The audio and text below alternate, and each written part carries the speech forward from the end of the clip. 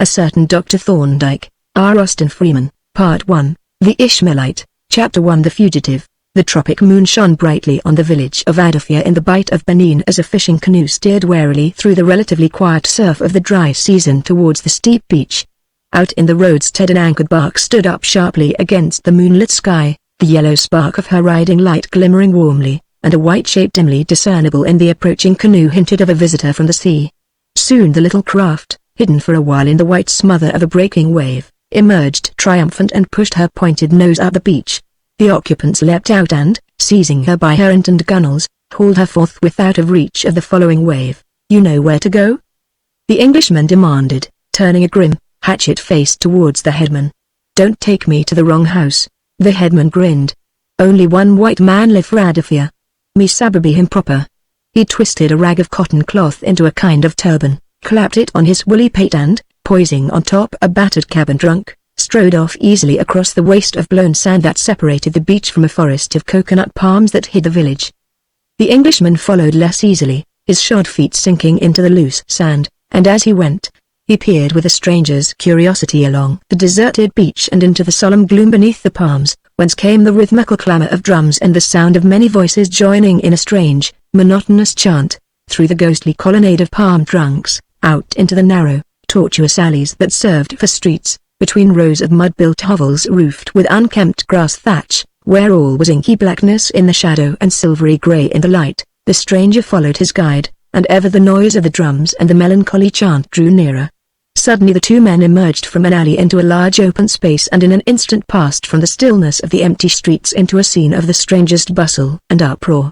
In the middle of the space was a group of men, seated on low stools, who held between their knees drums of various sizes, which they were beating noisily, though by no means unskillfully, some with crooked sticks, others with the flat of the hand.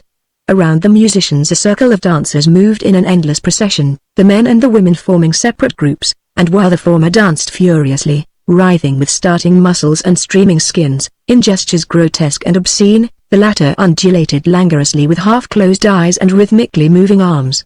The Englishman had halted in the black shadow to look on at this singular scene and to listen to the strange chant that rang out at intervals from dancers and spectators alike, when his guide touched him on the arm and pointed. "Look, master," said he, "dim white man live. You look The stranger looked over the heads of the dancers, and, sure enough, in the very midst of the revelers, he espied a fellow countryman seated on a green-painted gin case, the sides of which he was pounding with his fists in unsuccessful emulation of the drummers. He was not a spectacle to engender undue pride of race.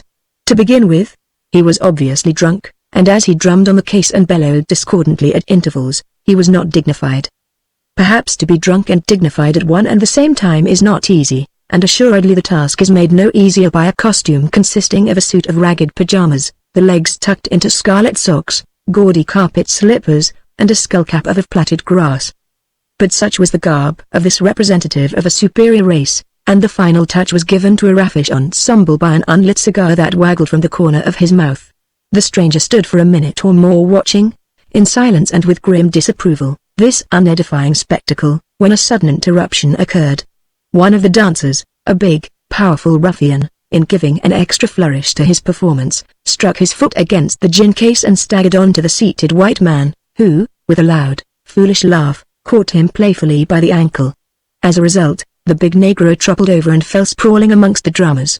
In an instant all was confusion and uproar. The drummers pummeled the fallen man, the women howled, the men shouted, and the drunken white man yelled with idiotic laughter. Then the big negro leapt to his feet with a roar of fury, and rushing at the white man, closed with him. The gin case turned turtle at the first onset. The two combatants flew off gyrating amongst the legs of the crowd, mowing down a little lane as they went, and for some moments nothing could be distinguished save a miscellaneous heap of black bodies and limbs with a pair of carpet slippers kicking wildly in the air. But the white man, if lacking in dignity and discretion, was not deficient in valor. He was soon on his feet and hitting out right and left with uncommon liveliness and spirit. This, however, could not, and did not, last long. A simultaneous rush of angry negroes soon bore him to the ground and there seemed every prospect of his being very severely mauled. It was at this moment that the stranger abandoned his role of a neutral spectator. Taking off his helmet and depositing it carefully in the angle of a mud wall, he lowered his head, thrust forward his shoulder, and charged heavily into the midst of the shouting mob. Now, the Slave Coast native is a sturdy, courageous fellow and truculent withal, but he does not play the rugby game and he is a stranger alike to the subtler aspects of pugilism and the gentle art of jiu-jitsu. Consequently the tactics of the new assailant created quite a sensation among the Adafir men. Their heels flew up unaccountably, their heads banged together from unknown causes, mysterious thumps, proceeding from nowhere in particular with the weight of a pile monkey, stretched them gasping on the earth, and when they would have replied in kind, behold, the enemy was not there. They rushed at him with outstretched hands and straightway fell upon their stomachs. They grabbed at his head and caught nothing but a pain in the shoulder or a tap under the chin, and the sledgehammer blow that was to have annihilated him either spent itself on empty air or, impinging upon the countenance of an ally, led to misunderstanding and confusion. Hampered by their own numbers and baffled by the incredible quickness of their elusive adversary, they began to view his strange maneuvers as feats of magic. The fire of battle died down, giving place to doubt, bewilderment, and superstitious fear. The space widened round the white, silent, swiftly moving figure. The more faint-hearted made off with their hands clapped to their mouths, screeching forth the hideous alarm cry. The panic spread, and the remainder first backed away and then fairly broke into a run. A minute later the place was deserted save for the two Europeans and the headman. The stranger had pursued the retreating mob for some distance, tripping up the stragglers or accelerating their movements by vigorous hammerings from behind, and he now returned, straightening out his drill jacket and dusting the grimy sand from his pipe-clad shoes with a silk handkerchief. The other white man had by this time returned to the gin case, on which he was once more enthroned with one of the abandoned drums between his knees, and, as his compatriot approached, he executed a martial roll and would have burst into song but that the cigar, which had been driven into his mouth during the conflict, now dropped into his throat and reduced him temporarily to the verge of suffocation. "Many thanks, dear chappie," said he, when he had removed the obstruction. "Moral sport most valuable, uphold dignity of white man, congratulate you on your style, do credit to Richardson's. Excuse my not rising, reasons excellent, will appear when I do." In fact his clothing had suffered severely in the combat. The stranger looked down at the seated figure silently and with tolerant contempt. A stern-faced, grim-looking man was this newcomer, heavy-browed, square-jawed, and hatchet-faced, and his high-shouldered, powerful figure set itself in a characteristic pose, with the feet wide apart and the hands clasped behind the back as he stood looking down on his new acquaintance. "I suppose," he said, "at length, you realize that you're as drunk as an owl?" "I suspected it," returned the other gravely. "Not an owl, though. Owls very turnpate in these parts." At this moment the headman rose from the cabin trunk, on which he had seated himself to view the conflict, and, picking up the stranger's helmet, brought it to him. "Master," said he, earnestly, "you go for house one time. Displace no good. Dim people be angry too much, he go fetch gun, you hear that?" said the stranger. "You'd better clear off home." "Very well, dear boy," replied the other, suavely. "Call handsome, we'll both go." "Whereabouts do you live?" demanded the stranger. The other man looked up with a bland smile. "Grosvenor Square, Othello, A1, brass knocker extinguishers on doorstep. Tell cabby knock 3 times and ring bottom bell." He picked up the cigar and began carefully to wipe the sand from it. "Do you know where he lives?" asked the stranger, turning to the headman. "Yes, me sababy. He live for factory." "You make him come one time, master." "You hear dat?" The sound of the strange and dismal alarm cry, produced by shouting or screaming continuously and patting the mouth quickly with the flat of the hand, was borne down from the farther end of the village. The headman caught up the trunk and started off up the street, while the stranger, having hoisted the seated man off the gin case with such energy that he staggered round in a half-circle, grasped him from behind by both arms and urged him forward at a brisk trot. "Here, I say," protested the latter, "not so fast, d'ye hear? I've dropped my slipper." "Lemme pick up my slipper." To these protests the stranger paid no attention, but continued to hustle his captive forward with undiminished energy. "Lemme go, confound you. You're shaking me all to bits," exclaimed the captive, and, as the other continued to shove silently, he continued, "Now I understand why you boosted those niggers so neatly. You're a bobby, that's what you are. I know the professional touch. A blooming escaped bobby. Well, I'm jiggered." He lapsed, after this, into gloomy silence, and a few minutes more rapid traveling brought the party to a high palm leaf fence. A primitive gate was unfastened, by the simple process of withdrawing a skewer from a loop of cord, and they entered a compound in the middle of which stood a long, low house. The latter was mud-built and thatched with grass like the houses in the village, from which, indeed, it differed only in that its mud walls were whitewashed and pierced for several windows. "Let me welcome you to my humble cot," said the proprietor, following the headman, who had unceremoniously walked into the house and dumped down the cabin trunk. The stranger entered a small, untidy room lighted by a hurricane lamp, and, having dismissed the headman with a substantial dash, or present, turned to face his host. "Sit down," said the latter, dropping into a dilapidated Madeira chair and waving his hand towards another. "Let's have a talk. Don't know your name, but you seem to be a decent fella for a bobby." "My name's Larkham, John Larkham, agent for Foster Brothers. This is Foster's factory." The stranger looked curiously round the room, so little suggestive of a factory in the European sense, and then, as he seated himself, said, "You probably know me by name. I am John Walker, of whom you have—" He was interrupted by a screech of laughter from Larkham, who flung himself back in his chair with such violence as to bring that piece of furniture to the verge of dissolution. "Johnny Walker!" he howled. "My immortal scissors! SHLD, think I do know you, more senses than one. I've got a letter about you, I'll show it to you. Where is the blamed letter?" He dragged out a table drawer and routed among a litter of papers, from which he at length extracted a crumpled sheet of paper. "Here we are. Letter from Hepburn. You remember Hepburn? He and I at Oxford together. Merton, you know. Let's see what he says. Ah. Here you are. I'll read it, and now I want you to do me a little favor. You will receive a visit from a pal of mine who, in consequence of certain little indiscretions, is for the moment under a cloud, and I want you, if you can, to put him up and keep him out of sight.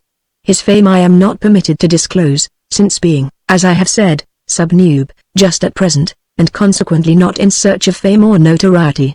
He elects to travel under the modest and appropriate name of Walker." At this point Larkham once more burst into a screech of laughter. "Funny devil, Hepburn. Awful rum devil," he mumbled, leering idiotically at the letter that shook in his hand. Then, wiping his eyes on the gaudy trade tablecloth, he resumed his reading. "He need not cause you any inconvenience, and you won't mind his company, as he is quite a decent fellow. He entered at Merton just after you went down, and he won't be any expense to you. In fact, with judicious management, he may be made to yield a profit, since he will have some money with him and is, between ourselves, somewhat of a mug." "Rum devil, awful rum devil," sniggered Larkham. "Don't you think so?" he added, grinning foolishly in the other man's face. "Very," replied the stranger, stolidly.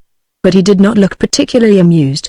"I think that is all I have to tell you," Larkham continued, reading from the letter.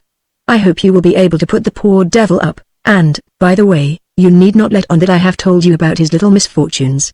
Larkham looked up with a ridiculous air of vexation. "There now," he exclaimed, "I've given old Hepburn away like a silly fool. But no, it was he that was a silly fool.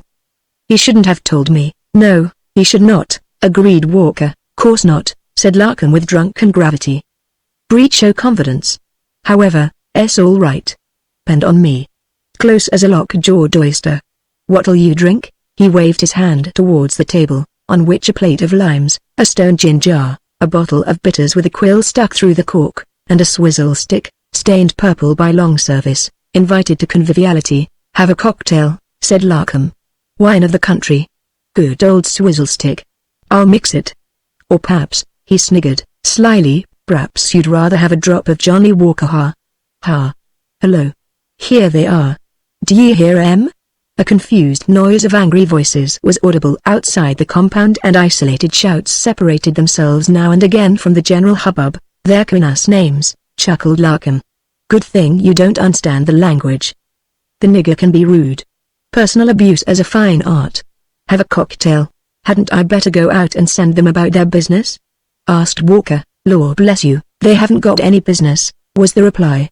"No, sit down. Let 'em alone and they'll go home. Have a cocktail."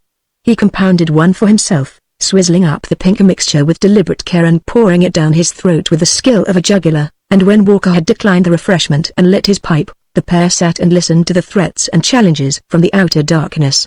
The attitude of masterly inactivity was justified by its results, for the noise subsided by degrees, and presently the rumble of drums and the sound of chanting voices told them that the interrupted revels had been resumed. After the third application to the stone bottle, Larkham began to grow sleepy and subsided into silence, broken at intervals by an abortive snore. Walker meanwhile smoked his pipe and regarded his host with an air of gloomy meditation. At length, as the latter became more and more somnolent, he ventured to rouse him up. "You haven't said what you are going to do, Larkham," said he. "Are you going to put me up for a time?" Larkham sat up in the squeaking chair and stared at him owlishly. "Put you up, Offler?" said he. "Lord bless you, yes. What'd you think? They'd been ready for you for more'n a week. Come look at it. Getting damn late. Let's turn in." He took up the lamp and walked with unsteady steps through a doorway into a small, bare room, the whitewashed walls of which were tastefully decorated with the mud-built nests of solitary wasps. It contained 2 bedsteads, each fitted with a mosquito net and furnished with a mattress, composed of bundles of rushes lashed together, and covered with a grass mat. "Thash your doss, Offler," said Larkham, placing the lamp on the packing case that served for a table. "This is mine. Goo night."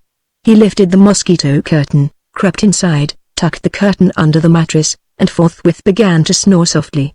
Walker fetched in his trunk from the outer room, and, as he exchanged his drill clothes, which he folded carefully as he removed them, for a suit of pajamas, he looked curiously round the room. A huge, hairy spider was spread out on the wall as if displayed in a collector's cabinet, and above him a brown cockroach of colossal proportions twirled his long antennae thoughtfully. The low, bumpy ceiling formed a promenade for 2 pallid, goggle-eyed lizards, who strolled about, defiant of the laws of gravity, picking up an occasional moth or soft-shelled beetle as they went. When he was half undressed, an enormous fruit bat, with a head like that of a fox terrier, blundered in through the open window and flopped about the room in noisy panic for several minutes before it could find its way out again. At length he put out the lamp, and creeping inside his curtain, tucked it in securely, and soon, despite the hollow boom of the surf, the whistle of multitudinous bats, the piping of the mosquitoes, and the sounds of revelry from the village, he fell asleep and slept until the sun streamed in onto the whitewashed wall. Chapter 2. The legatee. Larkham appeared to have that tolerance of alcohol that is often to be observed in the confirmed soaker. As he sat with his guest in the living room, taking his early tea, although he looked frail and broken in health, there was nothing in his appearance to suggest that he had quite recently been very drunk. Nor, on the other hand, was his manner very different from that of the previous night, save that his articulation and his wits were both clearer. "What made you pick out this particular health resort for your little holiday?" he asked. "It isn't what you would call a fashionable watering place." "No," replied Walker. "That was the attraction. I had heard about you from Hepburn. He is my brother-in-law, you know, and as it seemed, from what he said, that your abode was on the very outside edge of the world, I marked it down as a good place to disappear in." Larkham grinned. "You are not a bad judge, old chappie. Disappearing is our speciality. We are famous for it. Always have been. How does the old mariner's ditty run? You remember it? Oh, the Bight of Benin, the Bight of Benin, one comes out where 3 go in. But perhaps that wasn't exactly what was in your mind?" "It wasn't. I could have managed that sort of disappearance without coming so far. But look here, Larkham, let us have a clear understanding. I came here on spec, not having much time to make arrangements, on the chance that you might be willing to put me up and give me a job. But I haven't come to fasten onto you. If my presence here will be in any way a hindrance to you, you've only got to say so and I will move on. And I shan't take it as unfriendly. I quite understand that you have your principles to consider." "Principles be blowed," said Larkham. "They don't come into it, and as to me, I can assure you, J.W., that this is the first stroke of luck I've had for years. After vegetating in this God-forgotten hole with nobody but buckniggers to speak to, you can imagine what it is to me to have a pucker white man and a gentleman at that under my roof. I feel like chanting not some Dignus, but if you can put up with me, stay as long as you care to, and understand that you are doing me a favor by staying." "It is very handsome of you, Larkham, to put it in that way," said Walker, a little huskily.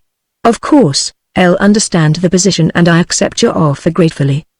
But we must put the arrangement on a business footing. I'm not going to sponge on you. I must pay my share of the expenses, and if I can give you any help in working the factory—" "Don't you be afraid, old chappie," interrupted Larkham. "I'll keep your nose on the grindstone, and as to sharing up, we can see to that later when we cast up the accounts.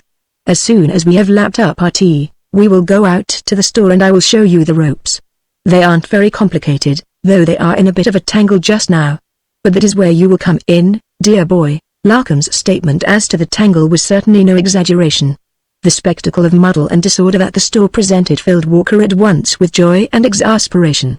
After a brief tour of the premises, during which he listened in grim silence to Larkham's explanations, he deliberately peeled off his jacket, which he folded up neatly and put in a place of safety, and fell to work on the shelves and lockers with a concentrated energy that reduced the native helper to gibbering astonishment and Larkham to indulgent sniggers. "Don't overdo it, old chap," the latter admonished.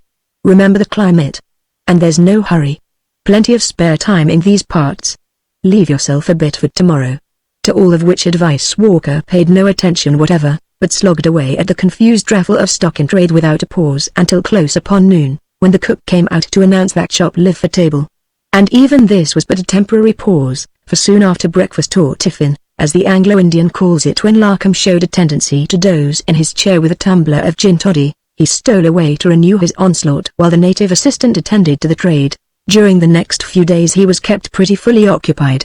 Not that there was much business doing at the factory, but Larkham's hand having become of late so tremulous that writing was impossible. The posting of books and answering of letters had automatically ceased. "You're a perfect godsend to me, old chappie," said Larkham, when, by dint of 2 days' continuous labor, the books had been brought up to date, and Walker attacked the arrears of correspondence. "The firm wouldn't have stood it much longer. They've complained of my handwriting already. If you hadn't come I should have got the order of the boot to a certainty. Now they'll think I've got a native clerk from somewhere at my own expense. How about the signature?" Walker asked. "Can you manage that?" "That's all right, dear boy," said Larkham cheerfully. "You sign slowly while I kick the table. They'll never twig the difference." By means of this novel aid to calligraphy the letter was completed and duly dispatched by a messenger to catch the land post at Quitter. Then Walker had leisure to look about him and study the methods of West Coast trade and the manners and customs of his host. Larkham sober was not very different from Larkham drunk, amiable, easygoing, irresponsible, and only a little less cheerful. Perhaps he was better drunk. At any rate, that was his own opinion, and he acted up to it consistently. What would have happened had there had been any appreciable trade at Adafia it is impossible to guess. As it was, the traffic was never beyond the capacity of Larkham even at his drunkest. Once or twice during the day a party of bush natives would stroll into the compound with a demijohn of palm oil or a calabash full of kernels, or a man from a neighboring village would bring in a bushel or so of copra, and then the premises would hum with business. The demijohn would be emptied into a puncheon or the kernels stowed in bags ready for shipment, and the vendors would receive their little dole of threepenny pieces, the ordinary currency of the coast. Then the vendors would change into purchasers. A length of baft or calico, a long flintlock gun with red-painted stock, a keg of powder, or a case of gin would replace the produce they had brought. The threepenny pieces would drift back into the chest whence they had come, and the deal would be completed. At these functions Walker, owing to his ignorance of the language, appeared chiefly in the role of onlooker, though he took a hand at the scales, when he was about, and helped to fill the canvas bags with kernels.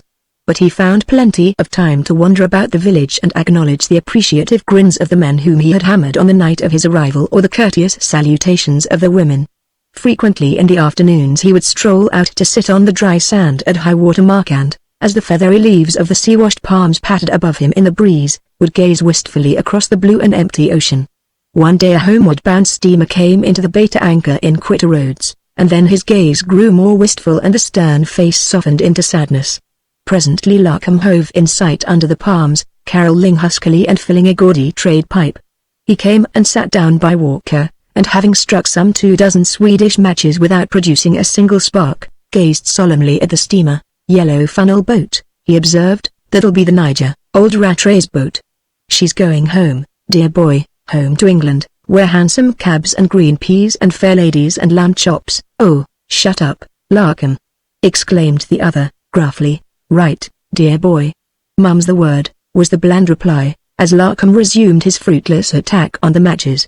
"But there's one thing I've been going to say to you," he continued after a pause, "and it's this: confound these damn stinkers. I've used up a whole box for nothing. I was going to say that you'd better not show yourself out on the beach unnecessarily. I don't know what your little affair amounts to, but I should say that, if it was worth your while to cut away from home, it's worth your while to stop away." "What do you mean?" "I mean that you are still within the jurisdiction of the English courts, and if you should have been traced to the ship and you let yourself be seen, say, by any of the Germans who pass up and down from Quitter to Lomé or Bagida, why, Some fine day you may see an officer of the Gold Coast bearing down on you with a file of horses, and then it would be ho! For England, home, and beauty. You sababy? I must take that risk, growled Walker. I can't stay skulking in the house, and I'm not going to. As you please, dear boy, said Larkham. I only mentioned the matter. Verbum sap. No offense, I hope. Of course not, replied Walker. I don't think you are in any immediate danger, pursued Larkham.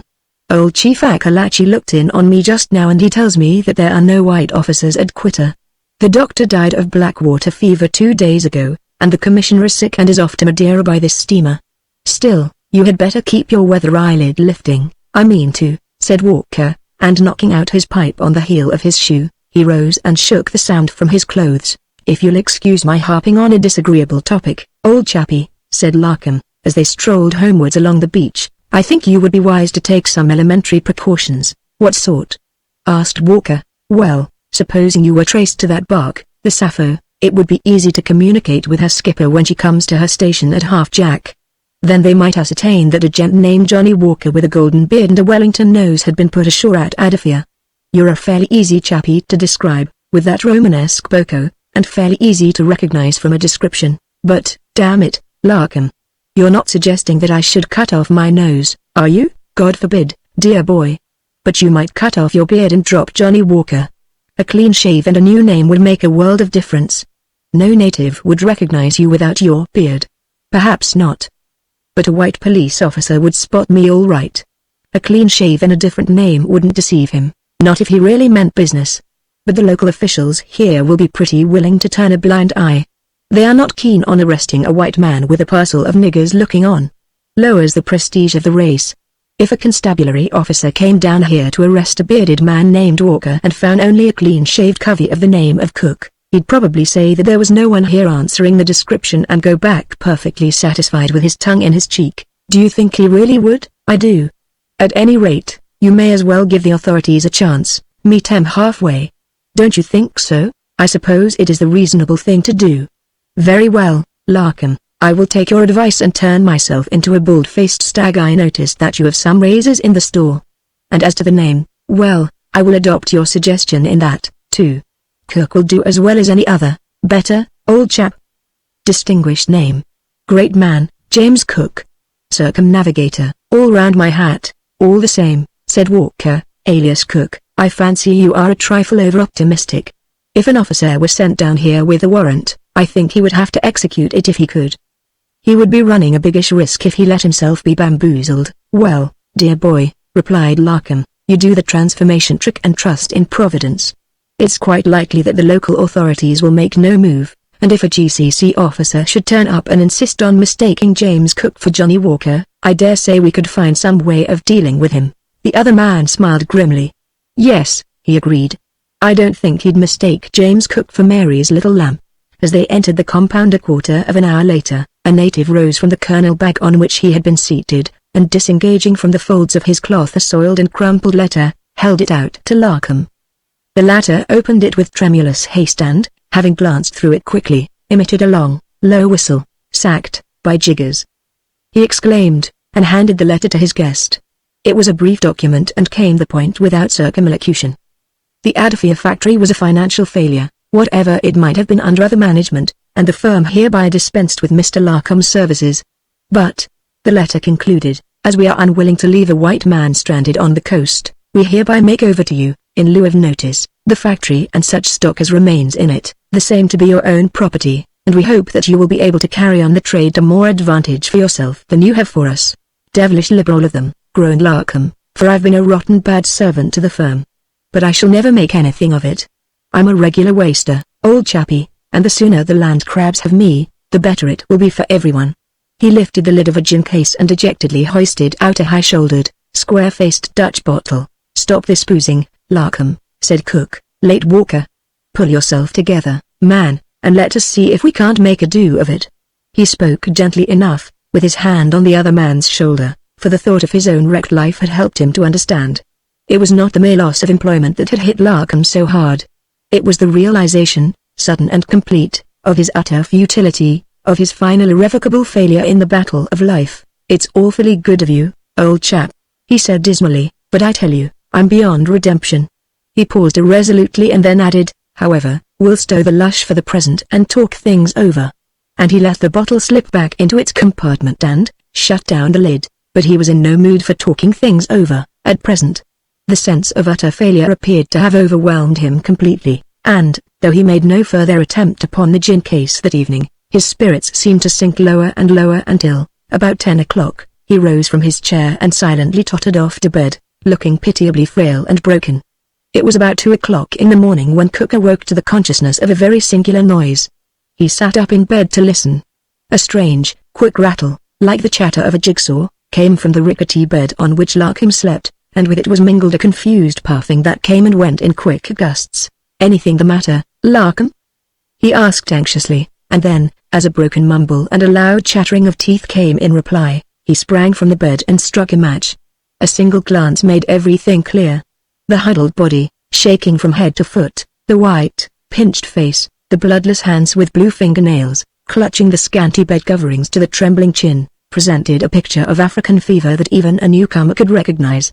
Hastily he lit a candle, and, gathering up every rag that he could lay hands on, from his own traveling rug to the sitting-room tablecloth, piled them onto his shivering comrade until the sick man looked like a gigantic caddis worm. After an hour or so the violence of the shivering fit abated. Gradually the color returned to the white face until its late pallor gave place to a deep flush. The heaped coverings were thrown on the floor, the sufferer fidgeted restlessly about the bed, his breathing became hurried, and presently he began to babble at intervals. This state of affairs lasted for upwards of an hour. Then a few beads of perspiration appeared on the sick man's forehead, the chatterings and mumblings and broken snatches of song died away, and, as the parched skin broke out into dewy moisture, a look of intelligence came back to the vacant face. "Cover me up, old chappie," said Larkham, turning over with a deep sigh. "Air strikes chilly."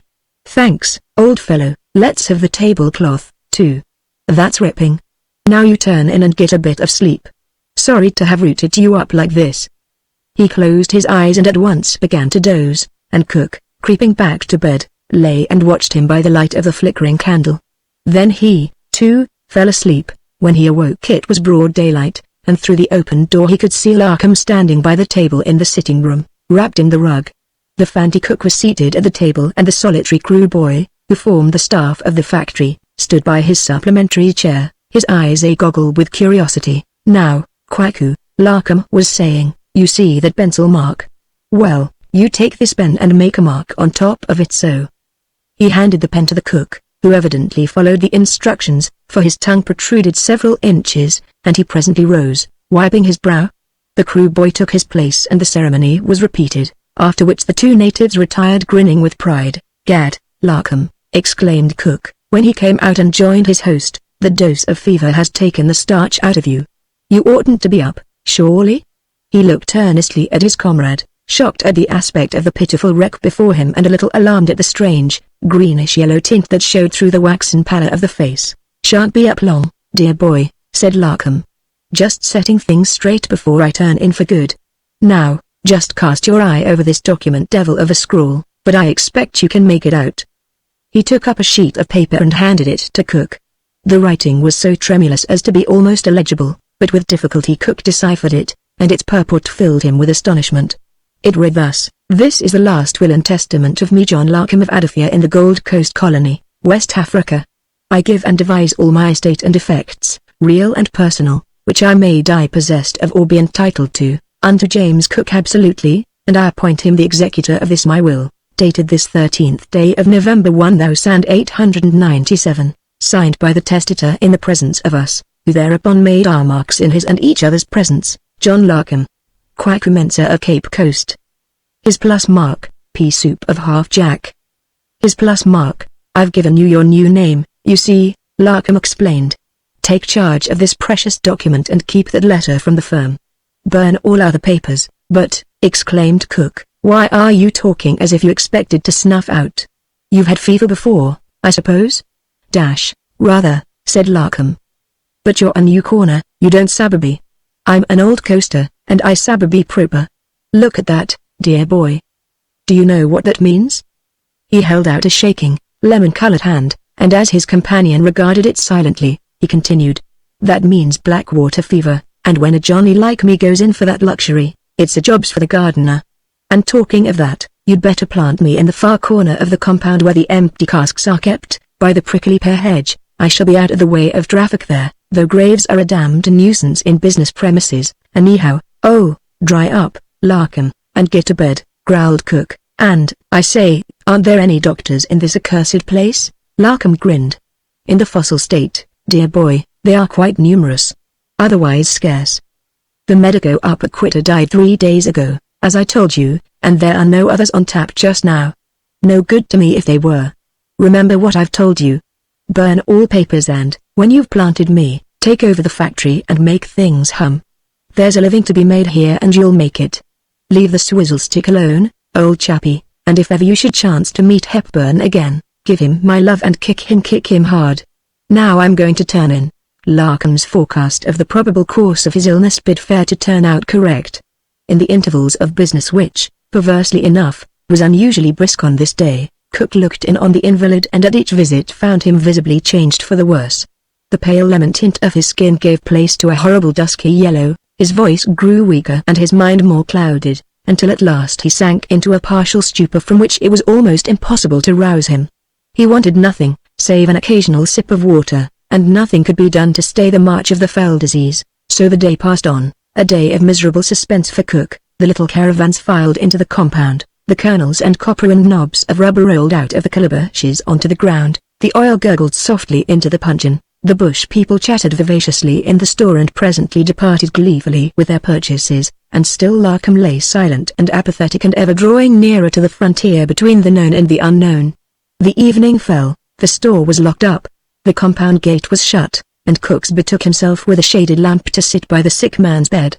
But presently the sight of that yellow face, grown suddenly so strangely small and pinched, the sharpened nose, and the sunken eyes with the yellow gleam of the half-seen eyeballs between the lids, was more than he could bear, and he stole softly through into the sitting-room, that to continue his vigil. So hour after weary hour passed. The village sank to rest, for it was a moonless night, and the sounds that came in through the open window were those of beast and bird and insect. Bats whistled out in the darkness, cicadas and crickets chirped and chirruped, the bark of the genet and the snuffling mutter of prowling civets came from without the compound, while far away the long-drawn, melancholy cry of a hyena could be heard in the intervals of the booming surf, and all the while the sick man slowly drew nearer to the dread frontier. It wanted but an hour to dawn when a change came. The feeble babblings and mumblings, the little snatches of forgotten songs chanted in a weak, quavering treble, had ceased for some time, and now through the open door came a new sound, the sound of slow breathing mingled with a soft, moist rattling. The watcher rose from his chair and once again crept, lamp in hand, into the dimly lighted room, that to stand looking down gloomily at the one friend that fate had left him. Larkham was now unconscious and lay quite still, save the heaving chest and the rise and fall of the chin with each breath. Cook put down the lamp, and, sitting down, gently took the damp and chilly hand in his, while he listened, in agony at his own helplessness, to the monotonous, rattling murmur that went on, to and fro, like the escapement of some horrible clock. By and by it stopped, and Cook fumbled at the tepid wrist. Then, after a pause, it began again with an altered rhythm and presently paused again, and again went on, and so the weary, harrowing minutes passed, the pauses growing ever longer and the rattling murmur more and more shallow. At last there came a pause so long that Cook leaned over the bed to listen. A little whispering sigh was borne to his ear, then all was still, and when, after waiting yet several minutes more, he had reverently drawn the gaudy tablecloth over the silent figure, he went back to his chair in the sitting-room, that to wait, with grim face and lonely heart, for the coming of the day. The late afternoon sun was slanting eagerly over the palm tops as he took his way to the far corner of the compound that faced towards the western beach. The empty barrels had been rolled away and, in the clear space, close to the low prickly pear hedge, a smooth mound of yellow sand and a rough wooden cross marked the spot where Larkham, stitched up in sacking in lieu of a coffin, had been laid to rest. The cross had occupied most of Cook's scanty leisure since the hurried burial in the morning, for trade was still perversely brisk, despite the ragged house flag half-mast on the little flagpole, and he was now going to put the finishing touches to it. It was a rude enough memorial, the upright T from a board from one of the long gun grates, and the cross piece formed by a new barrel stave cut to the requisite length, and the lack of paint left it naked and staring. Cook laid down on the sander box containing his materials a set of zinc stencil plates, used for marking barrels and cases, a stencil brush, and a pot of thin black paint, and sketched out lightly in pencil the words of the inscription. John Larkham, 14th of November 1897. Then he picked out a J from the set of stencil plates, dipped the brush in the pot, and made the first letter, following it in order with O, H, and N. Something in the look of the familiar name, his own name as well as Larkham's, made him pause and gaze at it thoughtfully, and his air was still meditative and abstracted as he stooped and picked up the L to commence the following word. Rising with a fresh plate in his hand, he happened to glance over the low hedge along the stretch of beach that meandered away to a distant, palm-clad headland, and then he noticed for the first time a little group of figures that stood out sharply against the yellow background. They were about half a mile distant and were evidently coming towards the village, and there was something in their appearance that caused him to examine them narrowly. 4 of the figures walked together and carried some large object that he guessed to be a traveling hammock. 4 others straggled some little distance behind, and yet 3 more, who walked ahead of the hammock, seemed to carry guns or rifles on their shoulders. Still holding the plate and brush, Cook stood motionless, watching with grim attention the approach of the little procession. On it came, at a rapid pace, each step bringing it more clearly into view. The hammock was now quite distinct and the passenger could be seen lying in the sagging cloth. 8 of the figures were evidently ordinary natives, while the other 3 were plainly black men dressed in a blue uniform, wearing red caps and carrying rifles and bayonets. Cook stooped and dropped the plate back into the box, picking out, in place of it, a plate pierced with the letter O. Dipping his brush into the paint, he laid the plate over the penciled L on the cross and brushed in the letter. Quietly and without hurry, he followed the O with an S, M, O, N, and D, and he had just finished the last letter when an English voice hailed him from over the hedge. He turned and saw, a little distance away, a fresh-laced Englishman in a quiet undress uniform and a cheese-cutter cap, peering at him curiously from the top a sandhill, at the base of which stood the group of hammockmen and the 3 horses. "There's a gate further down," said Cook, and, as the officer turned away, he dropped the plate that he was holding back into the box, laid down the brush, and took up a camel's hair pencil. Dipping this into the paint pot, he proceeded deliberately and with no little skill to write the date in small letters under the name. Presently the sound of footsteps was audible from behind. Cook continued his writing with deliberate care and the footsteps drew nearer, slowing as they approached. Close behind him they halted, and a cheery voice exclaimed, "Good Lord! What a let-off!" And then added, "Poor beggar. When did he die?" "This morning, just before dawn," replied Cook. "Phew!" whistled the officer. "He wasn't long getting his ticket. But, I say, how did you know his name?" "I thought he called himself Walker." "So he did. But he wished his name to be put on his grave." "Naturally," said the officer. "It's no use giving an alias at the last muster." "Well, poor devil. He's had rough luck, but perhaps it's best, after all." "It's certainly best for me." "Why for you?" asked Cook. "Because I've got a warrant in my pocket to arrest him for some trouble at home, signed the wrong check or something of that kind, and I wasn't very sweet on the job, as you may guess. Blood's thicker than water, you know, and the poor chap was an English gentleman after all. However, those black devils of mine don't know what I have come for, so now nothing need be said, no." He looked round into the bluff, rosy face and clear blue eyes of the officer and asked, "How did you manage to run him to earth?" "He was traced to Bristol and to the bark Sappho after she had sailed. Then the Sappho was seen from Quitter to bring up here. Right off her station she trades to Half-Jack, and, as we were on the lookout, we made inquiries and found that a white man had come ashore here. Good thing we didn't find out sooner. Well, I'll be getting back to Quitter. I've just come down with a new doctor to take over there. My name's Cockram, Assistant Inspector GCC, or Mr. Larkham, I suppose. Won't you stop and have a cocktail?" asked Cook, ignoring the question. "No, thanks. Don't take hem. H2O is the drink for this country." He touched his cap and sauntered to the gate, and Cook saw him walk slowly up and down behind the hedge, apparently gathering something. Presently he sauntered back into the compound looking a little sheepish, and, as he came, twisting some blossoming twigs of wild cotton into a kind of grommet and shelling the little prayer beads out of some jaquirity pods that he had gathered. He walked up the sandy mound and, sprinkling the scarlet seeds in the form of a cross, laid the loop of cotton blossoms above it. "It's a scurvy wreath," he said, gruffly, without looking at Cook, "but it's a scurvy country. So long." He walked briskly out of the compound and, flinging himself into the hammock, gave the word to march. The other looked after him with an unwonted softening of the grim face, yet grimmer and more lean now that the beard was gone, only resuming his writing when the little procession was growing small in the distance. The date was completed now, but, dipping his brush afresh, he wrote below in still smaller letters, "Now shall I sleep in the dust, and thou shalt seek me in the morning, but I shall not be." Then he picked up the box and went back into the house. Chapter 3 The Mutiny on the Speedwell. For a man in search of quiet and retirement, the village of Adafia would seem to be an ideally eligible spot, especially if the man in question should happen be under a rather heavy cloud. Situated in a little-known part of the Slave Coast, many miles distant from any town or settlement where white men had their abodes, it offered a haven of security to the Ishmaelite if it offered little else. Thus reflected John Osmond, late John Walker, and now Mr. James Cook, if the need for a surname should arise. But hitherto it had not arisen, for, to the natives, he was simply the white man or master, and no other European had passed along the coast since the day on which he had buried Larkham and his own identity, and entered into his inheritance. He reviewed the short interval with its tale of eventless and monotonous days as he sat smoking a thoughtful pipe in the shady cocoa-nut grove that encompassed the hamlet, letting his thoughts travel back and on to a more distant and eventful past, and all the while keeping an attentive eye on a shabby-looking brigantine that was creeping up from the south. It was not, perhaps, a very thrilling spectacle, but yet Osmond watched the approaching vessel with lively interest.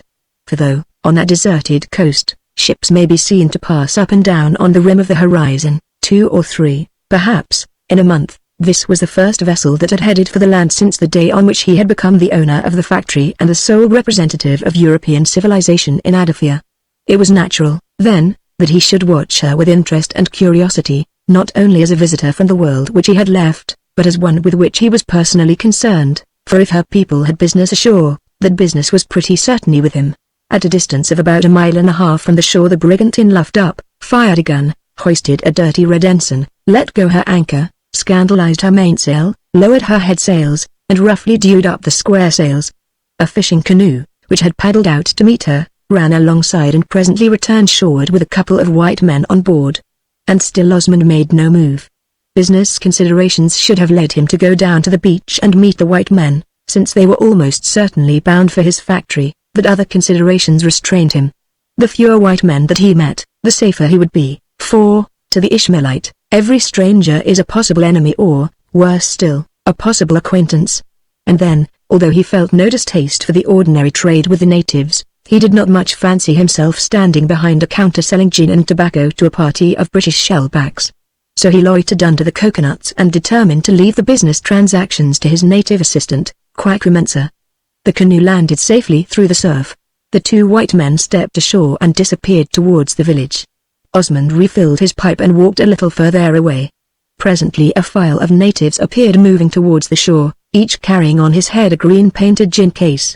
Osmond counted them, there were 6 in all, and watched them stow the cases in the canoe. Then, suddenly, the 2 white men appeared, running furiously. They made straight for the canoe and jumped in. The canoemen pushed off and the little craft began to wriggle its way cautiously through the surf. And at this moment another figure made its appearance on the beach and began to make unmistakable demonstrations of hostility to the receding canoe. Now, a man who wears a scarlet flannelette coat, green cotton trousers, yellow carpet slippers, and a gold-laced smoking cap is not difficult to identify even at some little distance. Osmond instantly recognized his assistant and strode away to make inquiries. There was no need to ask what was the matter. As Osmond crossed the stretch of blown sand that lay between the palm grove and the beach, his retainer came running towards him, flourishing his arms wildly and fairly gibbering with excitement. "Dim sailorman, sir," he gasped, when he had come within earshot. "He damn taif, sir. He taif 6-case gin." "Do you mean that those fellows didn't pay for the gin?" Osmond demanded. "No, sir. No pay nothing. Dey send the case down for beach and dey tell me find some country cloth. I go in to store to look dem cloth, den dey run away for deir canoe. Dey no pay nothing." "Very well, Mensa. We'll go on board and collect the money or bring back the gin." "Can you get a canoe?" "All canoe go out fishing excepting dat one," said Mensa. "Then we must wait for that one to come back," was the reply, and Osmond seated himself on the edge of dry sand that overhung the beach and fixed a steady gaze on the dwindling canoe. Mensa sat down likewise and glanced dubiously at his grim-faced employer. But whatever doubts he had as to the wisdom of the proposed expedition, he kept them to himself. For John Osmond, like Father O'Flynn, had a wonderful way with him, a way that induced unruly intruders to leave the compound hurriedly and rub themselves a good deal when they got outside. So Mensa kept his own counsel. The canoe ran alongside the brigantine, and, having discharged its passengers and freight, put off for its return shorewards. Then a new phase in the proceedings began. The brigantine's head sails, which lay loose on the jib boom, began to slide up the stays. The untidy bunches of canvas aloft began to flatten out to the pull of the sheets. The brigantine, in fact, was preparing to get under way. But it was all done in a very leisurely fashion, so deliberately that the last of the square sails was barely sheeted home when the canoe grounded on the beach. Osmond wasted no time. While Mensa was giving the necessary explanations, he set his shoulder to the peak of the canoe and shoved her round head to sea, regardless of the cloud of spray that burst over him.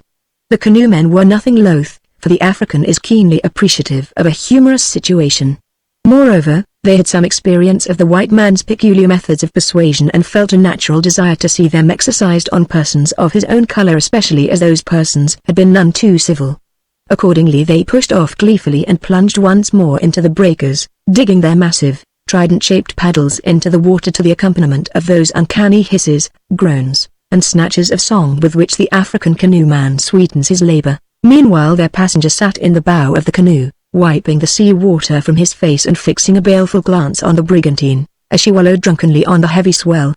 Slowly the tack of the mainsail descended, and then, to a series of squeaks from the halyard blocks, the peak of the sail rose by slow jerks. The canoe bounded forward over the great rollers, the hull of the vessel rose and began to loom large above the waters, and Osmond had just read the name Speedwell, Bristol on her broad counter, when his ear caught a new sound, the clink of the windlass pawl. The anchor was being hove up.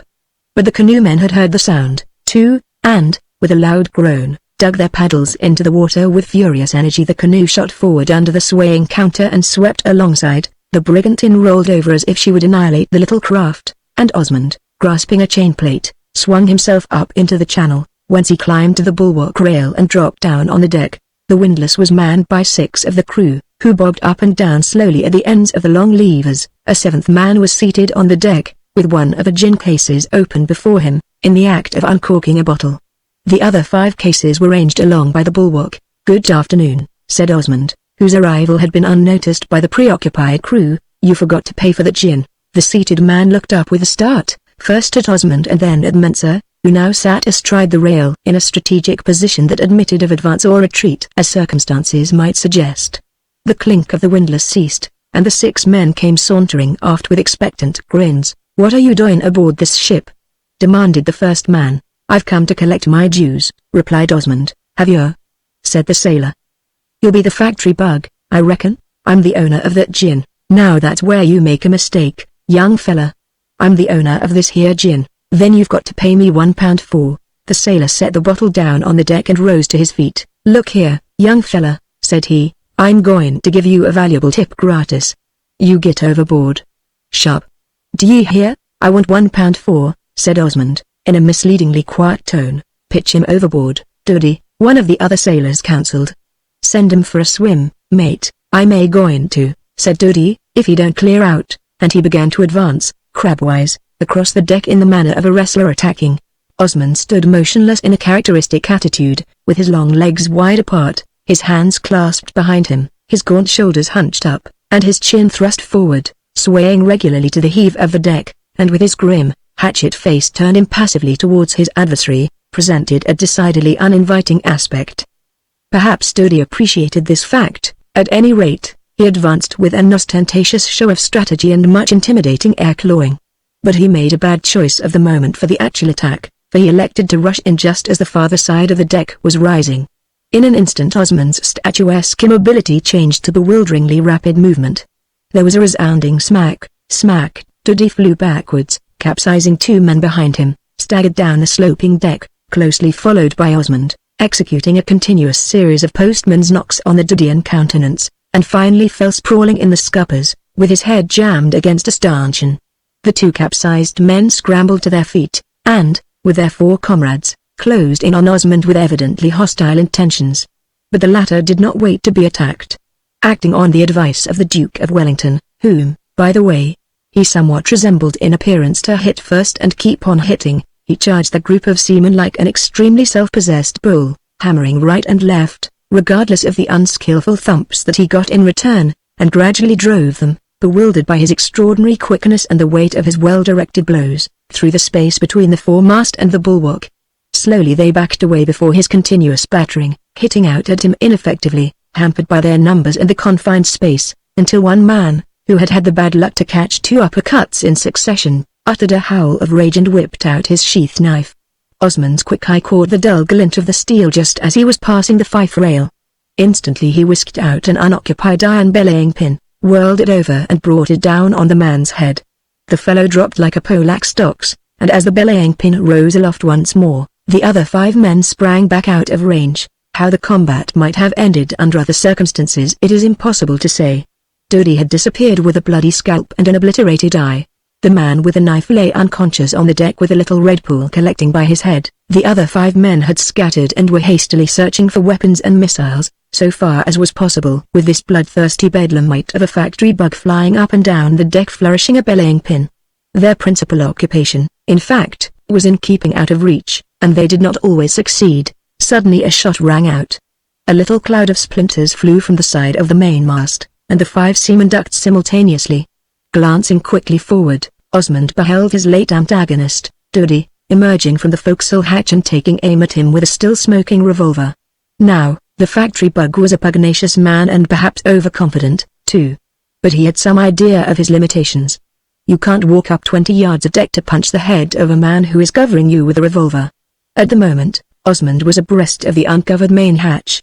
A passing glance had shown him a tier of kernel bags covering the floor of the hold. Without a moment's hesitation he stooped with his hands on the coaming, and, vaulting over, dropped plump on the bags, and then, picking himself up, scrambled forward under the shelter of the deck. The hold of the Speedwell, like that of most vessels of her class, was a simple cavity, extending from the forecastle bulkhead to that of the after cabin. Of this the forward part still contained a portion of the outward cargo, while the homeward lading was stowed abaft the main hatch. But the hold was 2/3 empty and afforded plenty of room to move about. Osmond took up a position behind some bales of Manchester goods and waited for the next move on the part of the enemy. He had not long to wait. Voices from above told him that the crew had gathered round the hatch. Indeed, from his retreat, he could see some of them craning over the coamings, peering into the dark recesses of the hold. "What are you going to do, Dodie?" one of the men asked. "I'm going below to finish the beggar off," was the reply in a tone of savage determination. The place of a ladder was supplied by wooden footholds nailed to the massive stanchion that supported the deck and rested on the kelson. Osmond kept a sharp eye on the top foothold, clambering quickly on the closely packed bales to get within reach, and as a booted foot appeared below the beam and settled on the projection, he brought down his belaying pin on the toe with a rap that elicited a yell of agony and caused a hasty withdrawal of the foot. For a minute or more the air was thick with execrations, and, as Osmond crept back into shelter, an irregular stamping on the deck above suggested some person hopping actively on one leg. But the retreat was not premature. Hardly had Osmond squeezed himself behind the stack of bales when a succession of shots rang out from above, and bullet after bullet embedded itself in the rolls of cotton cloth. Osmond counted 5 shots, and when there came an interval presumably to reload he ventured to peer between the bales, and was able to see Dodie frantically emptying the discharge chambers of the revolver and ramming in fresh cartridges, while the 5 sailors stared curiously into the hold. "Now then," said Dodie, when he had reloaded, "you just nip down, Sam Winter, and see if I've hit him, and I'll stand by here to shoot if he goes for you." "Not me," replied Sam. "You and me the gun and just pop down yourself. I'll see as he don't hurt you." "How can I?" roared Dodie, with me foot hammered into a jelly. "Well," retorted Sam, "what about my feet? D'ye think I can fly?" "Oh," said Dodie, contemptuously, "if you funked the job, I won't press you. Bob Simmons ain't afraid, I know." "He'll go, will he?" said Simmons. "I'm jiggered if he will. That bloke's too handy with that pin for my taste. But I'll hold the gun while you go, Dodie." Dodie cursed the whole ship's company collectively and individually for a pack of chicken-livered curs. But not one of them would budge. Each was quite willing, and even eager, to do the shooting from above, but no one was disposed to go below and draw the badger. The proceedings seemed to have come to a deadlock when one of the sailors was inspired with a new idea. "Look here, mates," he said, oracularly, "'tis like this air's this bloomin' ship with an homicidal maniac in air old. Now, None of us ain't going down there for to fetch him out. We don't want our heads broke same as what he's broke Jim Darker's head. Contrariwise, so long as he's loose on this ship, no man's life ain't worth a brass farden. Wherefore I says, bottle him up, I says, clap on the hatch covers and batten down. Then we've got him, and then we can sleep in our bunks in peace. That's right enough, Bill, another voice broke in. But you're forgetting that we've got a little job to do down below there. Not yet, we ain't, the other rejoined, not afore we gets down Amber's way, and he'll be quiet enough by then. This seemed to satisfy all parties, including even the ferocious Duddy, and a general movement warned Osmond that his incarceration was imminent. For one moment he was disposed to make a last, desperate sortie, but the certainty that he would be a dead man before he reached the deck decided him to lie low.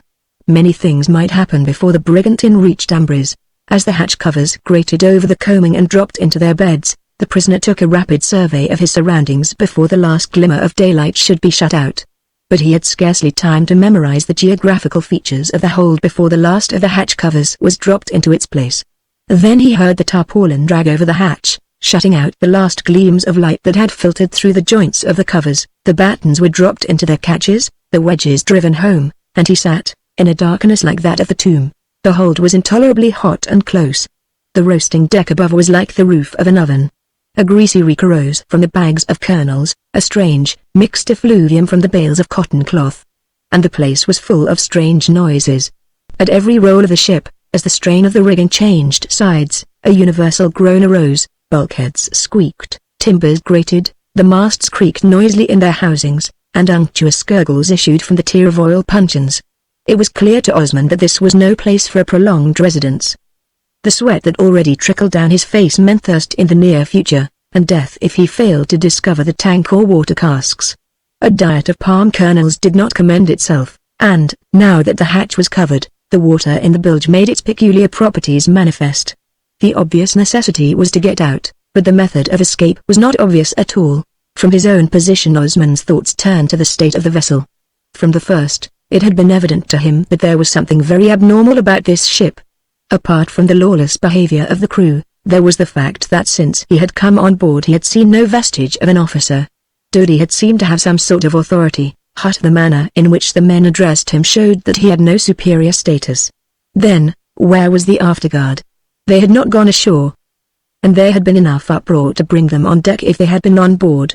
There was only one reasonable conclusion from these facts, and it was confirmed by Dodie's proprietary air and by a certain brown stain that Osmond had noticed on the deck. There had been a mutiny on the Speedwell. The inveterate smoker invokes the aid of tobacco in all cases where concentrated thought is required. Osmond made shift to fill his pipe in the dark, and, noting that his tobacco was low, struck a match. The flame lighted up the corner into which he had crept and rendered visible some objects that he had not noticed before, and, at the first glance, any lingering uncertainty as to the state of affairs on the Speedwell vanished in an instant. For the objects that he had seen comprised a shipwright's auger, a caulking mallet, and a dozen or more large wooden pegs cut to a taper at one end. The purpose of these appliances was unmistakable, and very clearly explained the nature of the little job that the sailors had to do down below. Those rascals intended to scuttle the ship. Holes were to be bored in the bottom with the auger and the plugs driven into them. Then, when the mutineers were ready to leave, the plugs would be pulled out, and the ship abandoned with the water pouring into her hold. It was a pretty scheme, if not a novel one, and it again suggested the question, where were the officers? Turning over this question, Osmond remembered that Dodie had gone to the forecastle to fetch his revolver. Then the crew would appear to be still occupying their own quarters, whence it followed that, if the officers were on board, they were probably secured in their berths aft. This consideration suggested a new idea. Osmond lit another match and explored the immediate neighborhood in the hope of finding more tools, but there were only the auger and the mallet, the pegs having probably been tapered with a sheath knife. As the match went out, Osmond quenched the glowing tip, and, picking up the auger and mallet, though for the latter he had no present use, began to grope his way aft. The part of the hold abaft the main hatch had a ground tier of oil puncheons, above which was stowed a quantity of produce, principally copra and kernels in bags. Climbing on top of this, Osmond crawled aft until he brought up against the bulkhead that separated the cabin from the hold. Here he commenced operations without delay. Rapping with his knuckles to make sure of the absence of obstructing stanchions, he set the point of the auger against the bulkhead, and, grasping the cross lever, fell to work vigorously. It was a big tool, boring an 1.5 inch hole, and correspondingly heavy to turn, but Osmond drove it with a will, and was soon rewarded by feeling it give with a jerk, and when he withdrew it, there was a circular hole through which streamed the welcome daylight. He applied his eye to the hole, which, in spite of the thickness of the planking, afforded a fairly wide view, and looked into what was evidently the cuddy or cabin. He could see a small, nearly triangular table fitted with fiddles, or safety rims, between which a big water bottle slid backwards and forwards as the ship rolled, pursued by a dozen or more green limes and an empty tumbler, a sight which made his mouth water. Opposite was the companion ladder, and at each side of it a door, probably those of the captain's and mate's cabins.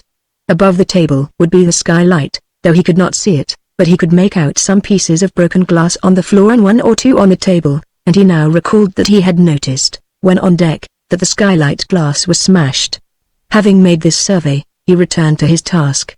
Above the hole that he had bored, he proceeded to bore another, slightly intersecting it, and above this another, and so on, tracing a continuous curved row of holes, each hole encroaching a little on the next, and the entire series looking, from the dark hold, like a luminous silhouette of a string of beads. It was arduous work, and monotonous, but Osmond kept at it with only an occasional pause to wipe his streaming face and steal a wistful look at the water bottle on the cabin table. No sign did he perceive there of either officers or crew. Indeed, the latter were busy on deck, for he had heard the clink of the windlass, and when that had ceased, the rattle of running gear as the sails were trimmed.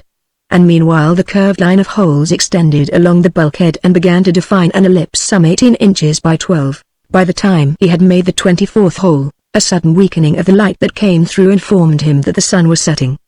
He took a last peep into the cabin before the brief tropic twilight should have faded, and was surprised to note that the tumbler seemed to have vanished and that there appeared to be less water in the bottle.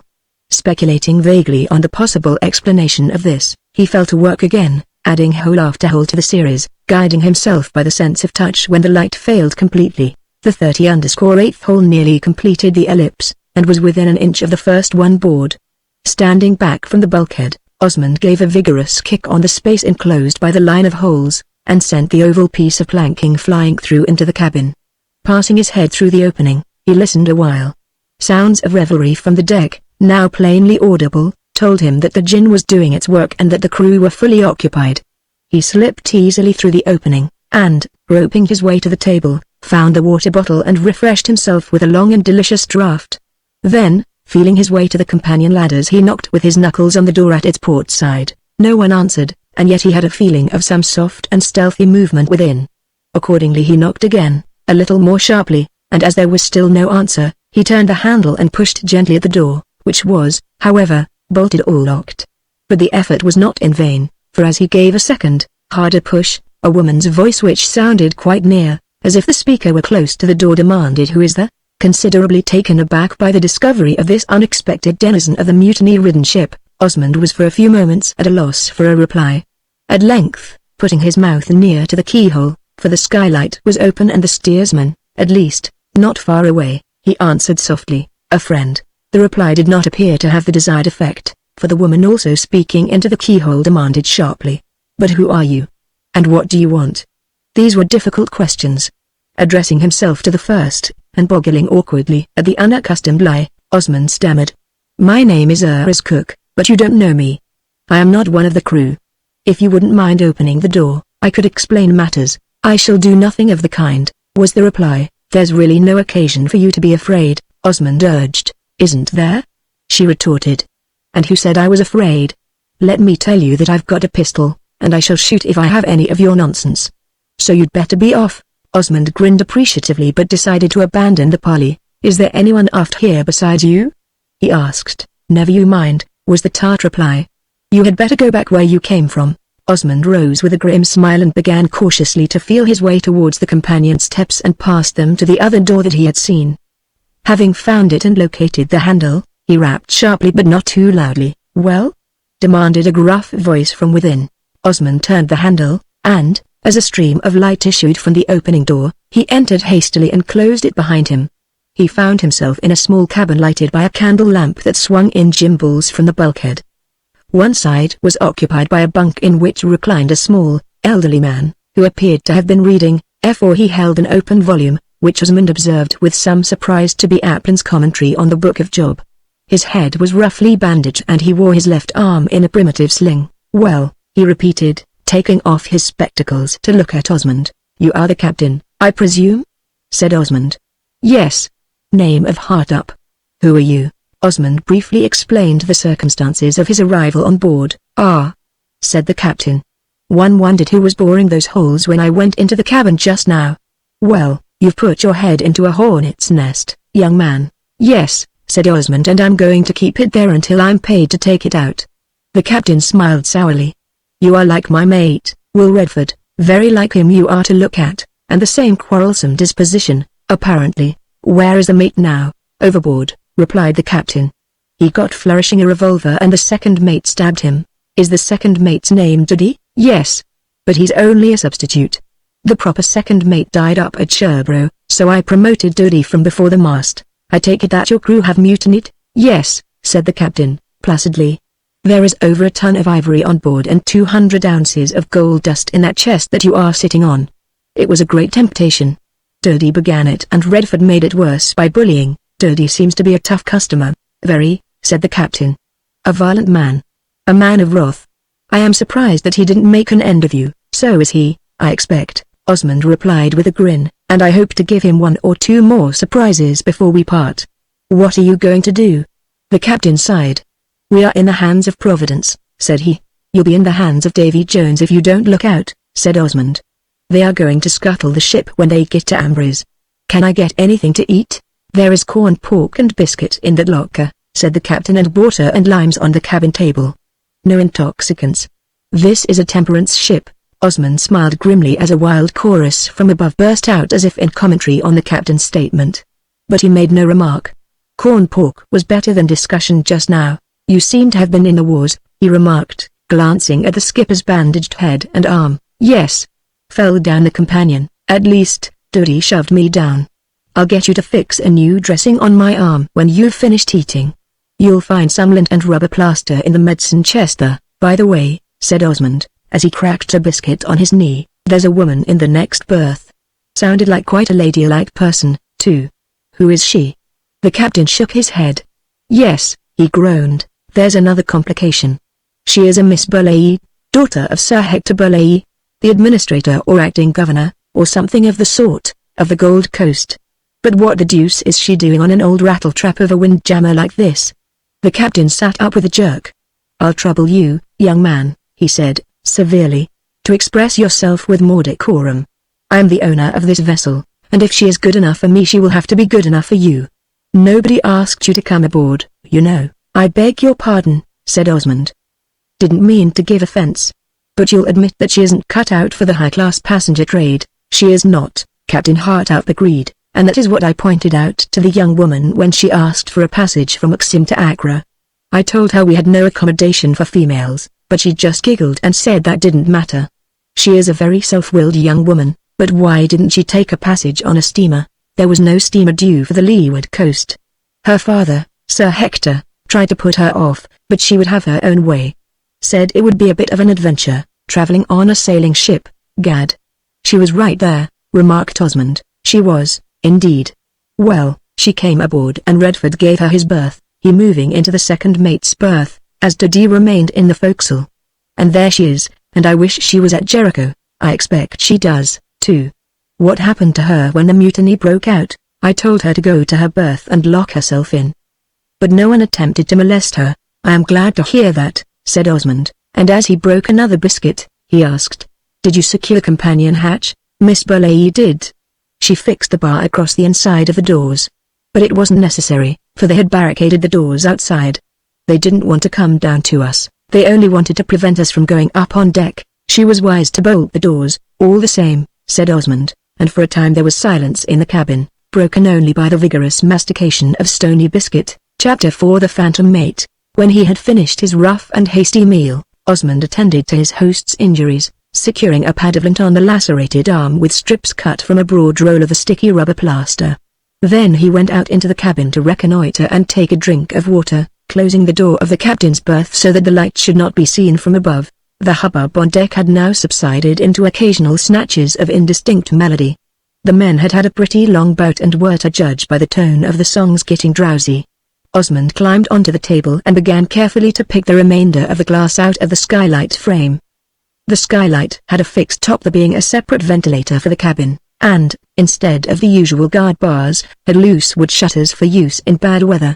Hence the present catastrophe, and hence, when Osmond had picked away the remains of the glass, there was a clear opening through which he could, by hoisting himself up, thrust out his head and shoulders.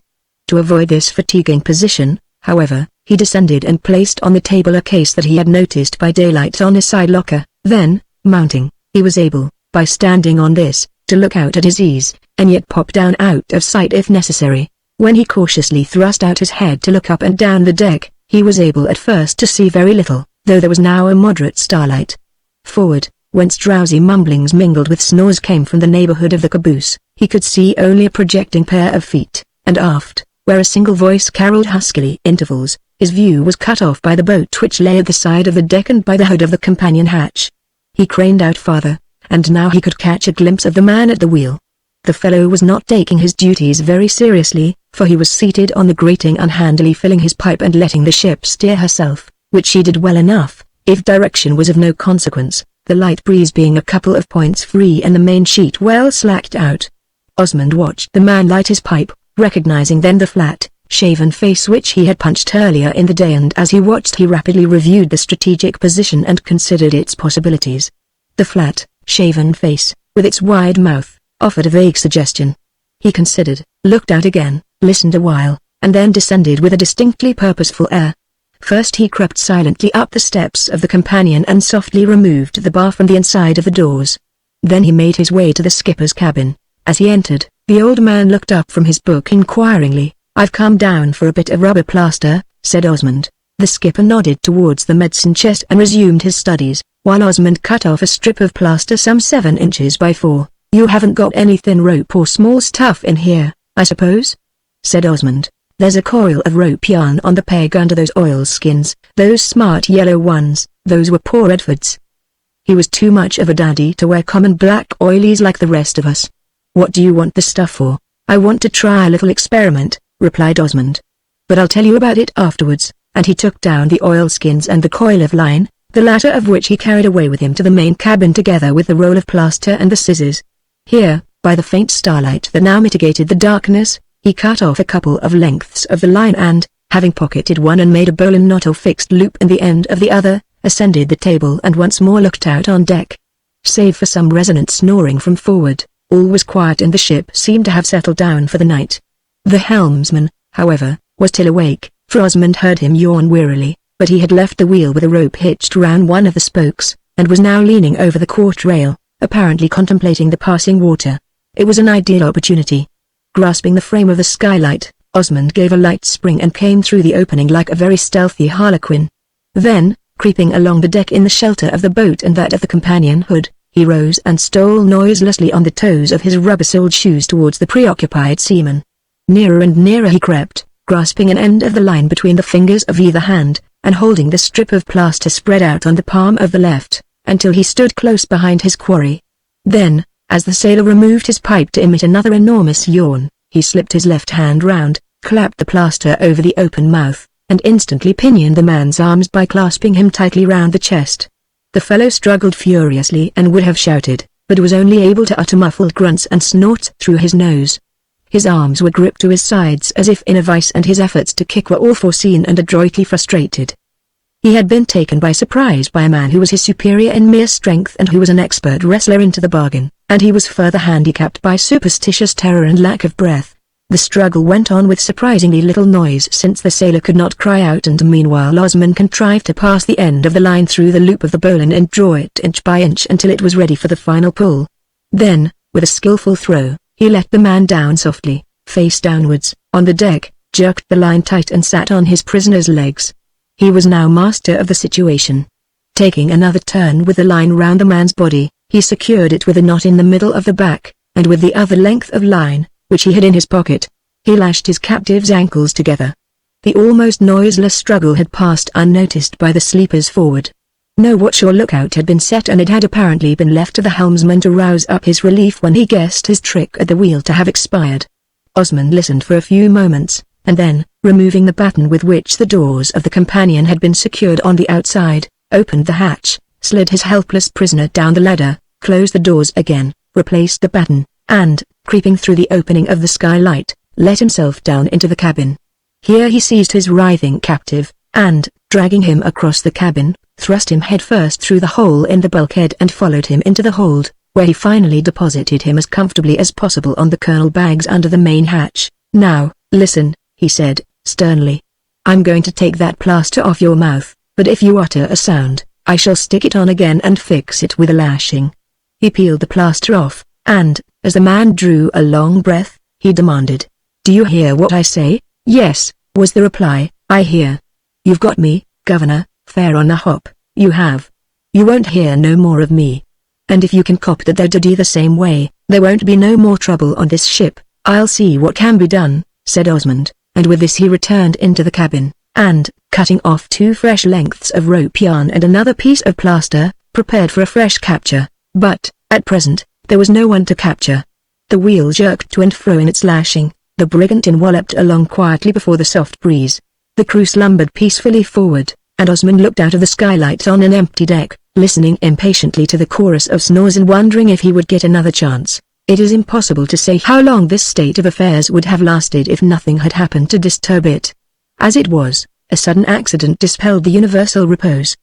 The unsteered vessel, yawing from side to side, lifted her stern to a following sea and yawed so far that her mainsail got by the lee.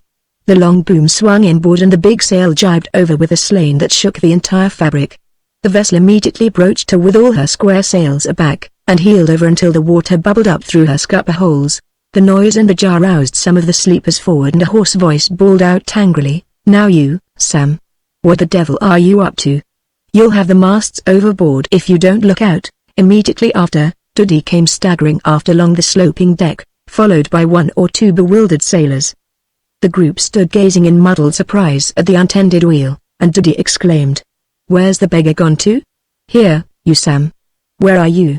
"P'raps he's gone down to the cabin," one of the men suggested. "No, he ain't," said Duddy. "The companions fastened up, so it is, mate," agreed the other with a glance at the batten doors, and the party rambled slowly round the poop, peering out into the darkness astern and speculating vaguely on the strange disappearance. "He's gone overboard," said Duddy, "that's what he's done. So you'd better take the wheel now, Bob Simmons, and you just mind your helm, or you'll be going overboard, too, with all that lush in your head." Accordingly Simmons, protesting sleepily that it wasn't his trick yet, took his place at the wheel. The vessel was put once more on her course, and the men, with the exception of Duddy, crawled forward to the shelter of the caboose. The second mate remained a while, yawning drearily and impressing on the somnolent Simmons the responsibilities of his position. Then, at last, he too went forward, and the ship settled down to its former quiet. Osmond waited for some time in case Duddy should return to see that the new helmsman was attending to his instructions, but as he made no reappearance and was now probably asleep, it seemed safe to resume operations. Osmond thrust his head and shoulders out through the opening, but, though he could see that the wheel was already deserted, the unfaithful Simmons was invisible. Presently, however, a soft snore from somewhere close by invited him to further investigation, and as he crept out on deck, the enormity of Simmons's conduct was revealed. He had not sunk overpowered at his post, but had deliberately seated himself on the deck in a comfortable position with his back against the doors of the companion, where he now reclined at his ease, wrapped in alcoholic slumber. If only Duddy would keep out of the way, the capture was as good as made. Osmond stole up to the sleeping seaman and softly encircled his arms with a noose, leaving it slack with the end handy for the final pull. Then he put the man's feet together, and passing the lashing round the ankles, secured it firmly. This aroused the sleeper, who began to mumble protests. Instantly, Osmond slapped the plaster on his mouth, jerked the arm lashing tight and secured it with a knot, unbattened the doors, and, opening them, slid the wriggling captive down the ladder onto the cabin floor. Then he came up, closed and rebattened the doors, slipped down through the skylight, and, dragging his prisoner to the bulkhead, bundled him neck and crop through the opening and finally deposited him on the kernel bags beside the other man, who was now slumbering peacefully. Having removed the plaster, he remained a while, for Simmons was in no condition to give promises of good behavior, but in a few minutes he gave what was more reassuring, a good healthy snore, on which Osmond departed, leaving him to sleep the sleep of the drunk. The capture had been made none too soon. As Osmond came through into the cabin, he was aware of voices on deck, and, climbing onto the table, put his head up to listen, but keeping carefully out of sight. "It's a damn rum go," a hoarse voice exclaimed. "Seems as if there was something queer about this bloomin' ship. First of all this factory devil comes aboard like a roaring lion seeking who he can bash on the head, then Sam goes overboard, then Bob Simmons goes overboard. Tain't natural, I tell you. There's something queer, and it's my belief as it's all along o' this mutiny." "Oh, shut up, Bill," growled Duddy. "Bill's right, though," said another voice. "We ain't had no luck since we broke out. I'm for chucking this Amber's job and letting the old man out." "And what about Redford?" demanded Duddy. "Redford ain't no affair of mine," was the sulky reply, to which Duddy rejoined in terms that cannot, in the interests of public morality, be literally recorded, concluding with the remark that if he'd got to swing, it wouldn't be for Redford only. "Then," said the first speaker, "you'd better take the wheel yourself." "I ain't going to, more ain't I," said another. "I don't want to go overboard." A prolonged wrangle ensued, the upshot of which was that the men drifted away forward, leaving Duddy to steer the ship. Osmond quietly renewed his preparations, though he realized that a considerably tougher encounter loomed ahead. Duddy was not only less drunk than the others, he was a good deal more alert and intelligent, and he probably had a revolver in his pocket.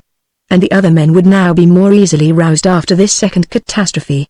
He peeped out from time to time, always finding Duddy wide awake at his post, and sensible of drowsy conversation from the sailors forward. It was fully an hour before a chance seemed to present itself, and Osmond was too wary to attack blindly without a chance. By that time the mumblings from forward had subsided into snores and the ship was once more wrapped in repose. Looking out at that moment, he saw Duddy staring critically aloft, as if dissatisfied with the trim of the sails. Presently the second mate stepped away from the wheel, and, casting off one of the lee braces, took a long pull at the rope. Now was the time for action. Slipping out through the skylight, Osmond stole quickly along in the shelter of the boat, and, emerging behind Duddy, stood up just as the latter stooped to belay the rope.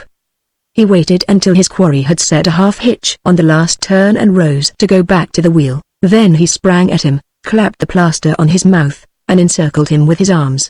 But Duddy was a tough adversary. He was stronger, more sober, and less nervous than the others. And he had a moustache, which interfered with the set of the plaster, so that his breathing was less hampered. In fact, Osmond had to clap his hand on it to prevent the man from calling out, and thus it was that the catastrophe befell. For as Osmond relaxed his bear hug with one arm, Duddy wriggled himself partly free. In a moment his hand flew to his pocket, and Osmond grabbed his wrist only just in time to prevent him from pointing the revolver. Then followed a struggle at the utmost tension of two strong men, a struggle, on Osmond's side, at least, for dear life. Gripping the other man's wrists, he watched the revolver, all his strength concentrated on the effort to prevent its muzzle from being turned on him. And so the two men stood for a space, nearly motionless, quite silent, trembling with the intensity of muscular strain. Suddenly Duddy took a quick step backwards. A fatal step, for the maneuver failed, and Osmond followed him up, pressing him further backward. The bulwark on the poop was comparatively low. As Duddy staggered against it with accumulated momentum, his body swung outboard and his feet rose from the deck. It was impossible to save him without releasing the pistol hand. He remained poised for an instant on the rail and then toppled over, and as he slithered down the side and his wrist slipped from Osmond's grasp, the revolver discharged, blowing a ragged hole in the bulwark and waking the echoes in the sails with the din of the explosion.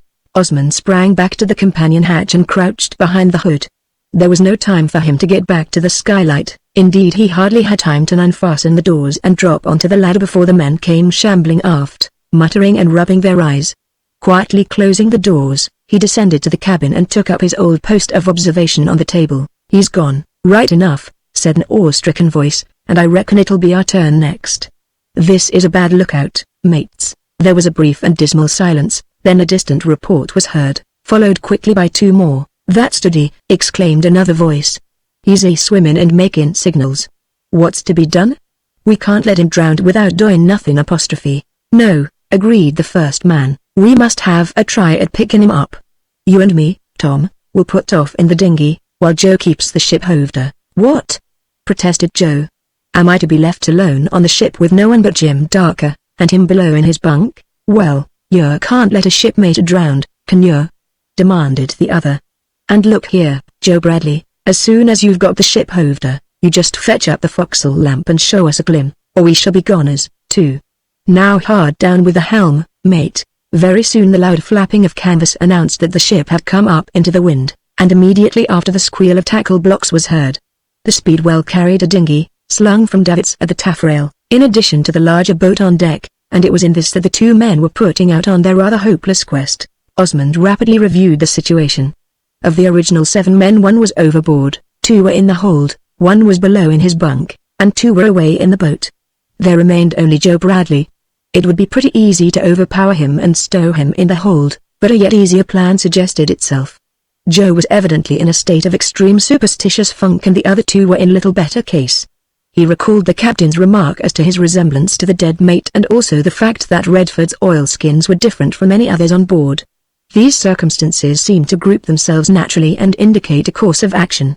He made his way to the captain's berth and, knocking softly and receiving no answer, entered. The skipper had fallen asleep over his book and lay in his bunk, a living commentary on the Book of Job. Osmond took the oilskins from the peg, and, stealing back silently to the cabin, invested himself in the borrowed raiment. Presently a passing gleam of light from above told him that Joe was carrying the forecastle lamp aft to show a glim from the taffrail. Remembering that he had left the companion hatch unfastened, he ascended the ladder, and, softly opening one door, looked out. At the moment, Joe was engaged in hanging the lamp from a fair lead over the stern, and, as his back was towards the deck, Osmond stepped out of the hatch and silently approached him. Having secured the lamp, Joe took a long look over the dark sea and then turned towards the deck, and as his eyes fell on the tall, oil-skinned figure, obscurely visible in the gloom for the lamp was below the bulwark, he uttered a gasp of horror and began rapidly to shuffle away backwards. Osmond stood motionless, watching him from under the deep shade of his suit as he continued to edge away backwards. Suddenly his heel caught on a ring-bolt and he staggered and fell on the deck with a howl of terror, but in another instant he had scrambled to his feet and raced away forward, whence the slam of the forecastle scuttle announced his retirement to the sanctuary of his berth. More than a quarter of an hour elapsed before a hoarse hail from the sea heralded the return of the boat. "Joe ahoy! It's no go, mate. He's gone." There was a pause. Then came the splash of oars, a bump under the counter, the sound of the hooking on of tackles, and another hail, "Joe ahoy! Is all well aboard?"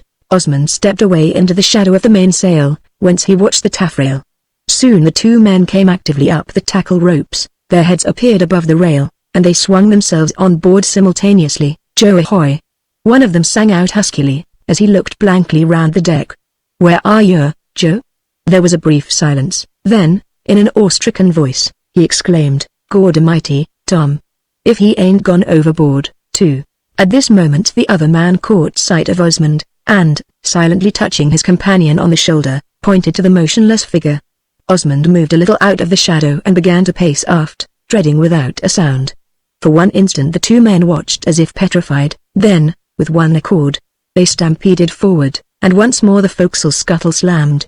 Osmond followed, and quietly thrusting a belaying pin through the staple of the scuttle, secured them in their retreat. Chapter 5 The New Afterguard. When Captain Hartup, brusquely aroused from his slumbers, opened his eyes and beheld a tall, yellow oil-skinned figure in his berth, the Book of Jobs faded instantly from his memory and he scrambled from his bunk with a yell of terror. Then, when Osmond took off his sou'wester, he recognized his visitor and became distinctly uncivil. "What the devil do you mean by masquerading in this idiotic fashion?" he demanded angrily. "I don't want any of your silly schoolboy jokes on this ship, so you please understand that. I came down," said Osmond, smothering a grin and ignoring the reproaches, "to report progress. I have hove the ship to, but there is no one at the wheel and no lookout." The skipper stared at him in bewilderment as he crawled back into his bunk. "What do you mean?" he asked. "You've hove the ship to? Isn't there anybody on deck?" "No. The ship is taking care of herself at the moment." "Queer," said the skipper. "I wonder what Duddy's up to." "Duddy is overboard," said Osmond. "Overboard?" exclaimed the skipper, staring harder than ever at Osmond. Then, after an interval of silent astonishment, he said severely, "You are talking in riddles, young man. Just try to explain yourself a little more clearly. Do I understand that you have hove my second mate overboard?" "No," replied Osmond. "He went overboard by accident. But it was all for the best," and hereupon he proceeded to give the skipper a somewhat sketchy account of the stirring events of the last few hours, to which the latter listened with sour disapproval. I don't hold with deeds of violence, he said when the story was finished, but what you have done is on your own head. Where do you say the crew are? 2 are in the hold and the other 4 in the forecastle, bolted in. They are all pretty drunk, but you'll find them as quiet as lambs when they've slept off their tipple.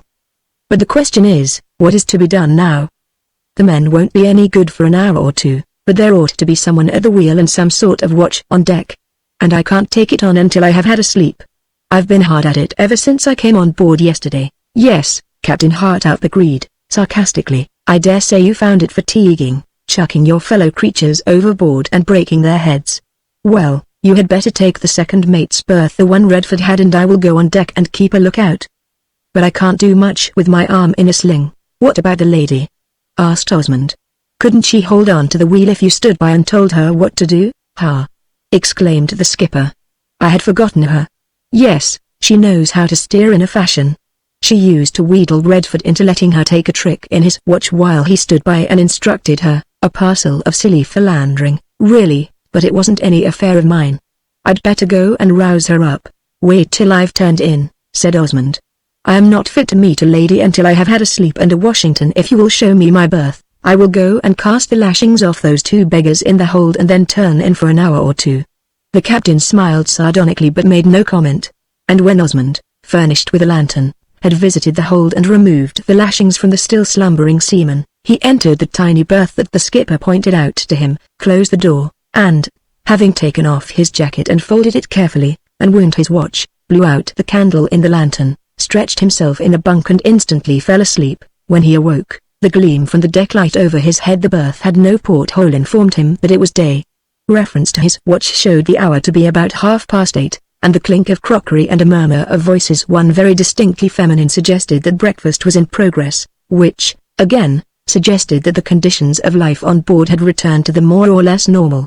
Osmond sprang out of the bunk, and, impelled by hunger and curiosity, made a lightning toilet with the aid of Redford's razor, sponge, and brushes. There was, of course, no bath, but a dry rub-down in the oven-like cabin was a fair substitute. In a surprisingly short time, with the imperfect means at hand, he had made himself almost incredibly presentable, and after a final look over in Redford's minute shaving glass, he opened the door and entered the cuddy.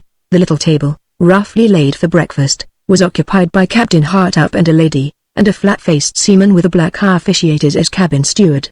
They all looked up as Osmond emerged from his door, and the sailor grinned a little sheepishly. Had a short night, haven't you? Said the captain. Didn't expect you to turn out yet. Let me present you to our passenger. Miss Burleigh, this is Mr. Cook, said Osmond, ready for the question this time. Mr. Cook, the young man I was telling you about. Miss Burleigh acknowledged Osmond's bow, gazing at him with devouring curiosity and marveling at his cool, trim, well appearance. I think, she said, we had a brief interview last night, if you can call it an interview when there was a locked door between us. I am afraid I wasn't very civil. But you must try to forgive me. I've been sorry since. There is no need to be, replied Osmond. It was perfectly natural. Oh, but it isn't mere remorse. I am so mad with myself for having missed all the excitements. If I had only known.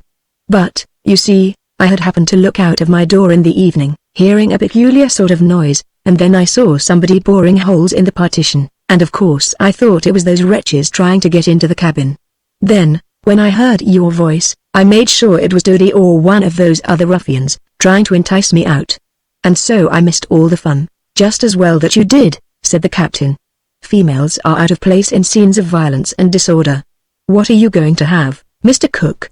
There's corn, pork and biscuit, and I think there's some lobscouse saucy pie in the galley, if the men haven't eaten it all. Osmond turned suddenly to the sailor, who instantly came to attention. You're Sam Winter, aren't you? Aye, sir, the man replied, considerably taken aback by the factory bug's uncanny omniscience. Sam Winter it is, sir. How is Jim Darker? He's a-doing nicely, sir, replied Sam, regarding Osmond with secret awe. Eat a rare breakfast of lobscouse, he did. Is there any left? I think there is, sir. Then I'll have some, and, as the man saluted and bustled away up the companion steps, he seated himself on the fixed bench by the table. Captain Hartup smiled sourly, while Miss Burleigh regarded Osmond with delighted amusement. Seem quite intimate with them all, the former remarked. Regular friend of the family. I suppose it was you who gave Winter that black eye? I expect so, replied Osmond. He probably caught it in the scrum when I first came on board.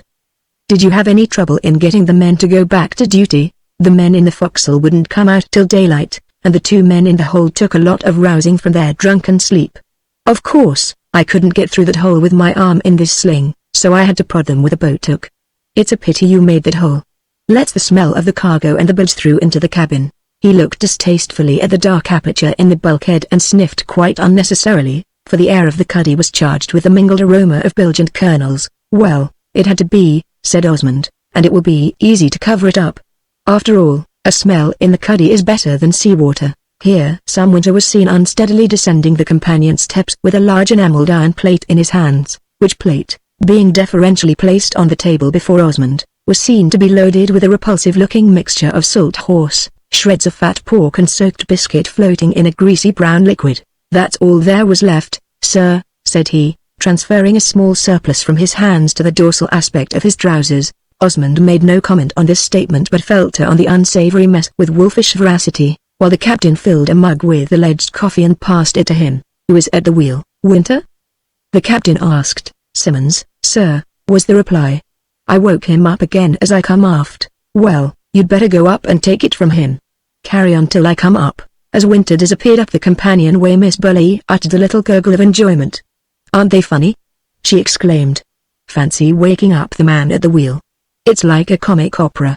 The captain looked at her sourly as he tapped the table with a piece of biscuit for the purpose of evicting a couple of fat weevils, but he made no comment, and for a time the meal proceeded in silence. The skipper was fully occupied with cutting up his corned pork with one hand and in breaking the hard biscuit and knocking out the weevils, while Osmond doggedly worked his way through the lobscouse with the silent concentration of a famished man, all unconscious of the interest and curiosity with which he was being observed by the girl opposite him. However, the lobscouse came to an end all too soon, and as he reached out to the bread barge for a handful of biscuit he met her eyes, and fine, clear, bright blue eyes they were, sparkling with vivacity and humor. She greeted his glance with an affable smile and hoped that he was feeling revived. That looked rather awful stuff, she added. It was all right, said he, only there wasn't enough of it. But I hope you had something more suitable. She has had what the ship's stores provide, like the rest of us, snapped the captain. This is not a floating hotel. No, it isn't, Osmond agreed, and that's a fact. But it is something that she still floats, and it would be just as well to keep her floating. What do you mean? Demanded the skipper. Osmond thoughtfully extracted a weevil with the prong of his fork as he replied, You've got a crew of 6, 3 to a watch, and one of them has got to do the cooking. But you have got no officers. Well, I know that, said the captain. What about it? You can't carry on without officers. I can and I shall. I shall appoint one of the men to be mate and take the other watch myself. That won't answer, said Osmond. There isn't a man among them who could be trusted or who is up to the job. And you are not in a fit state to stand regular watches. Captain Hartup snorted. Don't you lay down the law to me, young man. I am the master of this ship. And then he added, a little inconsistently, perhaps you can tell me how I am to get a couple of officers. I can, replied Osmond. There will have to be some responsible person on deck with each watch. Well, there are 2 responsible persons sitting at this table with you. For a few moments the captain stared at Osmond in speechless astonishment, while Miss Burleigh murmured here, and rapped the table with the handle of her knife. At length he burst out, What? Do I understand you to suggest that I should navigate this vessel with a landsman and a female as my mates? I am not exactly a landsman, Osmond replied. I am an experienced yachtsman and I have made a voyage in a sailing ship, pa! Exclaimed the skipper. Freshwater sailor and a passenger. Don't talk nonsense.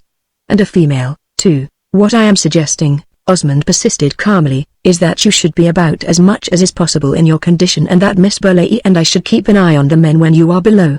I could take all the night watches and Miss Burleigh could be on deck during the day. That's just rank foolishness, said the skipper. Talk of a comic opera. Why, you are wanting to turn the ship into a Punch and Judy show. I've no patience to listen to you, and the captain rose in dudgeon and crawled not without difficulty up the companion steps. Miss Burleigh watched him with a mischievous smile, and as his stumbling feet disappeared she turned to Osmond. What a lark it would be! She exclaimed, gleefully. Do you think you will be able to persuade him? He is rather an obstinate little man. The best way with obstinate people, replied Osmond, is to assume that they have agreed, and carry on. Can you still not that you need, being an officer? But you ought to know how to. I can steer by the compass. But I don't know much about the sails excepting that you have to keep the wind on the right side of them. Yes, that is important with a square vessel. But you will soon learn the essentials enough to enable you to keep the crew out of mischief. We will go on deck presently and then I will show you the ropes and explain how the gear works. That will be jolly, said she. But there's another thing that I want you to explain, about this mutiny, you know. Captain Hartup was awfully muddled about it. I want to know all that happened while I was locked in my berth. I expect you know all about it now, Osmond replied evasively. There was a bit of a rumpus, of course, but as soon as Doody was overboard it was all plain sailing. Now, you are not going to put me off like that, she said, in a resolute tone. I want the whole story in detail, if you please, sir. Does a second mate say so when he, or she, addresses the first mate? Not as a rule, Osmond replied, with a grin. Then I won't. But I want the story. Now. Osmond looked uneasily into the delicately fair, slightly freckled face and thought it, with its crown of red gold hair, the prettiest face that he had ever seen. But it was an uncommonly determined little face, all the same. There really isn't any story, he began. But she interrupted sharply. Now listen to me. Yesterday there were 7 ferocious men going about this ship like roaring and swearing lions. Today there are 6 meek and rather sleepy lambs. I saw them just before breakfast. It is you who have produced this miraculous change, and I want to know how you did it. No sketchy evasions, you know. I want a clear, intelligible narrative. It isn't a very suitable occasion for a long yarn. He objected. Don't you think we ought to go on deck and keep an eye on the old man? Perhaps we ought, she agreed. But I'm not going to let you off the story, you know. That is understood, isn't it? He gave reluctant assent, and when she had fetched her pith helmet from her cabin and he had borrowed a Panama hat of Redford's, they ascended together to the deck. The scene was reminiscent of the ancient mariner. The blazing sun shone down on a sea that seemed to be composed of oil, so smooth and unruffled was its surface. The air was absolutely still, and the old brigantine wallowed foolishly as the great, glassy rollers swept under her, her sails alternately filling and backing with loud, explosive flaps as the masts swung from side to side, and her long main boom banging across with a heavy jar at each roll. Sam Winter stood at the wheel in a posture of easy negligence, but he straightened up with a jerk as Osmond's head rose out of the companion hood. The rest of the crew, excepting Jim Darker, lounged about drowsily forward, and the skipper appeared to be doing sentry go before a row of green gin cases that were ranged along the side of the caboose. He looked round as the newcomers arrived on deck, and pointing to the cases, addressed Osmond. These boxes of poison belong to you, I understand. I can't have them lying about here. Better stow them in the lazarette when I've checked the contents, replied Osmond. I can't have intoxicating liquors in my lazarette. This is a temperance ship. I've a good mind to chuck 'em overboard. All right, said Osmond. You pay me £1 for, and then you can do what you like with them. Pay? Shrieked the captain. I pay for this devil's elixir. I traffic in strong drink that steals away men's reason and turns them into fiends. Never I not a farthing. Very well, said Osmond, then they had better go below. Here, you, Simmons and Bradley, bear a hand with those cases. Will you see them stowed away in the lazarette, Miss Burleigh? Aye, sir, the latter replied, touching her helmet smartly, whereupon the 2 men, with delighted grins, pounced upon 2 of the cases, while Miss Burleigh edged up close to Osmond. What on earth is the lazarette? She whispered. And where shall I find it? Under the cuddy floor, he whispered in reply. The trap is under the table. As the 2 seamen picked up their respective loads and went off beaming, followed by Miss Burleigh, the captain stood gazing open-mouthed.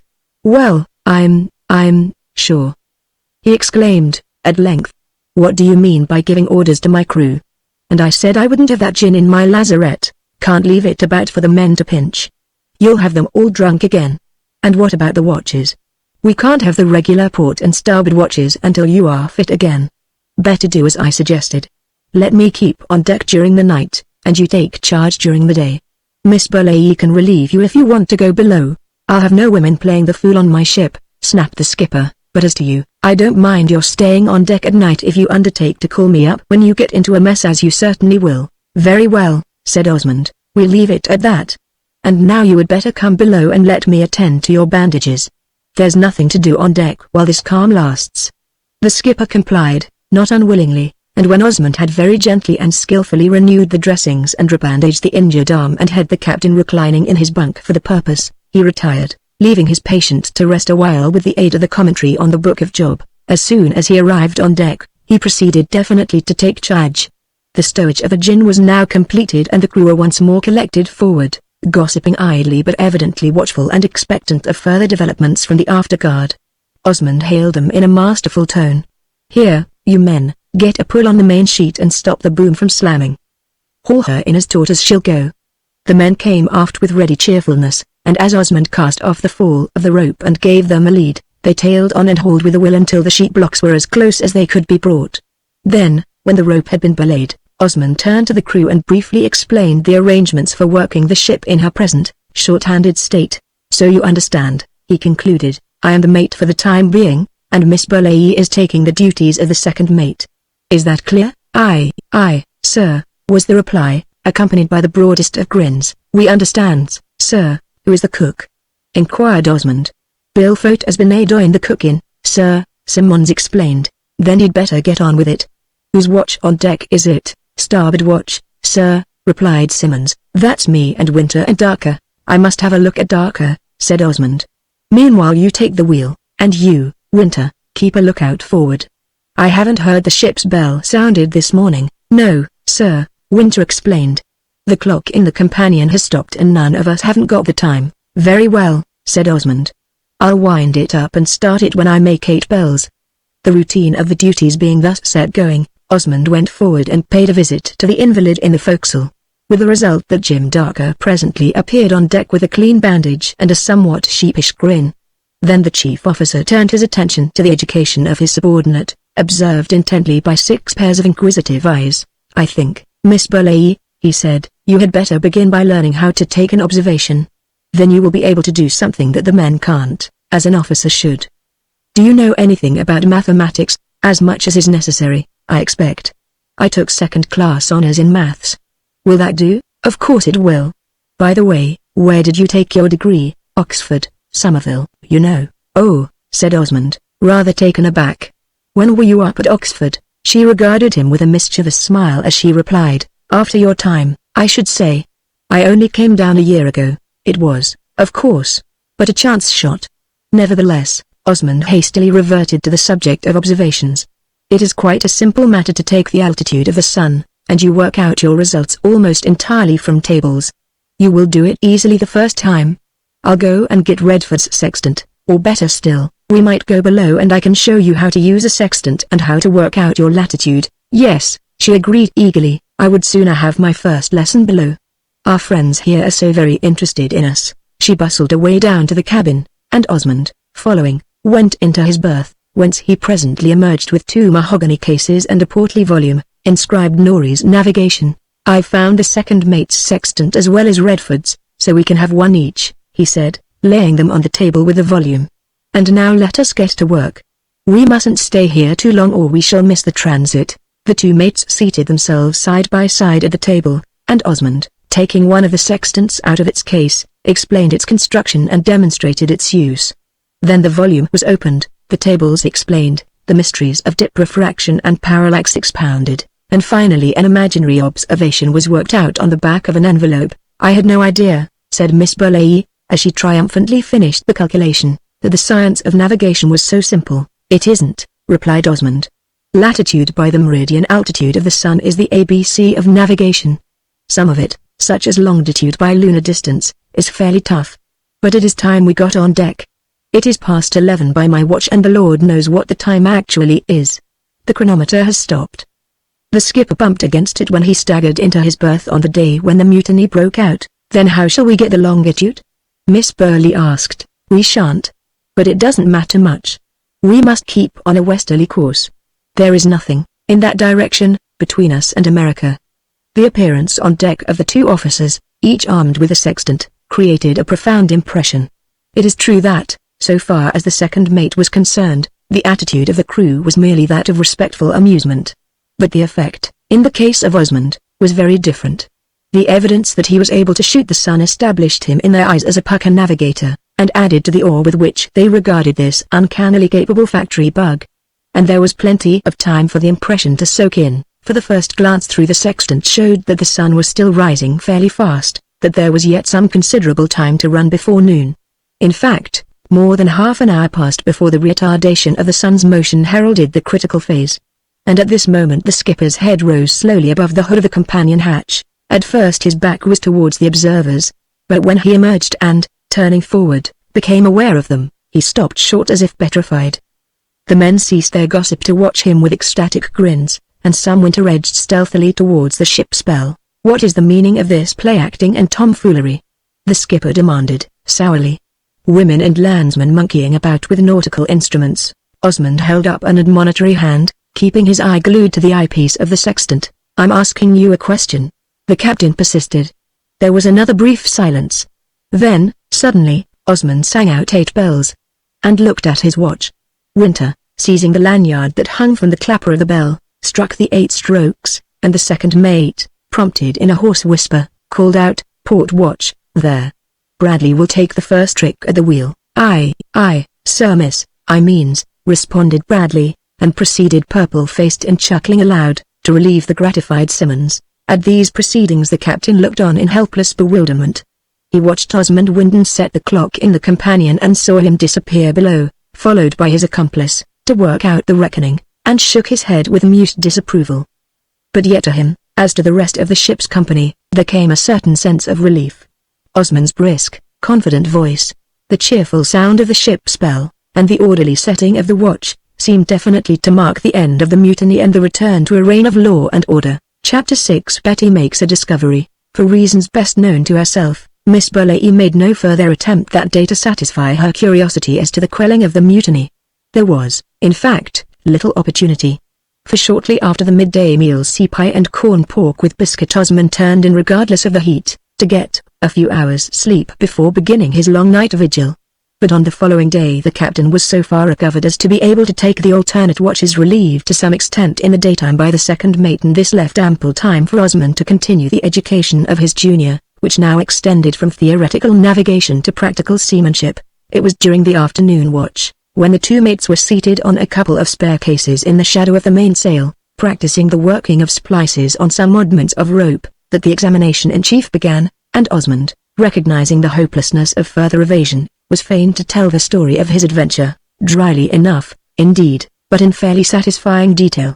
And as he narrated, in jerky, colorless sentences, with his eyes riveted on the splice that he was working, his spellbound listener let her rope's end and marlin's pike lie idle on her lap while she watched his impassive face with something more than mere attention. "I wonder," she said when the tale was told, "whether the men realize who the spectre mate really was. I don't think they can quite make out what happened.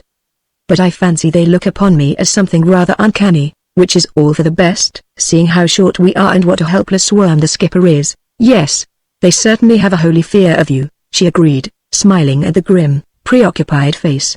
She reflected a while and then continued, "But I don't quite understand what brought you on board. You say that Dodie had stolen those cases of gin. But what business was that of yours?" "It was my gin." "Your gin? But you don't drink gin." "No, I sell it. I am a trader. I run a store, or factory, as they call it out here." As Osmond made this statement, her look of undisguised admiration changed to one of amazement. She smothered an exclamation and managed to convert it at short notice into an unconcerned "I see," but her astonishment extinguished her powers of conversation for the time being. She could only gaze at him and marvel at the incongruity of his personality with his vocation. She had encountered a good many traders, and though she had realized that the palm oil ruffian was largely the invention of the missionary and the official snob, and that West African traders are a singularly heterogeneous body, still that body did not ordinarily include men of Osmond's class. And her sly suggestion of his connection with Oxford had been something more than a mere random shot. There are certain little tricks of speech and manner by which members of the ancient universities can usually be recognized, especially by their contemporaries, and though Osmond was entirely free from the deliberate affectations of a certain type of varsity man, her quick ear had detected 1 or 2 turns of phrase that seemed familiar. And he had not repudiated the suggestion. "I wonder," she said, after an interval of somewhat uncomfortable silence, "what made you take to trading? The métier doesn't seem to fit you very well." "No," he admitted with a grim smile, "I am a bit of a mug at a business deal." "I didn't mean that," she rejoined hastily. "But there are such a lot of things that would suit you better." It is a sin for a man of your class and attainments to be keeping a shop, for that is what it amounts to. That is what it actually is, said he. Yes. But why on earth do you do it? Must do something, you know, he replied, lamely. Of course you must. But it should be something suitable, and selling gin is not a suitable occupation for a gentleman. And it isn't as if you were a lost dog. You are really extremely capable. Yes, he admitted with a grin. I'm pretty handy in a scrum. Don't be silly, she admonished, severely. I don't undervalue your courage and strength. I shouldn't be a natural woman if I did, but I am thinking of your resourcefulness and ingenuity. It wasn't by mere thumping that you got your ascendancy over the men. You beat them by sheer brains. Jim Darker thinks it was an iron belaying pin. Now don't quibble and prevaricate. You know as well as I do that, if it had been a matter of mere strength and courage, you would never have got out of the hold, and we should have been at the bottom of the sea by now. It was your mental alertness that saved us all. I'm glad to hear it, said Osmond. But you aren't getting on very fast with that splice. Have you been watching me? Oh. Bother the splices, she exclaimed, impatiently. I want you to tell me why you are throwing yourself away on this ridiculous factory. It isn't a bad sort of life, he protested. I don't think I mind it. Then you ought to, she retorted. You ought to have some ambition. Think of all the things that you might have done that you still might do with your abilities and initiative. She looked at him earnestly as she spoke, and something that she saw in his face as she uttered those last words gave her pause. Suddenly it was borne in on her that she had met other men who seemed to be out of their element, men who, report whispered, had been driven by social misadventure, by debt, entanglements, or drink to seek sanctuary on the remote west coast. Was it possible that he might be one of these refugees? He was obviously not a drinker, and he did not look like a wastrel of any kind. Still, there might be a skeleton in his cupboard. At any rate, he was extraordinarily reticent about himself. She changed the subject rather abruptly. Is your factory in the British Protectorate? Yes. At Adafia, a little, out-of-the-way place about a dozen miles east of Quetta. I know it, at least I have heard of it. Isn't it the place where that poor fellow Osmond died? Yes, he replied, a little startled by the question. What was he like? I suppose you saw him? Yes. A biggish man. Short moustache and Van Dyke beard, quite a gentlemanly man, wasn't he? He seemed to be. But he didn't have a great deal to say to anybody. It was rather pathetic, his dying in that way, like a hunted ox that has run into a trap. Well, said Osmond, there wasn't much to choose. If the climate hadn't had him, the police would. I am not so sure, she replied. We all hoped he would get away, especially the officer who was detailed to arrest him. I think he meant to make a fussy search of all the wrong houses in the village by way of giving notice that he was there and scaring the fugitive away. Still, I think he was rather relieved when he found the trader man, what was his name, Larkin or Larkham? Painting the poor fellow's name on the cross above his grave. You heard about that, I suppose? Yes. Queer coincidence, wasn't it? Don't be so callous. I think it was a most pathetic incident. I suppose it was, Osmond agreed. And now, don't you think you had better have another try at that splice? With a little grimace she took up the piece of rope and began obediently to unlay its ends, and the interrupted course of practical seamanship was resumed, with intervals of desultory conversation, until 8 bells, when the teapot was brought forth from the galley and conveyed below to the cabin. After tea, through what was left of the first dog watch, there was another spell of knots and splices, and then, when the sun set and darkness fell on the sea, more desultory talk, in which Osmond mostly played the role of listener, which with an interval for dinner lasted until it was time for the second mate to turn in. So life went on aboard the Speedwell day after day. The calm persisted as calms are apartment to do in the doldrums, with nothing to suggest any promise of a change. Now and again, at long intervals, the oily surface of the sea would be dimmed by a little draught of air, just enough to put the sails asleep and give momentary life to the steering wheel. But in a few minutes it would die away, leaving the sails to back and fill as the vessel rolled inertly on the glassy swell. The first observation had shown the ship's position to be about 4 degrees north of the equator, with the coast of the Bight of Benin some 80 miles away to the north, and subsequent observations revealed a slow southerly drift. It was pretty certain that she had a more rapid easterly drift on the Guinea current, but as the chronometer was out of action, there was no means of ascertaining this or of determining her longitude. Sooner or later, if the calm continued, she would drift into the Bight of Biafra, where she might pick up the land and sea breezes or find an anchorage where she could bring up and get the chronometer rated. To a seaman there is nothing more exasperating than a prolonged calm. The crew of the Speedwell were not sailors of a strenuous type, but the inaction and monotony that prevailed on the idly ship bored them if not to tears, at least to bad language and chronic grumbling. They lounged about with sulky looks and yawned over the odd jobs that Osmond found for them, whistling vainly for a breeze and crawling up the rigging from time to time to see if anything, land or another ship, was in sight. As to the captain, he grew daily more sour and taciturn as he saw his stores of provisions dwindling with nothing to show for the expenditure, but by two of the ship company the calm was accepted with something more than resignation. The two mates had no complaint whatever to make. They were, indeed, cut off from all the world, marooned on a stationary ship in an unfrequented sea. But they had one another and asked for nothing better, and the longer the calm lasted the more secure were they of the continuance of this happy condition. For the inevitable thing had happened. They had fallen in love. It was very natural. Both were more than commonly attractive, and circumstances had thrown them together in the closest and the most intimate companionship through every hour of the long days. They had worked together, though the work was more than half play. They had a common interest which kept them apart from the others. Together they had sat, talking endlessly, in little patches of shadow when the sun was high in the heavens, or leaned upon the bulwark rail and watched the porpoises playing round the idle ship or the Portuguese men-of-war gliding imperceptibly past on their rainbow-tinted floats. They had paced the heaving deck together when the daylight was gone and earnestly studied the constellations that blazed in the velvet blue, or peered down into the dark water alongside where the Nautilus shone like submarine stars and shoals of fish darted away before the pursuing dolphin lurid flashes of phosphorescent light. No more perfect setting for a romance could be imagined, and then the personality of each was such as to make a special appeal to the other. In the eyes of the girl, Osmond was a hero, a paladin. His commanding stature, his strength, his mastery of other men, and above all his indomitable courage, had captured her imagination from the first. And in his rugged way he was a handsome man, and if he could be a little brutal on occasion, he had always been, to her, the soul of courtesy and chivalry. As to the past of which she had a strong suspicion, that was no concern of hers. Perhaps it even invested him with an added interest. As to Osmond, he had been captivated at once, and, to do him justice, he had instantly perceived the danger that loomed ahead. But he could do nothing to avoid it. Flight was impossible from this little self-contained world, so pleasantly cut off from the unfriendly world without, nor could he, even if he had tried, help being thrown constantly into the society of this fascinating little lady. And if, during the long, solitary night watches, or in his stifling berth, he gnashed his teeth over the perverseness of fate and thought bitterly of what might have been, that did not prevent him from succumbing during the day to the charm of her frank, unconcealed friendliness. It was in the forenoon of the 8th day of the calm that the two cronies were leaning on the rail, each holding a stout line.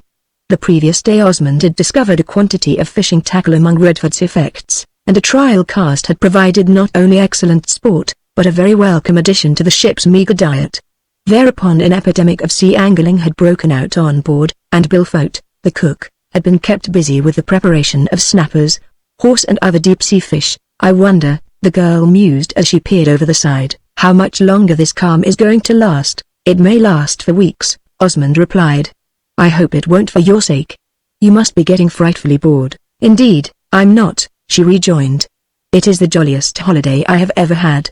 The only fly in the ointment is the fear that my father may be a little anxious about me. But I don't suppose he is really worrying. He is like me, not much given to fussing, and he knows that I am fairly well able to take care of myself, though he doesn't know that I have got a Captain James Cook to stand by me. But I expect you are getting pretty sick of this monotonous life, aren't you, Captain J? Osmond shook his head. Not a bit, he replied. It has been a delightful interlude for me. I should be perfectly satisfied for it to go on for the rest of my life. She looked at him thoughtfully, speculating on the inward meaning of this statement and noting a certain grave wistfulness that softened the grim face. That sounds rather as if Adafia were not a perfect paradise, for it has been a dull life for you since the mutiny collapsed and the calm set in, with no one to talk to but me. Adafia would be all right under the same conditions, said he. What do you mean by the same conditions? She asked, flushing slightly, and as he did not immediately answer, she continued. Do you mean that life would be more pleasant there if you had your second mate to gossip with? Yes, he answered, reluctantly, almost gruffly. Of course that is what I mean. It is very nice of you, Jim, to say that, but you needn't have spoiled it by speaking in that grabby tone. It is nothing to be ashamed of. I don't mind admitting that I shall miss you most awfully if we have to separate when this voyage is over. You have been the best of chums to me. She flushed again as she said this and then looked at him a little shyly. For nearly a minute he made no response, but continued to gaze intently and rather gloomily at the water below. At length he said, gravely, still looking steadily at the water. "There is something, Miss Burleigh, that I feel I ought to tell you, that I wouldn't tell anyone else in the world." "Thank you, Jim," she said. "But please don't call me Miss Burleigh. It is so ridiculously stiff between old chums like us. And, Jim, you are not to tell me anything that it might be better for you that I should not know." "I am not in the least inquisitive about your affairs, I know that," he replied. "But this is a thing that I feel you ought to know. It has been on my mind to tell you for some days past." He paused for a few seconds and then continued, "You remember, Betty, that man Osmond that you spoke about?" "Yes, but don't call him that man Osmond. Poor fellow. I don't suppose he had done anything very dreadful, and at any rate we can afford to speak kindly of him now that he is dead." "Yes, but that is just the point." "He isn't dead?" she repeated. But Captain Cockram saw that other man, Larkham, painting the name on his grave. Was it a dummy grave? No. But it was Larkham who died. The man Cockram saw was Osmond. "Are you sure?" "But of course you would be." "Oh, Jim. You won't tell anybody else, will you?" "I am not very likely to," he replied with a grim smile, "as I happen to be the said John Osmond, Jim." She gasped, gazing at him with wide eyes and parted lips. "I am astounded. I can't believe it. I expect it is a bit of a shock," he said bitterly, "to find that you have been socializing for more than a week with a man who is wanted by the police." "I didn't mean that," she exclaimed, turning scarlet. "You know I didn't. But it is so astonishing. I can't understand how it happened. It seems so extraordinary, and so opportune." Osmond chuckled grimly. "It does," he agreed. "Remarkably opportune. Almost as if I had polished Larkham off ad hoc." "Well, I didn't, of course you didn't. Who supposed for a moment that you did? But do tell me exactly how it happened." "Well, it was quite simple. Poor old Larkham died of blackwater fever. He was a good fellow. One of the very best, and the only friend I had. He knew all about me or nearly all, and he did everything he could to help me. It was an awful blow to me when he died. But he never had a chance when once the fever took hold of him. He was an absolute wreck and he went out like the snuff of candle, though he managed to make a will before he died, leaving the factory and all his effects to his friend James Cook. It was he who invented that name for me. Well, of course, when he was dead, I had to bury him and stake up a cross over his grave. And then I just painted the wrong name on it. That's all." She nodded without looking at him and a shadow seemed to fall on her face. "I see," she said, a little coldly. "It was a tempting opportunity, and events have justified you in taking it." Something in her tone arrested his attention. He looked at her sharply and with a somewhat puzzled expression. Suddenly he burst out, "Good Lord, Betty. You don't think I did this thing in cold blood, do you?" "Didn't you?" she asked. "Then how did you come to do it?" "I'll tell you. Poor old Larkham's name was John, like mine. I had painted in the John and was just going to begin the Larkham when I happened to look along the beach. And there I saw Cockram with his armed party bearing down on Adafia. Of course, I guessed instantly what his business was, and I saw that there was only one thing to be done. There was the blank space on the cross. I had only to fill it in with my own name and the situation would be saved. So I did." Her face cleared at this explanation. "I am glad," she said, "that it was only done on the spur of the moment. It did seem a little callous." "I should think so," he agreed, "if you thought of me sitting by the poor old fellow's bedside and calmly planning to use his corpse to cover my retreat. As it was, I hated doing it, but necessity knows no law. I have thought more than once of making a dummy grave for myself and shifting the cross to it and of setting up a proper memorial to Larkham. And I will do it when I get back."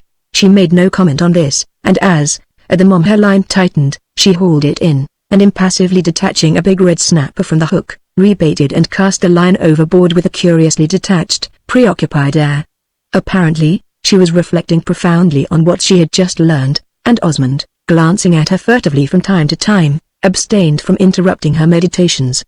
After a considerable interval she turned towards him and said in a low, earnest tone, "There is one thing that I want to ask you. Just now you said that you felt you ought to tell me this, that I ought to know. I don't quite see why." "There was a very good reason," he replied, "and I may as well make a clean breast of it. To put it bluntly, I fell in love with you almost as soon as I saw you, and naturally, I have grown to love you more with every day that has passed." She flushed deeply, and glancing at him for a new eye turned her eyes once more on her line, Still, she said in a low voice, I don't see why you thought I ought to know, don't you? He rejoined. But surely it is obvious. You accepted me as your chum and you seemed to like me well enough. But you had no inkling as to who or what I was. It was my clear duty to tell you. You mean that there was the possibility that I might come to care for you and that you felt it your duty to warn me off? Yes. It wasn't very likely that there would be anything more than friendship on your side, but still it was not impossible. Women fall in love with the most unlikely men. At this she smiled and looked him squarely in the face. I thought you meant that, she said, softly, and, of course, you were quite right. But if your intention was to put me on my guard and prevent me from caring for you, your warning has come too late. You would have had to tell me before I had seen you and I don't believe it would have made a scrap of difference even then. At any rate, I don't care a fig what you have done. I know it was nothing mean. But all the same, I am glad you told me. I should have hated to find it out afterwards by myself. He gazed at her in dismay. But, Betty, he protested, you don't seem to grasp the position. There is a warrant out for my arrest. Who cares? She responded. Besides, there isn't. John Osmond is dead and there is no warrant out for Captain James Cook.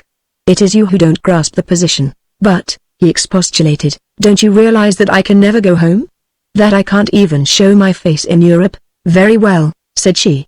So much the worse for Europe. But there are plenty of other places, and what is good enough for you is good enough for me. Now, Jim, dear, she added, coaxingly, don't create difficulties. You have said that you love me. I think I knew it before you told me, and that is all that matters to me. Everything else is trivial. You are the man to whom I have given my heart, and I am not going to have you crying off. Good God, Betty. He groaned, don't talk about crying off. If you only know what it means to me to look into paradise and be forced to turn away. But, my dearest love, it has to be. I would give my life for you gladly, joyfully. I am giving more than my life in refusing the sacrifice that you, in the nobleness of your heart, are willing to make. But I could never accept it. I could never stoop to the mean selfishness of spoiling the life of the woman who is more to me than all the world. I am offering no sacrifice, she said. I am only asking to share the life of the man I love. What more does a woman want? Not to share such a life as mine, he replied, bitterly. Think of it, Betty, darling.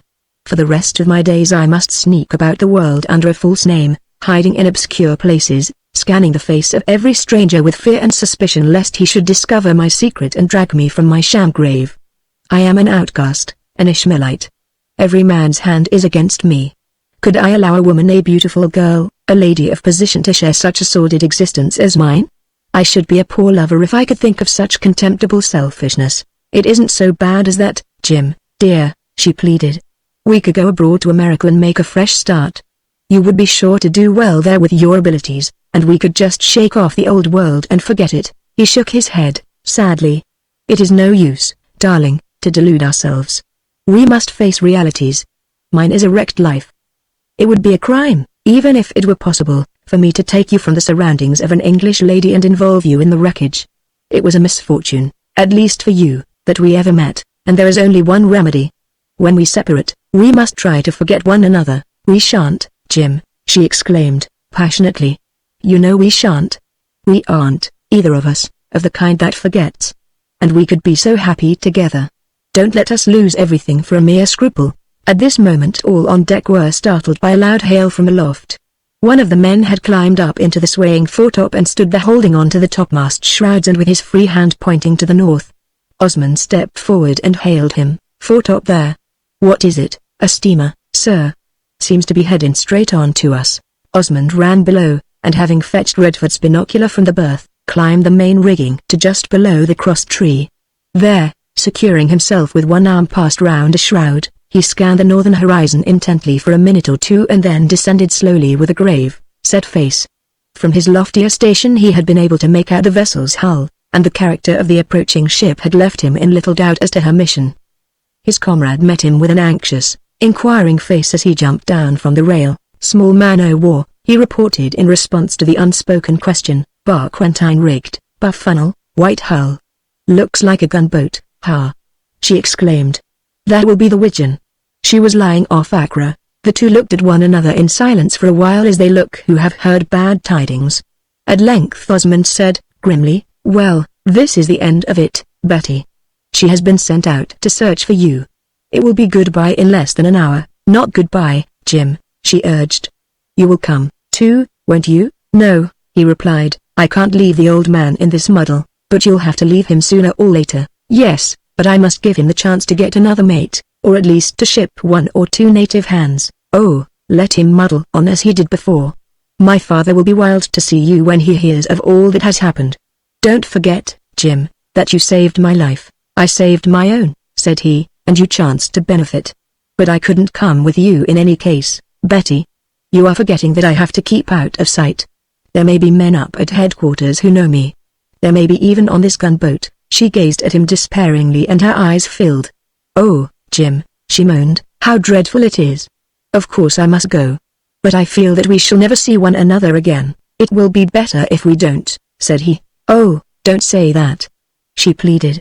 Think of what we have been to one another and what we could still be forever and ever if only you could forget what is past and done with.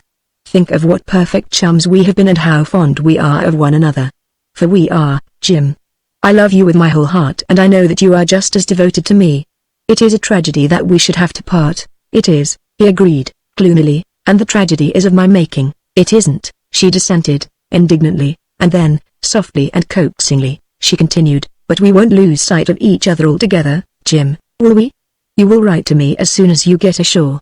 Promise me that you will. Much better not, he replied, but with so little decision that she persisted until, in the end, and much against his judgment, he yielded and gave the required promise. That makes it a little easier, she said, with a sigh.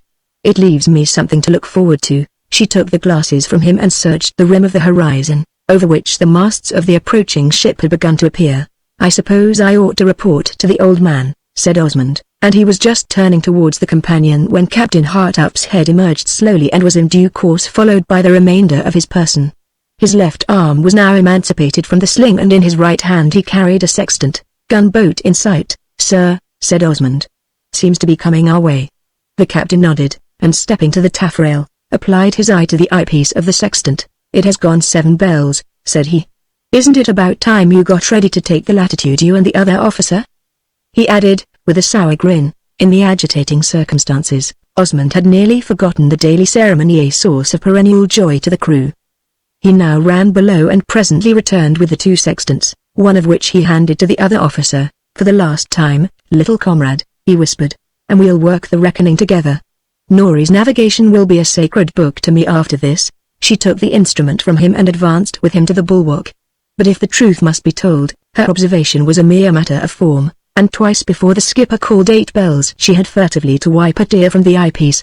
But she went below to the cuddy and resolutely worked out the latitude, from the reading on Osmond's sextant, and when the brief calculation was finished, she silently picked up the scrap of paper on which Osmond had worked out the reckoning and laid hers in its place. He took it up without a word and slipped it into his pocket. They're queer keepsakes, she said in a half-whisper as the door of the captain's cabin opened, but they will tell us exactly when and where we parted.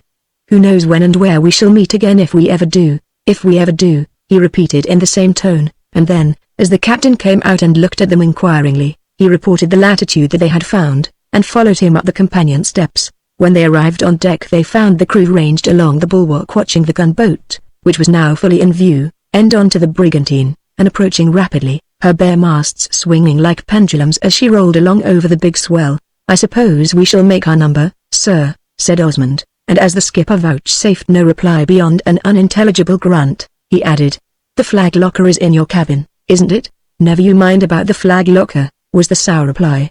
Our name is painted legibly on the bows and the counter, and I suppose they've got glasses if they want to know who we are.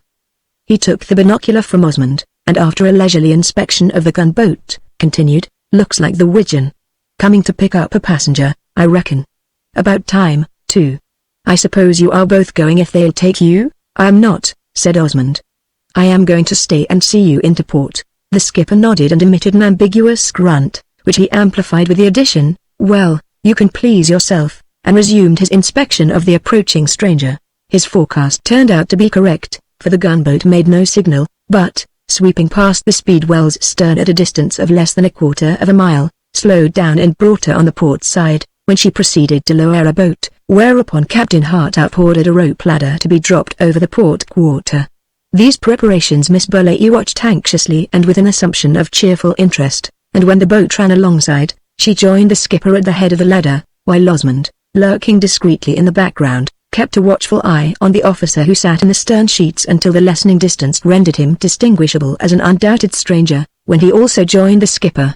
As the newcomer, a pleasant-faced, clean-shaved man in a lieutenant's uniform, reached the top of the ladder, he exchanged salutes with the skipper and the lady, who advanced and held out her hand. "Well, Miss Burleigh," said the lieutenant as he shook her hand, heartily, "this is a relief to find you safe and sound and looking in the very pink of health. But you have given us all a rare fright. We were afraid the ship had been lost." "So she was," replied Betty. "Lost and found. I think I have earned a fatted calf, don't you, Captain Darley?" "I don't know," rejoined the lieutenant. The honorary rank was in acknowledgement of his position as commander of the gunboat. "We must leave that to His Excellency. But it doesn't sound very complimentary to your shipmates or to your recent diet. I needn't ask if you are coming back with us. My cabin has been made ready for you." "But how kind of you, Captain Darley." "Yes, I suppose I must come with you, though I have been having quite a good time here. Mutinies, fishing, and all sorts of entertainments." "Mutinies, hey?" exclaimed Darley, with a quick glance at the captain. "Well, I am sorry to tear you away from these entertainments, but orders are orders. Perhaps you will get your traps packed up while I have a few words with the captain. I shall have to make a report of what has happened." On this there was a general move towards the companion. Betty retired somewhat precipitately to her berth and the lieutenant followed Captain Hart up to his cabin. Both parties were absent for some time. The first to reappear was Betty, slightly red about the eyes and carrying a small handbag. Having dispatched some winter below to fetch up her portmanteau, she drew Osmond away to the starboard side. "Jack," she said, in a low, earnest tone, "I may call you by your own name just for once, mayn't I? You have made me a promise. You won't go back on it, will you, Jack?" "Of course I shan't, Betty," he replied. "I want you to have my cabin when I've gone," she continued. "It is a better one than yours and it has a tiny porthole. And if you open the locker, you will find a little note for you. That is all. Here they come. Goodbye, Jack, darling." She turned away abruptly as he murmured a husky farewell, and having shaken hands with Captain Hart up and thanked him for his hospitality, was stepping onto the ladder when she paused suddenly and turned back. "I had nearly forgotten," said she. "I haven't paid my passage." "There is no passage money to pay," the skipper said, gruffly. "My contract was to deliver you at Accra, and I haven't done it. Besides," he added, with a sour grin, "you've worked your passage." "Worked her passage?" exclaimed the lieutenant. "What do you mean?" "She has been taking the second mate's duties," the skipper explained. Darley stared open-mouthed from the skipper to the lady. Then, with a fine, hearty British guffaw, he assisted the latter down to the boat. Chapter 7 The mate takes his discharge. As an instance of the malicious perversity which the forces of nature often appear to display, the calm which had for so many days cut off Miss Betty from any communication with the world at large seemed unable to survive her departure. Before the gunboat was fairly hull down on the horizon, a dark line on the glassy sea announced the approach of a breeze, and a few minutes later the brigantine's sails filled, her wallowing subsided, and a visible wake began to stream out astern. The change in the vessel's motion brought the captain promptly on deck, and Osmond listened somewhat anxiously for the orders as to the course which was to be set. But he knew his commander too well to make any suggestions. "Breeze seems to be about Susu west," the skipper remarked with one eye on the compass dial and the other on the upper sails. "Looks as if it was going to hold, too. Put her head west-northwest." "Did the lieutenant give you a position?" Osmond inquired. "No, he didn't," the skipper snapped. "He wasn't asked. I don't want any of your brass-bound dandies teaching me my business. The continent of Africa is big enough for me to find without their help." Osmond smothered a grin as he thought of the chronometer, restarted and ticking away aimlessly in the captain's cabin, its error and rate alike unknown. But again he made no comment, and presently the skipper resumed, "I suppose you will be wanting to get back to Adafia? I'm not going to leave you in the lurch." "Well, you can't stay with me for good excepting as a seaman, as you haven't got a ticket at least." "I suppose you haven't." "No. I hold a master's certificate entitling me to navigate my own yacht, but, of course, that is no use on a merchant vessel, excepting in an emergency. But I don't quite see what you are going to do." "It is a bit of a problem," the skipper admitted. "I shall take on 1 or 2 native hands to help while we are on the coast, and appoint Winter and Simmons to act as mates. Then perhaps I shall be able to pick up an officer from one of the steamers for the homeward trip. I will stay with you until you are fixed up, if you like, said Osmond, but the captain shook his head. No, he replied. I shall put you ashore at Adafia. I can manage all right on the coast, and I must have a regular mate for the homeward voyage. Thus the program was settled, and, on the whole, satisfactorily to Osmond. It is true that, if there had been no such person as Elizabeth Burleigh, he would have held on to his position, even with the rating of ordinary seaman, for the homeward voyage, on the chance of transferring later to some ship bound for South America or the Pacific Islands. But although he had renounced all claim to her and all hope of any future connected with her, he still clung to the ill-omened land that was made glorious to him by her beloved presence. The captain's forecast was justified by the event. The breeze held steadily and seemed inclined to freshen rather than to fail. The old brigantine heeled over gently and forged ahead with a pleasant murmur in her sails and quite a fine way trailing astern. It was a great relief to everybody after the long calm, with its monotony and inaction and the incessant rolling of the ship and flapping of the sails. The captain was almost pleasant and the crew were cheerful and contented, though they had little to do, for when once the course was set there was no need to touch sheet or brace, and the trick at the wheel was the only active duty apart from the cook's activities. To Osmond alone the change brought no obvious satisfaction. All that had recently happened had been, as he could not but recognize, for the best. The parting had to come, and every day that it was delayed forged his fetters only the more firmly. But this reflection offered little consolation. He loved this sweet, frank, open-hearted girl with an intensity possible only to a man of his strength of will and constancy of purpose. And now she was gone out of his life forever. It was a final parting. There was no future to look forward to, not even the most distant and shadowy. The vision of a great happiness had floated before him and had passed, leaving him to take up again the burden of his joyless life, haunted forever by the ghost of the might-have-been. Nevertheless, he went about his duties briskly enough, finding jobs for the men and for himself, overhauling the cordage, doing small repairs on the rigging, and even, with his own hands, putting a patch on a weak spot on the bottom of the longboat and lining it inside and out with scraps of sheet copper. And if he was a little grimmer and more silent than before, the men understood and in their rough way sympathized, merely remarking that poor old cook do seem cut up along o' loss in his duty. At dawn on the third day the land was in sight, that is to say to the north there was an appearance as if a number of small entomological pins had been stuck into the sea horizon in irregular groups. Viewed from the foretop, however, through Redford's glasses, this phenomenon resolved itself into a narrow band of low-lying shore, dotted with cocoa-nut palms, the characteristic aspect of the Bight of Benin. As the day wore on, the brigantine gradually closed in with the land. Before noon, the captain was able, through his telescope, to identify a group of white buildings as the German factories at the village of Bagaida. Then the neighboring village of Lomé came in sight and slowly crept past, and as the Speedwell drew yet nearer to the land, Osmond was able to recognize, among a large grove of cocoa nuts, the whitewashed bungalow Adinu, and, a few miles ahead, the dark mass of palms that he knew to be Adafia. "Well, Mr. Cook," said the captain, "you'll soon be back by your own fireside. If the breeze holds, we ought to be in Adafia roads by 4 at the latest. I suppose you have got all your portmanteaus packed. I'm all ready to go ashore, if you are still of the same mind." "I never change my mind," replied the skipper, and Osmond believed him. "Are you making any stay at Adafia?" he asked. "I am going to put you ashore," the captain answered. "What I shall do after that is my business." "I asked," said Osmond, "because I thought I might be able to get you 1 or 2 native hands. However, you can let me know about that later. Now, as it is your watch on deck, I will go below and take a bit of a rest." He went down to the berth, into which he had moved when Betty departed, and, shutting the door, looked thoughtfully round the little apartment. Nothing had been altered since she left. All the little feminine tidinesses had been piously preserved.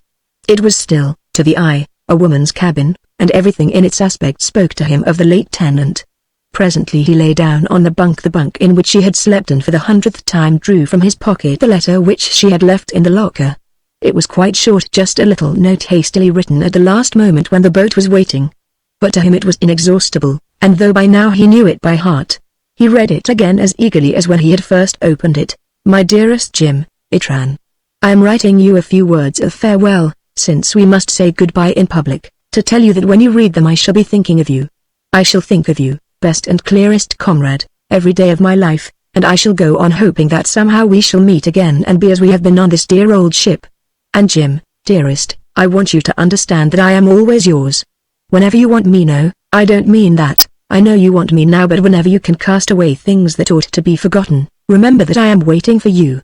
Try, dear, to forget everything but your love and mine. Au revoir, your faithful and loving, Betty. It was a sweet letter, written in all sincerity, and even though Osmond never wavered in the renunciation that honor demanded, still it told him in convincing terms that the door was not shut.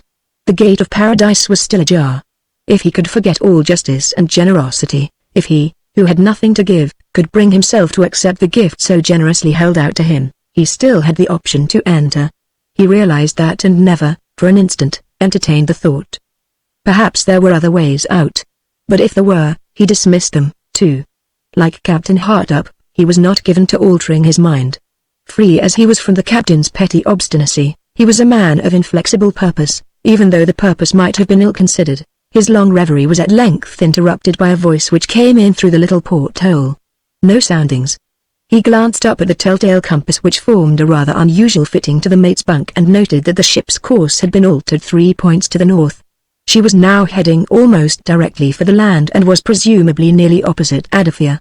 He refolded the letter and put it away, but his thoughts went back to its message and to the beloved writer.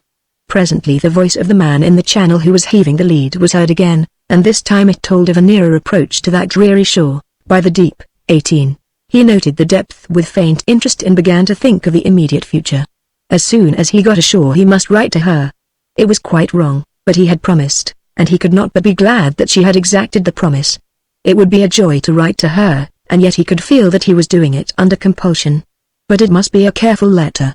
There must be in it no sign of weakening or wavering that might mislead her. She must be free and she must fully realize it, must realize that he belonged to her past and had no part in her future. It would be a difficult letter to write, and here he set himself to consider what he should say. And meanwhile the leadsman's voice came in from time to time, recording the gradual approach to the land, by the deep, Ilvern. By the mark, 10. By the deep, 8. At this point he was aware of sounds in the cuddy as if some heavy objects were being moved, and he surmised that the gin cases were being disinterred from the lazarette. Then he heard the trap fall and heavy footsteps stumbled up the companion stairs. A moment later the leadsman sang out, by the mark, Sephern. And as Osmond rose from the bunk there came a thumping at his door and a voice sang out. The captain wants you on deck, sir, and there's a canoe a-comin' alongside. Osmond cast a farewell glance round the little cabin and followed the man up on deck, where he found the captain waiting on the poop, standing guard, apparently, over 2 leathern bags and one of canvas. Looking forward, he saw the crew gathered at the open gangway, regarding with sheepish grins 4 unopened gin cases, while a canoe, bearing a scarlet-coated grandee, was just running alongside. As he stepped out of the companion, the captain picked up the 3 bags, and walking with him slowly towards the gangway, addressed him in a gruff tone and a somewhat aggressive manner. According to law, said he, I believe you are entitled to 1/3 of the ship's value for salvage services.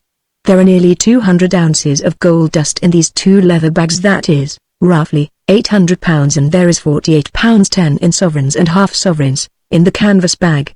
Will that satisfy you? Rubbish, said Osmond. I want 8 shillings for 2 cases of gin broached by your men. You won't get it from me, snapped the skipper. I'll have nothing to do with intoxicating liquor. If you don't pay, I'll sue you, said Osmond. I haven't had the gin, retorted the skipper. It was brought on board without my authority. You must recover from the men who had it. But what do you say about the question of salvage? Hang the salvage, replied Osmond.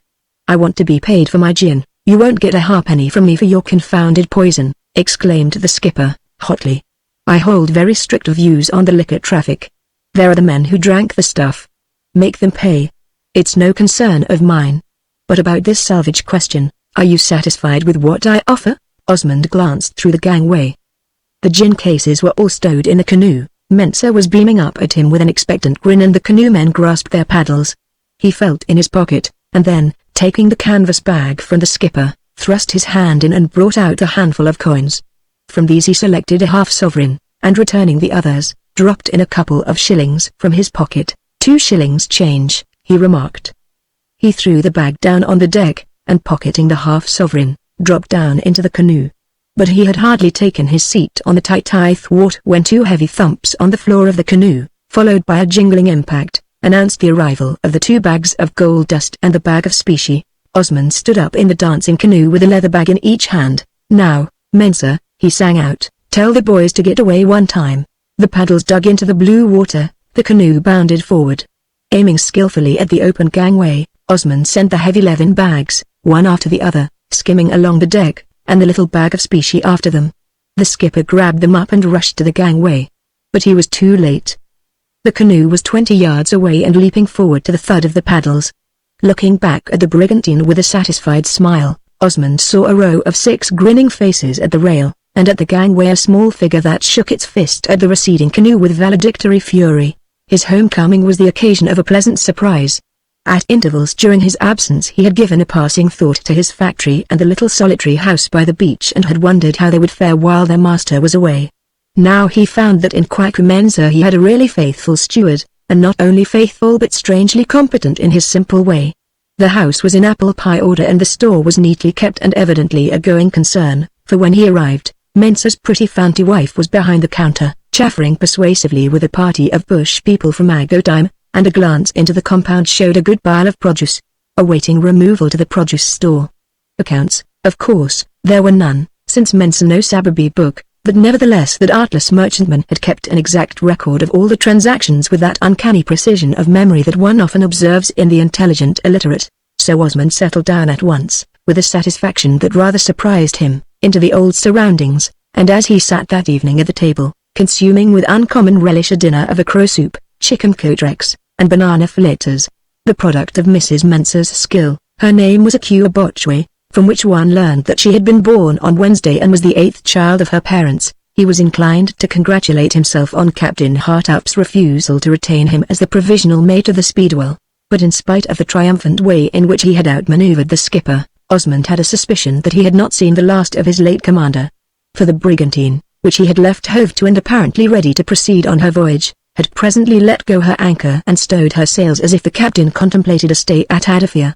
And the event justified his suspicions. On the following morning, while he was seated at the breakfast table, with a fair copy of his letter to Betty before him, he became aware of shod feet on the gravelled compound, and a few moments later the doorway framed the figure of Captain Hartup, while in the background lurked Sam Winter, grinning joy and carrying 2 leathern bags. The captain entered, and regarding his quondam mate with an expression that almost approached geniality, wished him good morning and even held out his hand. Osmond grasped it cordially, and drawing up a second chair, pressed his visitor to join him. "A little fresh food," he remarked, untactfully, with his eye on the leathern bags, "and a cup of real coffee will do you good." "I don't know what you mean by that," snorted the skipper. "I'm not starving, and neither are you. The ship's grub hasn't killed you. Still," he added, "as I see you are breakfasting like a Christian and not in the beastly coast fashion, I don't mind if I do try a bit of short tack with you. And you needn't look at those bags like that. I am not going to force anything on you. I'm not an obstinate man," which was a most outrageous untruth. "What have you brought them here for?" Osmond demanded stolidly. "I'll tell you presently," replied the skipper. "Bring 'em in, Winter, and dump 'em on that sideboard." Winter deposited the 2 bags on a stack of empty cases thus politely designated and then back to the doorway, where he was encountered by Kwaku, who was directed to take him to the store and feed him. "I've come ashore," the captain explained when they were alone, "to see if I can make 1 or 2 little arrangements with you." Osmond nodded as he helped his guest to stuffed crows and fried eggs. Eggs are usually served, on the coast, fried or poached or in some other overt form, as a precaution against embryological surprises. "To begin with," continued the skipper, "I want about 6 niggers, a cook, a cabin boy, and a few hands to do the rough work. Do you think you can manage that for me?" "I've no doubt I can," was the reply. "Good. Well, then, there is this gold dust. If you care to change your mind, say so, and the stuff is yours." Osmond shook his head. "I came on board for my own purposes," said he, "and I am not going to take any payment for looking after my own business." "Very well," the skipper rejoined, "then if you won't have it, I may as well keep it, and I shan't if it remains on board. It was that gold dust that tempted Duddy and the others. Now I understood from you that you have got a safe. Is it a pretty strong one?" "It's strong enough there are no skilled burglars out here." "Then I'm going to ask you to take charge of this stuff for me. You see that both bags are sealed up, and there is a paper inside each giving particulars of the contents and full directions as to how they are to be disposed of if anything should happen to me." Will you do this for me as a matter of business? Of course, not as a matter of business, replied Osmond. That would make me responsible for the safe custody of the bags, which I can't be, as I may have to be absent from Adafia and leave my man, Mensa, in charge of the factory.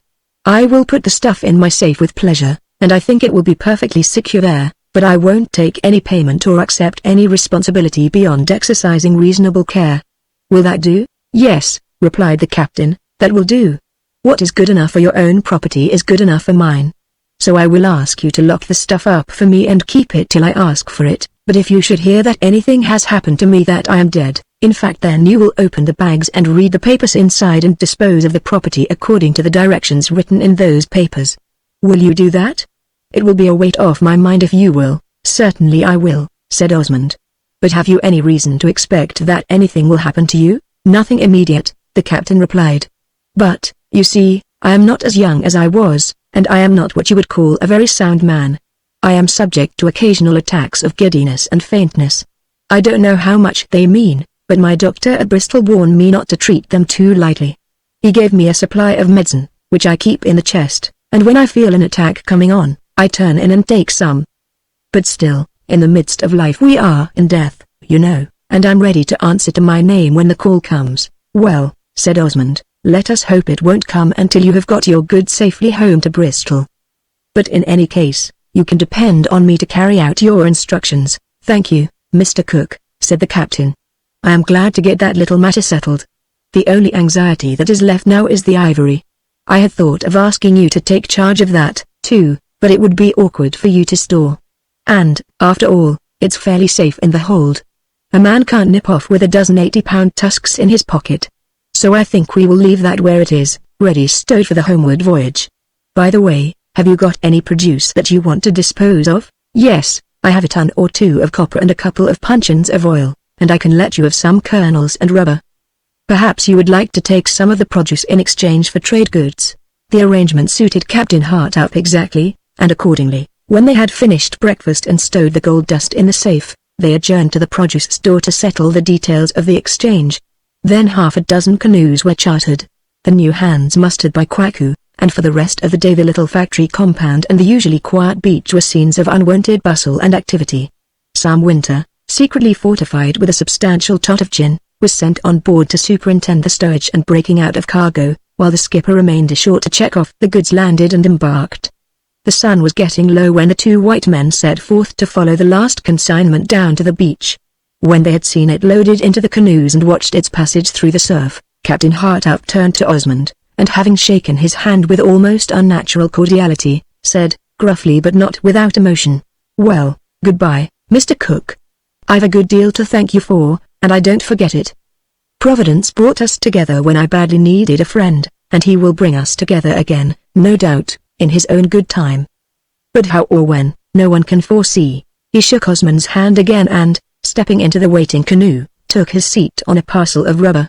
The incoming breaker surged up and spent its last energy in a burst of spray on the canoe's beak. The little craft lifted and, impelled by a hearty shove from the canoemen, slid down the beach on the backwash and charged into the surf. For a few minutes Osmond stood at the brink of the sea watching the canoe as it hovered amidst clouds of spray, dodging the great combers and waiting for its chance to slip through the shouting seas to the quiet rollers outside. At length the periodical lull came. The paddles drummed furiously on the green-blue water, the canoe leapt at the following wave, disappeared in a burst of snowy froth, and reappeared prancing wildly but safely outside the line of surf. A little figure in the canoe turned and waved its hand, and Osmond, after a responsive flourish of his hat and a glance at the anchored brigantine, turned away from the beach with an odd feeling of regret. Harrod walked slowly back to the factory, pondering on the captain's curious and rather cryptic farewell. Chapter 8 The Last of the Speedwell. For a couple of months Osmond's life at Adafia drifted on monotonously enough, yet not at all drearily to a man of his somewhat solitary habits and self-contained nature. The factory prospered in a modest way with very little attention on his part, causing him often to reflect regretfully on poor Larkham's melancholy and unnecessary failure.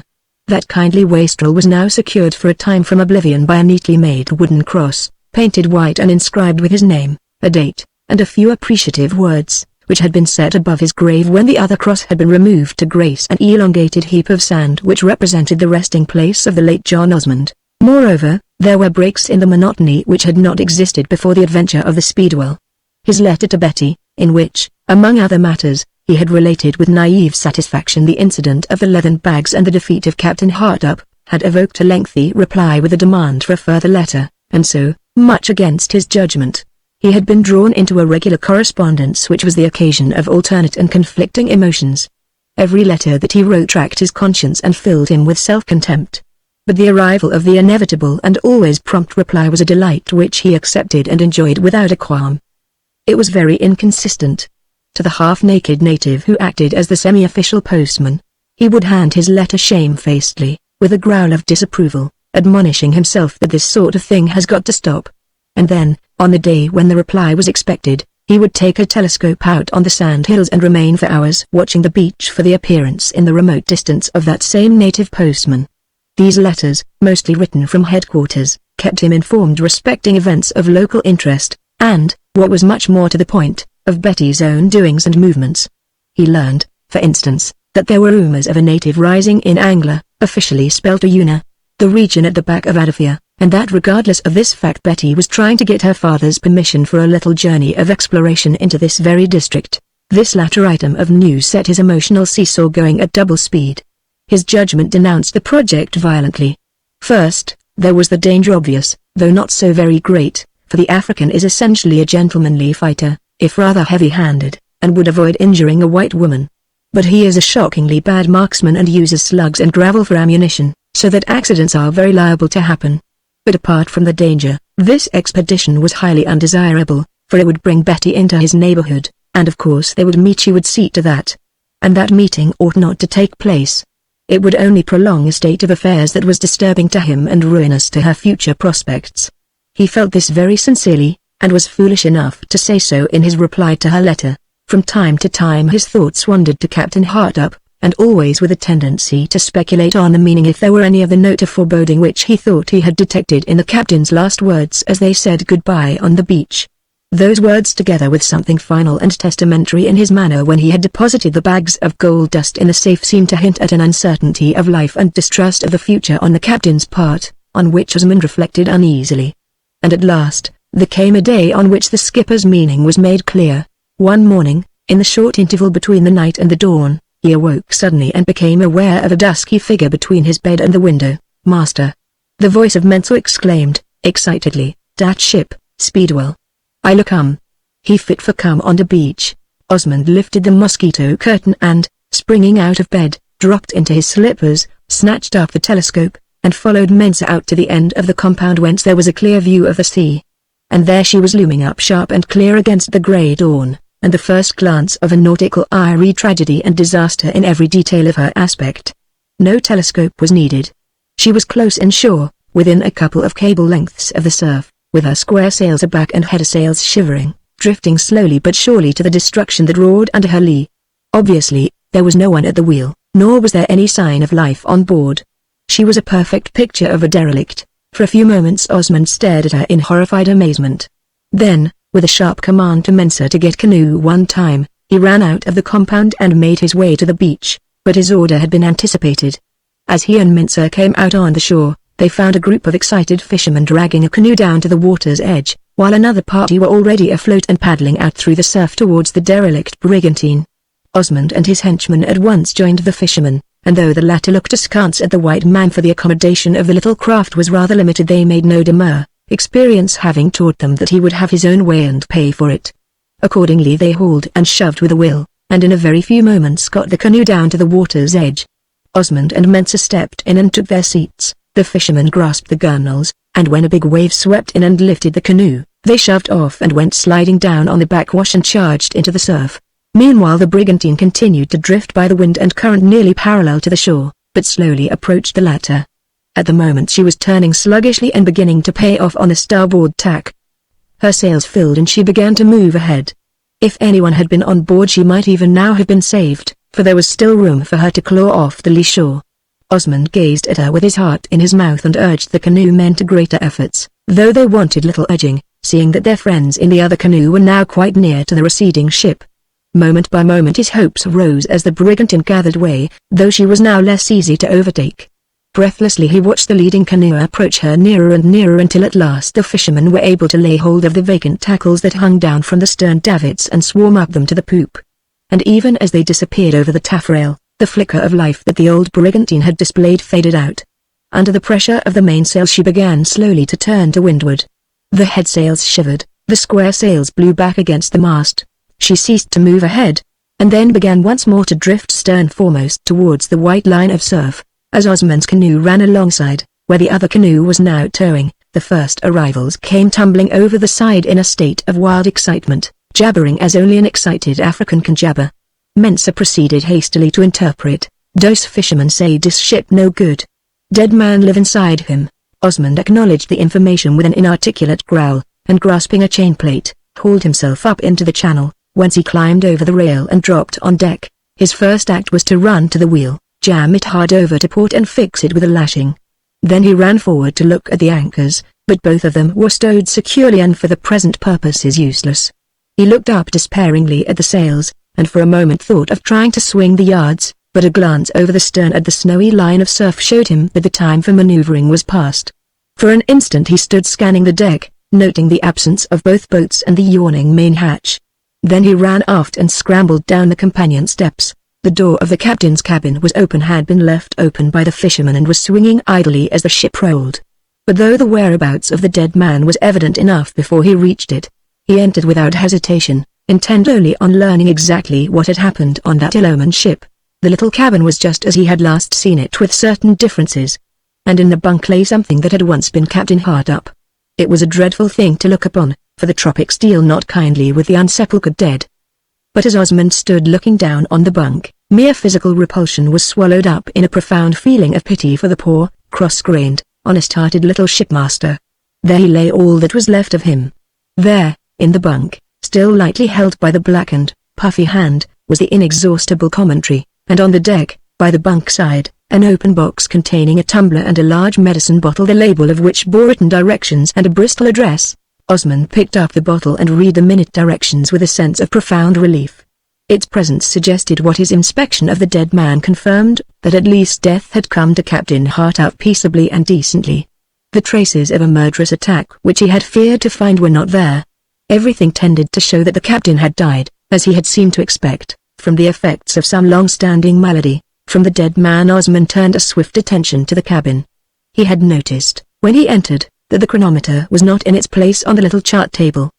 He now observed that other things had disappeared: the telescope, the marine glasses, the sextant, and the mathematical instrument case. In short, as he looked round, he perceived that the little cabin had been gutted. Every portable thing of value had been taken away. His observations were interrupted by the voice of Mensah calling to him urgently to come away one time, and at the same moment he felt the ship give a heavy lurch followed by a quick recovery. He backed out of the cabin and was about to run up the companion steps when his glance fell on the door of the adjoining berth, which had been his own and Betty's, and he was moved irresistibly to take a last, farewell look at the little hutch which held so many and so dearly prized memories.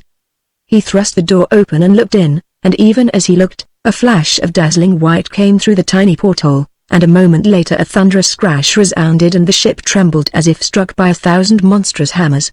He waited no more, but, springing up the steps, thrust his head cautiously out of the companion hatch. Glancing seaward, he saw a great, sparkling green mass sweeping down on the ship. In another instant, its sharp, tremulous crest whitened, a hissing sound was borne to his ears and quickly rose to a hoarse roar which ended in a crash that nearly shook him off his feet. Then sea and sky, masts and deck, were swallowed up in a cloud of blinding white. There was another roar, and the snowy cataract descended, filling the deck with a seething torrent of foaming water. Osmond sprang out of the hatch and took a quick glance round. The two canoes were hovering on the outside edge of the surf and obviously unable to approach the ship. Towards the land, the sea was an unbroken expanse of white, while to seaward the long ranks of sharp-crested waves were turning over and breaking as they approached. Warned by a hissing roar from the nearest wave, he stepped back into the shelter of the companion. Again the ship staggered to the crashing impact. Again the visible world was blotted out by the white cloud of spray and foam, and then, as the deluge fell, came a sickening jar with loud cracking noises as the ship struck heavily on the ground. Twice she lifted and struck again, but the third time, rending sounds from below told that her timbers had given way and she lifted no more. Then, Under the hammering of the surf, which filled her lower sails with green water, she heeled over towards the shore until the deck was at an angle of nearly 45. Osmond looked out from his shelter and rapidly considered what he should do. There was not much time to consider, for the ship would soon begin to break up. He thought of dropping overboard on the land side and swimming ashore, but it was not a very safe plan, for at any moment the masts might go over the side, and it would not do for him to be underneath when they fell. Still, he had to act quickly if he were to escape from the impending collapse of the whole fabric, and he looked about eagerly to find the least perilous method. Suddenly his glance fell upon a large cork fender which was washing about in the lee scuppers. The way in which it floated showed that it was dry and buoyant, and it appeared to him that with its aid he might venture into the surf beyond the shelter of the ship and wash safely ashore. He watched for an opportunity to secure it. Waiting for the brief interval between the descent of the deluge and the bursting of the next wave, he slipped out, and grasping the end of the main sheet, which had washed partly loose from the cleat, ran down to the cupper, seized the fender, and hauling himself up again, crept into his shelter just in time to escape the next wave. When this had burst on the ship and the cataract had fallen, he kicked off his slippers, darted out, and clawing his way past the wheel, reached the taffrail. Holding on firmly to the fender with one hand, with the other he grasped the lee davit tackle, and springing out, let the tackle slip through his hand. Just as he reached the water, the next wave burst on the ship, and for the next few moments he was conscious of nothing but a roaring in his ears, a sudden plunge into darkness, and a sense of violent movement. But he still clung tenaciously to the fender, and presently his head rose above the seething water. He took a deep breath, shook the water from his eyes, and began to strike out with his feet, waiting anxiously for the next wave and wondering how much submersion he could stand without drowning. But when the next wave came, its behavior rather surprised him. The advancing wall of hissing foam seemed simply to take hold of the fender and bear it away swiftly shoreward, leaving him to hold on and follow with his head comfortably above the surface. In this way, amidst a roar like that of steam from an engine's escape valve, he was borne steadily and swiftly for about a quarter of a mile. Then the spent wave left him and he could see it traveling away towards the shore.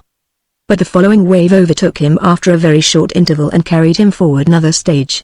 And so he was borne along with surprising ease and speed until he was at last flung roughly on the beach and forthwith smothered in foaming water. He clawed frantically at the wet sand and strove to rise. But the beach was steep and the undertow would have dragged him back but for the help of a couple of fishermen, who, holding on to a grass rope that was held by their companions, waded into the surf, and grabbing him by the arms, dragged him up onto the dry sand beyond the reach of the waves. As he rose to his feet, he turned to look at the ship. But she was a ship no longer. The short time occupied by his passage ashore had turned her into a mere wreck.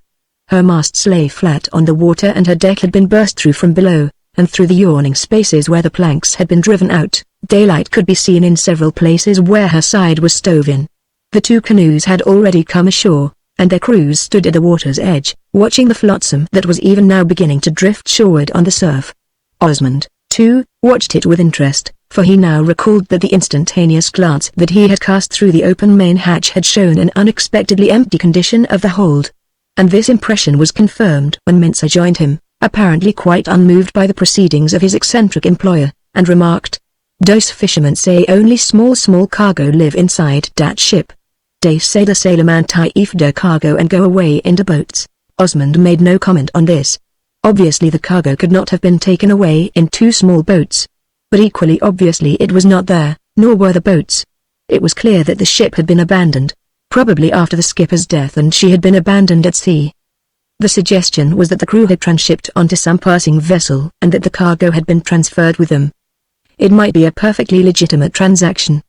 But the presence in the cabin of the unburied body of the captain, and the open main hatch, hinted at hurried proceedings of not very scrupulous agents. A responsible shipmaster would certainly have buried the dead captain. Altogether it was a mysterious affair, on which it was possible only to speculate. The spot where the brigantine had come ashore was about halfway between Adafia and the adjoining village of Dinu. Osmond decided to walk the 3 or 4 miles into Adafia, and when he had washed, dressed, and breakfasted, to return and examine the wreckage.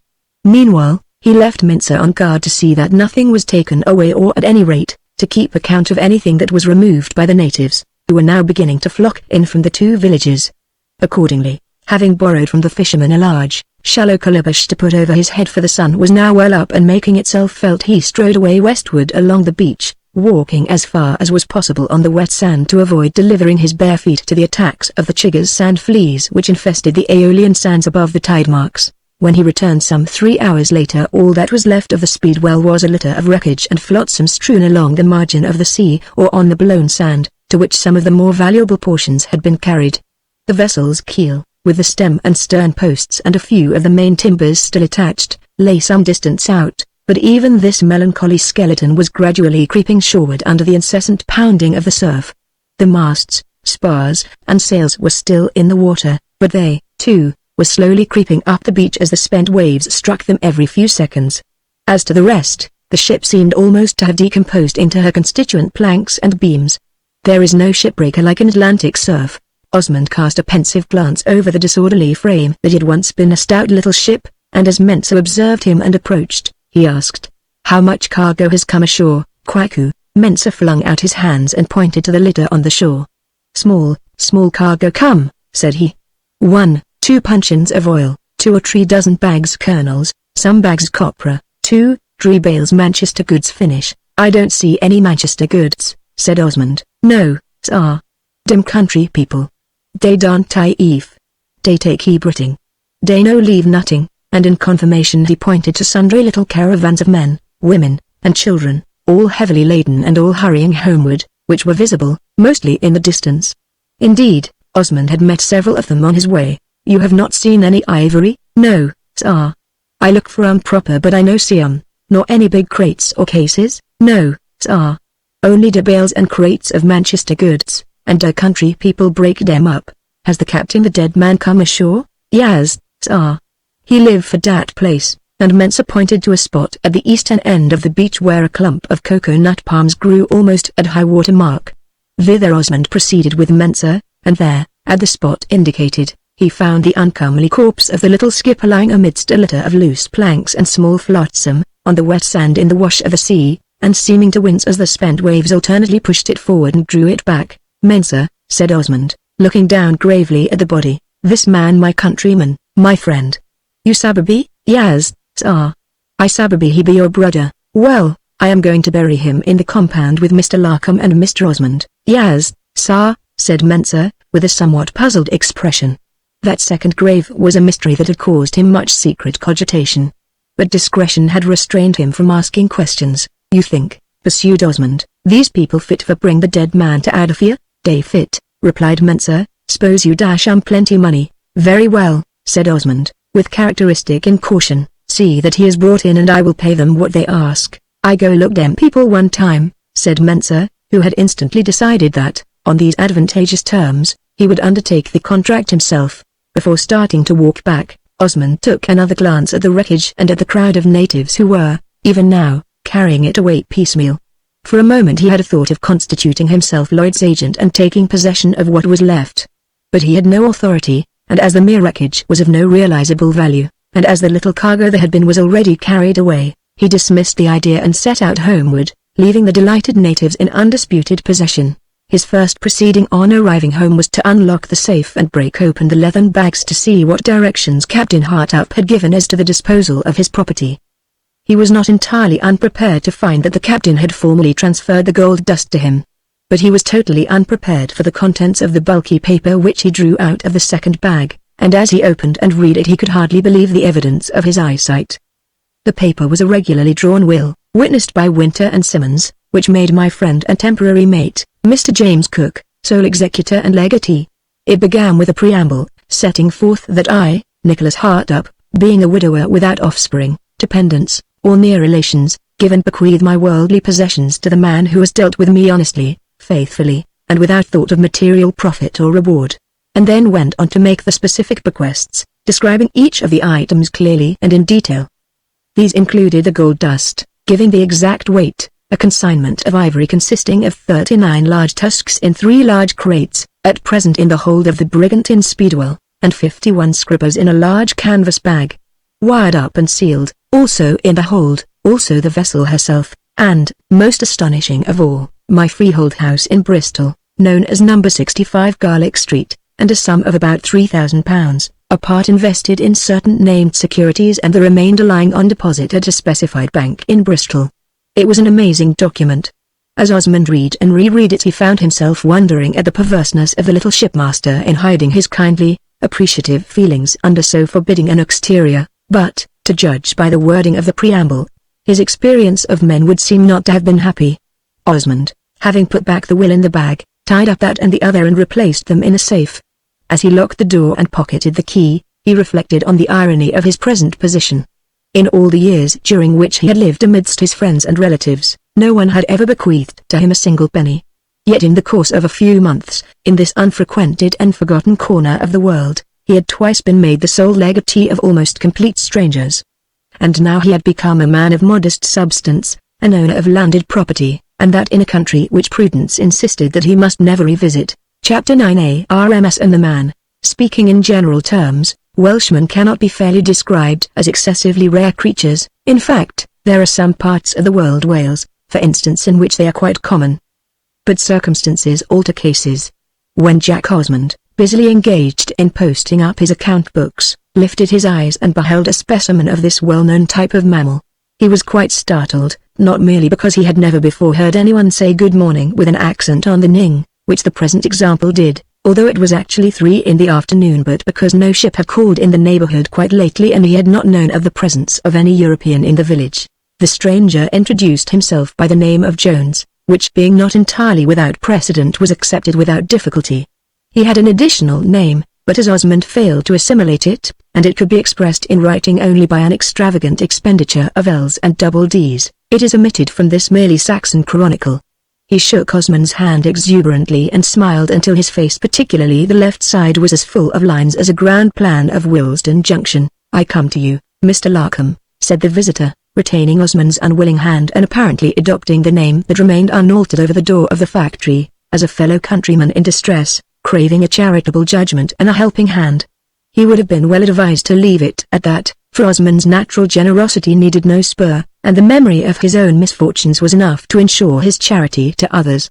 But Mr. Jones continued, smiling harder than ever, "I come to you confidently for this help because of the many instances of your kindness and generosity and good fellowship that I have heard." "From whom?"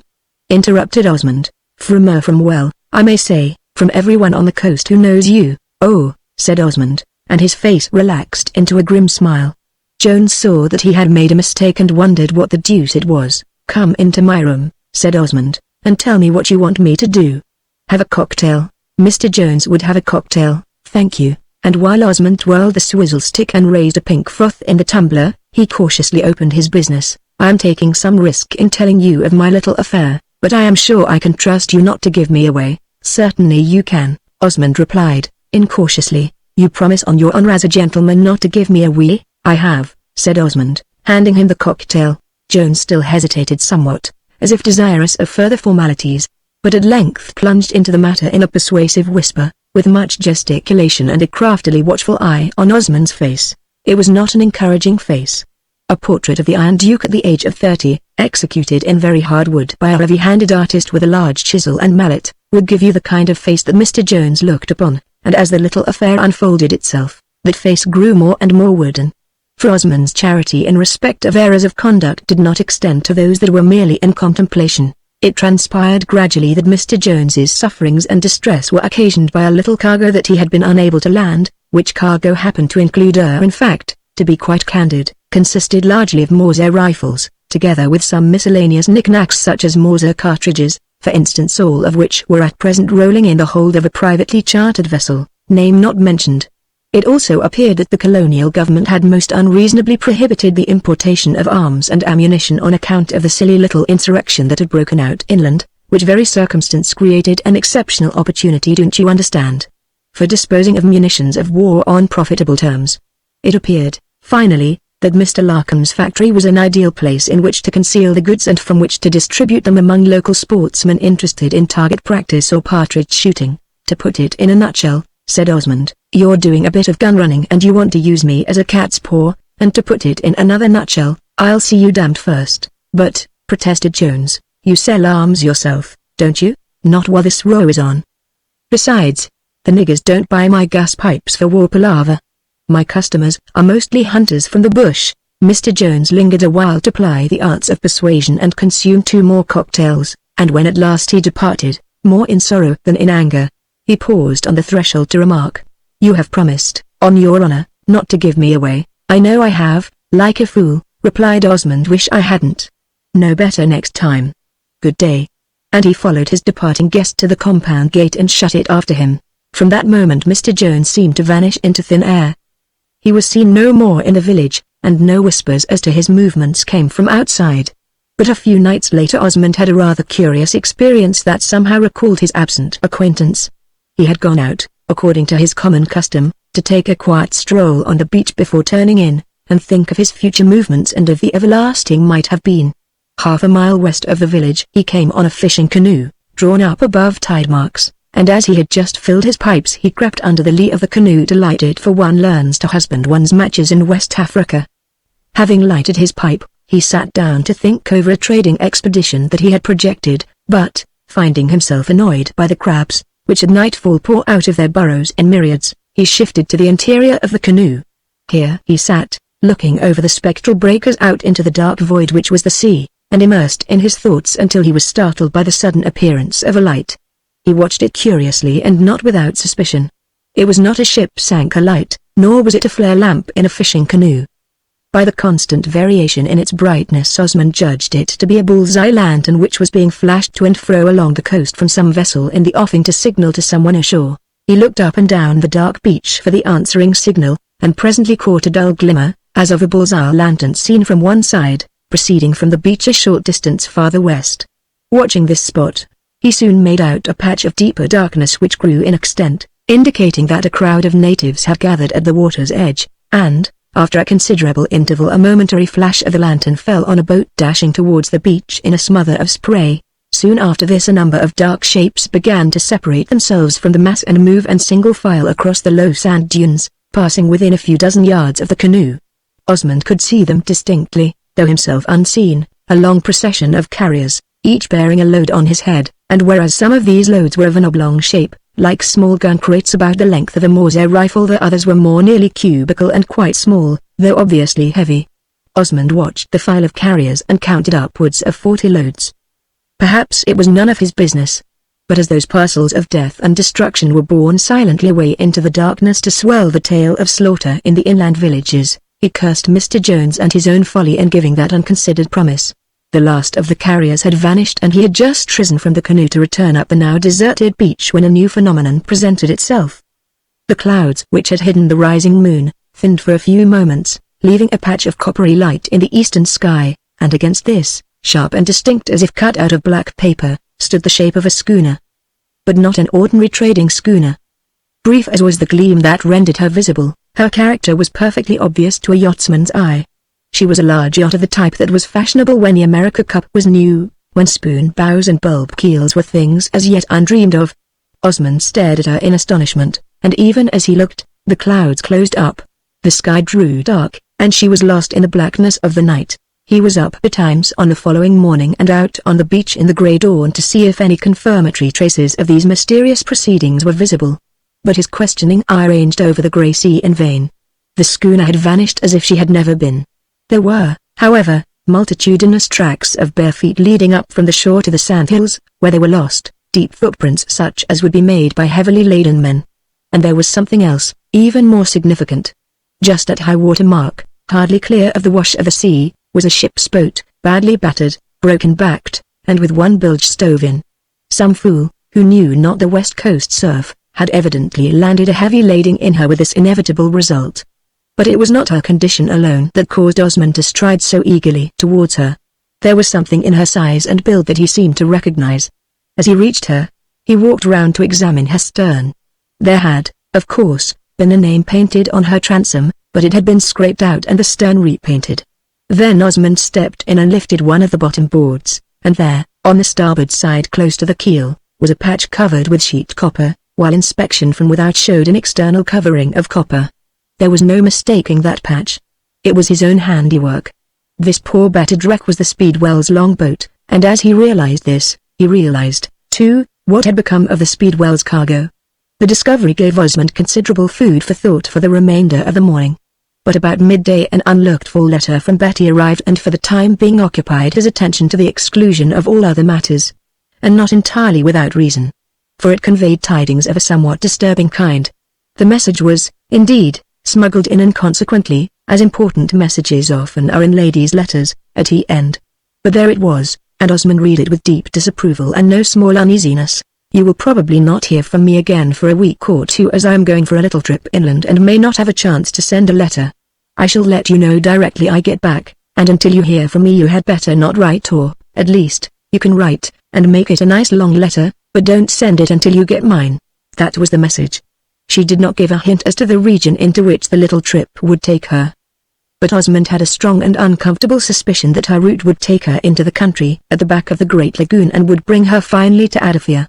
He pondered the situation at length. As to the danger of such a journey, it was probably negligible if the reports were correct. The disturbed area was far away to the north, on the borders of Creepy. The country at the back of the lagoon was believed to be quite peaceful and safe. But one never knew. These peoples were naturally warlike and turbulent. At any moment they might break out in support of their inland relatives. Even now they might have provided themselves with some of Mr. Jones's knickknacks and be preparing for war palaver. The result of his cogitations was somewhat curious and not very easy to understand. For some time past he had been turning over in his mind a project which had really been held up by the regular arrival of Betty's letters. That project was concerned with a trading expedition to the interior to the country at the back of the lagoon. But that little trip would have taken him out of the region in which the receipt of letters was possible, and he had accordingly put it off to some more opportune time. Now that more opportune time seemed to have arrived. There would be no more letters for a week or two, so there was nothing to prevent him from starting. That was how he put it to himself. What was actually in his mind it is impossible to guess. Whether his purpose was to be absent from Adafia when Betty should make her inevitable visit, to avoid the meeting for which he had yearned but which he felt to be so undesirable, or whether he had some vague hopes of a possible encounter on the road, who can say? Certainly not the present chronicler, and probably not Osmond himself. At any rate, the upshot of it was that he decided on the journey, and with characteristic promptitude set about his preparations forthwith, and as they were far from elaborate and had been well considered beforehand, a single day's work saw everything ready for the start. On the following morning he set forth, leaving the faithful Mensa in charge of the factory. A dozen carriers bore the loads of goods for the trading venture, and his recently engaged servant, Coffee Kimmer, carried his simple necessaries in a light box. In spite of his anxieties and haunting regrets, he was in high spirits at the promised change from the monotony of Adafia, which, but for the infinitely precious letters, would have been intolerably wearisome. The universal sand, varied only by the black lagoon mud, the everlasting cocoa-nut palms chattering incessantly in the breeze, and the bald horizon of the unpeopled sea, had begotten in him an intense yearning for a change of scene, for the sight of veritable trees with leaves, growing in actual earth, and of living things other than the seabirds and the amphibious denizens of the beach. A couple of hours' steady marching carried him and his little party across the bare plain of dry mud that had once been part of the Great Lagoon and brought him to the mainland and a little 9-inch trail that did duty as a road. Gleefully he strode along in the rear of his little caravan, refreshing his eyes and ears with the novel sights and sounds. The tiresome boom of the surf had faded into a distant murmur that mingled with the stirring of leaves. Strange birds, unseen in the bush, piped queer little Gregorian chants, while others, silent, but gorgeous of plumage, scarlet cardinals and rainbow-hued sunbirds disported themselves visibly among the foliage. Little striped Barbary mice gamboled beside the track, and great, blue-bodied lizards with scarlet heads and tails perched on the tall anthills that rose on all sides like pink monuments, and nodded their heads defiantly at the passing strangers. It was a new world to Osmond. The bright pink soil, the crowded bush, the buttressed forest trees, the uncouth baobabs, with their colossal trunks and absurdly dwarfed branches, all were new and delightful after the monotony of the beach village, and so fully occupied his attention that when they entered a hamlet of pink-walled houses, he was content to leave the trading to Coffee, while he watched a troop of dog-faced monkeys who seemed to have established a sort of modus vivendi with the villagers. Thus, with occasional halts for rest or barter, the caravan worked its way through the bush until about 4 o'clock in the afternoon, when Osmond, who had lagged behind to avoid the chatter of his carriers, rounded a sharp turn in the road and found himself entering the main street of a village. But he was not the only visitor. An instantaneous glance showed him a couple of stands of piled arms, by the side of which some half-dozen barefooted native soldiers were seated on the ground eating from a large calabash. A fierce and sullen-looking native, secured with manacles and a leading rope and guarded by 2 more of the Horsa soldiers as he was fed by some of the villagers, and 2 white officers, seated under the village shade tree and engaged at the moment in conversation with Coffee, who seemed to have been captured by a horse sergeant. As Osmond came in sight, the two officers looked at one another and rose with a rather stiff salutation. "You are Mr. Cook of Adafia, I understand?" one of them said. "Yes," Osmond replied, and as the two officers again looked at one another with an air of some embarrassment, he continued, bluntly, "I suppose you want to know if I have got any contraband of war?" "Well, you know," was the half-apologetic reply, "someone has been selling rifles and ammunition to the natives, so we have to make inquiries." "Of course you do," said Osmond, "and you'd better have a look at my goods.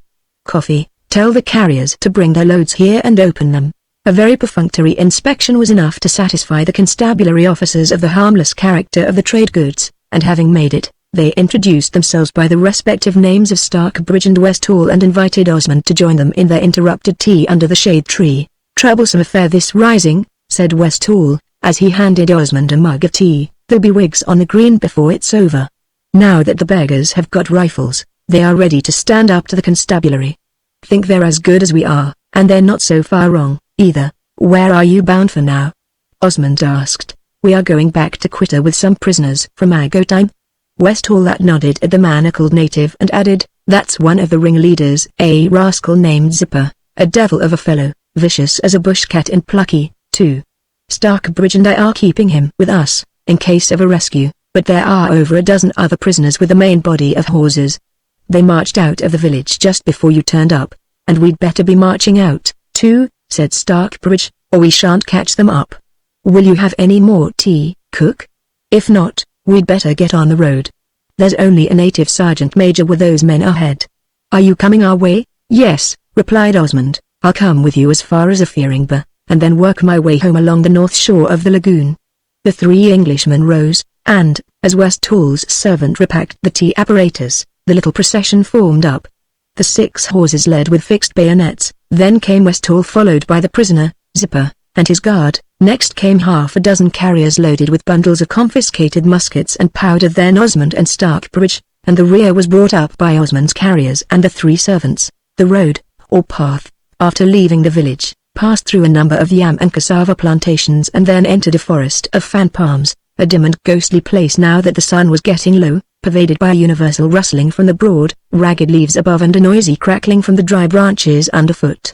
For nearly an hour the party threaded its way through the gloomy aisles, then the palms gradually thinned out, giving place to ordinary forest trees and bush. "Quite pleasant to get a look at the sky again," Osmond remarked as they came out into the thin forest. "Yes," said Starkbridge, "but you won't see it for long.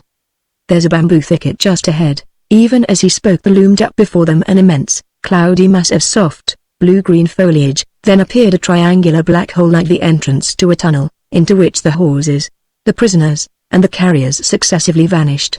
A moment later and Osmond himself had entered through that strange portal and was groping his way in almost total darkness through a narrow passage, enclosed and roofed in by solid masses of bamboo stalks.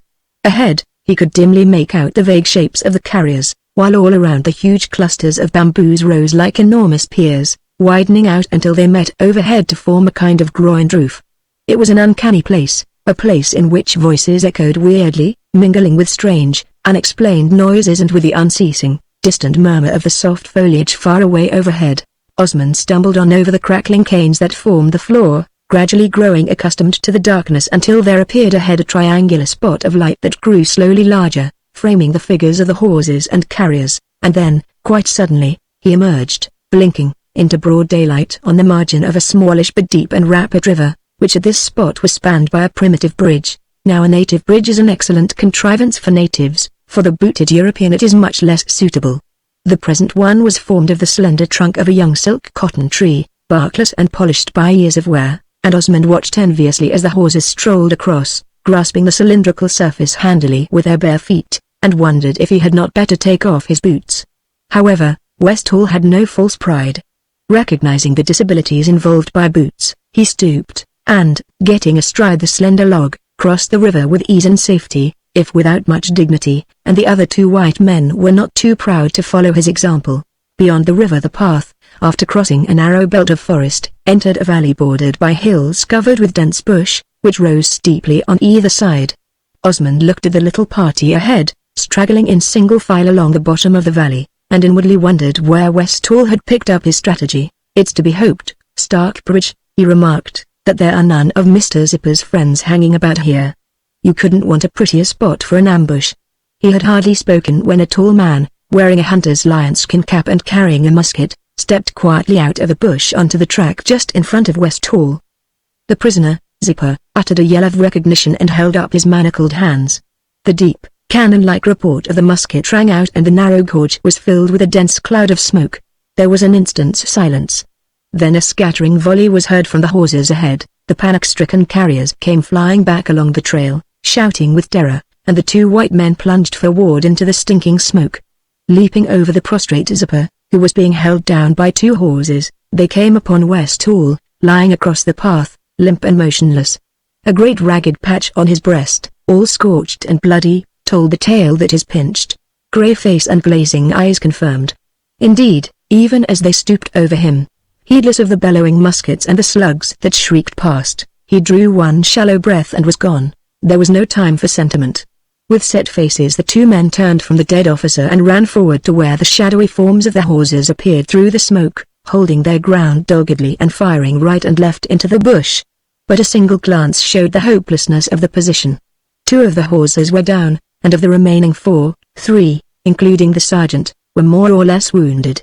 Not a man of the enemy was to be seen. Hot from the wooded slope on either hand came jets of flame and smoke, accompanied by the thunderous reports of the muskets and the whistle of flying slugs, while a thick cloud of smoke rolled down the hillsides and filled the bottom of the valley as with a dense fog. Osmond snatched up the rifle of one of the fallen horses and, clearing out the man's cartridge pouch, began firing into likely spots in the bush when Starkbridge interposed. "It's no go, Cook. We must fall back across the bridge. You clear out while you've got a whole skin. Hello. Did you hear that?" Those weren't trade guns. As he spoke there were heard, mingling with the noisy explosions of the muskets, a succession of sharp, woody reports, each followed by the musical hum of a high-speed bullet. "Back you go, Cook," he urged.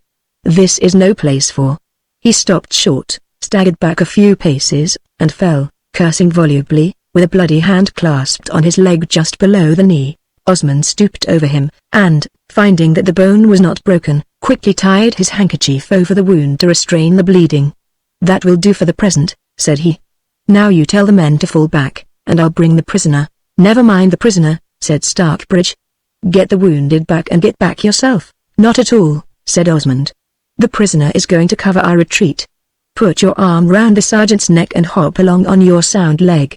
In spite of the galling fire, the retreat was carried out quickly and in good order. Starkbridge was hustled away by the sergeant, who was only disabled in one arm, and the two helpless men and the dead officer were borne off by the three native servants. Meanwhile Osmond took possession of the prisoner just as one of his guards was preparing to cut his throat with a large and very unofficial-looking knife, and, rapidly pinioning his arms with a leading rope, held him up with his face towards the enemy, in which position he served as excellent cover, not only for Osmond but also for the two horses, who were able to keep up a brisk fire over his shoulders. In this fashion Osmond and his two supporters slowly backed after the retreating party. The firing from the bush practically ceased, since the enemy had now no mark to fire at but their own chief, and though they continued to follow up, as the moving bushes showed, their wholesome respect for the Snider rifle with which the horses were armed prevented them from coming out of cover or approaching dangerously near. In less than a quarter of an hour the open space by the river was reached, and here Osmond's retreat was covered by the rest of the party, who had crossed the river and had taken up a safe position in the bamboo thicket, whence they could, without exposing themselves, command the approaches to the bridge. The two horses were turning to run across the log when Osmond noticed a large basket of produce containing, among other things, a number of balls of shea butter which one of his carriers had dropped in retreat. "Hi!" he sang out, "pick up that basket and take him across," and then, as a new idea suggested itself, "put those balls of shea tulle in my pocket." The astonished horser hesitated, especially as a Morse bullet had just hummed past his head, but when Osmond repeated the order impatiently he hurriedly grabbed up the unsavory-looking balls of grease and emptied them into Osmond's pocket. Then he turned and ran across the bridge. Osmond continued to back towards the river, still holding the struggling Zipper close before him as a shield. Arriving at the end of the bridge, he cautiously sat down and got astride the log, pulling his captive, with some difficulty, into the same position, and began to wriggle across. Once started, Zipper was docile enough, for, with his pinioned arms, He could not afford to fall into the swirling water. He even assisted his captor so far as he was able, being evidently anxious to get the perilous passage over as quickly as possible. When they had crept about a third of the way across, Osmond took one of the balls of shea butter from his pocket and, reaching past his prisoner, smeared the mass thickly on the smooth surface of the log, and this proceeding he repeated at intervals as he retired, leaving a thick trail of the solid grease behind him. Zipper was at first profoundly mystified by the white man's maneuvers, which he probably regarded as some kind of fetish ceremonial or magic. But when its purpose suddenly dawned on him, his sullen face relaxed into a broad and appreciative grin, and as he was at length dragged backwards from the head of the bridge, through the opening into the dark bamboo thicket, he astonished the besieged party, and no doubt the besiegers also, by letting off a peal of honest African guffaws. Chapter 10 Betty's Appeal. As the prisoner was withdrawn by his guard into the dark opening of the thicket, Osmond halted for a moment to look back across the river. Not a sign of the enemy was to be seen excepting the pall of smoke that hung over the wooded shore.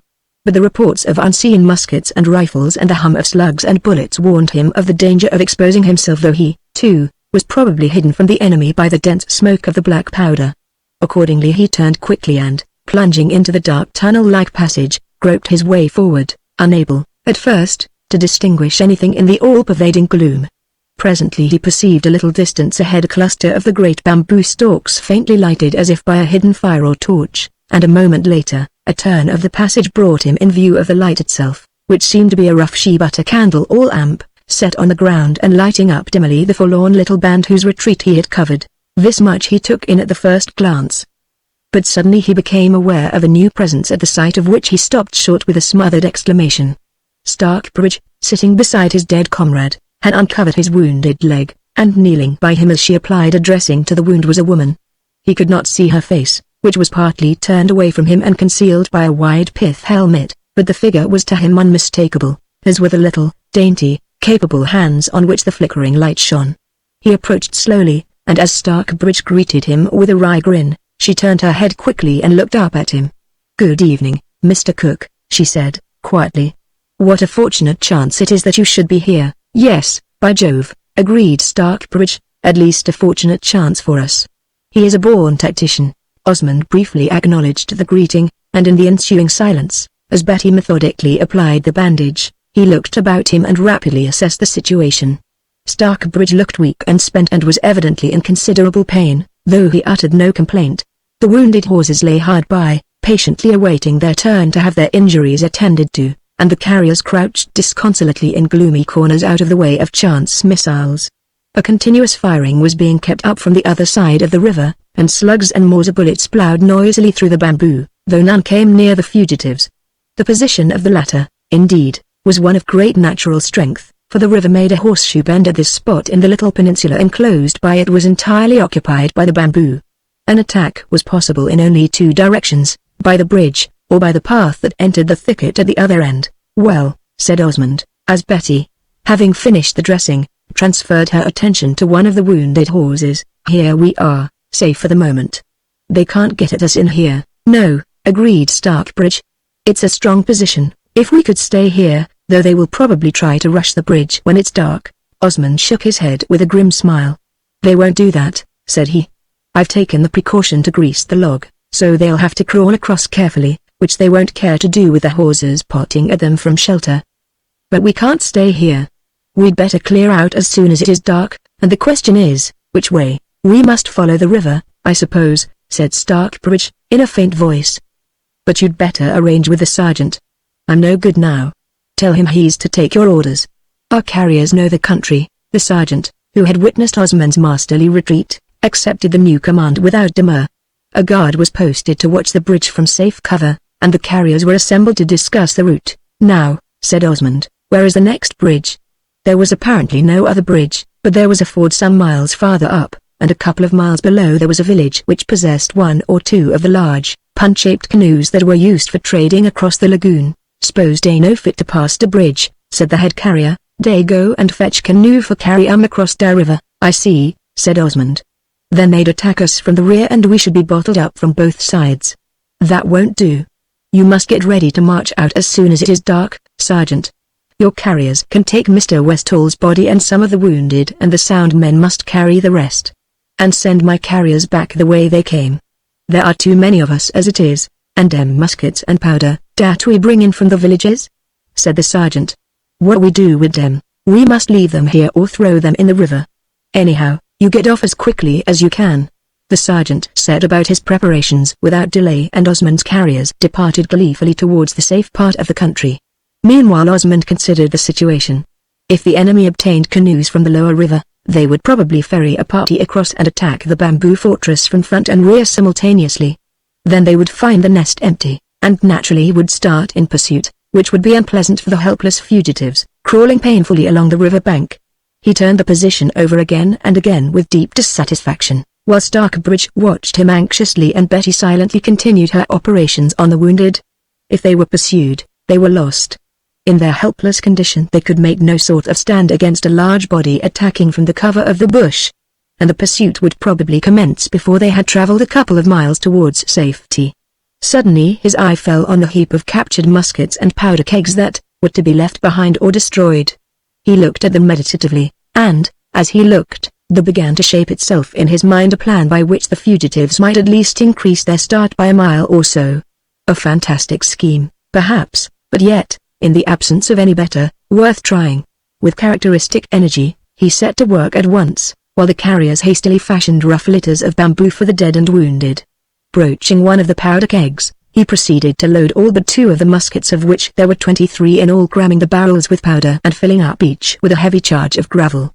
6 of the loaded and primed muskets he laid on the ground about 50 yards from the bridge end of the long passage, with their muzzles pointing towards the bridge. The remaining 15 he laid in batches of 5 about the same distance from the opposite entrance, towards which their muzzles pointed.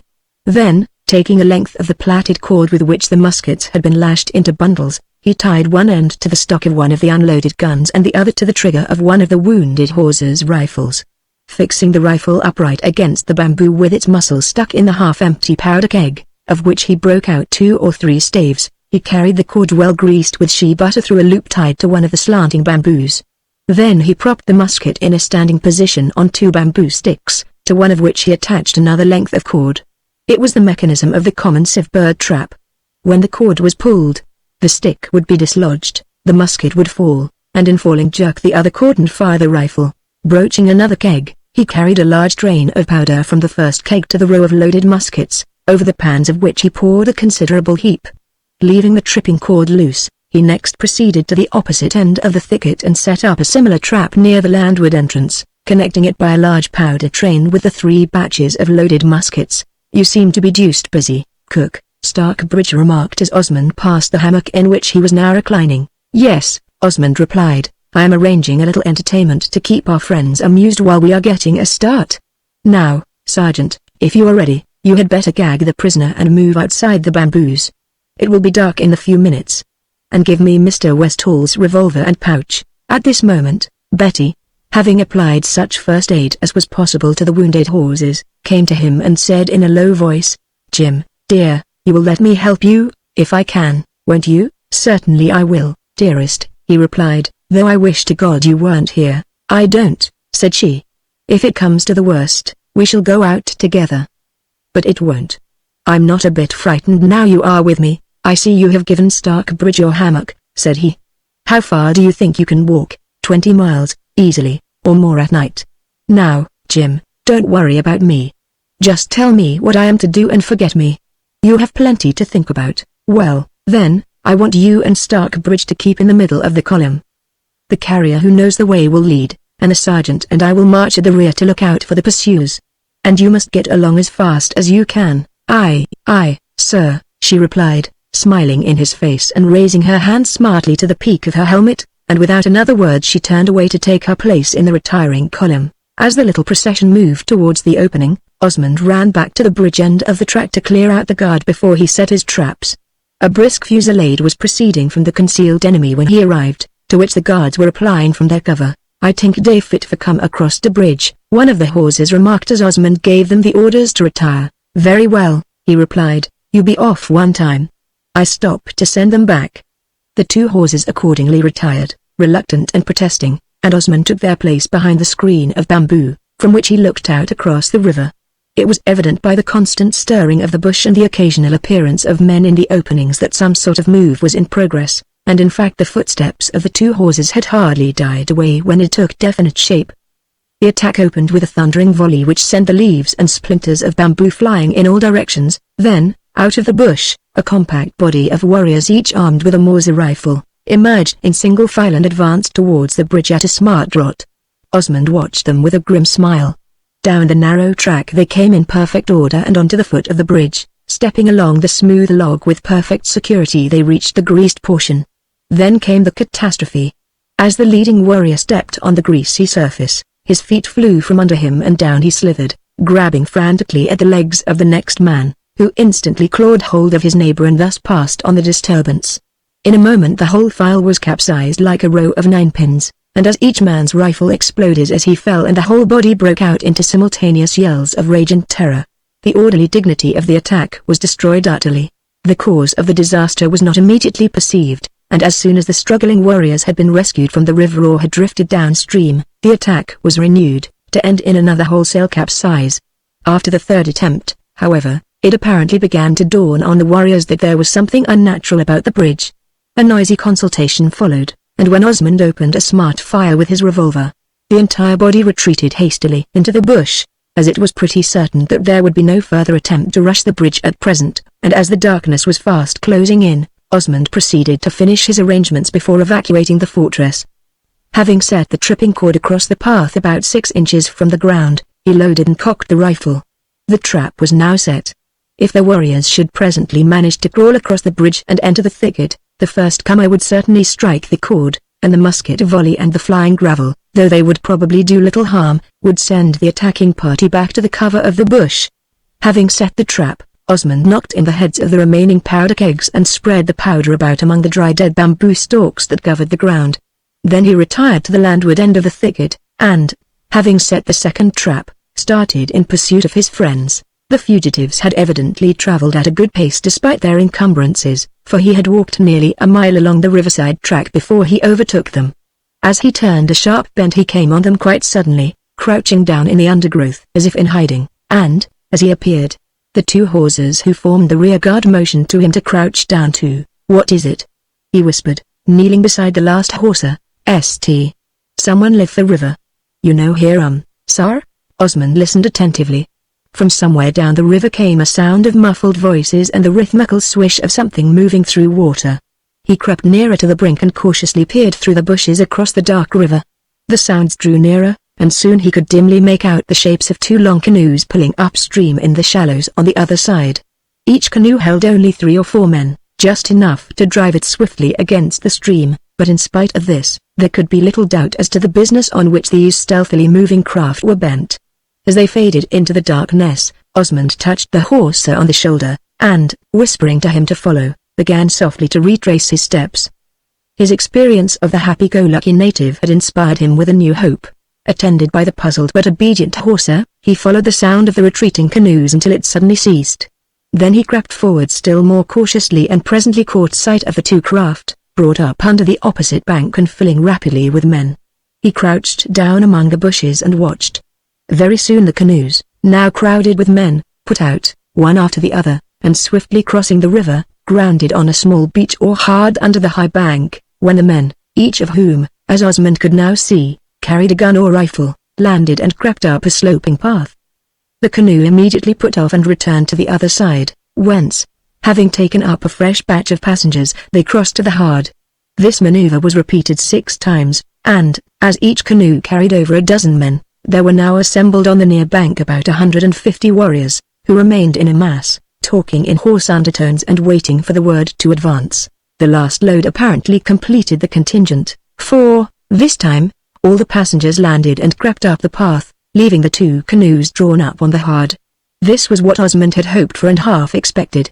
Feverishly he watched the mob of warriors form up and move off in orderly single file, each shouldering his musket or rifle and no one making a sound. As the silent procession vanished towards the lately evacuated fortress, he craned forward to see if any guards had been posted. But not a soul was in sight.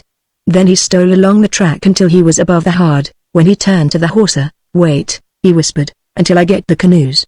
Then go back quickly and tell the sergeant I come." He crept down the path to the hard, and, stepping into one of the canoes, walked to the stern, holding on to the second canoe. As his weight depressed the stern, the bow lifted from the ground and he was able to push off, walking slowly forward as the craft went astern. Then, from the bow, he threw his weight on the stern of the second canoe, which lifted free of the ground in the same manner, and the two craft began silently to drift away downstream on the swift current. Osmond waved his free hand to the hawser, and, when he had seen the man steal away to carry the good tidings to the fugitives, he set himself to secure the two canoes together. Each had a primitive painter of grass rope rove through a hole in the bluff bow and a small thwart or crossband of the same material close to the stern to strengthen the long sides. By making fast the painter of the second canoe to the stern thwart of the one he was in, he secured them together and left himself free to ply the pole, which he began to do as noiselessly as possible, when he had drifted down about a quarter of a mile from the hard, steering the canoes close along the side on which his friends would be waiting. Presently there came a soft hail from the bank, on which, checking their way with the pole, he brought the two canoes up on a spit of sandy mud close underneath. As he stepped ashore, holding on to the painter of the leading canoe, a little, white-skirted figure came scrambling down the bank, and running to him, seized both his hands. "Jim," she whispered, "you are a wonder. You have saved us all." "Of course you have. I knew you would." She gave his hands a final squeeze and then abruptly returned to business. "I will see to the wounded if you tell me where they are to go." Osmond indicated the larger of the two canoes, and she at once climbed up the bank to arrange the embarkation, while Osmond, having drawn both canoes up on the spit, called to two of the horses to take charge of the painters so that the craft should not get adrift while loading. Then he went up to superintend. The first problem, that of canoemen, was easily solved, for the carriers, who were natives of the lagoon country, all had some skill in the use of the pole and cheerfully volunteered for duty. But it was not without some difficulty that the three rough litters, one of them containing the body of poor Westall, were lower down the steep bank and the wounded men helped down to the spit. But when once they were there, the roomy, punt-like canoes afforded ample and comfortable accommodation for the whole party. The sound men, with 3 canoemen and the prisoner, were packed into the smaller canoe, leaving plenty of space in the other for the wounded to lie at their ease. Starkbridge's hammock was stowed in the bows, so that he should not be disturbed by the movements of the canoemen. The body of Westall came next, decently covered with a country cloth, and then the rest of the wounded. When all was ready, Betty and Osmond stepped on board and took their places side by side in the stern. As they pushed off into the river, Starkbridge settled himself comfortably on his pillow with a sigh of relief at exchanging the jolting of the bush road for the easy motion of the canoe. "By Jove, Cook!" he exclaimed, "it was a stroke of luck for us that you happened to overtake us. But for your wits they would have made a clean sweep of us. Hello! What the deuce is that?" From up the river came 3 thunderous volleys in quick succession, followed by a confused noise of shouting and the reports of muskets and rifles, then the sound of another volley, more shouts and rattling reports, and as they looked back, the sky was lighted for a few moments by a red glare. Osmond briefly explained the nature of his little arrangements, while the alarmed carriers poled along the shallows for dear life. "But," said Starkbridge, after listening a while, "what are the beggars going on firing for? Just hark at them. They're blazing away like billy-o." "I take it," replied Osmond, "that they have gorged the bait. Apparently, a party has managed to crawl across the bridge to attack the bamboo thicket from the front, while the other force, which ferried across the river, attacked from the rear, and that each party is mistaking the other for us. The trifling error ought to keep them amused for quite a long time, in fact until we are beyond reach of pursuit." Starkbridge chuckled softly. "You are an ingenious beggar, Cook," he declared with conviction, "and how you manage to keep your wits about you in that hurly-burly, I can't imagine. However, I think we are safe enough now." With this comfortable conclusion, he snuggled down into his hammock and settled himself for a night's rest. "Oh, Jim, dear," whispered Betty, "how like you to think out your plans calmly with the bullets flying around and everybody else in a hopeless twitter. It reminds me of the phantom mate on the dear old Speedwell. By the way, how did you happen to be there in that miraculously opportune fashion?" Osmond chuckled. "Well," he exclaimed, "you are a pretty cool little fish, Betty. You drop down from the clouds and then inquire how I happen to be there."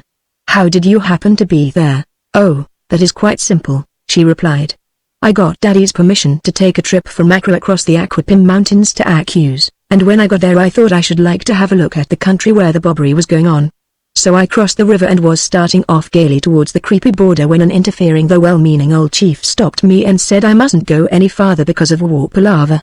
I wanted to go on, but my carriers wouldn't budge, so back I came, taking the road for Quitter, and by good luck dropped into a little war palaver after all. Why were you going to Quitter? Now, Jim, don't ask silly questions. You know perfectly well.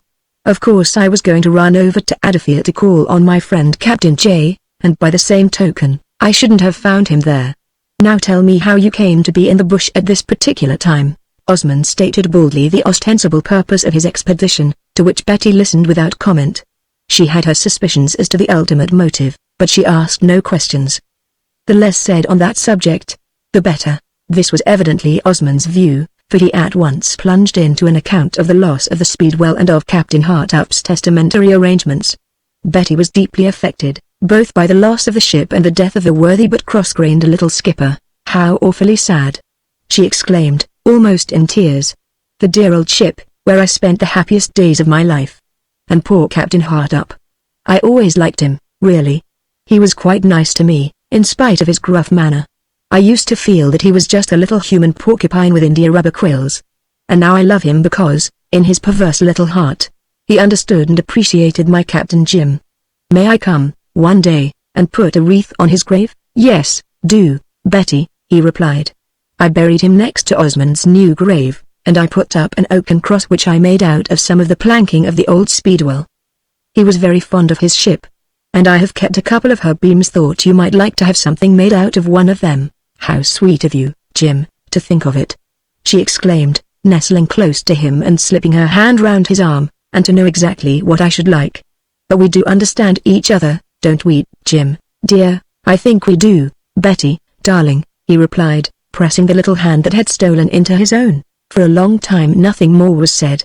After the turmoil and the alarms of the escape, it was very peaceful to sit in the gently swaying canoe and listen to the voices of the night, the continuous cheer of countless cicadas, punctuated by the soft swish of the canoe poles as they were drawn forward for another stroke, the deep-toned, hollow whistle of the great fox spats, flapping slowly across the river, the long-drawn cry, or staccato titter, of far-away hyenas, and now and again, the startling shriek of a potto in one of the lofty trees by the riverbank.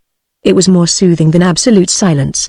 The sound seemed so remote and unreal, so eloquent of utter solitude, of a vast, unseen wilderness with its mysterious population of bird and beast, living on its strange, primeval life unchanged from the days when the world was young.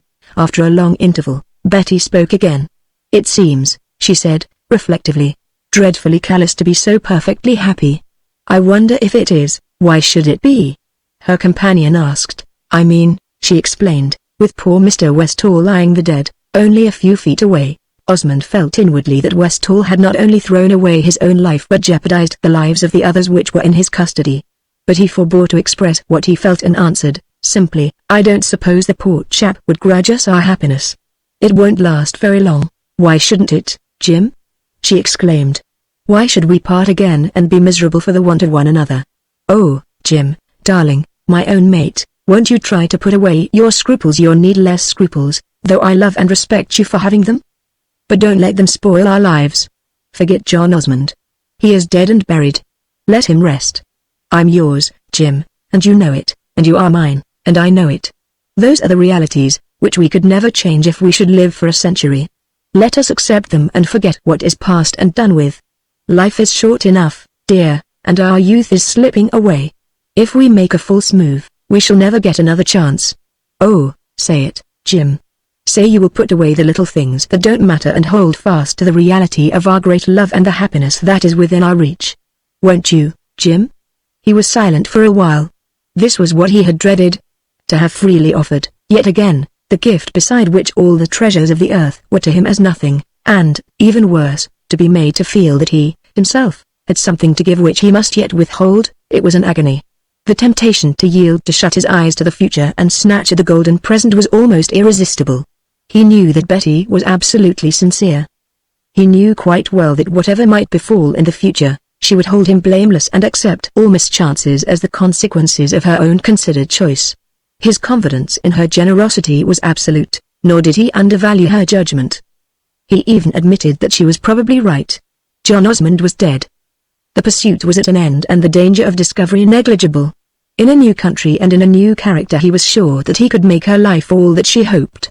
Then why not forget the past and say yes? It was a great temptation. One little word, and they would possess all that they wished for, all that mattered to either of them.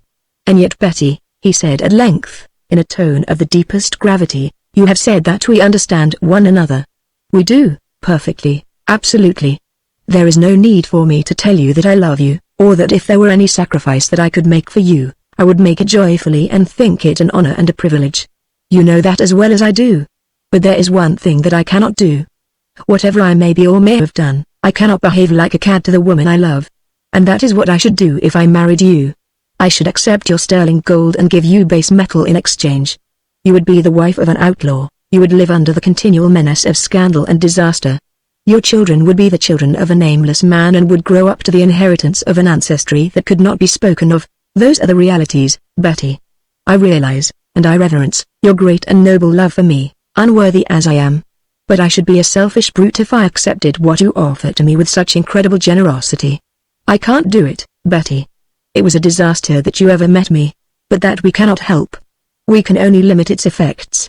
She listened silently while he pronounced the doom of her newly born hopes, holding his hand tightly grasped in hers and scarcely seeming to breathe. She did not reply immediately when he ceased speaking, but sat a while, her head resting against his shoulder and her hand still clasped in his. Once she smothered a little sob and furtively wiped her eyes.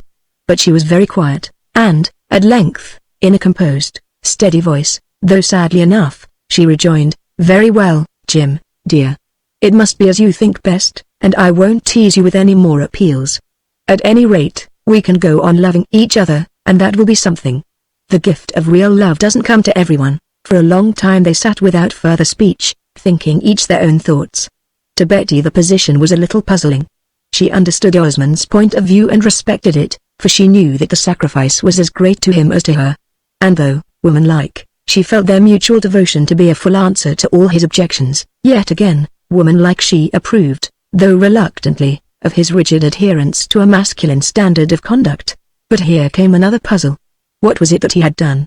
What could it possibly be that a man like this should have done? He had said plainly, and she knew that it was true, that there had been a warrant for his arrest. He had been, and in a sense still was, a fugitive from justice. Yet his standard of honor was of the most scrupulous delicacy. It had compelled him quite unnecessarily to disclose his identity. It compelled him now to put away what she knew was his dearest wish. Nothing could be more unlike a criminal, who, surely, is above all things self-indulgent. Yet he was an offender against the law. Now, what, in the name of heaven, is the kind of offense against the law of which a man of this type could be guilty? He had never given a hint upon the subject, and of course she had never sought to find out. She was not in the least inquisitive now. But the incongruity, the discrepancy between his character and his circumstances, perplexed her profoundly. Finally, she gave up the puzzle and began to talk to him about Captain Hartup and the pleasant old times on board the Speedwell. He responded with evident relief at having passed the dreaded crisis, and so, by degrees, they got back to cheerful talk and frank enjoyment of one another's society, letting the past, the future, and the might-have-been sink into temporary oblivion. Chapter 11 The Order of Release. It was a long journey down the winding river and across the great lagoon. How long Osmond never knew, for, as hour after hour passed and the canoe sped on noiselessly through the encompassing darkness, the fatigues of the day began to take effect, not only on him, but on his companion too. Gradually the conversation slackened, the intervals of silence grew longer and longer, merging into periods of restful unconsciousness and punctuated by little smothered yawns on the part of Betty, until, at length, silence fell upon the canoe, unbroken save by the sounds of sleeping men and the rhythmical swish of the poles. At the sound of a distant bugle Osmond opened his eyes and became aware that the day was breaking and that the journey was nearly at an end. Also that his head was very comfortably pillowed on the shoulder of his companion, who now slumbered peacefully at his side. Very softly he raised himself and looked down at the sleeping girl, almost holding his breath lest he should disturb her. How dainty and frail she looked, this brave, hardy little maid. How delicate, almost childlike, she seemed as she lay, breathing softly, in the easy posture of graceful youth. And how lovely she was. He gazed adoringly at the sweet face, so charmingly wreathed with its golden aureole, at the peacefully closed eyes with their fringes of long, dark lashes, and thought half bitterly, half proudly, that she was his own for the asking, and even as he looked, she opened her eyes and greeted him with a smile. "What are you looking so solemn about, Jim?" she asked, as she sat up and reached for her helmet. "Was I looking solemn? I expect it was only foolishness. Most fools are solemn animals." "Don't be a guffin, Jim," she commanded, reprovingly. "What is a guffin?" he asked. "It is a thing with a big, Roman nose and the most abnormal amount of obstinacy, which makes disparaging comments on my Captain Jim. A horrid sort of beast it must be." "Well, I won't, then. Is that Quitter, where all those canoes are?" "I suppose it is. But I've never been there." "Yes, it must be. I can see Fort Firminger, that thing like a martello tower out in the lagoon opposite the landing place. Mr. Cockram says it is an awfully strong fort. You couldn't knock it down with a croquet mallet." Osmond looked about him with the interest of a traveler arriving at a place which he has heard of but never seen. Behind and on both sides, the waste of water extended as far as the eye could see. Before them was a line of lowland with occasional clumps of cocoa-nut palms that marked the position of beach villages. Ahead was a larger mass of palms, before which was a wide hard landing place, already thronged with market people, towards which numbers of trading canoes were converging from all parts of the lagoon. As they drew nearer, an opening in the palms revealed a whitewashed fort above which a flag was just being hoisted, and now, over the sandy shore, the masts of two vessels came into view. "There is the Widgeon," said Betty, pointing to the masts of a barquentine, "and there is another vessel, a schooner. I wonder who she is." Osmond had observed and was also wondering who she was, for he had a suspicion that he had seen her before. Something in the appearance of the tall, slim masts seemed to recall the mysterious yacht-like craft that he had seen one night at Adafia, revealed for a moment in the glimpses of the moon. They were now rapidly approaching the landing place.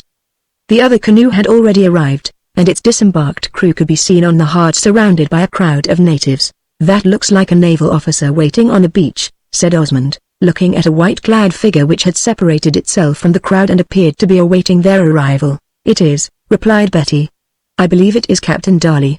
And there is a constabulary officer coming down, too. I expect they have heard the news. You'll get a great reception when they hear Mr. Starkbridge's story and mine. But they will be awfully upset about poor Mr. Westall.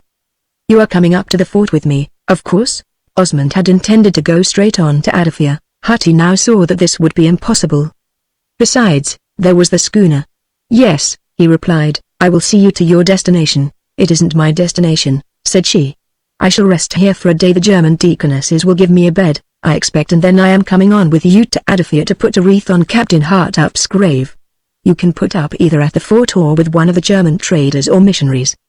There are no English people here excepting the two officers at the fort." Osmond made no comment on this, for they were now close inshore. The canoe slid into the shallows and in a few moments more was hauled up by a crowd of willing natives until her bows were high and dry on the hard. The officer who had joined Darley turned out to be the doctor, under whose superintendence Starkbridge's hammock was carefully landed and the rest of the wounded brought ashore. Then the litter containing the body of the dead officer was lifted out and slowly borne away, while Darley and the native soldiers stood at the salute, and the doctor, having mustered the wounded, led the way towards the little hospital. As the melancholy procession moved off, Darley turned to greet Betty and Osmond, who had stepped ashore last. "How do you do, Miss Burleigh? None the worse for your adventures, I hope. Been having rather a strenuous time, haven't you?" "We have rather," she replied.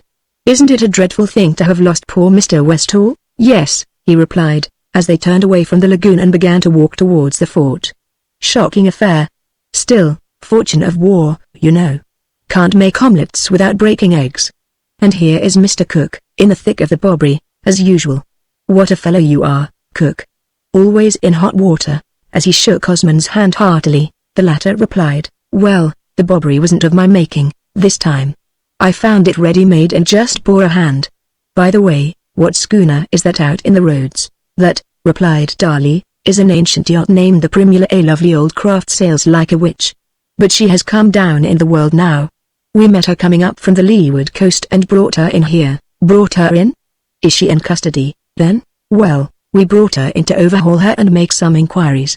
There is just a suspicion that she has been concerned in the gun running that has been going on. But we haven't found anything up to the present. She seems to be full up with ordinary, legitimate cargo." "Ha!" exclaimed Osmond. "Why ha?" demanded Darley with a quick look at Osmond. "Do you know anything about her?" "Let us hear some more," said Osmond. Is there a Welshman named Jones on board? There is. He's the skipper, purser, and supercargo all combined. Have you looked through her manifest? I have, and I've jotted down some notes of the items of her lading. Is there any ivory on board? Yes, replied Darlie, with growing excitement. 3 large crates and a big canvas bag? Yes, containing in all 39 large tusks and 51 scribos. Darlie dragged a pocketbook out of his pocket and feverishly turned over the leaves. Yes, by Jove! He fairly shouted. The very numbers. Now, what have you got to tell us? I think you can take it that the ivory and probably the rest of the lading, too, is stolen property. Why, exclaimed Betty, that must be your ivory, Jim. Darlie flashed an astonished glance at her and then looked inquiringly at Osmond. Is that so? He asked. I have no doubt that it is, the latter replied. But if it should happen that there is a man on board named Sam Winter— There is, interrupted Darlie. And another named Simmons and others named Vogt, Bradley, and Darker, I think, if you introduce me to them, that we shall get the whole story. And as to the gun running, I can't make a voluntary statement, but if you were to put me in the witness box, I should have to tell you all that I know, and I may say that I know a good deal. Will that do, for the present? Darlie smiled complacently. It seems like a pretty straight tip, said he. I will just skip on board, now, and take possession of the manifest, and if you will give me that list of names again, I will see if those men are on board, and bring them ashore, if they are. You will be staying at the fort, I suppose? There are only Cockram and the doctor there. Yes, said Betty, I shall ask Mr. Cockram to put him up, for tonight, at any rate. Very well, said Darlie, then I shall see you again later. And now I will be off and lay the train. He touched his cap, and as they emerged into an open space before the gateway of the fort, he turned and walked away briskly down a long, shady avenue of wild fig trees that led towards the shore. Quitter Fort was a shabby-looking, antique structure adapted to the conditions of primitive warfare. It was entered by an arched gateway graced by 2 ancient cannon set up as posts and guarded by a horse sentry in a blue serge uniform and a scarlet fez. Towards the gateway Osmond and Betty directed their steps, and as they approached, the sentry sprang smartly to attention and presented arms, whereupon Betty marched in with impressive dignity and 2 tiny fingers raised to the peak of her helmet. This seems to be the way up, she said, turning towards a mouldering wooden staircase, as a supercilious-looking pelican waddled towards them and a fish-eagle on a perch in a corner uttered a loud yell. What a queer place it is. It looks like a menagerie. I wonder if there is anyone at home. She tripped up the stairs, followed by Osmond, and watched suspiciously by an assemblage of storks, coots, rails, and other birds which were strolling about at large in the quadrangle, and came out on an open space at the top of a corner bastion. Just as they reached this spot a man came hurrying out of a shabby building which occupied one side of the square, and at the first glance Osmond recognized him as the officer who had come to Adafia to execute the warrant on the day when he had buried poor Larkham. The recognition was mutual, for as soon as he had saluted Betty, the officer turned to him and held out his hand. Larkham, by Jove, said he. My name is Cook, Osmond corrected. Oh, said the other, glad you set me right, because I have been going to send you a note. You remember me, Cockram? I came down to Adafia, you know, about that poor chap, Osmond. I remember. You said you had been going to write to me. Yes. I was going to send you something that I thought would interest you. I may as well give it to you now. He began to rummage in his pockets and eventually brought forth a bulging letter case, the very miscellaneous contents of which he proceeded to sort out. It's about poor Osmond, he continued, disjointedly, and still turning over a litter of papers. I felt that you would like to see it. Poor chap. It was such awfully rough luck. What was? Asked Osmond. Why, you remember, replied Cockram, suspending his search to look up, that I had a warrant to arrest him. It seemed that he was wanted for some sort of jewel robbery and there had been a regular hue and cry after him. Then he managed to slip away to sea and had just contrived to get into hiding at Adafia when the fever got him. Frightful hard lines. Why hard lines? Demanded Osmond. Why? Because he was innocent. Innocent? Exclaimed Osmond, staring at the officer in amazement. Yes, innocent. Had nothing whatever to do with the robbery. No one can make out why on earth he scooted. As Cockram made his astounding statement, Betty turned deathly pale. Is it quite certain that he was innocent? She asked in a low, eager tone. Perfectly, he replied, turning an astonished blue eye on the white-faced girl and then hastily averting it. Where is that confounded newspaper cutting? I cut it out to send to Lark Cook. There is no doubt whatever. It seems that they employed a criminal lawyer chap, a certain Dr. Thorndyke, to work up the case against Osmond. So this lawyer fellow got to work. And the upshot of it was that he proved conclusively that Osmond couldn't possibly be the guilty party. How did he prove that? Osmond demanded. In the simplest and most satisfactory way possible, replied Cockram.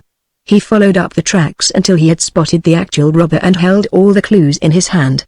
Then he gave the police the tip, and they swooped down on my nabs, caught him fairly on the hop with all the stolen property in his possession. There isn't the shadow of a doubt about it. What was the name of the man who stole the gems? Osmond asked anxiously. I don't remember, Cockram replied. What interested me was the name of the man who didn't steal them. Betty, still white-faced and trembling, stood gazing rather wildly at Osmond. For his face bore a very singular expression, an expression that made her feel sick at heart. He did not look relieved or joyful. Surprised he certainly was. But it was not joyous surprise. Rather was it suggestive of alarm and dismay. And meanwhile Cockram continued to turn over the accumulations in his letter case. Suddenly he drew forth a crumpled and much worn envelope from which he triumphantly extracted a long newspaper cutting. Ah! He exclaimed, as he handed it to Osmond, here we are. You will find full particulars in this. You needn't send it back to me. I have done with it. And now I must hook off to the courthouse. You will take possession of the mess room, Miss Burleigh, won't you? And order whatever you want. Of course, Mr. Cook is my guest. With a formal salute he turned, ran down the rickety stairs and out at the gate, pursued closely as far as the wicket by the Pelican. But Betty's whole attention was focused on Osmond, and as he fastened hungrily on the newspaper cutting, she took his arm and drew him gently through a ramshackle lattice porch into the shabby little whitewashed mess room, where she stood watching with mingled hope and terror the strange, enigmatical expression on his face as he devoured the printed lines. Suddenly in the twinkling of an eye that expression changed. Anxiety, even consternation, gave place to the wildest astonishment. His jaw fell, and the hand which held the newspaper cutting dropped to his side. And then he laughed aloud, a weird, sardonic laugh that made poor Betty's flesh creep. What is it, Jim, dear? She asked nervously. He looked in her face and laughed again. My name, said he, is not Jim. It is John. John Osmond. Very well, John, she replied, meekly. But why did you laugh? He placed his hands on her shoulders and looked down at her with a smile. Betty, darling, said he, do I understand that you are willing to marry me? Willing indeed, she exclaimed. I am going to marry you, then, my darling, said he. You are going to marry a fool. Part 2. The Investigator. Chapter 1. The Indictment. Mr. Joseph Penfield sat behind his writing table in a posture of calm attention, allowing his keen grey eyes to travel back and forth from the silver snuff box which lay on the notepad before him to the two visitors who confronted him from their respective chairs. One of these, an elderly hard-faced man, square of jaw and truculent of eye, was delivering some sort of statement, while the other, a considerably younger man, listened critically, with his eyes cast down, but stealing, from time to time, a quick, furtive glance either at the speaker or at Mr. Penfield. He was evidently following the statement closely, and to an observer there might have appeared in his concentrated attention something more than mere interest, something inscrutable, with, perhaps, the faintest suggestion of irony. As the speaker came, somewhat abruptly, to an end, Mr. Penfield opened his snuff-box and took a pinch delicately between finger and thumb. It is not quite clear to me, Mr. Woodstock, said he, why you are consulting me in this matter. You are an experienced practitioner, and the issue is a fairly simple one. What is there against your dealing with the case according to your own judgment? A good deal, Mr. Woodstock replied. In the first place, I am one of the interested parties, the principal one, in fact. In the second, I practice in a country town, whereas you are here in the very heart of the legal world, and in the third, I have no experience whatever of criminal practice. I am a conveyancer pure and simple. But, objected Mr. Penfield, this is not a matter of criminal practice. It is just a question of your liability as a bailee. Yes, true. But that question is closely connected with the robbery. Since no charge was made for depositing this property in my strong room, obviously, I am not liable unless it can be shown that the loss was due to negligence.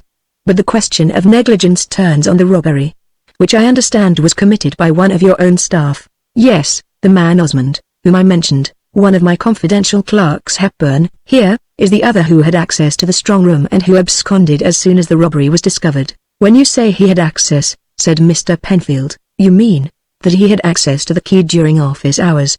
As a matter of fact, it hangs on the wall beside my desk, and when I am the strong room is usually kept open. The door is in my private office and opposite to my desk. Of course, when I leave at the end of the day, I lock up the strong room and take the key away with me, yes. But in the interval, it almost looks as if a claim might be. But you have given me only an outline of the affair. Perhaps a more detailed account might enable us better to form an opinion on the position. Would it be troubling you too much? Not at all, replied Mr. Woodstock, but it is rather a long story. However, I will cut it as short as I can. We will take the events in the order in which they occurred, and you must pull me up, Hepburn, if I overlook anything. The missing valuables are the property of a client of mine named Hollis, a retired soap manufacturer, as rich as Croesus, and like most of these over-rich men, having made a fortune was at his wits' end what to do with it. Eventually, he adopted the usual plan. He became a collector. And having decided to burden himself with a lot of things that he didn't want, he put the lid on it by specializing in goldsmith's work, jewelry and precious stones. Wanted a valuable collection, he said, that could be kept in an ordinary dwelling house. Well, of course, the acquisitive mania, once started, grew by what it fed on. The desire to possess this stuff became an obsession. He was constantly planning expeditions in search of new rarities, scouring the continent for fresh loot, flitting from town to town and from dealer to dealer like an idiotic bee. And whenever he went off on one of these expeditions he would bring the pick of his confounded collection to me to have it deposited in my strong room. I urged him to take it to the bank, but he doesn't keep an account with any of the local branches and didn't want to take the stuff to London. Moreover, he had inspected my strong room and was a good deal impressed by it. It is really strong, is it? Asked Mr. Penfield. Very. Thick reinforced concrete lined with steel. Very large, too. Not that the strength is material as it was not broken into. Well, eventually I agreed to deposit the things in the strong room. Couldn't refuse an important client, but I resolutely declined to make any charge or accept any sort of consideration for the service. I wasn't going to make myself responsible for the safety of things of that value. And I explained my position to Hollis, but he said that a strong room that was good enough for my valuable documents was good enough for his jewels. Which was talking like a fool. Burglars don't break into safes to steal leases. Well, this business began about 6 years ago, and so far as I can tell nothing amiss occurred until quite lately. I say so far as I can tell, for of course we can't date the robbery. We only know when it was discovered. But I assume that the theft was committed pretty recently or it would surely have been discovered sooner. And when was it first ascertained that a robbery had been committed? Asked Mr. Penfield, dipping a quill into the ink. On the 4th of October, replied Mr. Woodstock, and having paused while Mr. Penfield noted the date, he continued, on that day Hollis took a great ruby up to South Kensington, where it had been accepted for a loan exhibition. He delivered it himself to the keeper of the precious stones, and was a little taken aback when that gentleman, after a preliminary inspection, began to pore over it with a magnifying glass and then sent for one of his colleagues. The second expert raised his eyebrows when he had looked at the gem, and he, too, made a careful scrutiny with the lens. Finally, they sent for a third official, and the upshot of it was that the 3 experts agreed that the stone was not a ruby at all but only a first-class imitation. Of course Hollis didn't believe them, and said so. He had bought the stone for £4,000 from a well-known dealer and had shown it to a number of connoisseurs, who had all been enthusiastic about the color and luster of the gem. There had never been any question that it was not merely a genuine ruby, but a ruby of the highest class. However, when he had heard the verdict of the experts, he pocketed his treasure and went straight off to Corley's in Piccadilly. But when Mr. Corley shook his head over the gem and pronounced it an unquestionable counterfeit, he became alarmed and danced off in a deuce of a twitter to the dealer from whom he had bought it. That interview settled the matter. The dealer remembered the transaction quite well and knew all about the stone, for he had full records of the circumstances under which he had acquired it. Moreover, he recognized the setting A pendant with a surround of small diamonds, but he was quite clear that the stone in it was not the stone that he had sold to Hollis. In fact, it was not a stone at all, it was just a good class paste ruby. The original had been picked out of the setting and the counterfeit put in its place, and the person who had done the job was apparently not a skilled jeweler, for there were traces on the setting of some rather amateurish work. There is no doubt, I suppose, said Mr. Penfield, of the bona fides of the dealer? Not the slightest, was the reply. He is a man of the highest reputation, and as a matter of fact, no regular dealer would palm off a counterfeit. It wouldn't be business. But the question doesn't really arise, as you will see when I proceed with the story. As soon as Hollis was convinced that a substitution had been effected, he commissioned an independent expert to come down and make a critical survey of his collection, and it was then ascertained that practically every important gem in his cabinets was a counterfeit. And in every case in which the stone was a false one, the same traces of clumsy workmanship were discoverable by an expert eye. The conclusion was obvious. Since the original gems had come from all sorts of different sources, there could be no question of fraud on the part of the various vendors, to say nothing of the fact that Hollis, who has practically no knowledge of stones himself, always obtained an expert opinion before concluding a deal. It was obvious that a systematic robbery had been carried out, and the question that arose was, who could the robber be? But that question involved certain others, as, for instance, when had the robbery been committed? Where were the jewels at that time? And who had access to the place in which they were? These were difficult questions.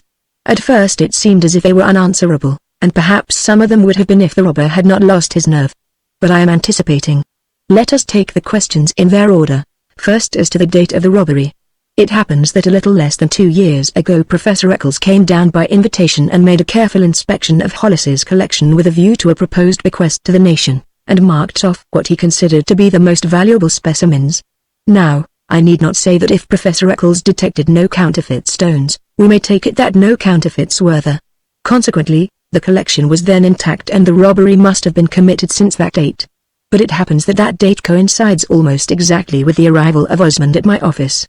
Just 2 years ago Hepburn introduced him to me, and as he is Hepburn's brother-in-law, I accepted him with perfect confidence. The other question seemed more difficult. As to Hollis's own premises, the jewel room had a Chubb detector lock on its only door, the cabinets have similar locks, the windows are always kept securely fastened, and no attempt has ever been made to break into the place. Besides, burglars would simply have taken the jewels away.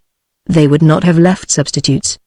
The personnel of his household, a lady secretary, a housekeeper, and 2 maids, appear beyond suspicion. Moreover, they had all been with him many years before the robbery occurred. In short, I think we may consider Hollis's premises as outside the field of inquiry. Do you really? Said Mr. Penfield, in a tone which clearly indicated that he did not. Certainly, and so will you when you have heard the rest of the story. We now come to the various occasions on which the more valuable parts of this collection were deposited in my strong room. Let me describe the procedure. In the first place, Hollis himself packed the jewels in a number of wooden boxes which he had made specially for the purpose, each about 14 inches by 9 by about 5 inches deep. Every box had a good lock with a sunk disc on each side of the keyhole for the seals. When the boxes were packed they were locked and a strip of tape put across the keyhole and secured at each end with a seal. They were then wrapped in strong paper and sealed at all the joints with Hollis's seal, an antique Greek seal set in a ring which he always wears on his finger. On the outside of the cover was written a list of the contents in Hollis's own handwriting and signed by him, and each box bore in addition a number. The boxes were brought to my office by Hollis and by him delivered personally to me, and I gave him a receipt, roughly describing and enumerating the boxes, but, of course, not committing myself in respect of the contents. I then carried them myself into the strong room and placed them on an upper shelf which I reserved for them, and there they remained until Hollis fetched them away, when he used to give me a receipt in the same terms as my own. That concluded the particular transaction. Now, it happened that at the time when the robbery was discovered, several of the boxes which Hollis had taken back from me about a month previously still remained packed and in their paper wrappings. And it further happened that one of these, there were 8 in all, contained an emerald which Hollis had bought only a few days before he packed it. There was no question as to the genuineness of this stone, and when the box was opened, there was no question as to the fact that it had been replaced by a counterfeit. Even Hollis was able to spot the change. So that seemed to fix the date of the robbery to the period during which the box had been in my strong room. Apparently, Mr. Penfield agreed. But you speak of the box as being still in its paper wrapping. What are the seals? Ah! Exclaimed Woodstock, that is the most mysterious feature of the affair. The seals were unbroken and, so far as Hollis could see, the package was absolutely intact, just as it had been handed to me. Mr. Penfield pursed up his lips and took snuff to the verge of intemperance. If the seals were unbroken, said he, and the package was in all other respects intact, that would seem to be incontestable proof that it had never been opened since it was closed and sealed. That was what I pointed out, interposed Hepburn, when Mr. Woodstock talked the matter over with Osmond and me. The unbroken seals seemed a conclusive answer to any suggestion that the robbery took place in our office. So they did, Woodstock agreed, and so they would still if Osmond had kept his head. But he didn't.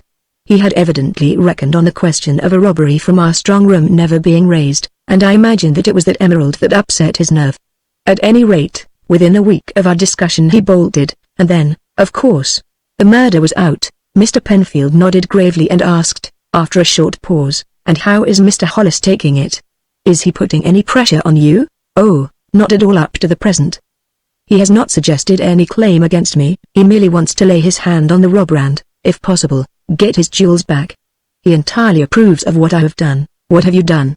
Mr. Penfield asked. "I have done the obvious thing," was the reply, delivered in a slightly truculent tone. "As soon as it was clear that Osmond had absconded, I communicated with the police. I laid an information and gave them the leading facts." "And do they propose to take any action?" "Most undoubtedly. In fact, I may say that they have been most commendably prompt. They have already traced Osmond to Bristol, and I have every hope that in due course they will run him to earth and arrest him." "That is quite probable," said Mr. Penfield. "And when they have arrested him, he will be brought back and charged before a magistrate, when we may take it that he will be committed for trial." "It is possible," Mr. Penfield assented, doubtfully. "And then," replied Woodstock, reddening and raising his voice, "he will be put on his trial and, I make no doubt, sent to penal servitude." Mr. Penfield took snuff deprecatingly and shook his head. "I think not," said he. "But perhaps there is some item of evidence which you have omitted to mention." "Evidence?" Woodstock repeated impatiently. "What evidence do you want?" "The property has been stolen and the man who had an opportunity to steal it has absconded. What more do you want?" Mr. Penfield looked at his brother solicitor with mild surprise. "The judge," he replied, "and I should think the magistrate, too, would want some positive evidence that the accused stole the jewels. There appears to be no such evidence. The unexplained disappearance of this man is a suspicious circumstance, but it is useless to take suspicions into court. You have got to make out a case, and at present you have no case. If the charge were not dismissed by the magistrate, the bill would certainly be thrown out by the grand jury." Mr. Woodstock glowered sullenly at the old lawyer, but he made no reply, while Hepburn sat with downcast eyes and the faintest trace of an ironical smile. "Consider," Mr. Penfield resumed, "what would be the inevitable answer of the defense. They would point out that there is not a particle of evidence that the robbery, if there has really been a robbery, occurred in your office at all, and that there are excellent reasons for believing that it did not." "What reasons are there?" "There are the unbroken seals. Until you can show how the jewels could have been abstracted without breaking the seals, you have not even a prima facie case. Then there is the method of the alleged robbery. It would have required not merely access but undisturbed possession for a considerable time. It was not just a matter of picking out the stones. They were replaced by plausible counterfeits which had to be made or procured. Take the case of the ruby that you mentioned. It deceived Hollis completely. Then it must have been very like the original in size, form, and color. It could not have been picked up casually at a theatrical property dealer's. It must have been made ad hoc by careful comparison with the original. But all this and the subsequent setting and finishing would take time. It would be quite possible while the jewels were lying quietly in Hollis's cabinets, but it would seem utterly impossible under the alleged circumstances. In short, Mr. Penfield concluded, I am astounded that you ever admitted the possibility of the robbery having occurred on your premises. What do you say, Mr. Hepburn? I agree with you entirely, the latter replied. My position would have been that we had received certain sealed packages and that we had handed them back in the same condition as we received them. I should have left Hollis to prove the contrary, and I think he could have done it, said Woodstock doggedly. You seem to be forgetting that emerald. But in any case I have accepted the suggestion and I am not going to draw back, especially as my confidential clerk has absconded and virtually admitted the theft. The question is, what is to be done? Hollis is mad to get hold of the robber and recover his gems, and he is prepared to stand the racket financially. In that case, said Mr. Penfield, taking a final pinch and pocketing his snuff-box, I will venture to make a suggestion. This case is out of your depth and out of mine. I suggest that you allow me to take counsel's opinion, and the counsel I should select would be Dr. John Thorndyke. Thorndyke, grunted Woodstock. Isn't he an irregular practitioner of some sort? Not at all, Mr. Penfield dissented warmly. He is a scientific expert with an unrivaled knowledge and experience of criminal practice. If it is possible for anyone to unravel this tangle, I am confident that he is the man, and I know of no other. Then, exclaimed Woodstock, for God's sake get hold of him, and let me know what he says, so that I can report to Hollis. and let him know that there will be no trouble about costs. With this Mr. Woodstock rose and, after an unemotional leave-taking, made his way out of the office, followed by Hepburn. Chapter 2 Thorndyke takes up the inquiry. Mr. Penfield's visit to Dr. Thorndyke's chambers in King's Bench Walk, Inner Temple, was productive of some little surprise, as such visits were rather apartment to be. For the old solicitor had definitely made up his mind that Woodstock's theory of the robbery was untenable and that the burden of proof ought to be cast on Hollis, and he was therefore not a little disconcerted to find Thorndyke tending to favour the view that the probabilities pointed to the strong room as the scene of the robbery. After all, the latter said, we must not ignore the obvious. It is undeniable that Osmond's disappearance, which has the strongest suggestion of flight, is a very suspicious circumstance. It occurred almost immediately after the discovery of the thefts and the suggestion that the gems had been stolen from the strong room. Osmond had access to the strong room, though I admit that a good many other persons had, too. Then there is the striking fact that the period of the robberies coincides exactly with the period of Osmond's presence at the office. During the 4 years which preceded his arrival no robbery appears to have occurred, although all the other conditions seem to have been the same. So far as we can see, the robberies must have commenced very shortly after his arrival. These are significant facts which, as I have said, we cannot ignore. I am entirely with you, Mr. Penfield replied, when you say that we must not ignore the obvious. But are you not doing so? These packages were most carefully and elaborately sealed, and it is admitted that they were returned to the owner with the seals unbroken. Now, it seems to me obvious that if the seals were unbroken, the packages could not have been opened. But apparently you think otherwise. Possibly you attach less importance to seals than I do? Probably, Thorndyke admitted. It is easy to exaggerate their significance. For what is a seal, when all is said? It is an artificial thing which some artist or workman has made and which another artist or workman could copy if necessary. There is no magic in seals, dear, Mr. Penfield exclaimed with a wry smile. Another illusion shattered. But I think a court of law would share my erroneous view of the matter. However, we will let that pass. I understand that you look upon Osmond as the probable delinquent. The balance of probabilities is in favor of that view. But I am keeping an open mind. There are other possibilities, and they will have to be explored. We must take nothing for granted. Mr. Penfield nodded approvingly. And suppose, he asked, the police should arrest Osmond? Then, replied Thorndyke, Mr. Woodstock would be in difficulties, and so would the police, who have shown less than their usual discretion unless the prisoner should get in a panic and plead guilty. There is not even a prima facie case. They can't call upon Osmond to prove that he did not steal the gems. Exactly, Mr. Penfield agreed. That is what I tried to impress on Woodstock, who is really a most extraordinarily unlegal lawyer. But have you any suggestion to offer? I can only suggest that, as we are practically without data, we should endeavor to obtain some. The only fact that we have is that the stones have been removed from their settings and replaced by imitations. There seems to be no doubt about that. As to how they came to be removed, there are evidently 4 possibilities. First, they may have been taken from Hollis's cabinets by some person unknown. Second, the substitution may have been effected by Hollis himself, for reasons unknown to us and by no means easy to imagine. Third, they may have been stolen from the strong room by some person other than Osmond. Fourth, they may have been stolen from the strong room by Osmond. The last is, I think, the most probable. But all of the 4 hypotheses must be impartially considered. Do I understand that Hollis is prepared to offer facilities? He agrees to give every assistance, financial or other. Then, said Thorndyke, I suggest that we make a beginning by inspecting the boxes. I understand that there are still some unopened. Yes, 6. Hollis reserved them to be opened in the presence of witnesses. Let Hollis bring those 6 boxes together with those that have been opened, with their packings and wrappings, if he has them. If we can fix a day, I will arrange for an expert to be present to witness the opening of the 6 boxes and give an opinion on the stones in them. If it appears that any robbery has been committed, I shall ask Hollis to leave the boxes and the counterfeit jewels that I may examine them at my leisure. Mr. Penfield chuckled softly and helped himself to a pinch of snuff. Your methods, Dr. Thorndyke, said B, are a perennial source of wonder to me.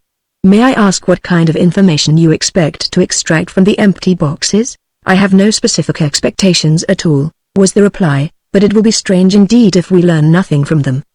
They will probably have little enough to tell us, but, seeing that we have, at present, hardly a single fact beyond that of the substitution and that is not of our own observing, a very small addition to our knowledge would be all to the good. Very true, agreed Mr. Penfield. A single definite fact might enable us to decide which of those 4 possibilities is to be adopted and pursued, though how you propose to extract such a fact from an empty box, or even a full one, I am unable to imagine. However, I leave that problem in your hands. As soon as you have secured your expert, perhaps you will kindly advise me and I will then make the necessary arrangements with Mr. Hollis. With this Mr. Penfield rose and took his departure, leaving Thorndyke to read over and amplify the notes that he had taken during the consultation. As matters turned out, he was able to advise Mr. Penfield within 24 hours that he had secured the services of an expert who was probably the greatest living authority on gemstones, with the result that a telegram arrived from Mr. Hollis accepting the appointment for the following day at 11 in the forenoon, that time having been mentioned by the expert as the most suitable on account of the light. It wanted several minutes to the appointed hour when the first visitor arrived, for the Treasury clock had hardly struck the 3rd quarter when, in response to a smart rat-tat on the little brass knocker, Thorndyke opened the door and admitted Professor Eccles. "I am a little before my time," the latter remarked as he shook hands, "but I wanted to have a few words with you before Mr. Hollis arrived. I understand that you want me to give an opinion on some doubtful stones of his. Are they new ones? Because I may say that I looked over his collection very carefully less than 2 years ago and I can state confidently that it contained no gems that were not unquestionably genuine. But I have heard some rumors of the robbery unfounded. I hope, seeing that Hollis proposes to bequeath his treasures to the national collection, I am afraid," replied Thorndyke, "that the rumors are correct, but that is what you are going to help us to decide. It is not a case of simple robbery. The stolen stones seem to have been replaced by imitations, and as you examine the collection when it was undoubtedly intact, you will see at once if there has been any substitution." He proceeded to give the professor a brief account of the case and the curious problem that it presented, and he had barely finished when a cab was heard to draw up below. A minute later, as the 2 men stood at the open door, the visitor made his appearance, followed by the cabman, each carrying a bulky but apparently light wooden case. Mr. Hollis was a typical businessman, dry, brisk, and shrewd-looking. Having shaken hands with the professor and introduced himself to Thorndyke, he dismissed the cabman and came to the point without preamble. "This case, marked A, contains the full boxes. The other, marked B, contains the empties. I will leave you to deal with it at your convenience. My concern and Professor Eccles's is with the other, which I will open at once and then we can get to work." He thrust the despised case B into a corner, and hoisting the other onto the table, unbuckled the straps, unlocked it, threw open the lid, and took out 6 sealed packages, which he placed side by side on the table. "Shall I open them?" he asked, producing a pocket knife, "or will you?" "Before we disturb them," said Thorndyke, "we had better examine the exteriors very carefully." "I've done that," said Hollis. "I've been over each one most thoroughly and, so far as I can see, they are in exactly the same condition as they were when I handed them to Woodstock.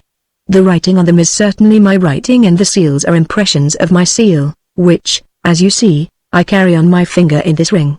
"In that case," said Thorndyke, "we may as well open them forthwith. Perhaps I had better take off the wrappings, as I should like to preserve them and the seals intact."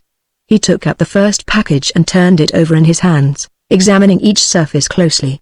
And as he did so, his 2 visitors watched him, the professor with slightly amused curiosity, the other with a dry, rather impatient manner not without a trace of skepticism. The package was about 14 inches in length by 9 wide and 5 inches deep. It was very neatly covered with a strong, smooth white paper bearing a number 13, and a written and signed list of the contents, and sealed at each end in the middle. The paper was further secured by a string, tied tightly and skillfully, of which the knot was embedded in a mass of wax on which was an excellent impression of the seal. "You see," Hollis pointed out, "that the parcel has been made as secure as human care could make it. I should have said that it was perfectly impossible to open it without breaking the seals." "But surely," exclaimed the professor, "it would be an absolute impossibility. Don't you agree, Dr. Thorndyke?" "We shall be better able to judge when we have seen the inside," the latter replied. With a small pair of scissors he cut the string, which he placed on one side, and then, with great care, cut round each of the seals, removing them with the portions of paper on which they were fixed and putting them aside with the string. The rest of the paper was now taken off, disclosing a plain, white wood box, the keyhole of which was covered by a strip of tape secured at each end by a seal seated in a small circular pit. Thorndyke cut the tape and held the box towards Hollis, who already held the key in readiness. This having been inserted and turned, Thorndyke raised the lid and laid the box on the table. "There," "Professor," said he, "you can now answer your own question. The list of contents is on the cover. It is for you to say whether that list correctly describes the things which are inside." Professor Eccles drew a chair up to the table, and lifting from the inside of the box a thick pad of tissue paper, which Thorndyke took from him and placed with the string and the seals, ran his eye quickly over the neatly arranged assemblage of jewels that reposed on a second layer of tissue. Very soon a slight frown began to wrinkle his forehead. He bent more closely over the box, looked narrowly first at one gem, then at another, and at length picked out a small, plain pendant set with a single oval green stone about half an inch in diameter. "Leaf green jargoon," said he, reading from the list as he produced a Coddington lens from his pocket. "That is the one, isn't it?" Hollis grunted an assent as he watched the professor inspecting the gem through his lens. "I remember the stone," said the professor. "It was one of the finest of the kind that I have ever seen." "Well, this isn't it. This is not a jargoon at all. It is just a lump of green flint glass, in fact. But it is quite well cut." The lapidary knew his job better than the jeweler. "There has been some very rough work on the setting. How much was the stone worth?" Thorndyke asked. "The original? Not more than £30, I should say." It was a beautiful and interesting stone, but rather a collector's specimen than a jeweler's piece. The public won't give big prices for out-of-the-way stones. They like diamonds, rubies, sapphires, and emeralds. "Is this counterfeit a true facsimile of the original? I mean as to size and style of cutting?" Professor Eccles took from his pocket a small leather case, from which he extracted a caliper gauge.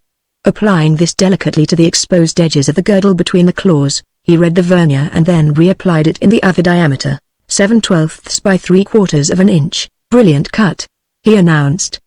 "Do you happen to remember the dimensions, Mr. Hollis?" "These can't be far out, as the stone fits the setting." "I've brought my catalogue," said Hollis, producing a small, fat volume from his pocket. "Thought we might want it." "What's the number?" 363. "Here we are. Jargoon. Full leaf green. Brilliant cut. 7/12 by 3/4. "Then," said the professor, "this would seem to be a perfect replica. Queer, isn't it?" "I see your point, Doctor. This fellow has been to endless pains and some expense in lapidary's charges unless he is a lapidary himself, to say nothing of the risk, and all to get possession of a stone worth only about £30, and not easily marketable at that." "Some of the other stones are worth more, though," remarked Hollis. "True, true," agreed the professor. "Let us look at some of the others. Here is one that looks a little suspicious, if my memory serves." He picked out a gold ornament set with a large cat's eye bordered with small diamonds and exhibited it to Hollis, who bent down to inspect it. "Cat's eye," he commented, after a long and anxious inspection. "Well, it looks all right to me. What's the matter with it?" "Oh, it is a cat's eye, sure enough, but not the right kind, I think." "What does the catalogue say?" Hollis turned over a page and read out, "Chrysoberyl. Cymophane or cat's eye. Brown, oval, cut en Koboken. 5/8 by half an inch. Bordered by 12 diamonds." "I thought so," said the professor. "This is a cat's eye, but not a chrysoberyl. It is a quartz cat's eye. But I should hardly have thought it would have been worth the trouble and expense of making the exchange. You see," he added, taking the dimensions with his gauge, "this stone is apparently a facsimile of the missing one in size and shape and not a bad match in color. The diamonds don't appear to have been tampered with." "What about that emerald?" Hollis asked anxiously, indicating a massive ring set with a large, square stone bordered with diamonds. Professor Eccles picked up the ring, and at the first glance he pursed up his lips, dubiously. But he examined it carefully through his lens. "Nevertheless." "Well?" demanded Hollis. The professor shook his head sadly. "Paste," he replied. "A good imitation as such things go, but unmistakable glass." "Will you read out the description?" Hollis did so, and once again the correspondence in dimensions and cutting showed the forgery to be a carefully executed facsimile. "This fellow was a conscientious rascal," said the professor. "He did the thing thoroughly, accepting the settings." "Yes, damn him," Hollis agreed, savagely. "That ring cost me close on £1,200. It came from Lord Beecroft's collection." Professor Eccles was deeply concerned, naturally enough, for any robbery of precious things involves a wicked waste. And then there was the depressing fact that the valuable Hollis bequest was melting away before his eyes. Gloomily, he picked out one after another of the inmates of the box and regretfully added them to the growing heap of the rejected. When the first box had been emptied, the second was attacked with similar procedure. and so on with the remainder, until the last box had been probed to the bottom, when the professor sat back in his chair and drew a deep breath. "Well," he exclaimed, "it is a terrible disaster and profoundly mysterious. In effect, the collection has been skimmed of everything of real value. Even the moonstones have been exchanged for cheap specimens with the rough native cutting untouched. I have never heard of anything like it. But I don't understand why the fellow took all this trouble. He couldn't have supposed that the robbery would pass undetected. It might easily have remained undetected long enough to confuse the issues," said Thorndyke. "If the jewels had been returned to the cabinets and lain there undisturbed for a few months, it would have been very difficult to determine exactly when, or where, or how the robbery had been carried out." "Yes," growled Hollis. "The scoundrel must have known that I am no expert and reckoned on my not spotting the change. And I don't suppose I should, for that matter. However, the cat slipped out of the bag sooner than he expected and now the police are close on his heels. I'll have my pound of flesh out of him yet." As he snapped out this expression of his benevolent intentions, Mr. Hollis gathered up the remnant of unriffled jewels and was about to deposit them in one of the empty boxes when Thorndyke interposed. "May I lend you a deed box with some fresh packing? I think we agreed that the empty boxes and the packing should be left with me, that I might examine them thoroughly before returning them." "Very well," said Hollis, "though it seems a pretty futile thing to do. But I suppose you know your own business. What about those sham stones? I should like to examine them too, as they are facsimile imitations, and we may possibly learn something from the settings." "What do you expect to learn?" Hollis inquired in a tone which pretty plainly conveyed his expectations. "Very little," Thorndyke replied, on which Hollis nodded a somewhat emphatic agreement. "But," he continued, "this case will depend on circumstantial evidence unless the robber confesses, and that evidence has yet to be discovered. We can do no more than use our eyes to the best advantage in the hope that we may light on some trace that may give us a lead." Hollis nodded again. "Sounds pretty hopeless," said he. "However, Mr. Penfield advised me to put the affair in your hands, so I have done so. If you should discover anything that will help us with the prosecution, I suppose you will let me know. I shall keep Mr. Penfield informed as to what evidence, if any, is available, and he will, no doubt, communicate with you." With this rather vague promise Mr. Hollis appeared to be satisfied, for he pursued the subject no farther, but, having packed the poor remainder of his treasures in the deed box, prepared to depart. "Before you go," said Thorndyke, "I should like to take a trial impression of your seal, if you would allow me." Hollis stared at him in amazement. "My seal?" he exclaimed. "Why, good God, sir, you have already got some 70 impressions, 6 from each of these boxes and all those from the empties." "The seals that I have," Thorndyke replied, "are the questioned seals. I should like to have what scientists call a control." "I don't know what you mean by questioned seals," Hollis retorted. "I haven't questioned them, I have acknowledged them as my own seals. I think," Thorndyke rejoined with a faint smile, "that Mr. Penfield would advise you to acknowledge nothing. But, furthermore, none of these seals is a really perfect impression such as one would require for purposes of comparison." "Comparison?" exclaimed Hollis. "Comparison with what?" "But there," he concluded with a sour smile, "it's no use arguing. Have it your own way. I suppose you know what you are about." With this, he drew off the ring, and, laying it on the table, bestowed a glance of defiance on Thorndyke. The latter had, apparently, made his preparations, for he promptly produced from a drawer a small box, the opening of which revealed a supply of sealing wax, a spirit lamp, a metal plate, a little crucible or melting ladle with a wooden handle, a bottle of oil, a camel's hair brush, and a number of small squares of white paper. While he was setting out this apparatus the professor examined the seal through his lens. "A fine example," he pronounced. "Syracusan, I should say, 4th or 5th century before Christ, not unlike the decadrum of that period. The racing quadriga with a winged Victory above and the panoply of armor below seem to recall that coin. The stone seems to be green chalcedony. It is a beautiful work. Seems almost a pity to employ it in common use." He surrendered it regretfully to Thorndyke, who, having taken an infinitesimal drop of oil on the point of the brush and wiped it off on the palm of his hand, delicately brushed the surface of the seal. Then he laid a square of paper on the metal plate, broke off a piece from one of the sticks of sealing wax and melted it in the crucible over the lamp. When it was completely liquefied, he poured it slowly on the center of the square of paper, where it formed a circular, convex pool. Having given this a few seconds to cool, he took the ring and pressed it steadily on the soft wax. When he raised it, which he did with extreme care, steadying the paper with his fingers, the wax bore an exquisitely perfect impression of the seal. Hollis was visibly impressed by the careful manipulation and the fine result, and when Thorndyke had repeated the procedure, he requested that a third impression might be made for his own use. This having been made and bestowed in the deed box, he replaced the ring on his finger, bade the professor and Thorndyke a curt farewell, and made his way down to the waiting cab. As the door closed behind him, the professor turned to Thorndyke with a somewhat odd expression on his face. "This is a very mysterious affair, Doctor," said he. The curiously significant tone caused Thorndyke to cast a quick, inquiring glance at the speaker.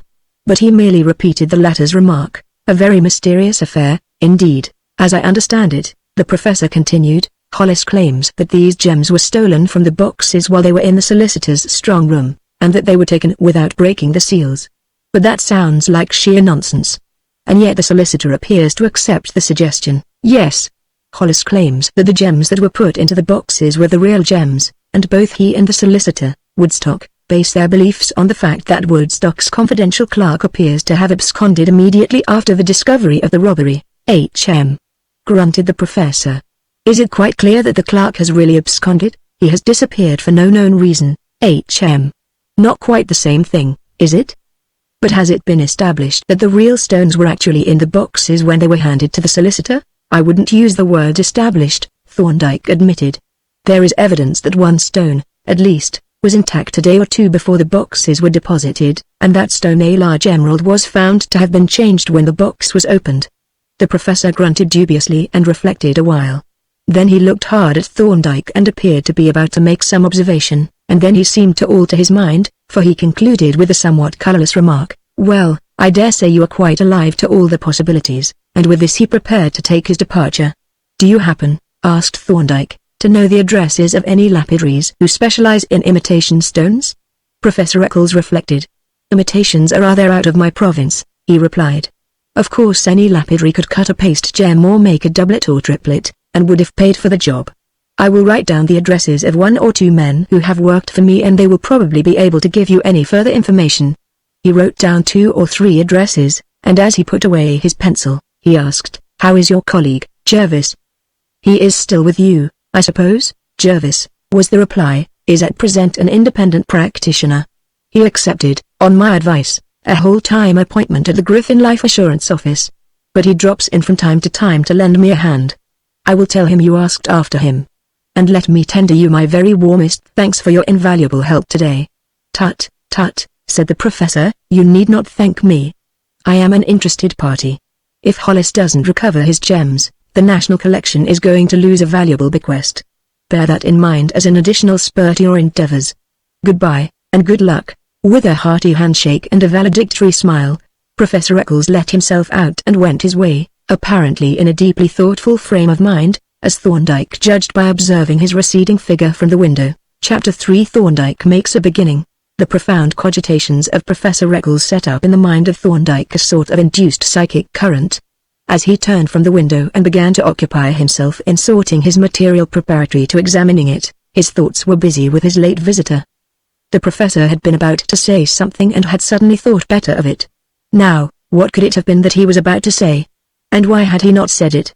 And what was the meaning of that strangely intent look that he had bestowed on Thorndyke, and that rather odd expression that his face had borne?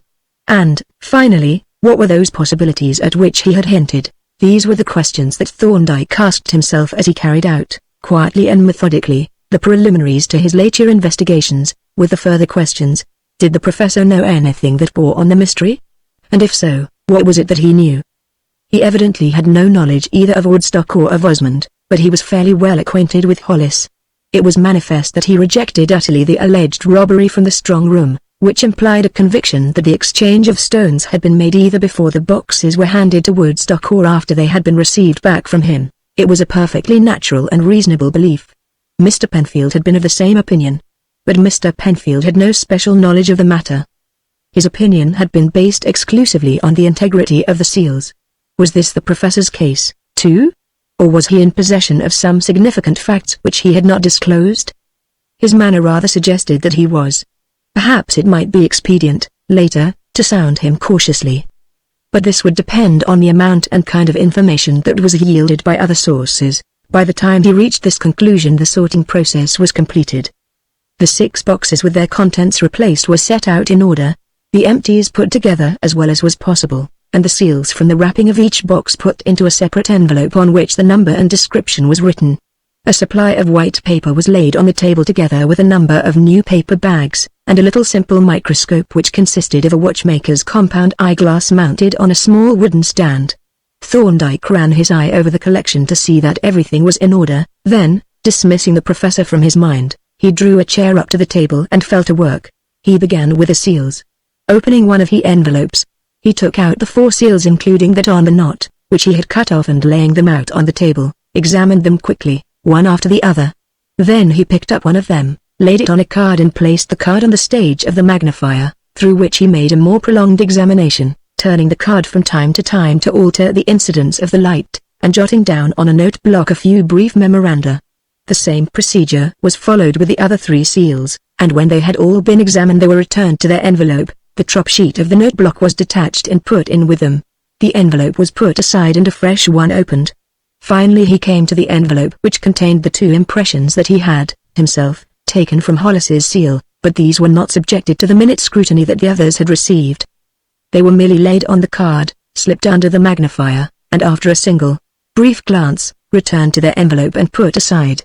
Next, the seals in the recesses by the keyholes of the boxes were scrutinized, the eyeglass being swung clear of its stand for the purpose, and when this had been done, the fresh set of notes was detached and slipped into one of the envelopes, but this did not conclude the examination. Apparently there was some further point to be elucidated. Rising from his chair, Thorndyke fetched from a cabinet a microscope of the kind used for examining documents, a heavy-based instrument with a long, pivoted arm and a bull's-eye condenser. With this he re-examined the seals in succession, beginning with the 2 impressions that he had, himself, taken, and it might have been noticed that this examination concerned itself exclusively with a particular spot on the seal, a portion of the background just in front of the chariot and above the back of the near horse.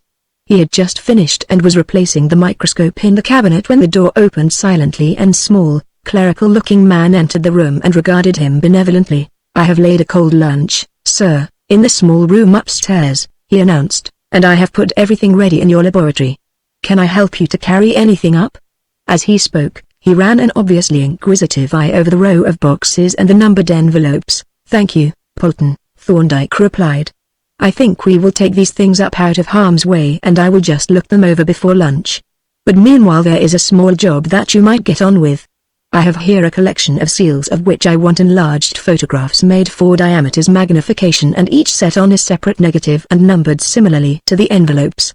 He exhibited the collection to his trusty coadjutor with a few words of explanation, when Polton tenderly gathered together the 7 envelopes, and master and man betook themselves to the upper regions, each laden with a consignment of Mr. Hollis's boxes, full and empty. The laboratory of which Polton had spoken was a smallish room which Thorndyke reserved for his own use, and which was on the same floor as the large laboratory and the workshop over which Polton presided. Its principal features were a long workbench, covered with polished linoleum and at present occupied by a microscope and a tray of slides, needles, forceps, and other accessories, a side table, a cupboard, and several sets of shelves. "Is there anything more, sir?" Polton asked when the boxes had been stacked on the side table. He looked at them wistfully as he spoke, but accepted with resignation the polite negative and stole out, shutting the door silently behind him as soon as he had gone. Thorndyke fell to work with a rapid but unhurried method suggestive of a fixed purpose and a considered plan. He began by putting on a pair of thin rubber gloves. Then, spreading on the bench a sheet of white demi-paper such as chemists use for wrapping bottles, he took one of the boxes, detached its wrapping paper, opened the box, and taking out the jewels and the pads of tissue paper, deposited the former at one end of the bench and the latter at the other, together with the empty box. First he dealt with the pads of tissue paper, one of which he placed on the sheet of white paper, and having opened it out and smoothed it with an ivory paper knife, examined it closely on both sides with the aid of a reading. Then he took from a drawer a large tuning fork, and holding the packing paper vertically over the middle of the sheet on the bench, he struck the tuning fork sharply, and while it was vibrating, lightly applied its tip to the center of the suspended paper, causing it to hum like a gigantic bumblebee and to vibrate visibly at its edges. Having repeated this proceeding 2 or 3 times, he laid the paper aside and with a reading inspected the sheet of demi, on which a quite considerable number of minute specks of dust were now to be seen. This procedure he repeated with the other pads of tissue paper from the box, and as he worked, the sheet of white paper on the bench became more and more conspicuously sprinkled with particles of dust until, by the time all the pads had been treated, a quite appreciable quantity of dust had accumulated. Finally, Thorndyke took the box itself and, having opened it, placed it bottom on the sheet of paper and with a small mallet tapped it lightly but sharply all over the bottom and sides. When he lifted it from the paper, the further contribution of dust could be plainly seen in a speckling of the surface corresponding to the shape of the box. For some moments Thorndyke stood by the bench looking down on this powdering of grey that occupied the middle of the sheet of white paper. Some of the particles, such as vegetable fibers, were easily recognizable by the unaided eye, and there were 2 hairs, evidently moustache hairs, both quite short and of a tawny brown color. But he made no detailed examination of the deposit. Taking from the cupboard a largish flat pillbox, he wrote on its lid the number of the box, and then, having lightly folded the sheet of paper, carefully assembled the dust into a tiny heap in the middle and transferred it to the pillbox, applying the tuning fork to the sheet to propel the last few grains to their destination.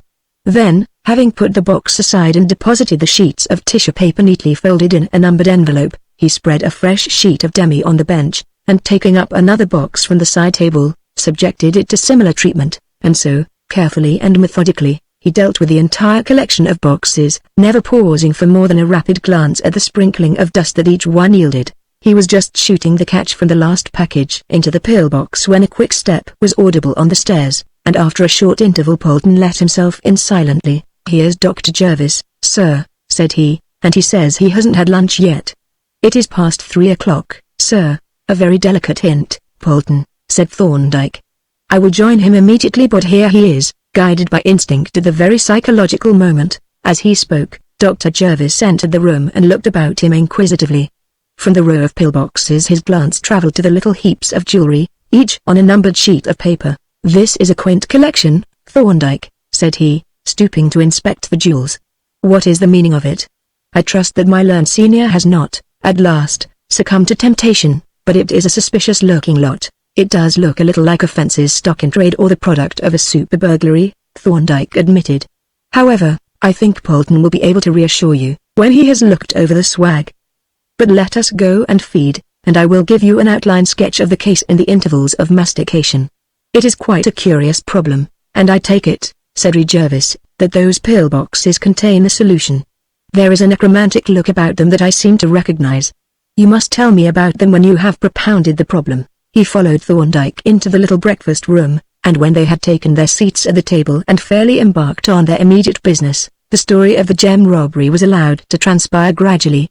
Jervis followed the narrative with close attention and an occasional chuckle of amusement. "It is an odd problem," he commented when the whole story had been told. "There doesn't seem to be any doubt as to who committed the robbery, and yet if you were to put this man Osmond into the dock, although the jury would be convinced to a man of his guilt, they would have to acquit him. I wonder what the deuce made him bold." "Yes," said Thorndyke, "that is what I have been asking myself. He may be a nervous, panicky man, but that does not look like the explanation. The suggestion is rather that he knew of some highly incriminating fact which he expected to come to light, but which has not come to light. As it is, the only incriminating fact is his own disappearance, which is evidently worthless by itself, perfectly. And you are now searching for corroborative facts in the dust from those boxes. It doesn't look a very hopeful quest." "It doesn't," Thorndyke agreed. "But still, circumstantial evidence gains weight very rapidly. A grain of positive evidence would give quite a new importance to the disappearance. For instance, no less than 7 of those boxes have yielded moustache hairs, all apparently from the same person, a fair man with a rather closely cropped moustache of a tawny color. Now, if it should turn out that Osmond has a moustache of that kind and that no other person connected with those boxes has a moustache of precisely that character, this would be a really important item of evidence, especially coupled with the disappearance. It would, indeed, and even the number might be illuminating. I mean that, although moustache hairs are shed pretty freely, one would not have expected to find so many. But if the man had the not uncommon habit of stroking or rubbing his moustache, that would account for the number that had got detached." Thorndyke nodded approvingly. "Quite a good point, Jervis. I will make a note of it for verification. And now, as we seem to have finished, shall we take a look at 1 or 2 of the samples?" "Exactly what I was going to propose," replied Jervis, and as they rose and repaired to the small laboratory, he added, "It's quite like old times to be pursuing a mysterious unknown quantity with you. I sometimes feel like chucking the insurance job and coming back. It is better to come back occasionally and keep the insurance job, Thorndyke rejoined as he placed 2 microscopes on the bench facing the window and drew up a couple of chairs. You had better note the number of each box that you examine, though it is probably of no consequence. He took up the collection of pillboxes, and having placed them between the 2 microscopes, sat down, and the 2 friends then fell to work, each carefully tipping the contents of a box onto a large glass slip and laying the latter on the stage of the microscope. For some time they worked on in silence, each jotting down on a note block brief comments on the specimens examined. When about half of the boxes had been dealt with and their contents very carefully returned to them, Jervis leaned back in his chair and looked thoughtfully at his colleague. "This is very commonplace, uncharacteristic dust in most respects," said he. "But there is one queer feature in it that I don't quite make out. I have found in every specimen a number of irregularly oval bodies, some of them with pointed ends. They are about 1/100th of an inch long by a little more than a 2/100th wide, a dull pink in color and apparently of a granular homogeneous substance. I took them at first for insect eggs, but they are evidently not, as they have no skin or shell. I don't remember having seen anything exactly like them before. Have you found any of them?" "Yes. Like you, I have found some in every box." "And what do you make of them? Do you recognize them?" "Yes," replied Thorndyke. "They are the castings of a wood-boring beetle, particles of that fine dust that you see in the wormholes of worm-eaten wood. Quite an interesting find, quite, unless they come from the boxes that the jewels were packed in. I don't think they do. Those boxes are whitewood, whereas these castings are from a redwood. But we may as well make sure." He rose and took up the empty boxes one by one, turning each one over and examining it closely on all sides. "You see, Jervis," he said as he laid down the last of them, "there is not a trace of a wormhole in any of them."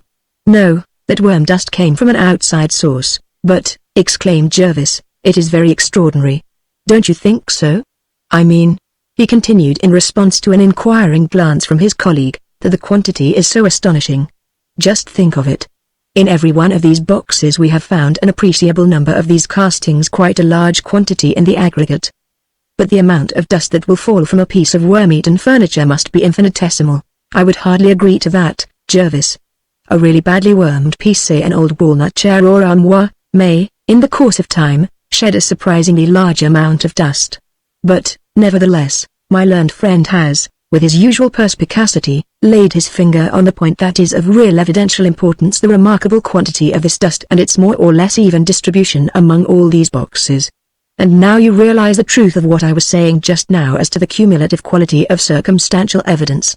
Here we have a number of boxes which have undoubtedly been tampered with by some person.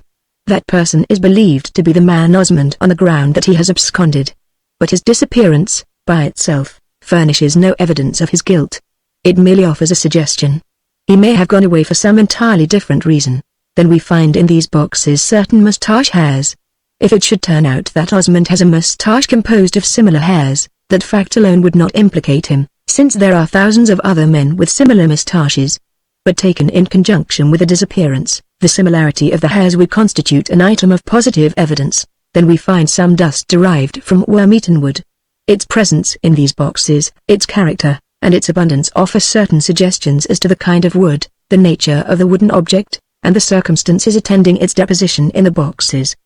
Now, if it should be possible to ascertain the existence of a wooden object of the kind suggested and associated with the suggested circumstances, and if that object were the property of, or definitely associated with, the man Osmond, that fact, together with the hairs and the disappearance, would form a really weighty mass of evidence against him. "Yes, I see that," said Jervis, "but what I don't see is how you arrive at your inferences as to the object from which the dust was derived." "It is a question of probabilities," replied Thorndyke. "First, as to the kind of wood. It is a redwood.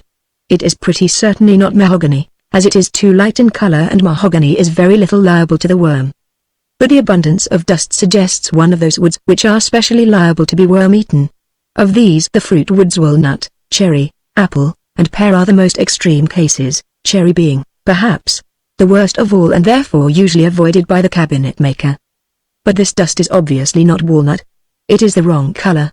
But it might be either cherry, apple, or pear, and the probabilities are rather in favor of cherry, though, of course, it might be some other relatively soft and sappy redwood. But how do you infer the nature of the object? Again, by the presence of the dust in these boxes, by the properties of that dust and the large quantity of it. Consider the case of ordinary room dust. You find it on all sorts of surfaces, even high up on the walls or on the ceiling. There is no mystery as to how it gets there. It consists of minute particles, mostly of fibers from textiles, so small and light that they float freely in the air. But this wood consists of relatively large and heavy bodies over 1/100th of an inch long. From the wormholes it will fall to the floor, and there it will remain even when the floor is being swept. It cannot rise in the air and become deposited like ordinary dust, and it must therefore have made its way into these boxes in some other manner. Yes, I realize that. But still I don't see how that fact throws any light on the nature of the wooden object. It is merely a suggestion, replied Thorndyke, and the inference may be quite wrong. But it is a perfectly obvious one. Come now, Jervis, don't let your intellectual joints get stiff. Keep them loosened by exercise. Consider the problem of this dust. How did it get into these boxes and why is there so much of it? If you reason out the probabilities, you must inevitably reach a conclusion as to the nature of the wooden object. That conclusion may turn out to be wrong, but it will be logically justifiable. Well, that is all that matters, Jervis retorted with a sour smile, as he rose and glanced at his watch. The mere fact of its being wrong we should ignore as an irrelevant triviality, just as the French surgeon, undisturbed by the death of the patient, proceeded with his operation and finally brought it to a brilliantly successful conclusion. I will practice your logical dumbbell exercise, and if I reach no conclusion after all I shall still be comforted by the mental vision of my learned senior scouring the country in search of a hypothetical worm-eaten chest of drawers. Thorndyke chuckled softly. My learned friend is pleased to be ironical. But nevertheless his unerring judgment leads him to a perfectly correct forecast of my proceedings. The next stage of the inquiry will consist in tracing this dust to its sources, and the goal of my endeavors will be the discovery and identification of this wooden object. If I succeed in that, there will be, I imagine, very little more left to discover. No, Jervis agreed, especially if the owner of the antique should happen to be the elusive Mr. Osmond. So I wish you success in your quest, and only hope it may not resemble too closely that of the legendary blind man, searching in a dark room for a black hat that isn't there. With this parting shot and a defiant grin, Jervis took his departure, leaving Thorndyke to complete the examination of the remaining material. Chapter 4 Mr. Walpole is highly amused. On a certain Saturday afternoon at a few minutes to 3 the door of Mr. Woodstock's office in High Street, Birchester, opened somewhat abruptly and disclosed the figures of the solicitor himself and his chief clerk. Confounded nuisance, all this fuss and foolery, growled the former, pulling out his watch and casting an impatient glance up the street. I hope he is not going to keep us waiting. He is not due till 3, Hepburn remarked, soothingly, and then, stepping out and peering up the nearly empty street, he added, perhaps that may be he, that tall man with the little clerical-looking person. If it is, he seems to be bringing his luggage with him, said Mr. Woodstock, regarding the pair, and especially the suitcases that they carried, with evident disfavor. But you are right.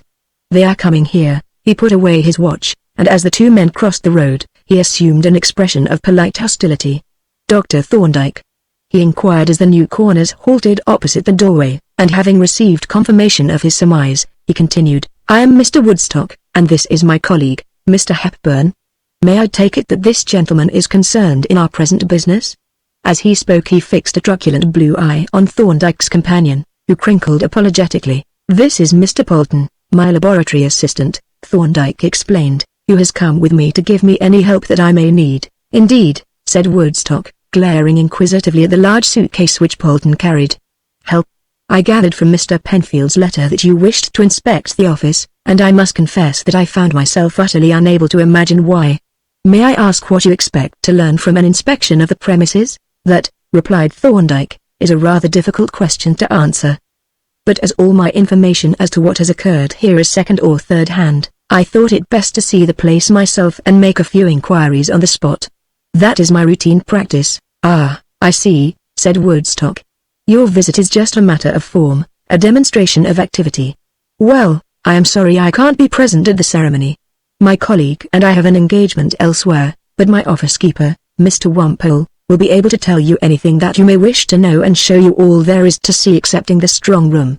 If you want to see that, as I suppose you do, I had better show it to you now, as I must take the key away with me. He led the way along the narrow hall, halfway down which he opened a door inscribed Clerk's Office, and entered a large room, now unoccupied save by an elderly man who sat at a table with the parts of a dismembered electric bell spread out before him. Through this Mr. Woodstock passed into a somewhat smaller room furnished with a large writing table, 1 or 2 nests of deed boxes, and a set of bookshelves. Nearly opposite the table was the massive door of the strong room, standing wide open with the key in the lock. "This is my private office," said Mr. Woodstock, "and here is the strong room. Perhaps you would like to step inside. I am rather proud of this room. You don't often see one of this size. And it is absolutely fireproof, thick steel lining, concrete outside that, and then brick. It is practically indestructible." Those confounded boxes occupied that long upper shelf. Thorndyke did not appear to be specially interested in the strong room. He walked in, looked round at the steel walls with their ranks of steel shelves, loaded with bundles of documents, and then walked out. "Yes," he said, "it is a fine room, as strong and secure as one could wish, though, of course, its security has no bearing on our case, since it must have been entered either with its own key or a duplicate. May I look at the key?" Mr. Woodstock withdrew it from the lock and handed it to him without comment, watching him with undisguised impatience as he turned it over and examined its blade. "Not a difficult type of key to duplicate," he remarked as he handed it back, "though these wordless pin keys are more subtle than they look." "I suppose they are," Woodstock assented indifferently. "But really, these investigations appear to me rather pointless, seeing that the identity of the thief is known. And now I must be off, but first let me introduce you to my deputy, Mr. Wampole." He led the way back to the clerk's office, where his subordinate was busily engaged in assembling the parts of the bell. "This is Dr. Thorndyke, Wampole, who has come with his assistant, Mr. Bolton, to inspect the premises and make a few inquiries. You can show him anything that he wants to see and give him all the assistance that you can in the way of answering questions. And," concluded Mr. Woodstock, shaking hands stiffly with Thorndyke, "I wish you a successful issue to your labors." As Mr. Woodstock and his colleague departed, closing the outer door after them, Mr. Wampole laid down his screwdriver and looked at Thorndyke with a slightly puzzled expression. "I don't quite understand, sir, what you want to do," said he, "or what sort of inspection you want to make, but I am entirely at your service, if you will kindly instruct me. What would you like me to show you first?" "I don't think we need interrupt your work just at present, Mr. Wampole. The first thing to be done is to make a rough plan of the premises, and while my assistant is doing that, perhaps I might ask you a few questions if it will not distract you too much." "It will not distract me at all," Mr. Wampole replied, picking up his screwdriver. "I am accustomed to doing odd jobs about the office. I am the handy man of the establishment and I am not easily put out of my stride." Evidently he was not, for even as he was speaking his fingers were busy in a neat, purposive way that showed clearly that his attention was not wandering from his task. Thorndyke watched him curiously, not quite able to place him. His hands were the skillful, capable hands of a mechanic, and this agreed with Woodstock's description of him and his own. But his speech was that of a passably educated man and his manner was quite dignified and self-possessed. "By the way," said Thorndyke, "Mr. Woodstock referred to you as the office keeper. Does that mean that you are the custodian of the premises?" "Nominally," replied Wampole. "I am a law writer by profession, but when I first came here, some 20 years ago, I came as a caretaker and used to live upstairs. But for many years past the upstairs rooms have been used for storage of obsolete books, documents, and all sorts of accumulations. Nobody lives in the house now. We lock the place up when we go away at night. As for me, I am, as I said, the handy man of the establishment. I do whatever comes along: copy letters, engross leases, keep an eye on the state of the premises, and so on." "I see. Then you probably know as much of the affairs of this office as anybody." "Probably, sir. I'm the oldest member of the staff, and I am usually the first to arrive in the morning and the last to leave at night. I expect I can tell you anything that you want to know. Then I will ask you 1 or 2 questions, if I may. You probably know that my visit here is connected with the robbery of Mr. Hollis's gems?" "The alleged robbery," Mr. Wampole corrected. "Yes, sir. Mr. Woodstock told me that. You appear to be somewhat doubtful about the robbery." "I am not doubtful at all," Wampole replied in a tone of great decision. "I am convinced that the whole thing is a mare's nest. The gems may have been stolen. I suppose they were as Mr. Hollis says they were.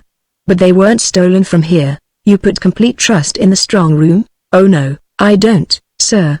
This is a solicitor's strong room, not a banker's. It is secure against fire, not against robbery. It was designed for the custody of things such as documents, of great value to their owners but of no value to a thief. It was no proper receptacle for jewels. They should have gone to a bank. Do I understand, then, that unauthorized persons might have obtained access to the strong room? They might, during business hours. Mr. Woodstock unlocks it when he arrives and it is usually open all day, or if it is shut, the key is left hanging on the wall. But it has never been taken seriously as a bank strong room is. Mr. Hepburn and Mr. Osmond kept their cricket bags and other things in it, and we have all been in the habit of putting things in there if we were leaving them here overnight. Then, really, any member of the staff had the opportunity to make away with Mr. Hollis's property. I wouldn't put it as strongly as that, replied Wimpole, with somewhat belated caution. Any of us could have gone into the strong room, but not without being seen by some of the others. Still, one must admit that a robbery might have been possible. The point is that it didn't happen. I checked those boxes when I helped to put them in, and I checked them when we took them out. They were all there in their original wrappings with Mr. Hollis's handwriting on them and all the seals intact. It is nonsense to talk of a robbery in the face of those facts, and you attach no significance to Mr. Osmond's disappearance? No, sir. He was a bachelor and could go when and where he pleased. It was odd of him, I admit, but he sometimes did odd things, a hasty, impulsive gentleman, quick to jump at conclusions and make decisions and quick to act. Not a discreet gentleman at all, rather an unreasonable gentleman, perhaps, but I should say highly scrupulous. I can't imagine him committing a theft. Should you describe him as a nervous or timid man? Mr. Wimpole emitted a sound as if he had clockwork in his inside and was about to strike. I never met a less nervous man, he replied with emphasis. No, sir. Bold to rashness would be my description of Mr. John Osmond. A buccaneering type of man. A yachtsman, a boxer, a wrestler, a footballer, and a cricketer. A regular hard nut, sir.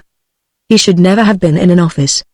He ought to have been a sailor, an explorer, or a big game hunter. What was he like to look at? Just what you would expect a big, lean, square-built man, hatchet-faced, Roman-nosed, with blue eyes, light brown hair, and a close-cropped beard and a moustache. Looked like a naval officer. Do you happen to know if his residence has been examined? Mr. Woodstock and the chief constable searched his rooms, but of course they didn't find anything. He had only 2 small rooms, as he took his meals and spent a good deal of his time with Mr. Hepburn, his brother-in-law. He seemed very fond of his sister and her 2 little boys. Would it be possible for me to see those rooms? I don't see why not, sir. They aren't locked up now, but the keys are here and the rooms are only a few doors down the street. Here occurred a slight interruption, for Mr. Wimpole, having completed his operations on the bell, now connected it with a battery which had also been under repair when it emitted a loud and cheerful peal.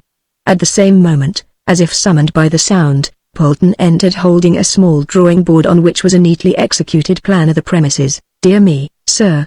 exclaimed Mr. Wimpole, casting an astonished glance at the plan. "You are very thorough in your methods.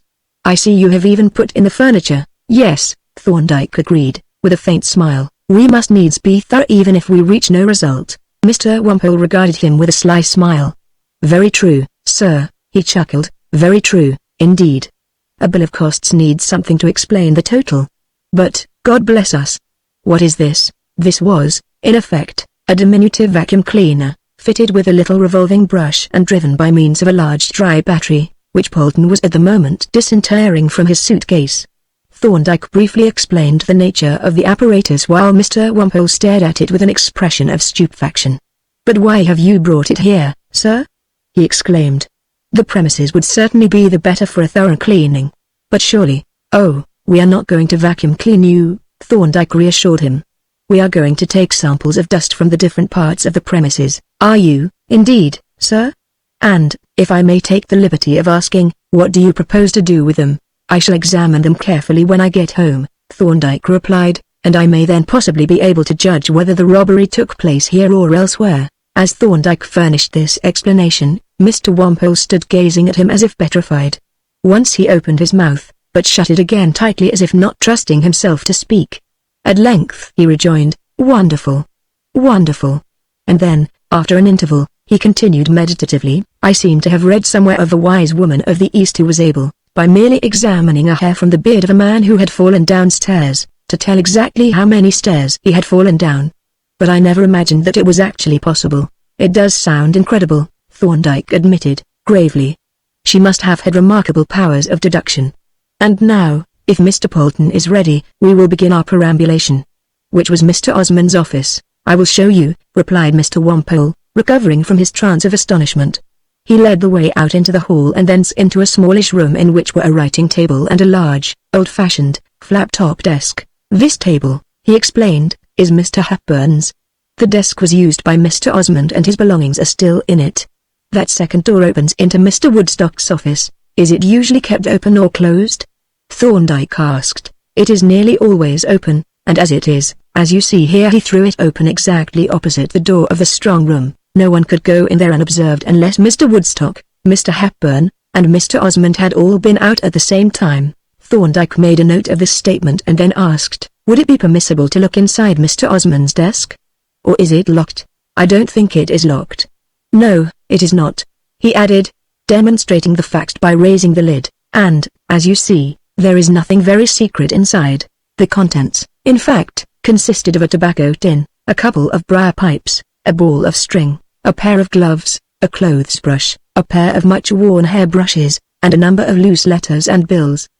These last Thorndyke gathered together and laid aside without examination, and then proceeded methodically to inspect each of the other objects in turn, while Mr. Wampole watched him with the faintest shadow of a smile. He seems to have had a pretty good set of teeth and a fairly strong jaw, Thorndyke remarked, balancing a massive pipe in his fingers and glancing at the deep tooth marks on the mouthpiece, which supports your statement as to his physique. He peered into the tobacco tin, smelt the tobacco, inspected the gloves closely, especially at their palmar surfaces, and tried them on, examined the clothes brush, first with the naked eye and then with the aid of his pocket lens, and, holding it inside the desk, stroked its hair backwards and forwards, looking closely to see if any dust fell from it. Finally, he took up the hair brushes one at a time and, having examined them in the same minute fashion, produced from his pocket a pair of fine forceps and a seed envelope. With the forceps he daintily picked out from the brushes a number of hairs which he laid on a sheet of paper, eventually transferring the collection to the little envelope, on which he wrote, "Hairs from John Osmond's hair brushes. You don't take anything for granted, sir," remarked Mr. Wampole, who had been watching this proceeding with concentrated interest. Perhaps he was again reminded of the wise woman of the East. "No," Thorndyke agreed. "Your description was hearsay testimony, whereas these hairs could be produced in court and sworn to by me." "So they could, sir, though, as it is not disputed that Mr. Osmond has been in this office, I don't quite see what they could prove." "Neither do I," rejoined Thorndyke. "I was merely laying down the principle." Meanwhile, Polton had been silently carrying out his part of the program, not unobserved by Mr. Wampole, and a pale patch about a foot square, between Mr. Hepburn's chair and the front of the table, where the pattern of the grimy carpet had miraculously reappeared, marked the site of his operations. Tenderly removing the little silken bag, now bulging with its load of dust, he slipped it into a numbered envelope and wrote the number on the spot on the plan to which it corresponded. Presently a similar patch appeared on the carpet in front of Osmond's desk, and when the sample had been disposed of and the spot on the plan marked, Polton cast a wistful glance at the open desk. "Wouldn't it be as well, sir, to take a specimen from the inside?" he asked. "Perhaps it would," Thorndyke replied. "It should give us what we may call a pure culture." He rapidly emptied the desk of its contents, when Polton introduced the nozzle of his apparatus and drew it slowly over every part of the interior. When this operation was completed, including the disposal of the specimen and the marking of the plan, the party moved into Mr. Woodstock's office, and from thence back into the clerk's office. "I find this investigation intensely interesting," said Mr. Wampole, rubbing his hands gleefully. "It seems to combine the attractions of a religious ceremony and a parlor game. I am enjoying it exceedingly. You will like to have the names of the clerks who sit at those desks, I presume, if you please," replied Thorndyke, "and, of course, you will wish to take samples from the insides of the desks. You certainly ought to. The informal lunches which the occupants consume during the forenoon will have left traces which should be most illuminating. And the desks are not locked, as there are no keys." Mr. Wampole's advice produced on Polton's countenance a smile of most extraordinary crinkliness, but Thorndyke accepted it with unmoved gravity and it was duly acted upon. Each of the desks was opened and emptied of its contents instructive enough as to the character and personal habits of the tenant and cleared of its accumulation of crumbs, tobacco ash, and miscellaneous dirt, the catch forming a specimen supplementary to those obtained from the floor. At length, when they had made the round of the office, leaving in their wake a succession of clean squares on the matting which covered the floor, Mr. Wimpole halted before an old-fashioned high desk which stood in a corner in company with a high office stool. "This is my desk," said he. "I presume that you are going to take a little souvenir from it?" "Well," replied Thorndyke, "we may as well complete the series. We operated on Mr. Hollis's premises this morning." "Did you indeed, sir? You went there first, and very proper too. I am sure Mr. Hollis was very gratified." "If he was," Thorndyke replied with a smile, "he didn't make it obtrusively apparent. May I compliment you on your desk? You keep it in apple pie order." "I try to show the juniors an example," replied Mr. Wimpole, throwing back the lid of the desk and looking complacently at the neatly stowed contents. "It is a miscellaneous collection," he added as he proceeded to transfer his treasures from the desk to a cleared space on the table. It certainly was. There were a few tools: pliers, hacksaw, hammer, screwdriver, and a couple of gimlets, a loosely folded linen apron, 1 or 2 battery terminals and a coil of insulated wire, a stamp album, a cardboard tray full of military buttons, cap badges, and old civilian coat buttons, and a smaller tray containing 1 or 2 old copper and silver coins. "I see you are a stamp collector," remarked Thorndyke, opening the album and casting a glance of lukewarm interest over its variegated pages. "Yes," was the reply, "in a small way. It is a poor man's hobby, unless one seeks to acquire costly rarities, which I do not. As a matter of fact, I seldom buy specimens at all. This album has been filled principally from our foreign correspondence. And the same is true of the coins. I don't regularly collect them, I just keep any odd specimens that come my way. And the buttons? You have a better opportunity there, for you have practically no competitors. And yet it seems to me that they are of more interest than the things that the conventional collectors seek so eagerly." "I entirely agree with you, sir," Mr. Wimpole replied, warmly. "It is the common things that are best worth collecting, the things that are common now and will be rare in a few years' time. But the collector who has no imagination neglects things until they have become rare and precious. Then he buys at a high price what he could have got a few years previously for nothing. Look at these old gilt coat buttons. I got them from an old established tailor who was clearing out his obsolete stock. Unfortunately, he had thrown away most of them and nearly all the steel button dies. I just managed to rescue these few and 1 or 2 dies, which I have at home. They are of no value now, but when the collectors discover the interest of old buttons, they will be worth their weight in gold. I am collecting all the buttons I can get hold of. I think you are wise, from a collector's point of view.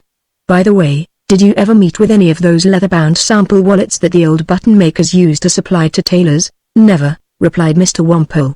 "I have never even heard of them." "I have seen 1 or 2, said Thorndyke, "and each was a collection in itself, for it contained some 200 or 300 buttons, fixed in sheets of millboard, forming a sort of album, and, of course, every button was different from every other." Mr. Wimpole's eyes sparkled. "What an opportunity you had, sir!" he exclaimed. "But probably you are not a collector." "It was a pity, though, for, as you say, one of those wallets was a museum in itself. If you should ever chance to meet with another, would it be too great a liberty for me to beg you to secure an option for me, at a price within my slender means?" "It is no liberty at all," Thorndyke replied. "It is not likely that I shall ever come across one again, but if I should, I will certainly secure it for you." "That is most kind of you, sir," exclaimed Mr. Wimpole. "And now, as Mr. Polton seems to have completed the cleansing of my desk, the first that it has had, I am afraid, for a year or 2 we may continue our exploration. Did you wish to examine the waiting room?" "I think not. I have just looked into it, but its associations are too ambiguous for the dust to be of any interest. But I should like to glance at the rooms upstairs." To the upstairs rooms they accordingly proceeded, but the inspection was little more than a formality. They walked slowly through each room, awakening the echoes as they trod the bare floors, and as they went, Thorndyke's eye travelled searchingly over the shelves and rough tables, stacked with documents and obsolete account books, and the few rickety Windsor chairs. There was certainly an abundance of dust, as Mr. Wimpole pointed out, but it did not appear to be of the brand in which Thorndyke was interested. "Well," said Mr. Wimpole, as they descended to the ground floor, "you have now seen the whole of our premises. I think you said that you would like to inspect Mr. Osmond's rooms. If you will wait a few moments, I will get the keys." He disappeared into the principal's office, and meanwhile Polton rapidly packed his apparatus in the suitcase, so that by the time Mr. Wimpole reappeared, he was ready to start. "Mr. Osmond's rooms," said Mr. Wimpole, as they set forth, "are over a bookseller's shop. This is the place. If you will wait for a moment at the private door, I will notify the landlord of our visit." He entered the shop and after a short interval emerged briskly and stepped round to the side door, into which he inserted a latch key. He led the way along the narrow hall, past a partially open door, in the opening of which a portion of a human face was visible, to the staircase, up which the little procession advanced until the second-floor landing was reached.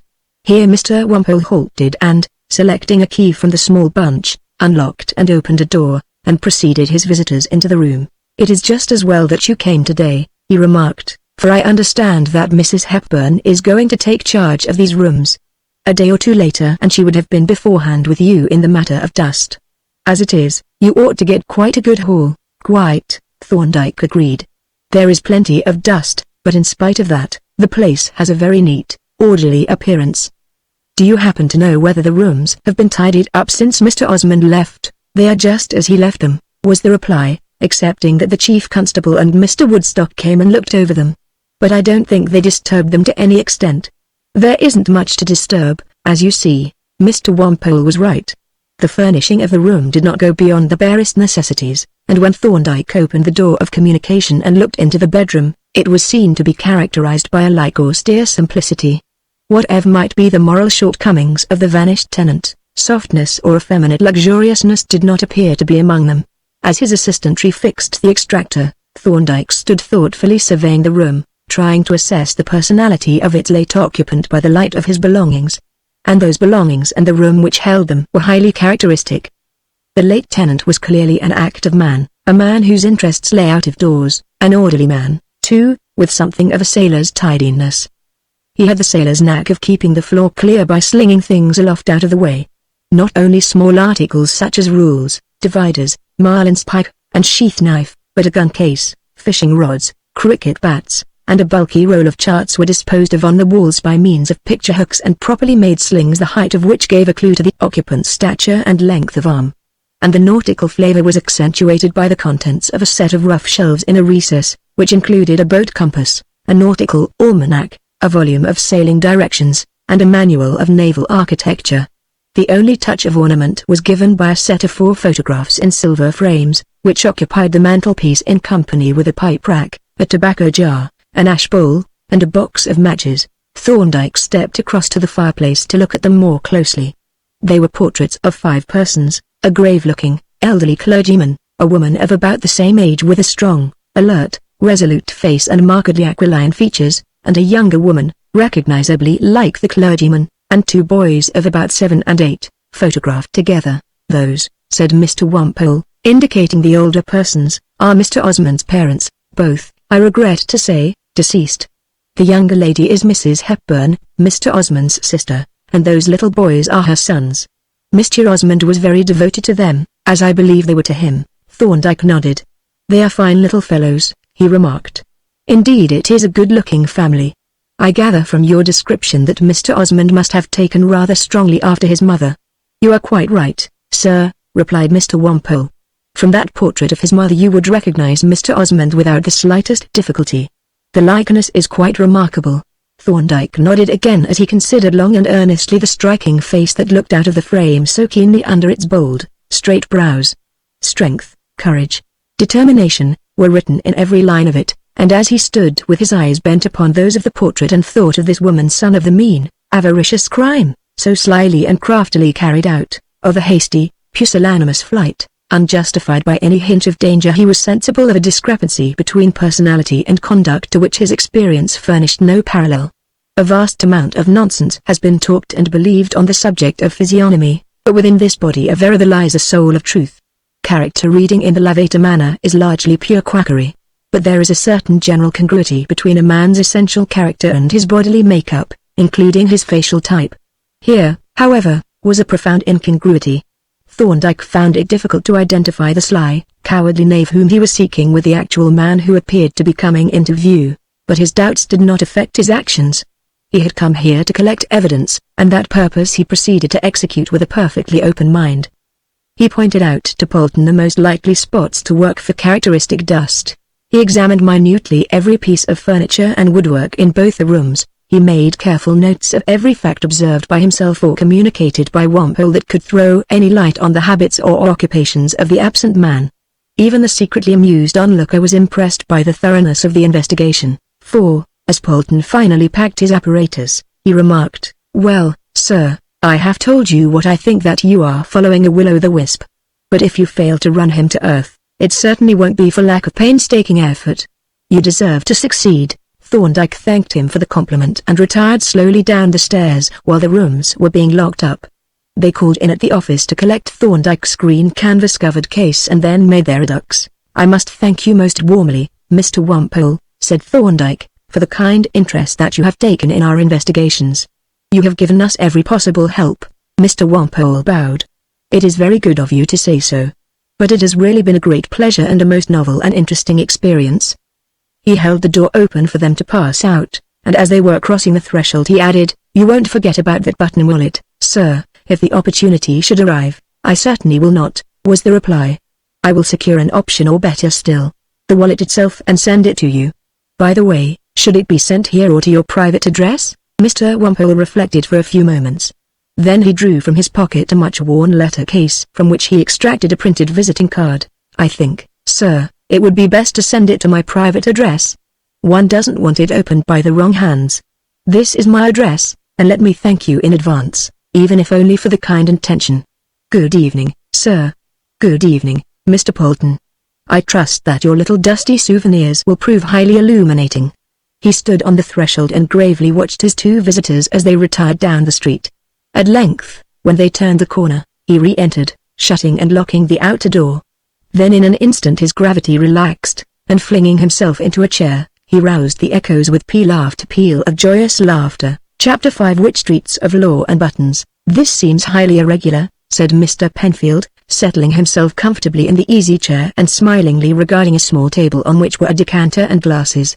"I don't treat my professional visitors in this hospitable fashion. And you don't even ask what has brought me here." "No," replied Thorndyke, as he filled a couple of glasses. "I accept the gifts of fortune and ask no questions." Mr. Penfield bowed. "You were good enough to say that I might call out of business hours, which is a great convenience, so here I am, with a twofold purpose: first, to seek information from you, and second, to give you certain news of my own. Perhaps I may take them in that order and begin by asking one or two questions." "Do so, by all means," replied Thorndyke. "I have heard," pursued Mr. Penfield, "from our friends Hollis and Woodstock, and perhaps you will not be surprised to learn that you have made yourself somewhat unpopular with them. They have even applied disrespectful epithets to you, such as mountebank, impostor, quack, and so forth," suggested Thorndyke. Mr. Penfield chuckled as he sipped his wine. "Your insight is remarkable," said he. "You have quoted the very words.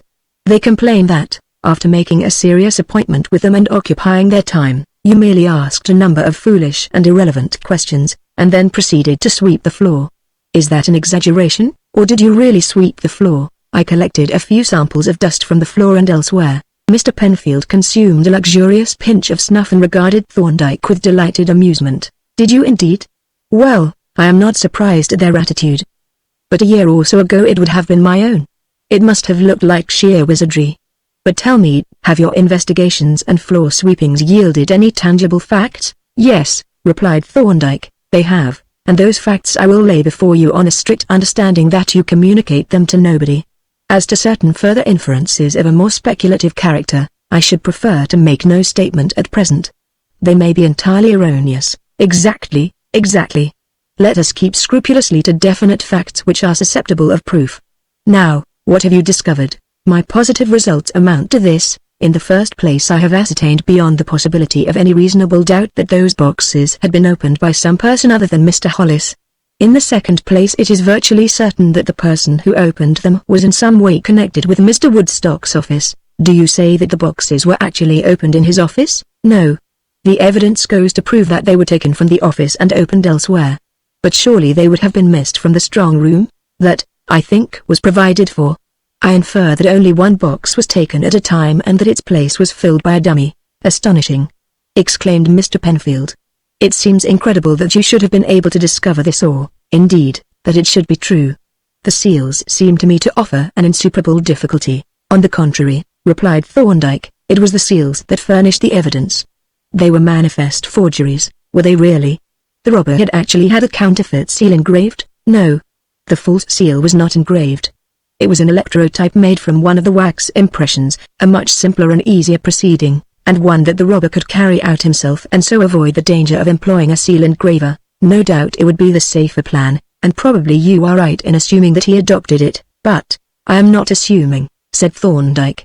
There is direct evidence that the seal used to make the false impressions was an electrotype. Now, what would be the nature of that evidence, or is it, perhaps, too technical for an ignorant person like me to follow? There is nothing very technical about it, replied Thorndyke.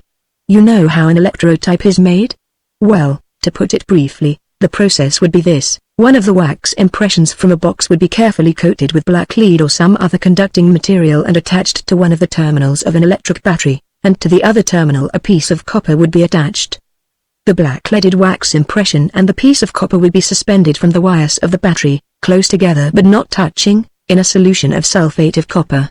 Then, as the electric current passed, the copper would dissolve and the solution and a film of metallic copper would become deposited on the black-leaded wax and would gradually thicken until it became a solid shell of copper.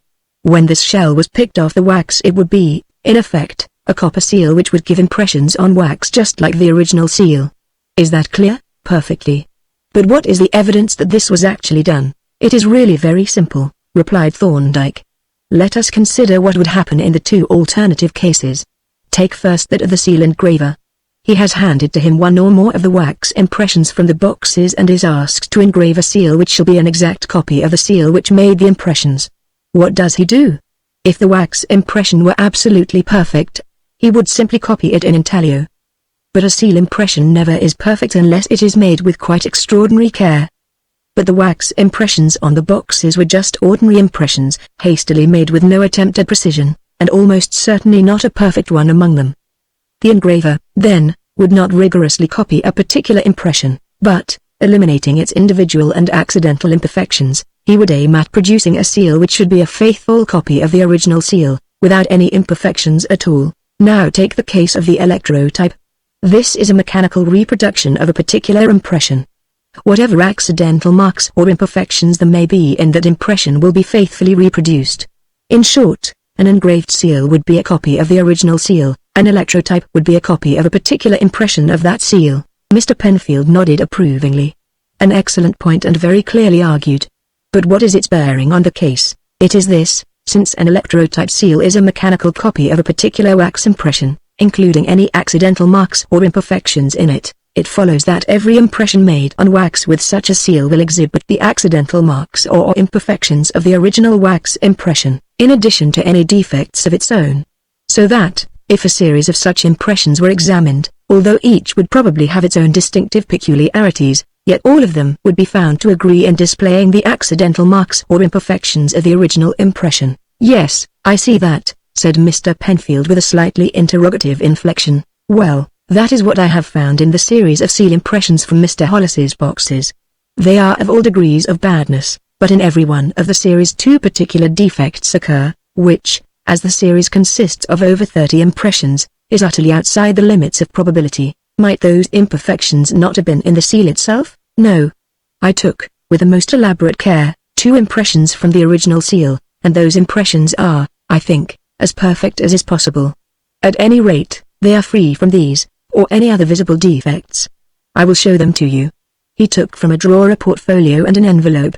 From the latter he produced one of the 2 impressions that he had made with Mr. Hollis's seal, and from the former a half-plate photograph. Here, he said, handing them to Mr. Penfield, is one of the seal impressions taken by me, and here is a magnified photograph of it. You can see that every part of the design is perfectly clear and distinct, and the background quite free from indentations. Keep that photograph for comparison with these others, which show a series of 32 impressions from the boxes, magnified 4 diameters. In every one of them you will find 2 defects. First, the projectant forelegs of the left-hand horse are blurred and faint. Second, there is, just in front of the chariot and above the back of the near horse, a minute bit in the background. It is hardly visible to the naked eye in the wax impressions, but the photographs show it plainly. It was probably produced by a tiny bubble of air between the seal and the wax. Now, neither of these defects is to be seen in Mr. Hollis's seal. Either of them might have occurred accidentally in 1 or 2 impressions. But since they both occur in every case, whether the impressions are relatively good or bad, It is practically certain that they existed in the matrix or seal with which the impressions were made. And this conclusion is confirmed by the fact that, in some cases, the defect in the horse's forelegs is inconsistent with other defects in the same impression. How inconsistent? Mr. Penfield demanded. I mean that the faint impression of the horse's legs is due to insufficient pressure of the left side of the seal. The seal has not been put down quite vertically. But here in number 23, for instance, the impression of the chariot and driver on the right-hand side is quite faint and shallow. In that case, the left-hand side of the impression should have been deep and distinct. But both sides are faint, whereas the middle is deep. Might not the seal have been rocked from side to side? No, that would not explain the appearances, for if the seal were rocked from side to side, both sides would be deep, though the middle might be shallow. It is impossible to imagine any kind of pressure which would give an impression shallow on both sides and deep in the middle. The only possible explanation is that the matrix, itself, was shallow on one side. Mr. Penfield reflected, helping his cogitations with a pinch of snuff. Yes, he agreed. Incredible as the thing appears, I think you have made out your case. But doesn't it strike you as rather odd that this ingenious rascal should not have taken more care to secure a good impression from which to make his false seal? I imagined that he had no choice, replied Thorndyke. On each box were 6 seals, 3 on the paper wrapping, 2 in the recesses by the keyhole, and 1 on the knot of the string. Now, as the paper had to be preserved, the seals could not be torn or cut from that. It would be impossible to get them out of the recesses. There remained only the seals on the knots. These were, of course, much the least perfect, though the string was little more than thread and the knots quite small. But they were the only ones that it was possible to remove, and our friend was lucky to have got as good an impression as he did. Mr. Penfield nodded. Yes, said he, you have an answer to every objection. By the way, if the paper had to be preserved so carefully, how do you suppose he got the parcels open? He would have had to break the seals. I think not. I assume that he melted the seals by holding a hot iron close to them and then gently opened the packet while the wax was soft. Mr. Penfield chuckled. Yes, he admitted, it is all very complete and consistent. And now to go on to the next point. You say that there is evidence that these boxes were opened by some person other than Hollis himself, a person connected in some way with Woodstock's office. Further, that they were opened, not in the office itself, but in some other place to which they had been taken. I should like to hear that evidence, especially if it should happen to be connected with those mysterious floor sweepings. As a matter of fact, it is, Thorndyke replied, with a smile. But the floor sweeping was not the first stage. The investigation began with Mr. Hollis's boxes, from which I extracted every particle of dust that I could obtain, and this dust I examined minutely and exhaustively. The results were unexpectedly illuminating. For instance, from every one of the untouched boxes I obtained 1 or more moustache hairs. Really? But isn't that very remarkable? Perhaps it is. But moustache hairs are shed very freely. If you look at the dust from a desk used by a man with a moustache, you will usually see in it quite a number of moustache hairs. I have not noticed that, said Mr. Penfield, having no moustache myself. And what else did you obtain by your curious researches? The other result was really very remarkable indeed. From every one of the boxes I obtained particles, in some cases only 1 or 2, in others quite a number of a very characteristic dust which is shed by worm-eaten furniture. Dear me! Exclaimed Mr. Penfield. And you were actually able to identify it? Astonishing. Now, I suppose you must excuse me, he interpolated with an apologetic smile, but I am walking in an enchanted land and am ready to expect and believe in any marvels. I suppose you are not able to infer the character of the piece of furniture? Not with anything approaching certainty, replied Thorndyke. I formed certain opinions, but they are necessarily speculative, and we are dealing with evidence. Quite so, said Mr. Penfield. Let us avoid speculation. But I now begin to see the inwardness of the floor sweeping. You were tracing this mysterious dust to its place of origin. Exactly. And, naturally, I began with Mr. Hollis's premises, though the forgery of the seals seemed to put him outside the field of inquiry. Yes, he would hardly have needed to forge his own seal, no. But I examined his premises thoroughly, with an entirely negative result. There was no one on them with a moustache of any kind. The dust from his floors showed not a particle of the wood dust, and I could find no piece of furniture in his house which could have yielded such dust. I then proceeded to Woodstock's office, and there I obtained abundant samples both of hairs and wood dust. I found Osman's hairbrushes in his desk, and from them obtained a number of moustache hairs which, on careful comparison, appear to be identically similar to those found in the boxes." "Ha!" exclaimed Mr. Penfield in what sounded like a tone of disapproval. "And as to the wood dust, I obtained traces of it from every part of the floor. But it was very unequally distributed, so unequally as to associate it quite distinctly with a particular individual. I obtained abundant traces of it from the floor round that individual's desk, and even more from the inside of the desk, whereas, from the interiors of the other desks I recovered hardly a particle." "You refer to a particular individual? Do you mean John Osmond?" "No," replied Thorndyke. "Osmond's desk contained no wood dust." "Ha!" exclaimed Mr. Penfield in what sounded very like a tone of satisfaction. "As to the individual referred to," said Thorndyke, "I think that, for the present, it might be better." "Certainly," Mr. Penfield interrupted emphatically, "certainly. It will be much better to mention no names. After all, it is but a coincidence, though undoubtedly a striking one." "But we must keep an open mind, that is what I feel," said Thorndyke. "It is an impressive fact, but there is the possibility of some fallacy. Nevertheless it is the most promising clue that offers, and I shall endeavor to follow it up." "Undoubtedly," Mr. Penfield agreed, warmly. "It indicates a new line of inquiry adapted to your peculiar gifts, though to me I must confess it only adds a new complication to this mystery. And I do really find this a most perplexing case." "Perhaps you do not?" "I do, indeed," replied Thorndyke. "It bristles with contradictions and inconsistencies. Take the case against Osmond. On the one hand it is in the highest degree convincing. The robberies coincide in time with his presence in the office. His disappearance coincides with the discovery of the robbery, and then in the rifled boxes we find a number of hairs from his moustache. Can you prove that they are actually his?" Mr. Penfield asked. "No," Thorndyke replied. "But I have not the slightest doubt that they are, and I think they would be accepted by a jury in conjunction with the other circumstances as good evidence. These facts seem to point quite clearly to his guilt. On the other hand, the wood dust is not connected with him at all. None was found in his desk or near it, and when I examined his rooms, which by a fortunate chance I was able to do, I not only found no trace whatever of wood dust, but from the appearance of the place I was convinced that the boxes have not been opened there. And furthermore, so far as I could ascertain, the man's personality was singularly out of character with a subtle, cunning, avaricious crime of this type. Not that I would lay great stress on that point." "No," agreed Mr. Penfield. "The information is too scanty. But tell me, you inferred that the boxes were not opened in Woodstock's office, but were taken away and opened in some other place. How did you arrive at that?" "By means of the wood dust. The place in which those boxes were opened and refilled must have contained some worm-eaten wooden object which yielded that very distinctive dust, and yielded it in large quantities. But there was no such object on Woodstock's premises.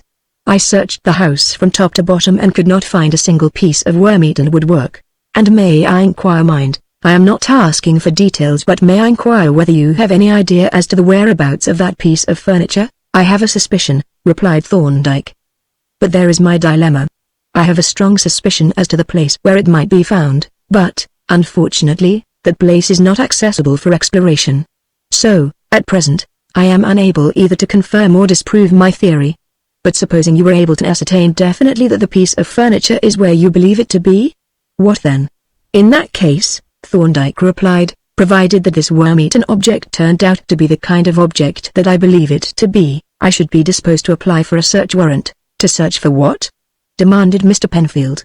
"The stolen property and certain other things." "But surely the stolen property has been disposed of long ago." "I think," replied Thorndyke, "that there are reasons for believing that it has not.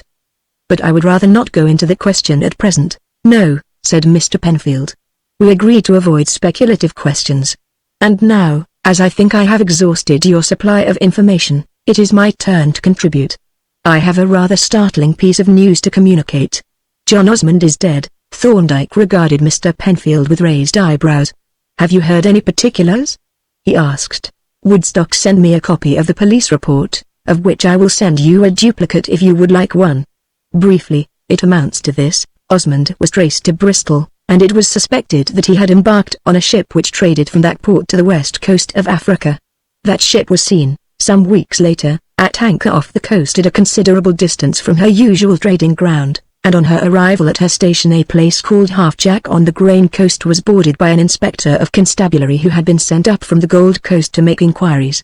To him the captain admitted that he had landed a passenger from Bristol at a place called Adafia in the Bight of Benin. The passenger was a man named Walker whose description agreed completely with that of Osmond. Thereupon, the inspector returned to Accra to report, and from thence was sent down to Adafia with an armed party to find the man and arrest him, but he was too late. He arrived only in time to find a trader named Larkham setting up a wooden cross over the grave. Walker had died early that morning or the night before. Is it quite clear that this man was really John Osmond? Quite, replied Mr. Penfield. Larkham had just painted the name John Osmond on the cross. It appeared that Osmond, when he realized that he was dying, had disclosed his real name and asked to have it written above his grave naturally enough. One doesn't want to be buried under an assumed name. No, Thorndyke agreed.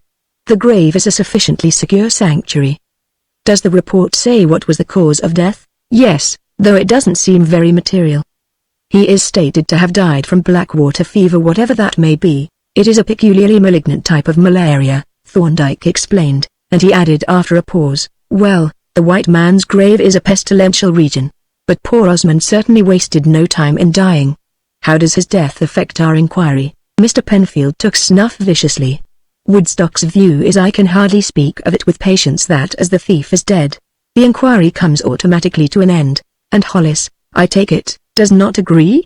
Indeed he does not.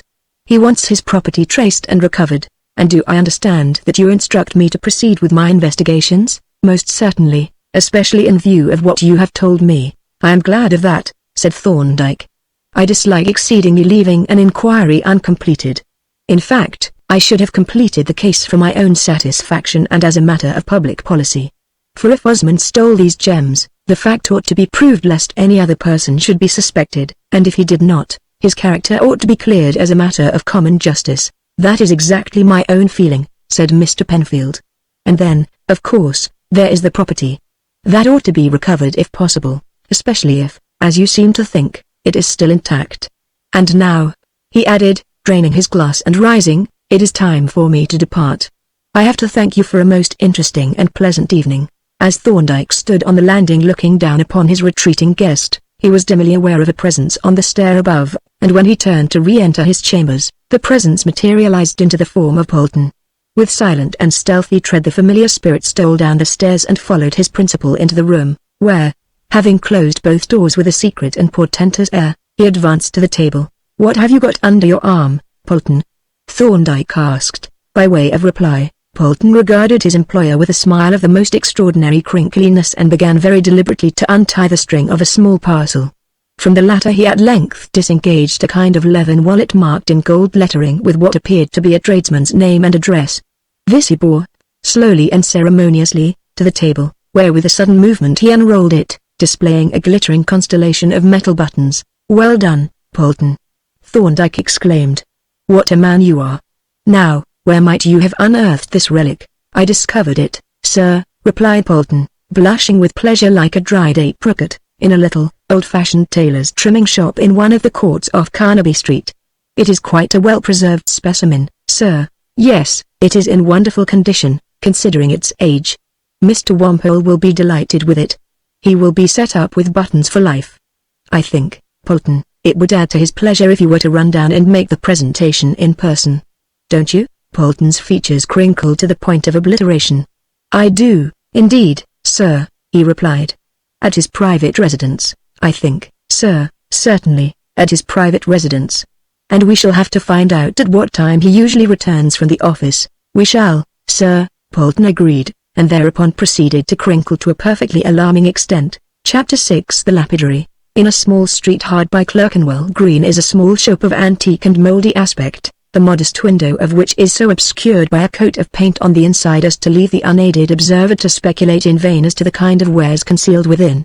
A clue to the mystery is, however, furnished by an inscription in faded gilt lettering on the fascia above, which sets forth that the tenant's name is Lambert and that his vocation is that of a lapidary and dealer in precious stones.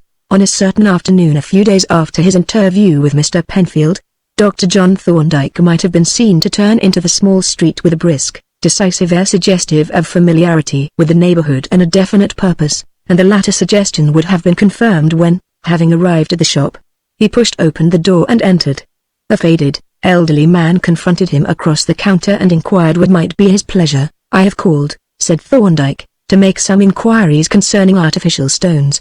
Did you want them for theatrical purposes?" "No. Those are usually cast or molded, aren't they?" "Sometimes. Not as a rule.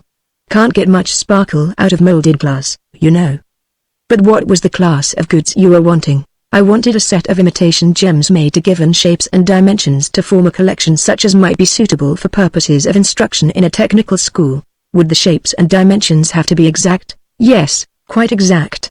They are intended to be copies of existing specimens and the settings are already made." Thorndyke's answer seemed to occasion some surprise, for the man to whom he made it reflected profoundly for a few moments and then looked round at a younger man who was sorting samples from the stock at a side bench. "Odd, isn't it, Fred?" said the former. "What is odd?" inquired Thorndyke. "Why, you see, sir, we had someone come in only a few days ago making the very same inquiry." "You remember him, Fred?" "Yes, I remember him, Mr. Lambert." Crinkly-faced little blighter. "That's the man," said Mr. Lambert. "I rather wondered at the time what his game was. Seemed to know a lot about the trade, too. But you have to mind what you are about making stress facsimiles." "Of course you have," Thorndyke agreed, "especially when you are dealing with these crinkly-faced people." "Exactly," said Mr. Lambert, "but, of course, sir, in your case we know where we are." "It is very good of you to say so," rejoined Thorndyke. "But I gather that you are not often asked to make sets of facsimile imitations." "No, not sets. Occasionally we get an order from a jeweler to duplicate the stones of a diamond necklace or tiara to be used while the original is in pawn, or for safety in a crowd." "But not a collection such as you are speaking of?" "In fact, during all the 35 years that I have been in business, I have only had one order of the kind. That was between 4 and 5 years ago. A gentleman named Schofield wanted a set to offer to some local museum, and he wanted them to be copies of stones in various public collections. He got the shapes and dimensions from the catalogues, so I understood." "Did you execute the order?" "Yes, and quite a big order it was." "I wonder," said Thorndyke, "whether he happened to have selected any of the stones that are in my list." "Mine are mostly from the Hollis collection." "But I suppose you don't keep records of the work you do? I expect all the particulars are in the order book." "We can soon see." He went over to a shelf on which was ranged a row of books of all ages, and running his hand along, presently drew out a leather volume which he laid on the counter and opened. "Ah, here we are," said he, after a brief search. "Mr. Schofield. Perhaps you would like to glance over his list. You see there are quite a lot of them." He pushed the book across to Thorndyke, who had already produced a notebook from his pocket, the entries in which he now proceeded to compare with those in Mr. Schofield's list. Mr. Lambert watched him with close interest as he placed his finger on one after another of the entries in the book, and presently remarked, "You seem to be finding some duplicates of your own lot." "It is most remarkable," said Thorndyke, "and yet perhaps it isn't, but his selection coincides with mine in over a dozen instances." "May I tick them off with a pencil?" "Do, by all means," said Lambert. "Then I can copy them out afterwards. That is, if you want me to get the duplicates cut." "I do, certainly. I will mark off those that I want, and, when you have cut those, I will give you a further list. And I may add that I should like you to use the best quality strass that you can get. I want them to be as much like real stones as possible." "I should do that in any case for good cut work," said Lambert, and he added, "I suppose there is no special hurry for these stones?" "None at all," replied Thorndyke. "If you will send me a card to this address when they are ready, I will call for them. Or, perhaps, if I pay for them now you could send them to me." The latter alternative was adopted, and while the prices were being reckoned up and the bill was being made out, Thorndyke occupied himself in making, in shorthand, a copy of the list in the order book. He had finished and put away his notebook by the time the account was ready, when, having laid a visiting card on the counter, he paid his score and began to put on his gloves. "By the way," said he, "your customer would not happen to be Mr. Schofield of the Middle Temple, I suppose?" "I really couldn't say, sir," replied Lambert. "He never gave any address. But I had an idea that he came up from the country. He used to give his orders and then he would call, at longish intervals, and take away as many of the stones as were ready. He was a middle-aged man, a bit on the shady side, tallish, clean-shaved, iron-grey hair, and not too much of it." "Ah, then I don't think that would be the same Mr. Schofield. It is not a very uncommon name. Good afternoon." With this Thorndyke took up his stick and, emerging from the shop, set a course southward for the temple, walking quickly, as was his wont, with a long, swinging stride, and turning over in his mind the bearings of what he had just learned. In reality he had not learned much. Still, he had added one or two small items to his stock of facts, and in circumstantial evidence every added fact gives additional weight to all the others. He sorted out his new acquirements and considered each in turn. In the first place, it was clear that Mr. Schofield's collection was a facsimile of the missing part of Hollis's. The list in Lambert's book was identical with the one in his own pocketbook, which, in its turn, was a list of the forgeries. The discovery of the maker of the forgeries, a result of extensive preliminary scouting on the part of Polton, was of little importance at the moment, though it might be of great value in the future. For, since the forgeries existed, it was obvious that someone must have made them. Much more to the point was the identity of the person for whom they were made. Whoever Mr. Schofield might have been, he certainly was not John Osmond. And this set Thorndyke once more puzzling over the really perplexing feature of this curious case. Why had Osmond absconded? That he had really done so, Thorndyke had no doubt, though he would have challenged the use of the word by anyone else. But why? There had been nothing to implicate him in any way.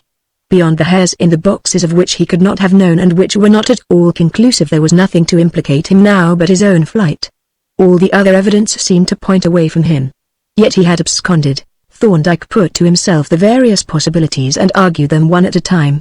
There were three imaginable hypotheses. First, that Osmond had committed the robbery alone and unassisted. Second, that he had been an accessory or worked with a confederate. Third, that he had had no connection with the robbery at all. The first hypothesis could be excluded at once, for Mr. Schofield must have been, at least, an accessory, and Mr. Schofield was not John Osmond. The second was much more plausible. It not only agreed with the known facts, but might even furnish some sort of explanation of the flight. Thus, supposing Osmond to have planned and executed the robbery with the aid of a confederate in the expectation that, even if discovered, it would never be traced to the office, might it not have been that, when, unexpectedly, it was so traced, Osmond had decided to take the onus on himself, and by absconding, divert suspicion from his accomplice. The thing was quite conceivable. It was entirely in agreement with Osmond's character as pictured by Mr. Wampole, that of a rash, impulsive, rather unreasonable man. And if it were further assumed that there had been known to him some incriminating fact which he had expected to leak out, but which had not leaked out, then the whole set of facts, including the flight, would appear fairly consistent. Nevertheless, consistent as the explanation might be, Thorndyke did not find it convincing. The aspect of Osmond's rooms, with their suggestion of hardy simplicity and a robust asceticism, still lingered in his memory. Nor had he forgotten the impressive face of the gentlewoman whose portrait he had looked on with such deep interest in those rooms. These were, perhaps, but mere impressions, of no evidential weight, but yet they refused to be lightly dismissed. As to the third hypothesis, that Osmond had not been concerned in the robbery at all, it would have been quite acceptable but for the irreconcilable fact of the flight. That seemed, beyond any question, to connect him with the crime. Of course it was conceivable that he might have some other reason for his flight. But no such reason had been suggested, whereas the circumstances in which he had elected to disappear at the exact moment when the crime had been traced to the office made it idle to look for any other explanation. And so, once more, Thorndyke found himself involved in a tangle of contradictions from which he could see no means of escape. The end of his train of thought coincided with his arrival at the entry to his chambers. Ascending the stairs, he became aware of a light above as from an open door, and a turn of the staircase showed him that door, his own framing a small, restless figure. "Why, Polton," he exclaimed, "you are early, aren't you? I didn't expect you for another hour or two." "Yes, sir," replied Polton, "I got away early. But I've seen it, sir. And you were perfectly right, absolutely right. It is a sparrowhawk, stuck in a little log of cherry wood."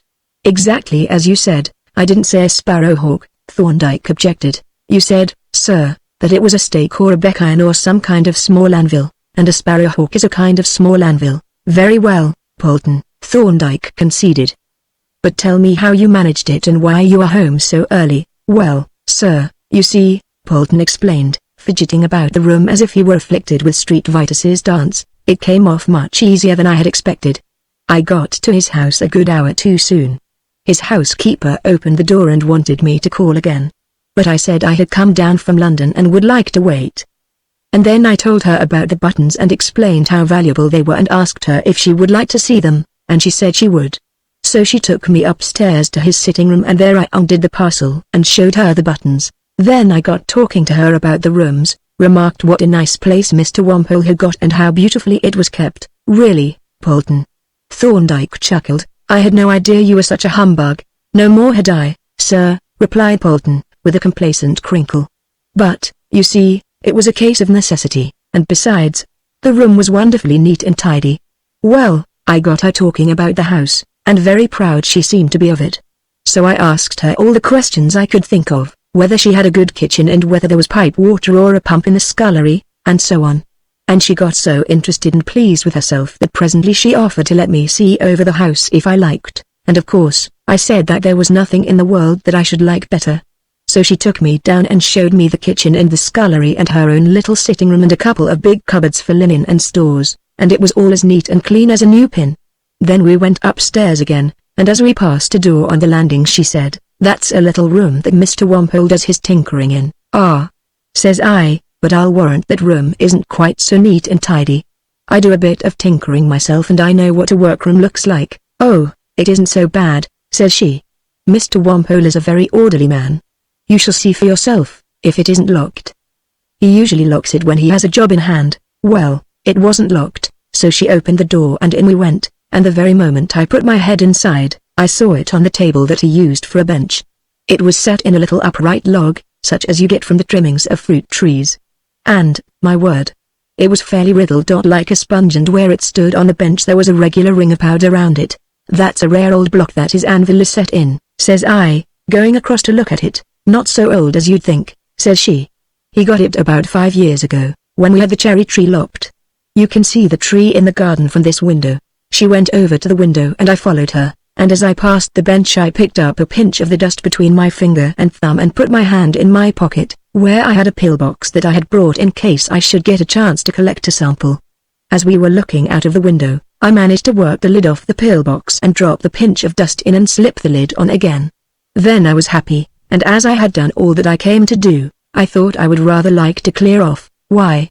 asked Thorndyke. "Well, sir," said Polton in a slightly apologetic tone, "the fact is that I wasn't very anxious to meet Mr. Wampole. It wouldn't have been quite pleasant, under the circumstances, to present those buttons and have him thanking me and shaking my hand. I should have felt rather like Pontius Pilate." "Why Pontius Pilate?" asked Thorndyke. "Wasn't he the chap, or was it Judas Iscariot? At any rate, I had a sudden feeling that I didn't want to hand him those buttons. So I looked up my timetable and discovered that I couldn't wait to see him. But, however, I said, it doesn't matter. I can leave the buttons with you to give him, and I will leave my card, too, so that he can send me a line if he wants to." So with that I gave her the roll of buttons and nipped off to the station, just in time to catch the earlier train to town. "I hope I didn't do wrong, sir." "Not at all," Thorndyke replied heartily. "I quite understand your feeling on the matter. In fact, I think I should have done the same. Shall we look at that pillbox?"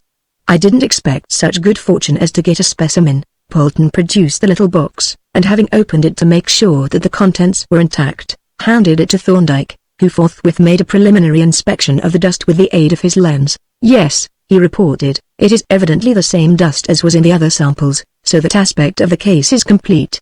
I must compliment you, Polton, on the masterly way in which you carried out your really difficult and delicate mission. You have made a brilliant success of it. And you have been equally successful in another direction. I have just come from Lambert's, where I had a very instructive interview. You were perfectly correct.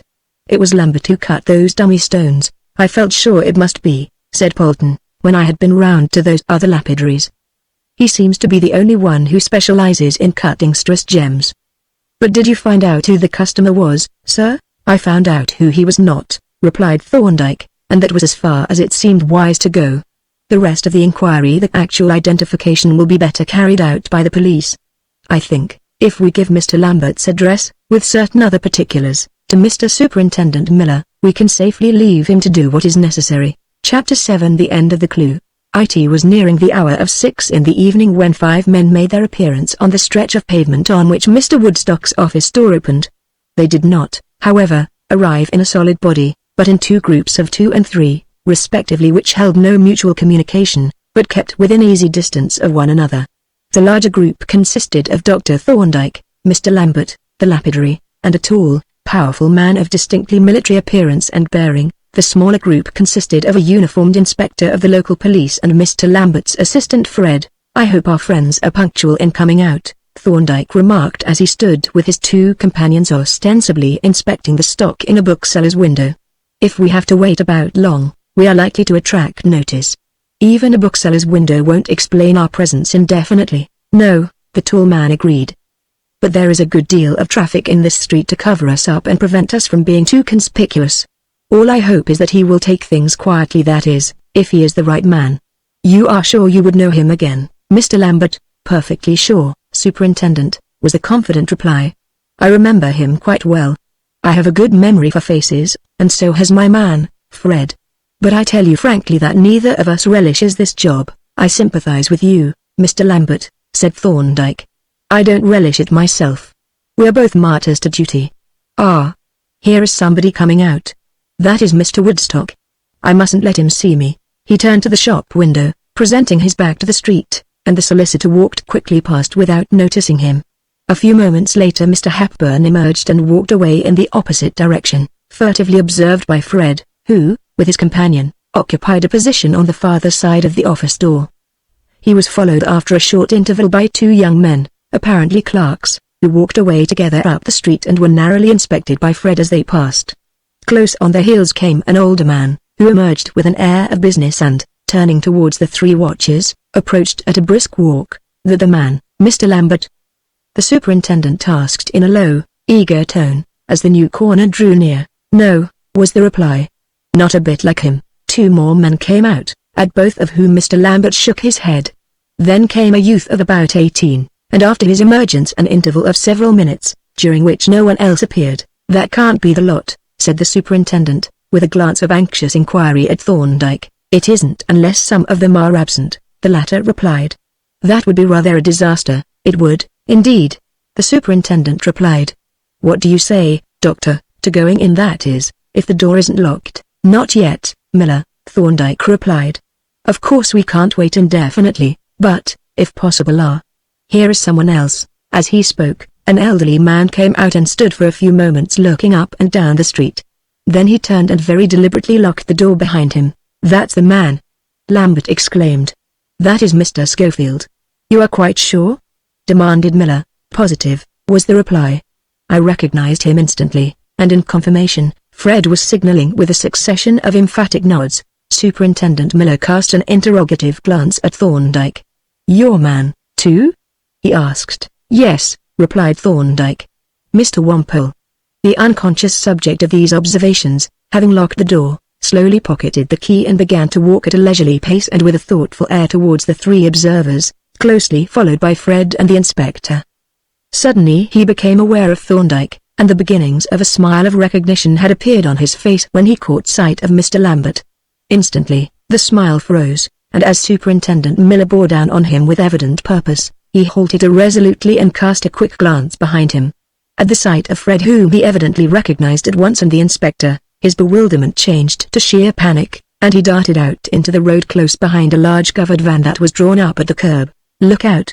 roared Miller, as Wampole passed the rear of the van, but the only effect of the warning was to cause the fugitive to cast a terrified glance backward over his shoulder as he ran. And then, in an instant, came the catastrophe. An empty lorry was coming up the street at a brisk trot, but its approach had been hidden from Wampole by the van. As the unfortunate man ran out from behind the latter, still looking back, he charged straight in front of the horses.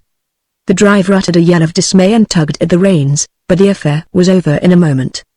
The pole of the lorry struck Wampole at the side of the neck with the force of a battering ram and flung him violently down on the road, where he lay motionless as the ponderous vehicle swerved past within an inch of his head. A number of bystanders immediately gathered round, and the carman, having pulled up the lorry, climbed down from his high perch and came hurrying, white-faced and breathless, across the road. Through the gathering crowd the inspector made his way and piloted Thorndyke to the fatal spot. "Looks a pretty bad case, sir," said he, casting a perturbed eye down at the motionless form, which lay where it had fallen. "Will you just have a glance at him?" Thorndyke stooped over the prostrate figure and made a very brief inspection. Then he stood up and announced curtly, "He is dead. The blow dislocated his neck." "Ha!" the inspector exclaimed. "I was afraid he was, though perhaps it is all for the best. At any rate, we've done with him now." "I haven't," said Miller. "I've got a search warrant, and I shall want his keys. We will come along with you to the mortuary." "Can't very well get them here." At this moment the carman presented himself, wiping his pale face with a large red handkerchief. "Shocking affair, this, Inspector," he said, huskily. "Poor old chap. I couldn't do no more than what I done. You could see that for yourself." "He was down almost as soon as I see him." "Yes," the inspector agreed. "He ran straight at the pole. It was no fault of yours. At least, that's my opinion," he added with official caution. "Just help me and the constable here to lift the body onto your lorry and then he will show you the way to the mortuary. You understand, Foreman?" he continued, addressing the constable. "You are to take the body to the mortuary, and wait there with the lorry until I come." "I shall be there in a minute or two." The constable saluted, and the inspector, having made a note of the carman's name and address, stood by while the ghastly passenger was lifted up onto the rough floor. Then, as the lorry moved off, he turned to Miller and remarked, "Your friend Mr. Lambert looks rather poorly, Superintendent. It has been a bit of a shock for him. Hadn't you better take him somewhere and give him a little pick-me-up? We shall want him and his assistant at the mortuary, you know, for a regular identification." "Yes," agreed Miller, glancing sympathetically at the white-faced, shaking lapidary. "He does look pretty bad, poor old chap. Thinks it's all his doing, I expect. Well, you show us the way to a suitable place. The Blue Lion Hotel is just round the corner," said the inspector, "and it is on our way." To the Blue Lion he accordingly led the way, while Thorndyke followed, assisting and trying to comfort the shaken and self-reproachful Lambert. From the hotel they proceeded to the mortuary, where Lambert, having, almost with tears, identified the body of Mr. Schofield, and the dead man's keys having been handed to Superintendent Miller, the latter departed with Thorndyke, leaving the inspector to conduct the carman to the police station. "You seem to be pretty confident," said Miller as they set forth, guided by Polton's written directions, "that the stuff is still there." "Not confident, Miller," was the reply, "but I think it is there. At any rate, it is worthwhile to make the search. There may be other things to see besides the stones." Miller agreed doubtfully. "Well, I hope you are right." They walked on for some 5 minutes when Thorndyke, having again referred to his notes, halted before a pleasant little house in a quiet street on the outskirts of the town, and entering the front garden, knocked at the door. It was opened by a motherly-looking, middle-aged woman to whom Miller briefly but courteously explained his business and exhibited his warrant. "Good gracious!" she exclaimed. "What on earth makes you think the missing property is here?" "I can't go into particulars," replied Miller. "Here is the search warrant." "Yes, I see. But couldn't you wait until Mr. Wimpole comes home? He is due now, and his tea is waiting for him in his sitting room." Miller cleared his throat. Then, hesitatingly and with manifest discomfort, he broke the dreadful news. The poor woman was thunderstruck. For a few moments she seemed unable to grasp the significance of what Miller was telling her. Then, when the horrid reality burst upon her, she turned away quickly, flinging out her hand towards the staircase, ran into the room, and shut the door. The two investigators ascended the stairs in silence with an unconsciously stealthy tread. On the landing they paused, and as he softly opened the 3 doors and peered into the respective apartments, Miller remarked in an undertone, "Rather gruesome, Doctor, isn't it? I feel like a tomb robber. Which one shall we go in first?" "This one on the left seems to be the workshop," replied Thorndyke. "Perhaps we had better take that first, though it isn't likely that the gems are in there." They entered the workshop, and Thorndyke looked about it with keen interest. On a small table, fitted with a metalworker's bench vise, stood the Sparrow Hawk, like a diminutive Smith's anvil, in its worm-eaten block, surrounded by a ring of pinkish-yellow dust. A Windsor chair, polished by years of use, was evidently the one on which the workman had been accustomed to sit at his bench, and close inspection showed a powdering of the pink dust on the rails and other protected parts. On the right-hand side of the room was a small woodworker's bench, and on the wall above it a rack filled with chisels and other small tools. There was a tool cabinet ingeniously made from grocer's boxes, and a set of shelves on which the glue pot and various jars and small appliances were stowed out of the way. "Seems to have been a pretty handy man," remarked Miller, pulling out one of the drawers of the cabinet and disclosing a set of files. "Yes," Thorndyke agreed, "he appears to have been quite a good workman. It is all very neat and orderly. This is rather interesting," he added, reaching down from the shelf a box containing 2 earthenware cells filled with a blue liquid, and a wide jar with similar contents. "Electric battery, isn't it?" said Miller. "What is the point of interest about it?" "It is a 2-cell Daniels battery," replied Thorndyke, the form of battery most commonly used for making small electrotypes. And in evidence that it was used for that purpose, here is the jar filled with copper sulfate solution, forming the tank, with the copper electrode in position. Moreover, I see on the shelf what looked like some gutta-percha molds. He reached one down and examined it. Yes, he continued, this is a squeeze from a coin. Apparently he had been making electrotype copies of coins, probably some that had been lent to him. Well, said Miller, what about it? The point is that whoever stole those gems made an electrotype copy of Hollis's seal. We now have evidence that Wimpole was able to make electrotypes and did actually make them. It would be more to the point if we could find the gems themselves, rejoined Miller. Yes, that is undoubtedly true, Thorndyke admitted, and as we are not likely to find them here, perhaps we had better examine the sitting room. That is much the most probable place. I don't quite see why, said Miller. But I expect you do, and with this he followed Thorndyke across the landing to the adjoining room. Good Lord! He exclaimed, stopping to gaze at the neatly arranged tea service on the table. Just look at this. Uncanny, isn't it? Teapot under the cozy quite hot still. And what's under this cover? Crumpets, by gum. And him lying there in the mortuary. Fairly gives one the creeps. Don't you feel a bit like a ghoul, Doctor? I might, perhaps, Thorndyke replied, dryly, if there had been no such person as John Osmond. True, said Miller. He did do the dirty on Osmond, and that's the fact unless Osmond was in it, too. Looks rather as if he was, but you don't seem to think so. As a mere guess, I do not, but it is a puzzling case in some respects. He stood for a while looking about the room, letting his eye travel slowly along the papered walls as if in search of a possible hiding place. From the general survey he proceeded to the consideration of details, turning the door key which was on the inside and turned smoothly and silently and examining and trying a solid-looking brass bolt. You notice, Miller, he said, that he seems to have been in the habit of locking and bolting himself in, and that the bolt has been fixed on comparatively recently. That is somewhat significant. It seems to suggest that the swag was hidden here at one time, if it isn't here now. I suppose we may as well look through these cabinets, just as a matter of form, for he won't have hidden the stuff in them. He produced the dead man's bunch of keys, and having unlocked the hinged button which secured the drawers of one, pulled out the top drawer. Coins, he announced, silver coins. No. By jingo, they're copper, plated, and no backs to them. Just look at that. Yes, said Thorndyke, taking the specimen from him, a silver-faced copper electro, taken, no doubt, from a borrowed coin. Not a bad way of forming a collection.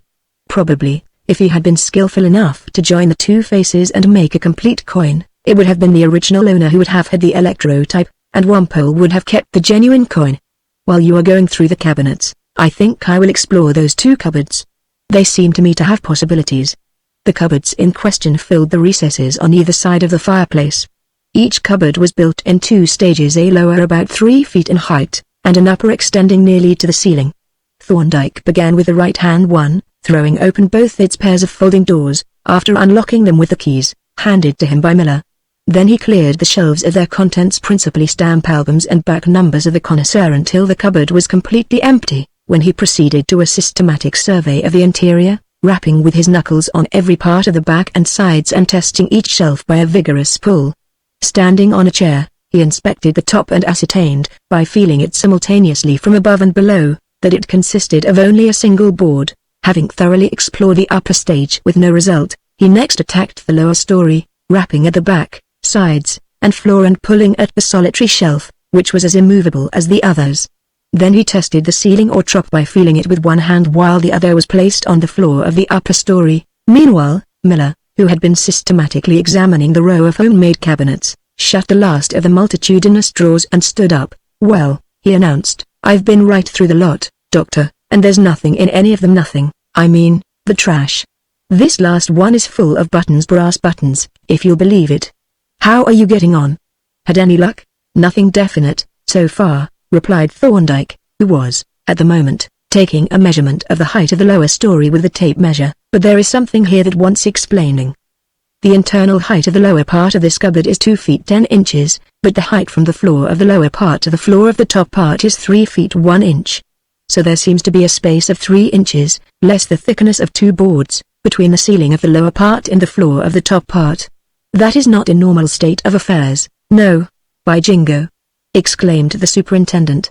Ordinarily, the floor of the top part would be the ceiling of the bottom part. Carpenters don't waste wood like that. Either the floor or the ceiling is false. Let us see if we can get a move on the floor. That is the most likely, as it would be the lid of the space between the two. He passed his hands over the board, feeling for a yielding spot, and craned in, searching for some indication of a joint, as he made heavy pressure on the edges and corners. But the floor showed no sign whatever of a tendency to move. He was about to transfer his attention to the ceiling underneath when Thorndyke stopped him. "Wait," said he. "Here is another abnormal feature. This molding along the front of the door is fastened on with 3 screws. They have been painted over with the rest of the molding, but you can make out the slots quite plainly." "Well?" queried Miller. "Carpenters don't fix moldings on with screws. They use nails and punch them in with a nail set and stop the holes with putty. Moreover, if you look closely at these screw heads, you can see that they have been turned at some time since the molding was painted." As the superintendent stooped to verify this observation, Thorndyke produced from his pocket a small leather pouch of portable tools from which he took a screw and the universal handle. Having fitted them together, he inserted the screwdriver into the slot of the middle screw and gave a turn. "Ah," said he. "This screw has been greased. Do you see how easily it turns?" He rotated the tool rapidly, and as the screw emerged he picked it out and exhibited it to Miller. "Not a trace of rust, you see, although the paint is some years old." He laid it down and turned to the left-hand screw, which he extracted with similar ease. As he drew it out of its hole, the molding became visibly loose, though still supported by the mitre, but when the last screw was extracted, the length of molding came away in his hand, showing the free front edge of the floor, or bottom board. This Thorndyke grasped with both hands and gave a steady pull, when the board slid forward easily, revealing a cavity about 2 inches deep. "My eye!" exclaimed Miller, as Thorndyke drew the board right out. "This puts the lid on it, or rather takes the lid off." He stood for a moment gazing ecstatically into the cavity, and especially at a collection of small, flat boxes that were neatly packed into it. Then he grabbed up one of the boxes, and sliding back the hooked catch, raised the lid. The expression of half-amused astonishment with which he viewed the open box was not entirely unjustified. As the receptacle for a robber's hoard, it was, to say the least, unconventional. The interior of the box was divided by partitions into a number of little square cells, and in each cell, reposing in a nest of black or white velvet according to its color, was an unmounted gem. The superintendent drew a deep breath. "Well," he exclaimed, "this knocks anything I've ever come across. Looks as if he never meant to sell the stuff at all. Just meant to keep it to gloat over. Is this what you had expected to find, Doctor?" "I believe it is, from what you said." "Yes," Thorndyke replied. "This agrees exactly with my theory of the robbery. I never supposed that he had stolen the gems for the purpose of selling them, didn't you?" said Miller. "Now, I wonder why, my dear Miller," Thorndyke answered, with a smile. "The answer is before you in those cabinets which you have just examined." The man was a human magpie. He had a passion for acquiring and accumulating. He was the born, inveterate collector. Now, your half-baked collector will sell his treasures at a sufficient profit, but the real, thoroughbred collector, when once he has got hold, will never let go. "Well," said Miller, who had been meanwhile lifting out the boxes and verifying their contents with a supercilious glance into each, "what is one man's meat is another man's poison. I can't see myself hoarding up expensive trash like this when I could swap it for good money." "Nor I," said Thorndyke. "We both lack the acquisitive instinct. By the way, Miller, I think you will agree with me that all the circumstances point to Wampole's having done this single-handed." "Undoubtedly," was the reply. "This is a one-man show, if ever there was one, and, consequently, that this find puts Osmond definitely out of the picture." "Yes," Miller agreed, "I think there is no denying that. Then you will also agree that, although we might wish it otherwise, the whole of the circumstances connected with this robbery must be made public.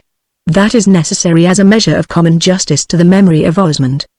He was publicly accused and he must be publicly exonerated." "You are quite right, Doctor," Miller admitted, regretfully, "though it seems a pity, as the poor devil is dead and we've got the swag back. But, as you say, justice is justice. The innocent man ought to be cleared." He took out the last remaining box, and having opened it and looked in, handed it to Thorndyke and cast a final glance into the cavity. "Hello," he exclaimed, reaching into the back of the space. "Here's something wrapped in paper, a key, by Jove." "Ah," said Thorndyke, taking it from him and inspecting it curiously, "the key of the strong room. I recognize it. Quite a well-made key, too. I think we ought to hand that to Woodstock at once, and perhaps it would be as well to hand him the gems, too, and get his receipt for them. We don't want property of this value, something like £100,000 on our hands, any longer than we can help. What do you say? I say let us get rid of them at once if we can. But we must seal the boxes before we hand them over.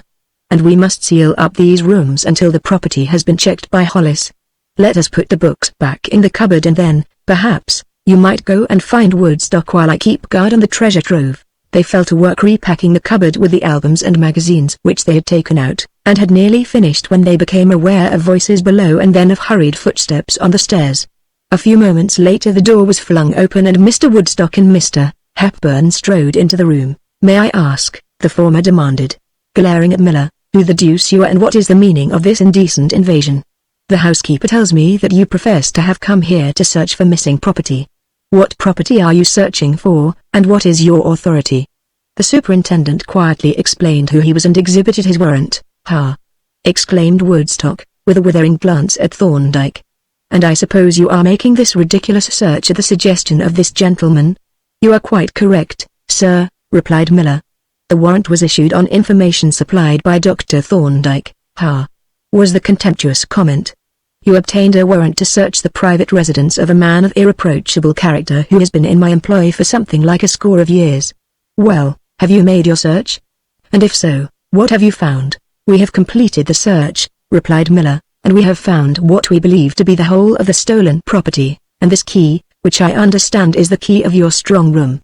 As the superintendent made this statement, in studiously matter-of-fact tones, Mr. Woodstock's jaw fell and his eyes opened until he appeared the very picture of astonishment.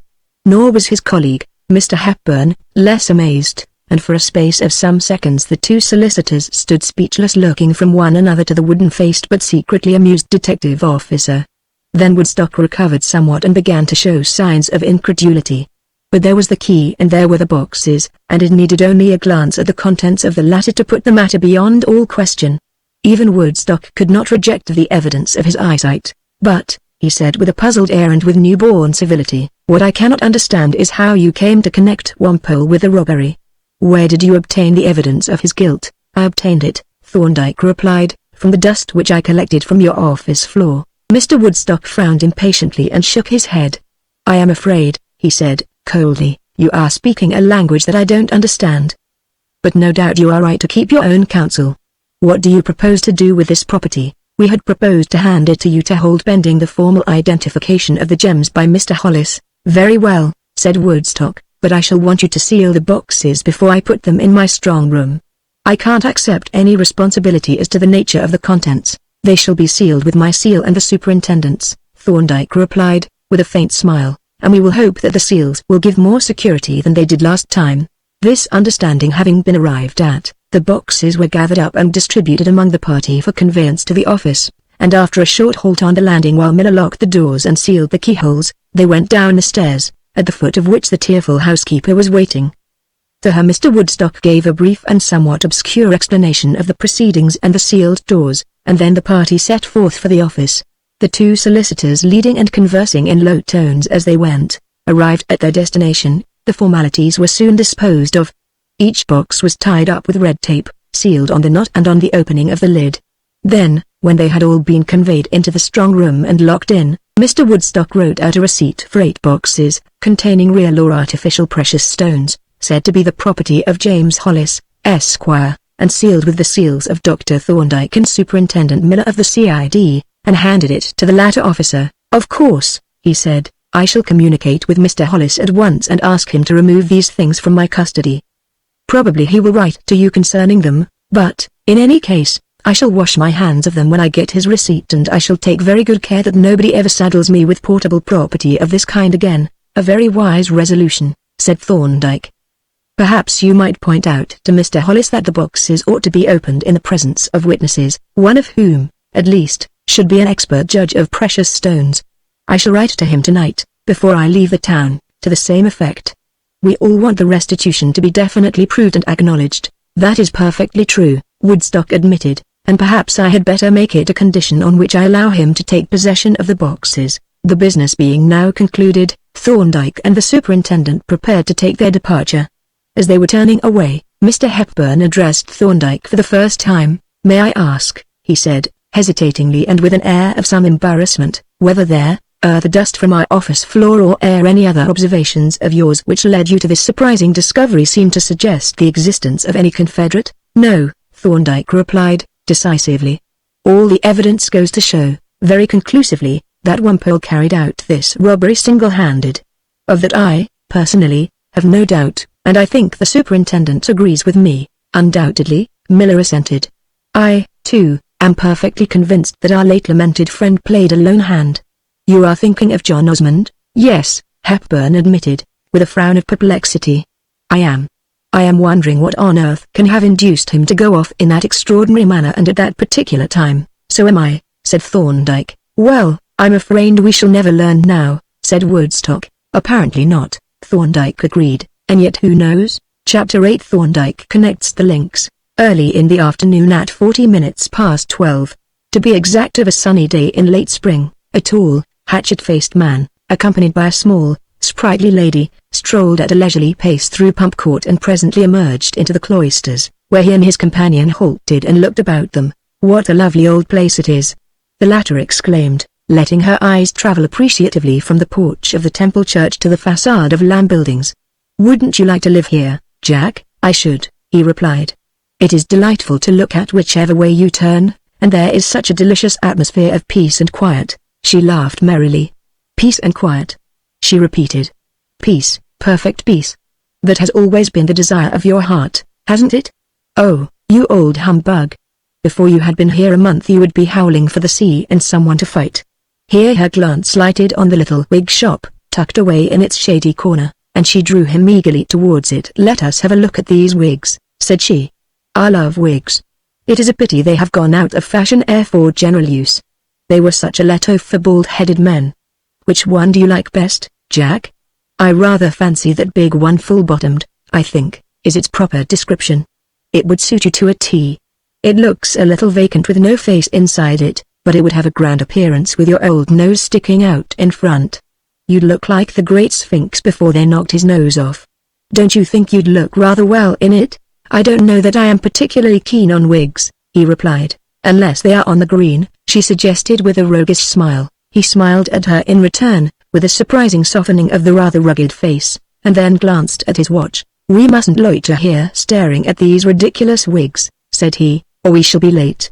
Come along, you little babbler." Aye, sir," she responded. "Come along, it is," and they resumed their leisurely progress eastward across the court. "I wonder," he said, reflectively, "what sort of fellow Thorndyke is. Moderately human, I hope, because I want him to understand what I feel about all that he has done for us." "I shall want to kiss him," said she. "You had better not," he said, threateningly. "Still, short of that, I shall look to you to let him know how grateful, beyond all words, we are to him. You can trust me, Jack, darling," she replied, "to make it as clear as I can. When I think of it, I feel like crying. We owe him everything. He is our fairy godmother." "I don't think, Betty, dear," said Osmond with a faint grin, "that I should put it to him in exactly those words." "I wasn't going to, you old guffin," she exclaimed, indignantly. "But it is what I feel. He is a magician. A touch of his magic wand changed us in a moment from a pair of miserable, hopeless wretches into the pet children of fortune, rich in everything we desired, and with the whole world of happiness at our feet. Oh, the wonder of it. Just think, darling. While you, with that ridiculous bee in your silly old bonnet, were doing everything that you could to make yourself and me miserable for life, here was this dry old lawyer, whose very existence we were unaware of, quietly, methodically working away to dig us out of our own entanglements. We can never even thank him properly." "No. That's a fact," Osmond agreed. "And, in spite of Penfield's explanations, I can't in the least understand how he did it. Mr. Penfield admits that he has only a glimmering of an idea himself, but as he has promised to extract a full explanation today, we can afford to bottle up our curiosity a little longer. This seems to be the house. Yes, here we are, First Bear. Dr. John Thorndyke." She tripped up the stairs, followed by Osmond, and on the landing was confronted by the open oak and a closed-inner door, adorned by a small but brilliantly burnished brass knocker. "What a dinky little knocker!" she exclaimed, and forthwith executed upon it a most impressive flourish. Almost instantly the door was opened by a tall, dignified man who greeted the visitors with a smile of quiet geniality. "I have no need to ask who you are," he said, as, having saluted the lady, he shook hands with Osmond.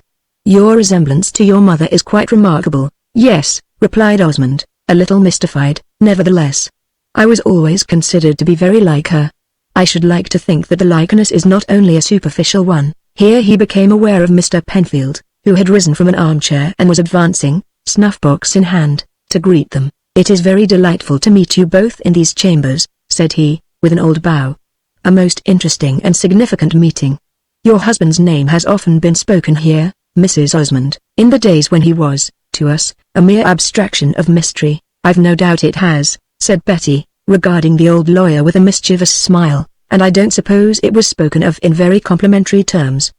But we are both absolutely bursting with gratitude and we don't know how to put our feelings into words." "There is no occasion for gratitude," said Thorndyke. "It has been a mutual change of benefits. Your husband has provided us with a problem of the most thrilling interest, which we have had the satisfaction of solving, with the added pleasure of being of some service to you. We are really your debtors." "Very kind of you to put it in that way," said Osmond, with a faint grin. "I seem to have played a sort of Falstaffian part. My deficiency of wit has been the occasion of wit in others."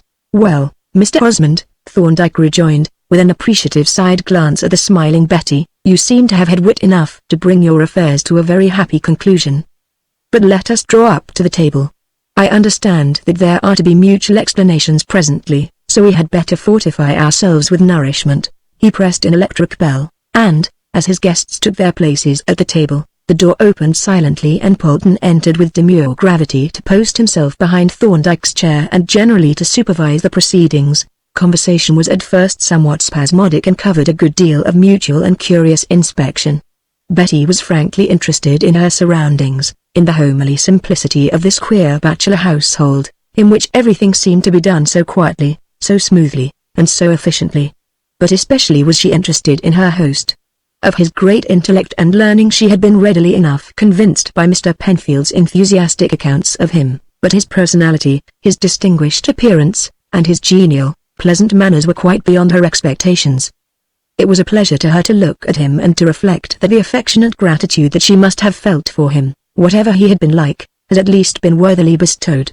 "My husband and I were speaking as we came along," she said, "of the revolution in our prospects that you created, in an instant, as it seemed, in the twinkling of an eye. One moment our affairs were at a perfectly hopeless deadlock, the next, all our difficulties were smoothed out. The tangle was unravelled, and an assured and happy future lay before us. It looked like nothing short of magic, for, you see, John had done everything that he possibly could to convince all the world that he was guilty." "Yes," said Thorndyke, "that is how it appeared, and that is one of the mysteries which has to be cleared up presently." "It shall be," Osmond promised. "If utterly idiotic, wrong-headed conduct can be made intelligible to reasonable men. But still, I agree with my wife. There is something quite uncanny in the way in which you unravel this extraordinary tangle. I am a lawyer myself, a pretty poor lawyer, I admit, and I have heard Mr. Penfield's account of the investigation. But even that has not enlightened me." "For a very good reason," said Mr. Penfield. "I am not enlightened myself. I am, I believe, in possession of most of the material facts. But I have not the special knowledge that is necessary to interpret them. I am still unable to trace the connection between the evidence and the conclusion. Dr. Thorndyke's methods are, to me, a source of endless wonder, and yet," said Thorndyke, "they are perfectly normal and simple.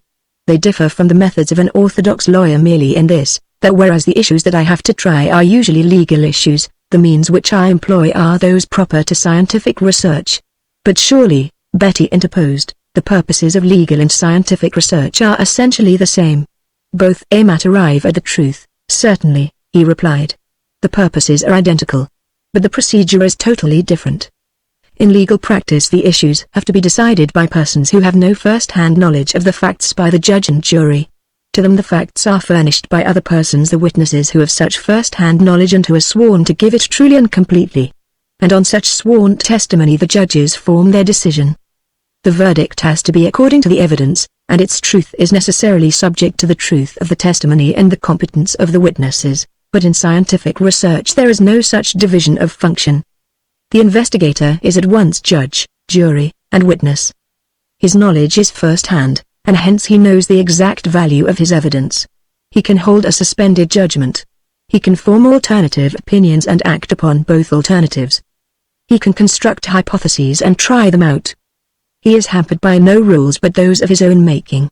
Above all, he is able to interrogate things as well as persons. Yes, agreed Mr. Penfield, that is what has impressed me. You are independent of witnesses. Instead of having to seek somebody who can give evidence in respect of certain facts, you obtain the facts yourself and become your own witness.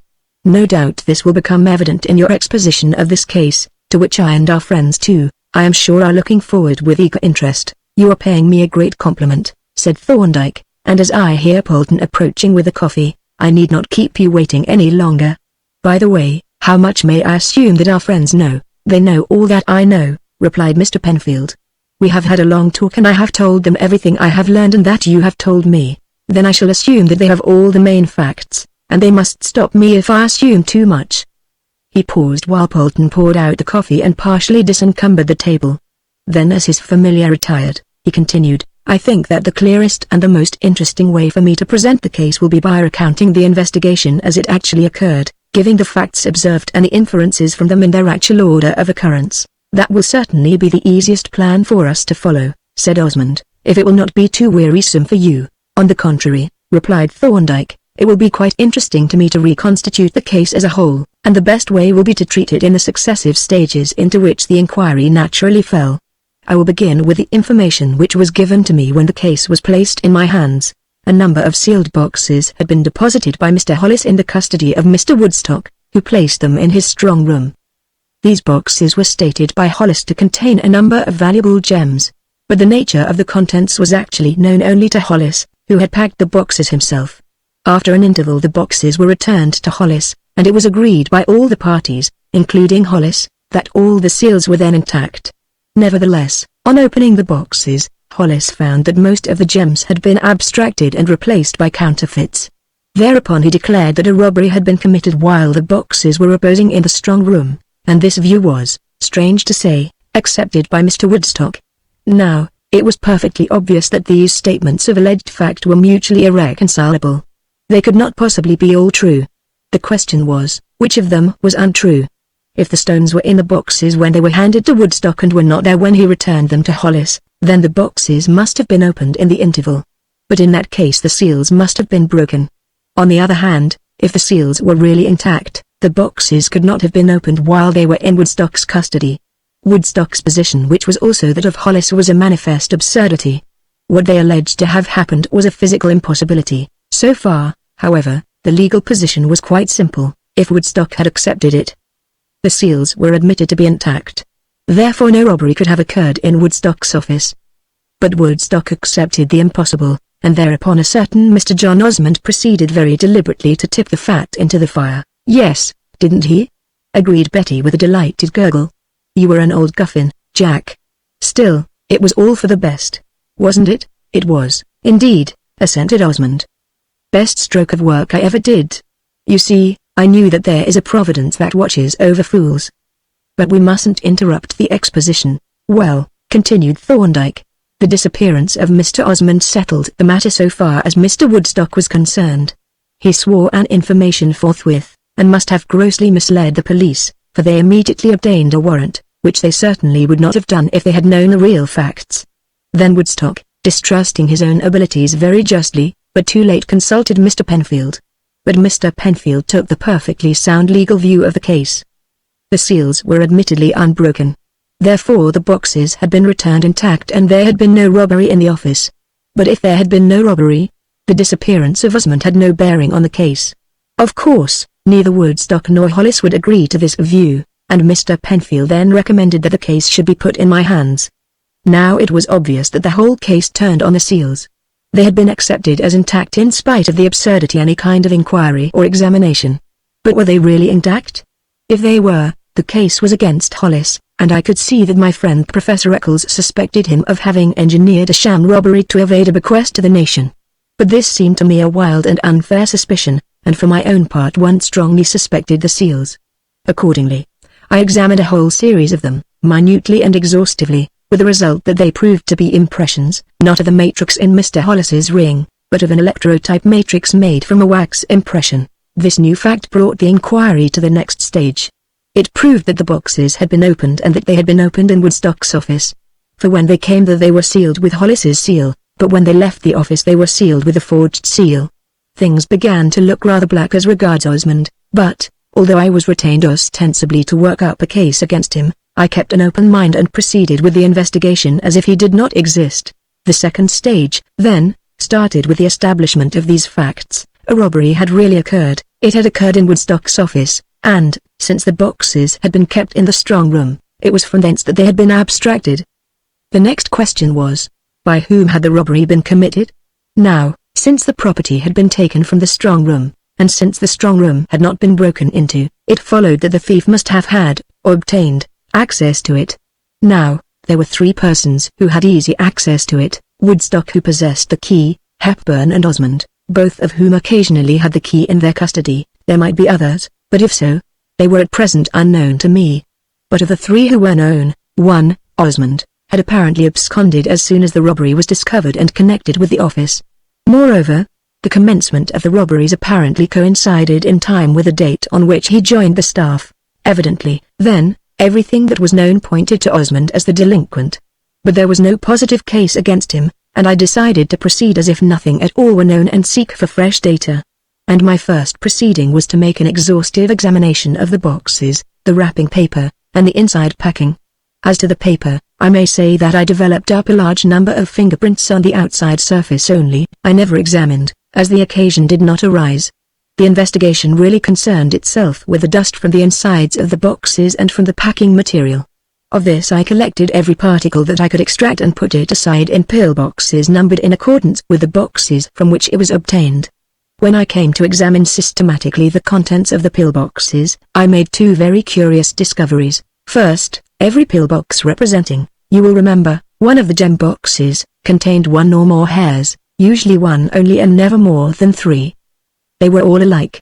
Each was a hair from a moustache of a light brown color and cut quite short, and there could be no doubt that they were all from the same individual.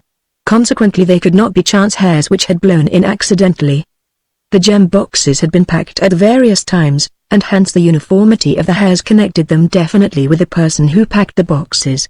In short, it seemed at first sight practically certain that they were the hairs of the actual robber, in which case we could say that the robber was a man with a short light brown moustache, but when I came to reflect on the facts observed I was struck by their singularity. Moustache hairs are shed very freely, but they do not drop out at regular intervals. 1, 2, or more hairs in any one box would not have been surprising. A man who was in the habit of pulling at or stroking high moustache might dislodge 2 or 3 at once.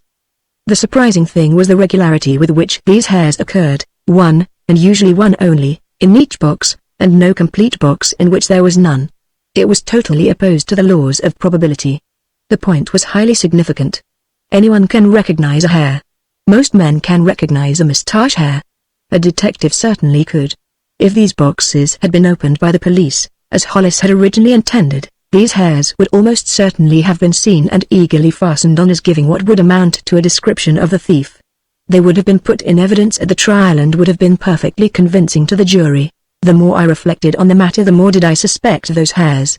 If one assumed that they had been planted deliberately, say by a clean-shaved or dark-haired criminal, their regular occurrence in every box would be quite understandable. It would be a necessary precaution against their being overlooked. Otherwise it was unaccountable. Still, the fact of their presence had to be noted and the individual from whom they came identified, if possible. The second discovery that I made was, perhaps, even more odd. In every one of the boxes I found particles of the fine dust which falls out of the holes in worm-eaten wood, sometimes only a few grains, sometimes quite a large number of grains, and in the aggregate a really considerable quantity. But how astonishing, exclaimed Betty, that you should be able to tell at once that these tiny grains came from worm-eaten wood. I make it my business, he replied, to be able to recognize the microscopical appearances of the different forms of dust. But your remark indicates a very significant point. I imagine that there will be very few persons in the world who could identify these particles in a collection of miscellaneous dust. And therein lay the value of this discovery, for if the significance of the hairs was open to doubt, that of the wood certainly was not. There was no question of its having been purposely planted. It had certainly found its way into the boxes accidentally, and the person who had unconsciously introduced it was pretty certainly unaware of its presence. It was undoubtedly a genuine clue. The discovery of this characteristic dust raised several questions. In the first place, how came it into the boxes? Dust from worm-eaten furniture falls on the floor and remains there. It is too coarse and heavy to float in the air like the finer kinds of dust. In a room in which there is worm-eaten furniture, you will find the particles of dust all over the floor, but you will not find any on the tables or chair rails or mantelpiece. But these boxes must have stood on a table or bench when they were being packed and when the dust got into them. Then the dust must have been on the table or bench. But how could it have got there? It was possible that the bench, itself, might have been worm-eaten. But that was not a probable explanation, for the dust tends to fall, not to rise. It would have fallen, for the most part, from the undersurface onto the floor. The most likely explanation emerged from a consideration of the next question, which was, how could one account for the large quantity that was found? The quantity was extraordinarily large. From the whole set of boxes we collected something approaching a quarter of a thimbleful, which seems an enormous amount if you consider that it must all have got into the boxes during the short time that they were open for packing. What could be the explanation? There were two factors which had to be considered, the nature of the wood and the nature of the object which had been fashioned from it, and both were important for purposes of identification. Let us consider the first factor, material. Now, these wood-boring insects do not bore through wood as the bookworm bores through paper, to get at something else. They actually feed upon the wood. Naturally, then, they tend to select the kind of wood which contains the most nourishment and which, incidentally, is usually the softest. But of all woods those of the fruit trees are richest in gum and sap and are most subject to the attacks of the worm. Walnut, pear, apple, plum, and cherry all have this drawback, and of these cherry is so inveterately wormy that it has usually been shunned by the cabinet maker. Now, the quantity of the wood dust pointed to some excessively worm-eaten object and suggested one of the fruit woods as the probable material, and the balance or probability was in favor of cherry, and this was supported by the pinkish color of the dust. But, of course, this inference was purely hypothetical. It represented the general probabilities and nothing more. And now we come to the second factor. What was the nature of this wooden object? A piece of ordinary furniture we could dismiss for two reasons. First, the dust from such a piece will ordinarily fall upon the floor, from whence it could hardly have got into the boxes, and, second, no matter how badly wormed a piece of furniture may be, the quantity of dust which falls from it is relatively small and accumulates quite slowly, being practically confined to that which is pushed out of the holes by the movements of the insects within. This process would not account for the great quantity indicated by these samples of ours. My feeling was that this worm-eaten object was an appliance of some sort, subject to frequent and violent disturbance. Let us take an imaginary case as an illustration. Let us imagine a mallet with an excessively worm-eaten head. Whenever that mallet is used, the shock of the impact will send a shower of wood dust flying out on the bench, where it will rapidly accumulate. But, of course, this object of ours could not be a mallet for the reason that mallets are always made of hard wood, and jewelers' mallets are usually made of boxwood, lignum vitae or horn, none of which is subject to the worm. Thinking over the various appliances used by jewelers since it was with a jeweler we were dealing, I suddenly bethought me of one which seemed to fulfill the conditions exactly. Jewelers and goldsmiths, as you probably know, use a variety of miniature anvils, known as stakes, beck irons, sparrowhawks, etc. Now, these little anvils are usually stuck in a block of wood, just as a smith's anvil is planted on a tree stump. These blocks are not usually hard wood, indeed, softwood is preferable as it absorbs the shock better. A favorite plan is to get a little log of wood and set the spike of the stake or sparrowhawk in a hole bored in the end grain, and the most abundant source of these little logs at least in the country is the pile of trimmings from old fruit trees. Such a log would tend very soon to become worm-eaten, and if it did, every time it was used a ring of wood dust would form around its base and would soon spread all over the bench, sticking to everything on it and straying onto the hands, arms, and clothing of the workman. This inference, you will observe, was, like the previous one, purely hypothetical. But it agreed perfectly with the observed facts and accounted for them in a reasonable way, and as I could think of no other that did, I adopted it with the necessary reservations. But, in fact, the correctness or incorrectness of this hypothesis was at present of no great importance. Apart from any question as to its exact origin, the wood dust was an invaluable clue. We now knew that the unknown robber was a person whose clothing was more or less impregnated with wood dust, that any places that he had frequented would yield traces of wood dust from the floors, and that the place where the boxes had been packed abounded in wood dust and contained a badly worm-eaten wooden object of some kind. The next proceeding was obvious. It was to find the places which had been frequented by that unknown person, to seek for the worm-eaten object, and, if possible, to identify the individual who appeared to be connected with it. The suspected places were two, Mr. Hollis's house and Mr. Woodstock's office. I did not, myself, suspect Hollis, but nevertheless I determined to examine his house as narrowly as the other. Accordingly I asked Mr. Penfield to obtain facilities for me to visit both places to make inquiries on the spot, which he did. Perhaps, before I describe that voyage of exploration, it may be as well to pause and consider what knowledge I now possessed and what I was going to look for. There was the wood dust, of course. That was the visible trail that I hoped to pick up.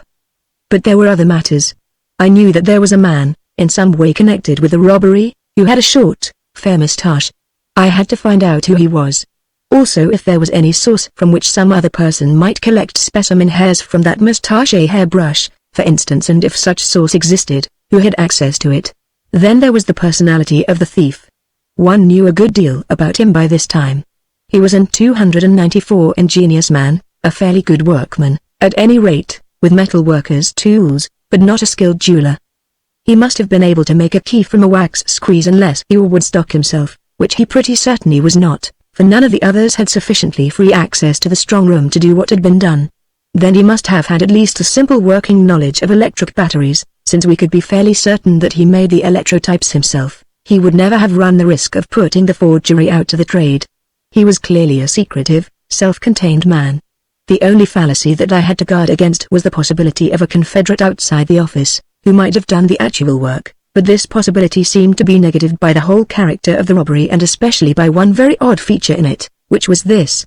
Professor Eccles had noticed with surprise that many of the stones which were taken were of quite trifling intrinsic value, so trifling that, if they had been sold, they would hardly have realized enough to pay the cost of replacing them with the specially made counterfeits. Indeed, in one case, at least, the thief must have lost money on the transaction, for he had taken a fine moonstone and replaced it with an inferior one of the same dimensions. But the value of the original was only about 10 shillings, and he must have spent more than that on the replacement. The professor was greatly puzzled by this, having assumed, of course, that the gems were stolen to sell. But to me, this rather anomalous feature of the robbery offered a very curious suggestion, which was that no sale of the booty had ever been contemplated. It looked like a collector's robbery, and if there had been a collector in any way connected with the parties, I should have given him my very close attention. But, so far as I knew, there was none. Nevertheless, this peculiarity of the robbery had to be borne in mind when I came to make my investigations on the spot. Let me now briefly describe those investigations. Their main object was to ascertain whether there were any traces of wood dust in the premises of either Hollis or Woodstock, and the method was this: in each case, a rough ground plan of the premises was made, then small areas of the floors were cleaned thoroughly with a specially constructed vacuum cleaner and the dust from each area put into an envelope marked with a number, which number was also marked in the plan on the spot from which the dust had been collected. The collection was carried out by my laboratory assistant, Mr. Polton, whom you have seen, leaving me free to make inquiries and to inspect the premises. Of course, the samples of dust had to be brought home to be examined in the laboratory, so we were hampered by the circumstance that we did not know at the time whether any wood dust had or had not been obtained. But this proved to be of no importance. We operated first at Mr. Hollis's house, regardless of his scornful protests. Then we went on to Mr. Woodstock's office, and there I had a rather remarkable experiences. As I entered with Mr. Woodstock, I saw an elderly man engaged in repairing an electric bell, and a glance at his hands and the way in which he manipulated his tools showed the unmistakable facility and handiness of the skilled workman. It was a little startling, for here were two of the characteristics of the unknown person I was endeavoring to identify. This man had evident skill in the use of metal workers' tools, and he clearly knew a good deal about electric batteries.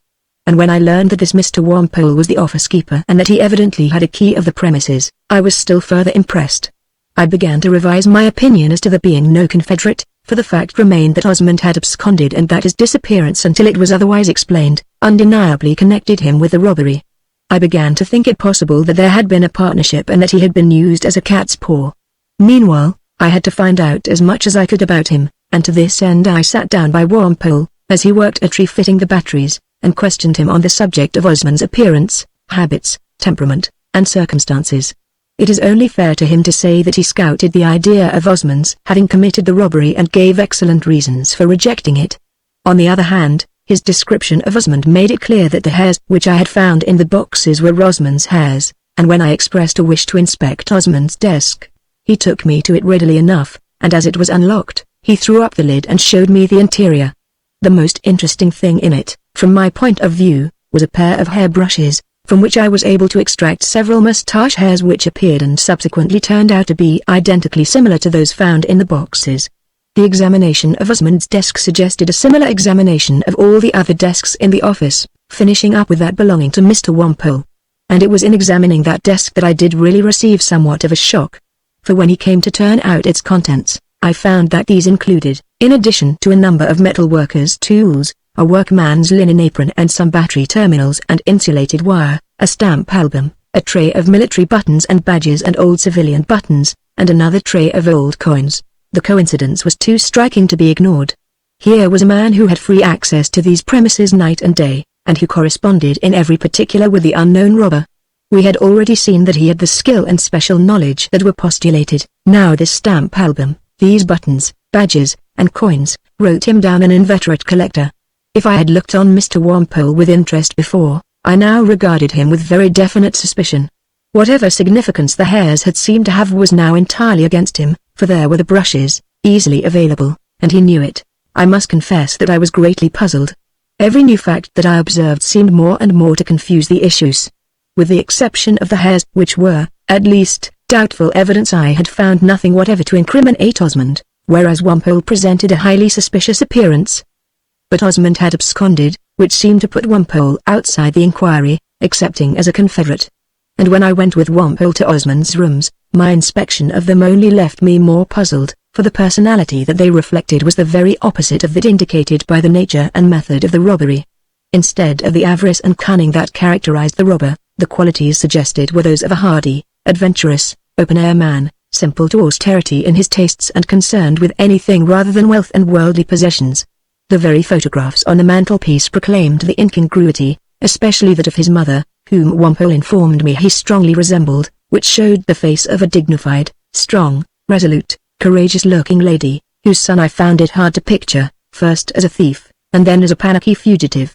Yet the fact remained that Osmond had absconded. However, when we got home and proceeded to question the samples of dust in the laboratory, they gave an answer that was unmistakable. The results were roughly thus: the samples from Hollis's house contained no wood dust, those from Osmond's rooms contained none, that from the inside of his desk contained none, and that from his office floor barely a trace. Those from the floor of the clerk's office yielded a very small quantity, but that from the floor by Wampole's desk contained quite a large amount, while the dust extracted from the interior of his desk was full of the castings derived, no doubt, to a large extent from the apron which he had kept in it. So the murder was out. The man who had packed those boxes was Mr. Wampole, and the hairs which I found in them had come from Osmond's brushes. One thing only remained to be done, the final verification. The wood dust had to be traced to its ultimate source in Wampole's lair. This invaluable service was carried out by my assistant, Polton, who, with extraordinary tact and skill, contrived to get a glimpse into the workshop during Wampole's absence, and when he peeped in, the first object that met his eye was a sparrowhawk, planted in a little log of cherry wood that was absolutely riddled by the worm. That concluded the inquiry so far as I was concerned, though some further work had to be done to enable the police to act. But no doubt Mr. Penfield has told you about the lapidary and the police raid which resulted in Wampole's death and the discovery of the gems in his possession. Yes, Osmond replied, I think we have had full details of the final stages. Indeed, Mr. Penfield had given us most of the facts that you have mentioned, but neither he nor we were able to connect them completely. It seemed to us as if you had made one or two very fortunate guesses, but now that I have heard your reasoned exposition I can see that there was no element of guessing at all. Exactly, agreed Mr. Penfield. Every stage of the argument rests securely on the preceding stages. I'm beginning to suspect that we lawyers habitually underestimate the man of science. Yes, said Osmond, I am afraid that is so.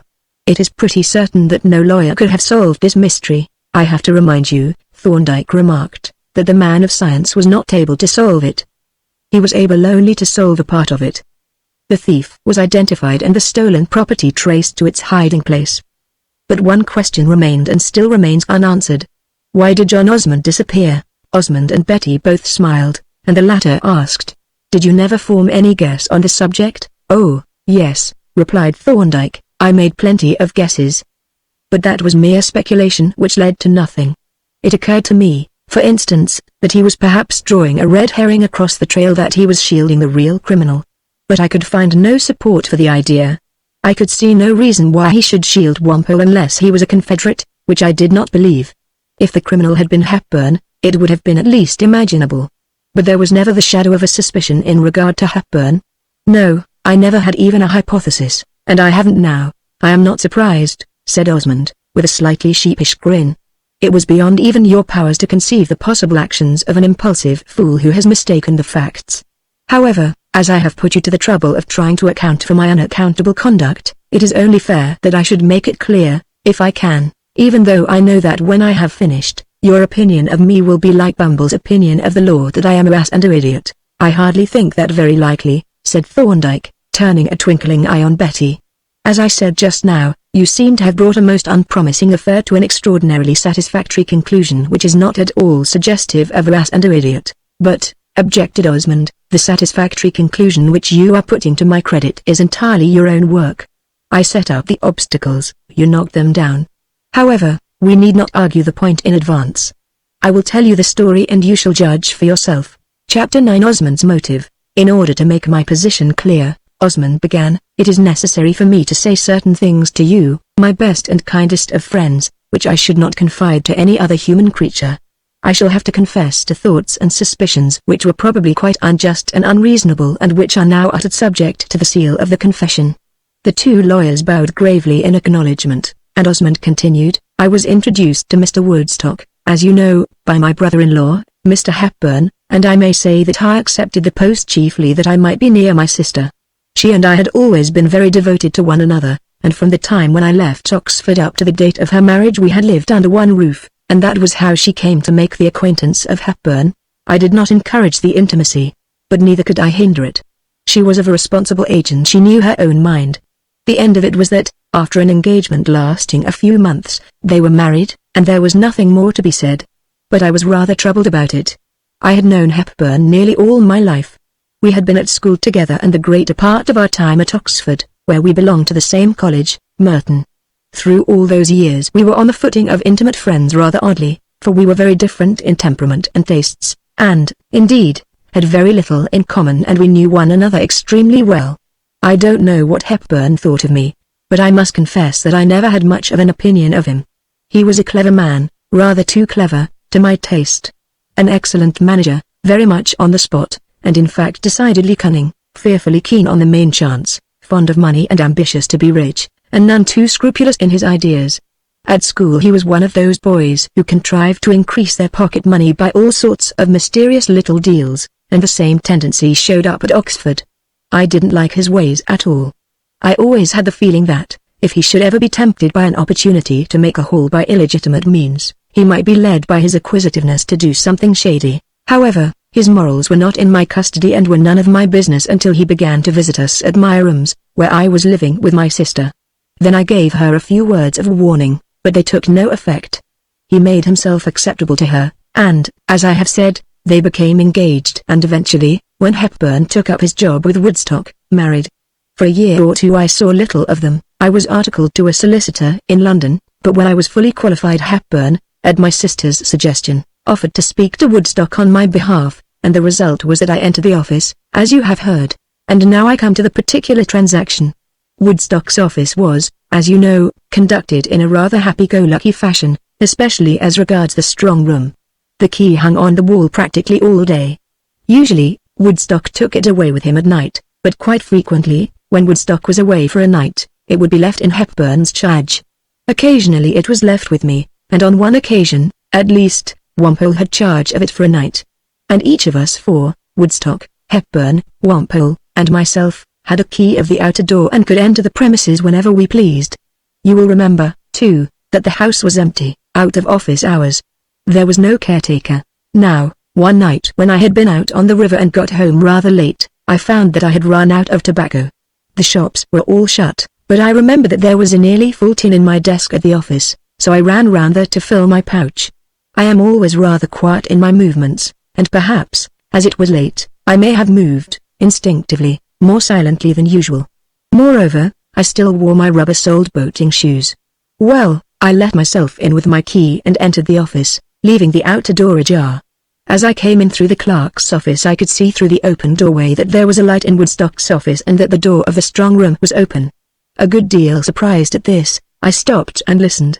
There were sounds of someone moving about in the strong room, and I was on the point of going in to see who it was when Hepburn came out with one of Hollis's boxes in his hand. And at that moment the outer door blew to with a bang. At the sound of the closing door Hepburn started and whisked round to re-enter the strong room. Then he saw me standing in the dark office, and I shall never forget his look of terror. He turned as white as a ghost and nearly dropped the box.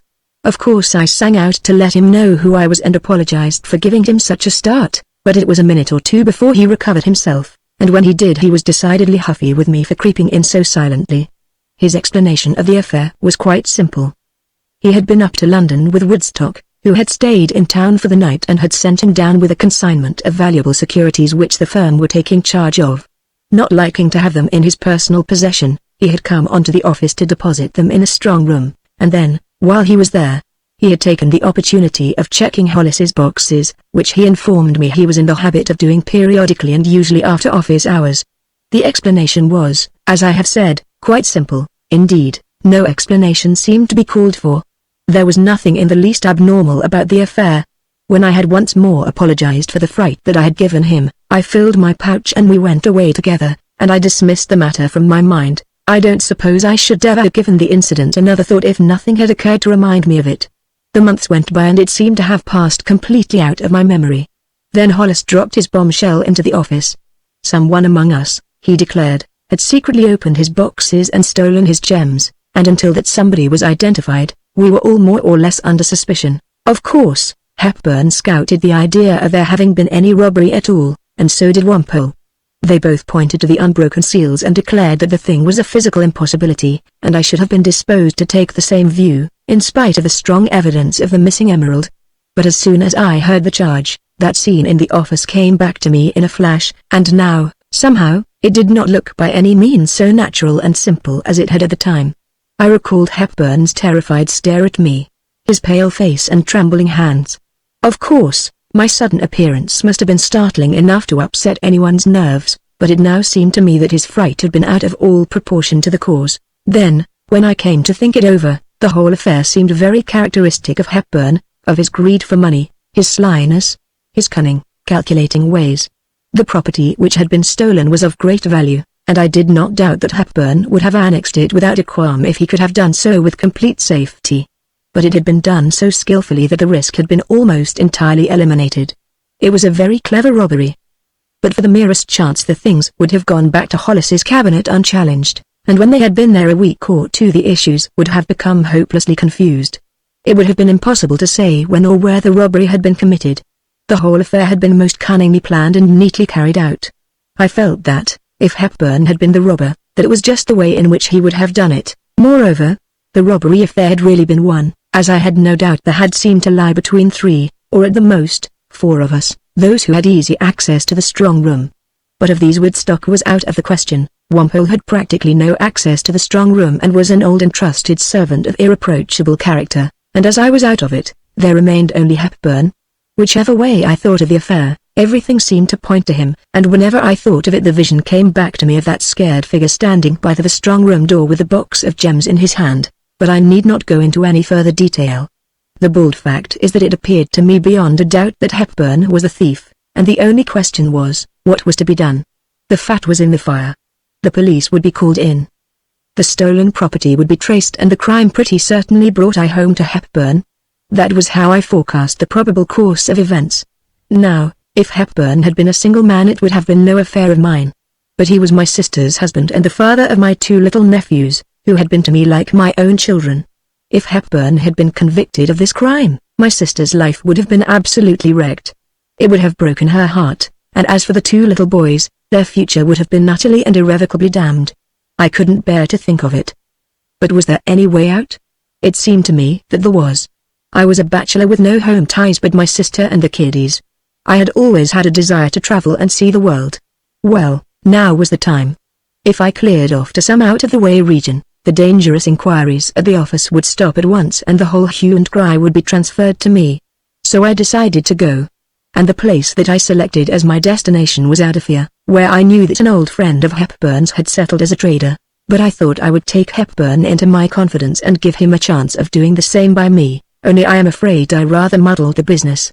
The fact is that, when it came to the point, I was a little shy of telling him exactly what was in my mind.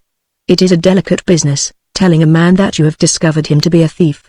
So I hummed and hawed and approached the subject gradually by remarking that it looked as if there would be wigs on the green presently. But that cat didn't jump. Hepburn declined to admit that any robbery had occurred in the office.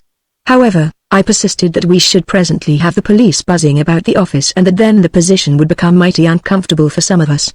Still, he professed to be and, of course, was quite unconcerned, but when I went on to suggest that if I took a little holiday the state of affairs at the office would be made more comfortable for everybody, he stared at me in astonishment, as well he might. Of course, I could think of nothing but what I had seen that night when I caught him coming out of the strong room, and I took it for granted that he realized what was in my mind, so that his astonishment didn't surprise me. "Wouldn't it look a bit queer if you went away just now?" he asked. "That is just the point," I replied. "I'll hop off, they will leave the office alone and there will be no more trouble." He seemed a good deal puzzled, but he didn't raise any objections, and of course he did not make any confidences, which again did not very much surprise me. He was the very soul of caution and secretiveness. "Where did you think of going for your holiday?" he asked. I told him that I thought of running over to Adafia to call on Larkham, the trader there, and suggested that he should send Larkham a letter introducing me. He didn't much like writing that letter, and he liked it less when I mentioned that I proposed to travel under the name of Walker. However, Larkham was an old friend whom he knew that he could trust, so, in the end, he agreed to write the letter. And that settled the affair. In due course I went off in the comfortable belief that he understood the position exactly, leaving him considerably surprised but quite confident that he knew all about the robbery. It was a very pretty comedy of errors, but it would have become a tragedy but for your wonderful insight and for the strange chance that the results of your investigations should have found their way into the newspapers. That is to say, if it was a chance. It was not a chance, said Mr. Penfield. As a matter of fact, Dr. Thorndyke wrote out the account himself and broadcast it to all the papers, including those of the United States. Why did you do that? Betty inquired, with a glance of intense curiosity at Thorndyke. For two reasons. The latter replied, one obvious, the other less so. In the first place, Osmond had been publicly accused, and as there had been no trial, there had been no public withdrawal of the accusation. But he was a man of honorable antecedents and irreproachable character. Common justice demanded that his innocence should be proclaimed at least as widely as had been the presumption of his guilt. Even if he were dead, it was necessary that his memory should be cleared of all reproach. But, in the second place, it was not at all clear to me that he was dead. "The deuce it wasn't!" exclaimed Osmond. "I thought I had settled that question beyond any possible doubt." "But you were not satisfied?" "No. The report which reached me was singularly unconvincing, and there were certain actual discrepancies. Take first the general appearance of the alleged occurrences. Here is a man, a fugitive from justice, whose purpose is to disappear.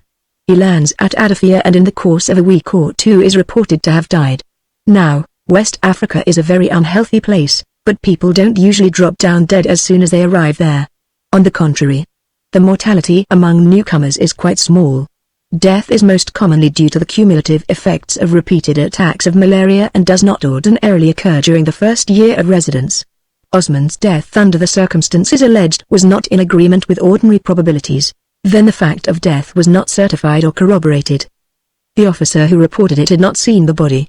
He had only seen the grave. But to a man of my profession, the uncorroborated grave of a man who is admittedly trying to escape from the police is an object of deep suspicion. The possibility of a sham burial was obvious. This man, on leaving his home, had made a beeline for Adafia, an insignificant village on the African coast the existence of which was unknown to the immense majority of persons, including myself. How came he to know of Adafia? And why did he select it as a hiding place? The obvious answer suggested was that he had a friend there. But as there was only one white man in the place who must have been that friend, a sham death and burial would have been perfectly easy and a most natural expedient. Then there was the discrepancy. Osmond was reported to have died of black water fever. Now, this was almost an impossibility. Blackwater fever is not a disease which attacks new corners. It lies in wait for the broken-down coaster whose health has been sapped by long-standing chronic malaria. In the immense majority of cases it occurs during, or after the third year of residence. I have found no record of a single case in which the patient was a new corny to the coast. It was this discrepancy that immediately aroused my suspicions, and as soon as I came to consider the circumstances at large, the other improbabilities came into view. The conclusion that I arrived at was that there was a considerable probability that the trader, Larkham, had carried out a sham burial, or, if it had really been a case of Blackwater fever at Adafia, the victim was Larkham himself, and that a false name had been put on the grave, in which case the man whom the officer saw must have been Osmond. You will note the suspicious fact that the name on the grave was John Osmond, not Walker. That impressed me very strongly. It met the necessities of the fugitive so very perfectly. Osmond chuckled softly. "It seems to me, Dr. Thorndyke," said he, "that you and I represent the two opposite extremes. You take nothing for granted. You accept no statement at its face value. You weigh, measure, and verify every item of evidence put to you. Whereas I wonder what you think of me. I shan't be hurt if you speak your mind bluntly." "There is nothing in my mind," said Thorndyke, "by which you need be hurt. It would, of course, be insincere to pretend that you did not display very bad judgment in taking so momentous a course of action on a mere, unconfirmed suspicion. But perhaps there are qualities even more valuable than worldly wisdom, and certainly more endearing, such as chivalry, generosity and self-forgetfulness. I can only say that what you have told us as to your motives has made my little service to you a great pleasure to me. It has turned a mere technical success into a source of abiding satisfaction, even though you did seek to defeat the ends of justice." "It is nice of you to say that, Dr. Thorndyke," Betty exclaimed with brimming eyes. "After all, it is better to be generous than discreet. At least, I think so, and I don't mind admitting that I am proud to be the wife of a man who could cheerfully give up everything for the good of his kinsfolk. I think," said Mr. Penfield, tapping his snuff-box by way of emphasis, "you have very good reason to be proud of one another." "Thank you, Mr. Penfield," she replied, smilingly. "And that brings me to what really was the object of our visit today. Only, here I am in rather a difficulty. I am commissioned to give thanks for all that has been done for us, and I really don't know how to express one half of what we feel." "Is there any need?" said Thorndyke. "Mr. Penfield and I already understand that you enormously overestimate your indebtedness to us. Isn't that enough?" "Well, then," said Betty, "I will just say this. But for you, Jack and I could never have been married. It was really you who gave us to one another. We wish to say that we are extremely pleased with your gift and we are very much obliged."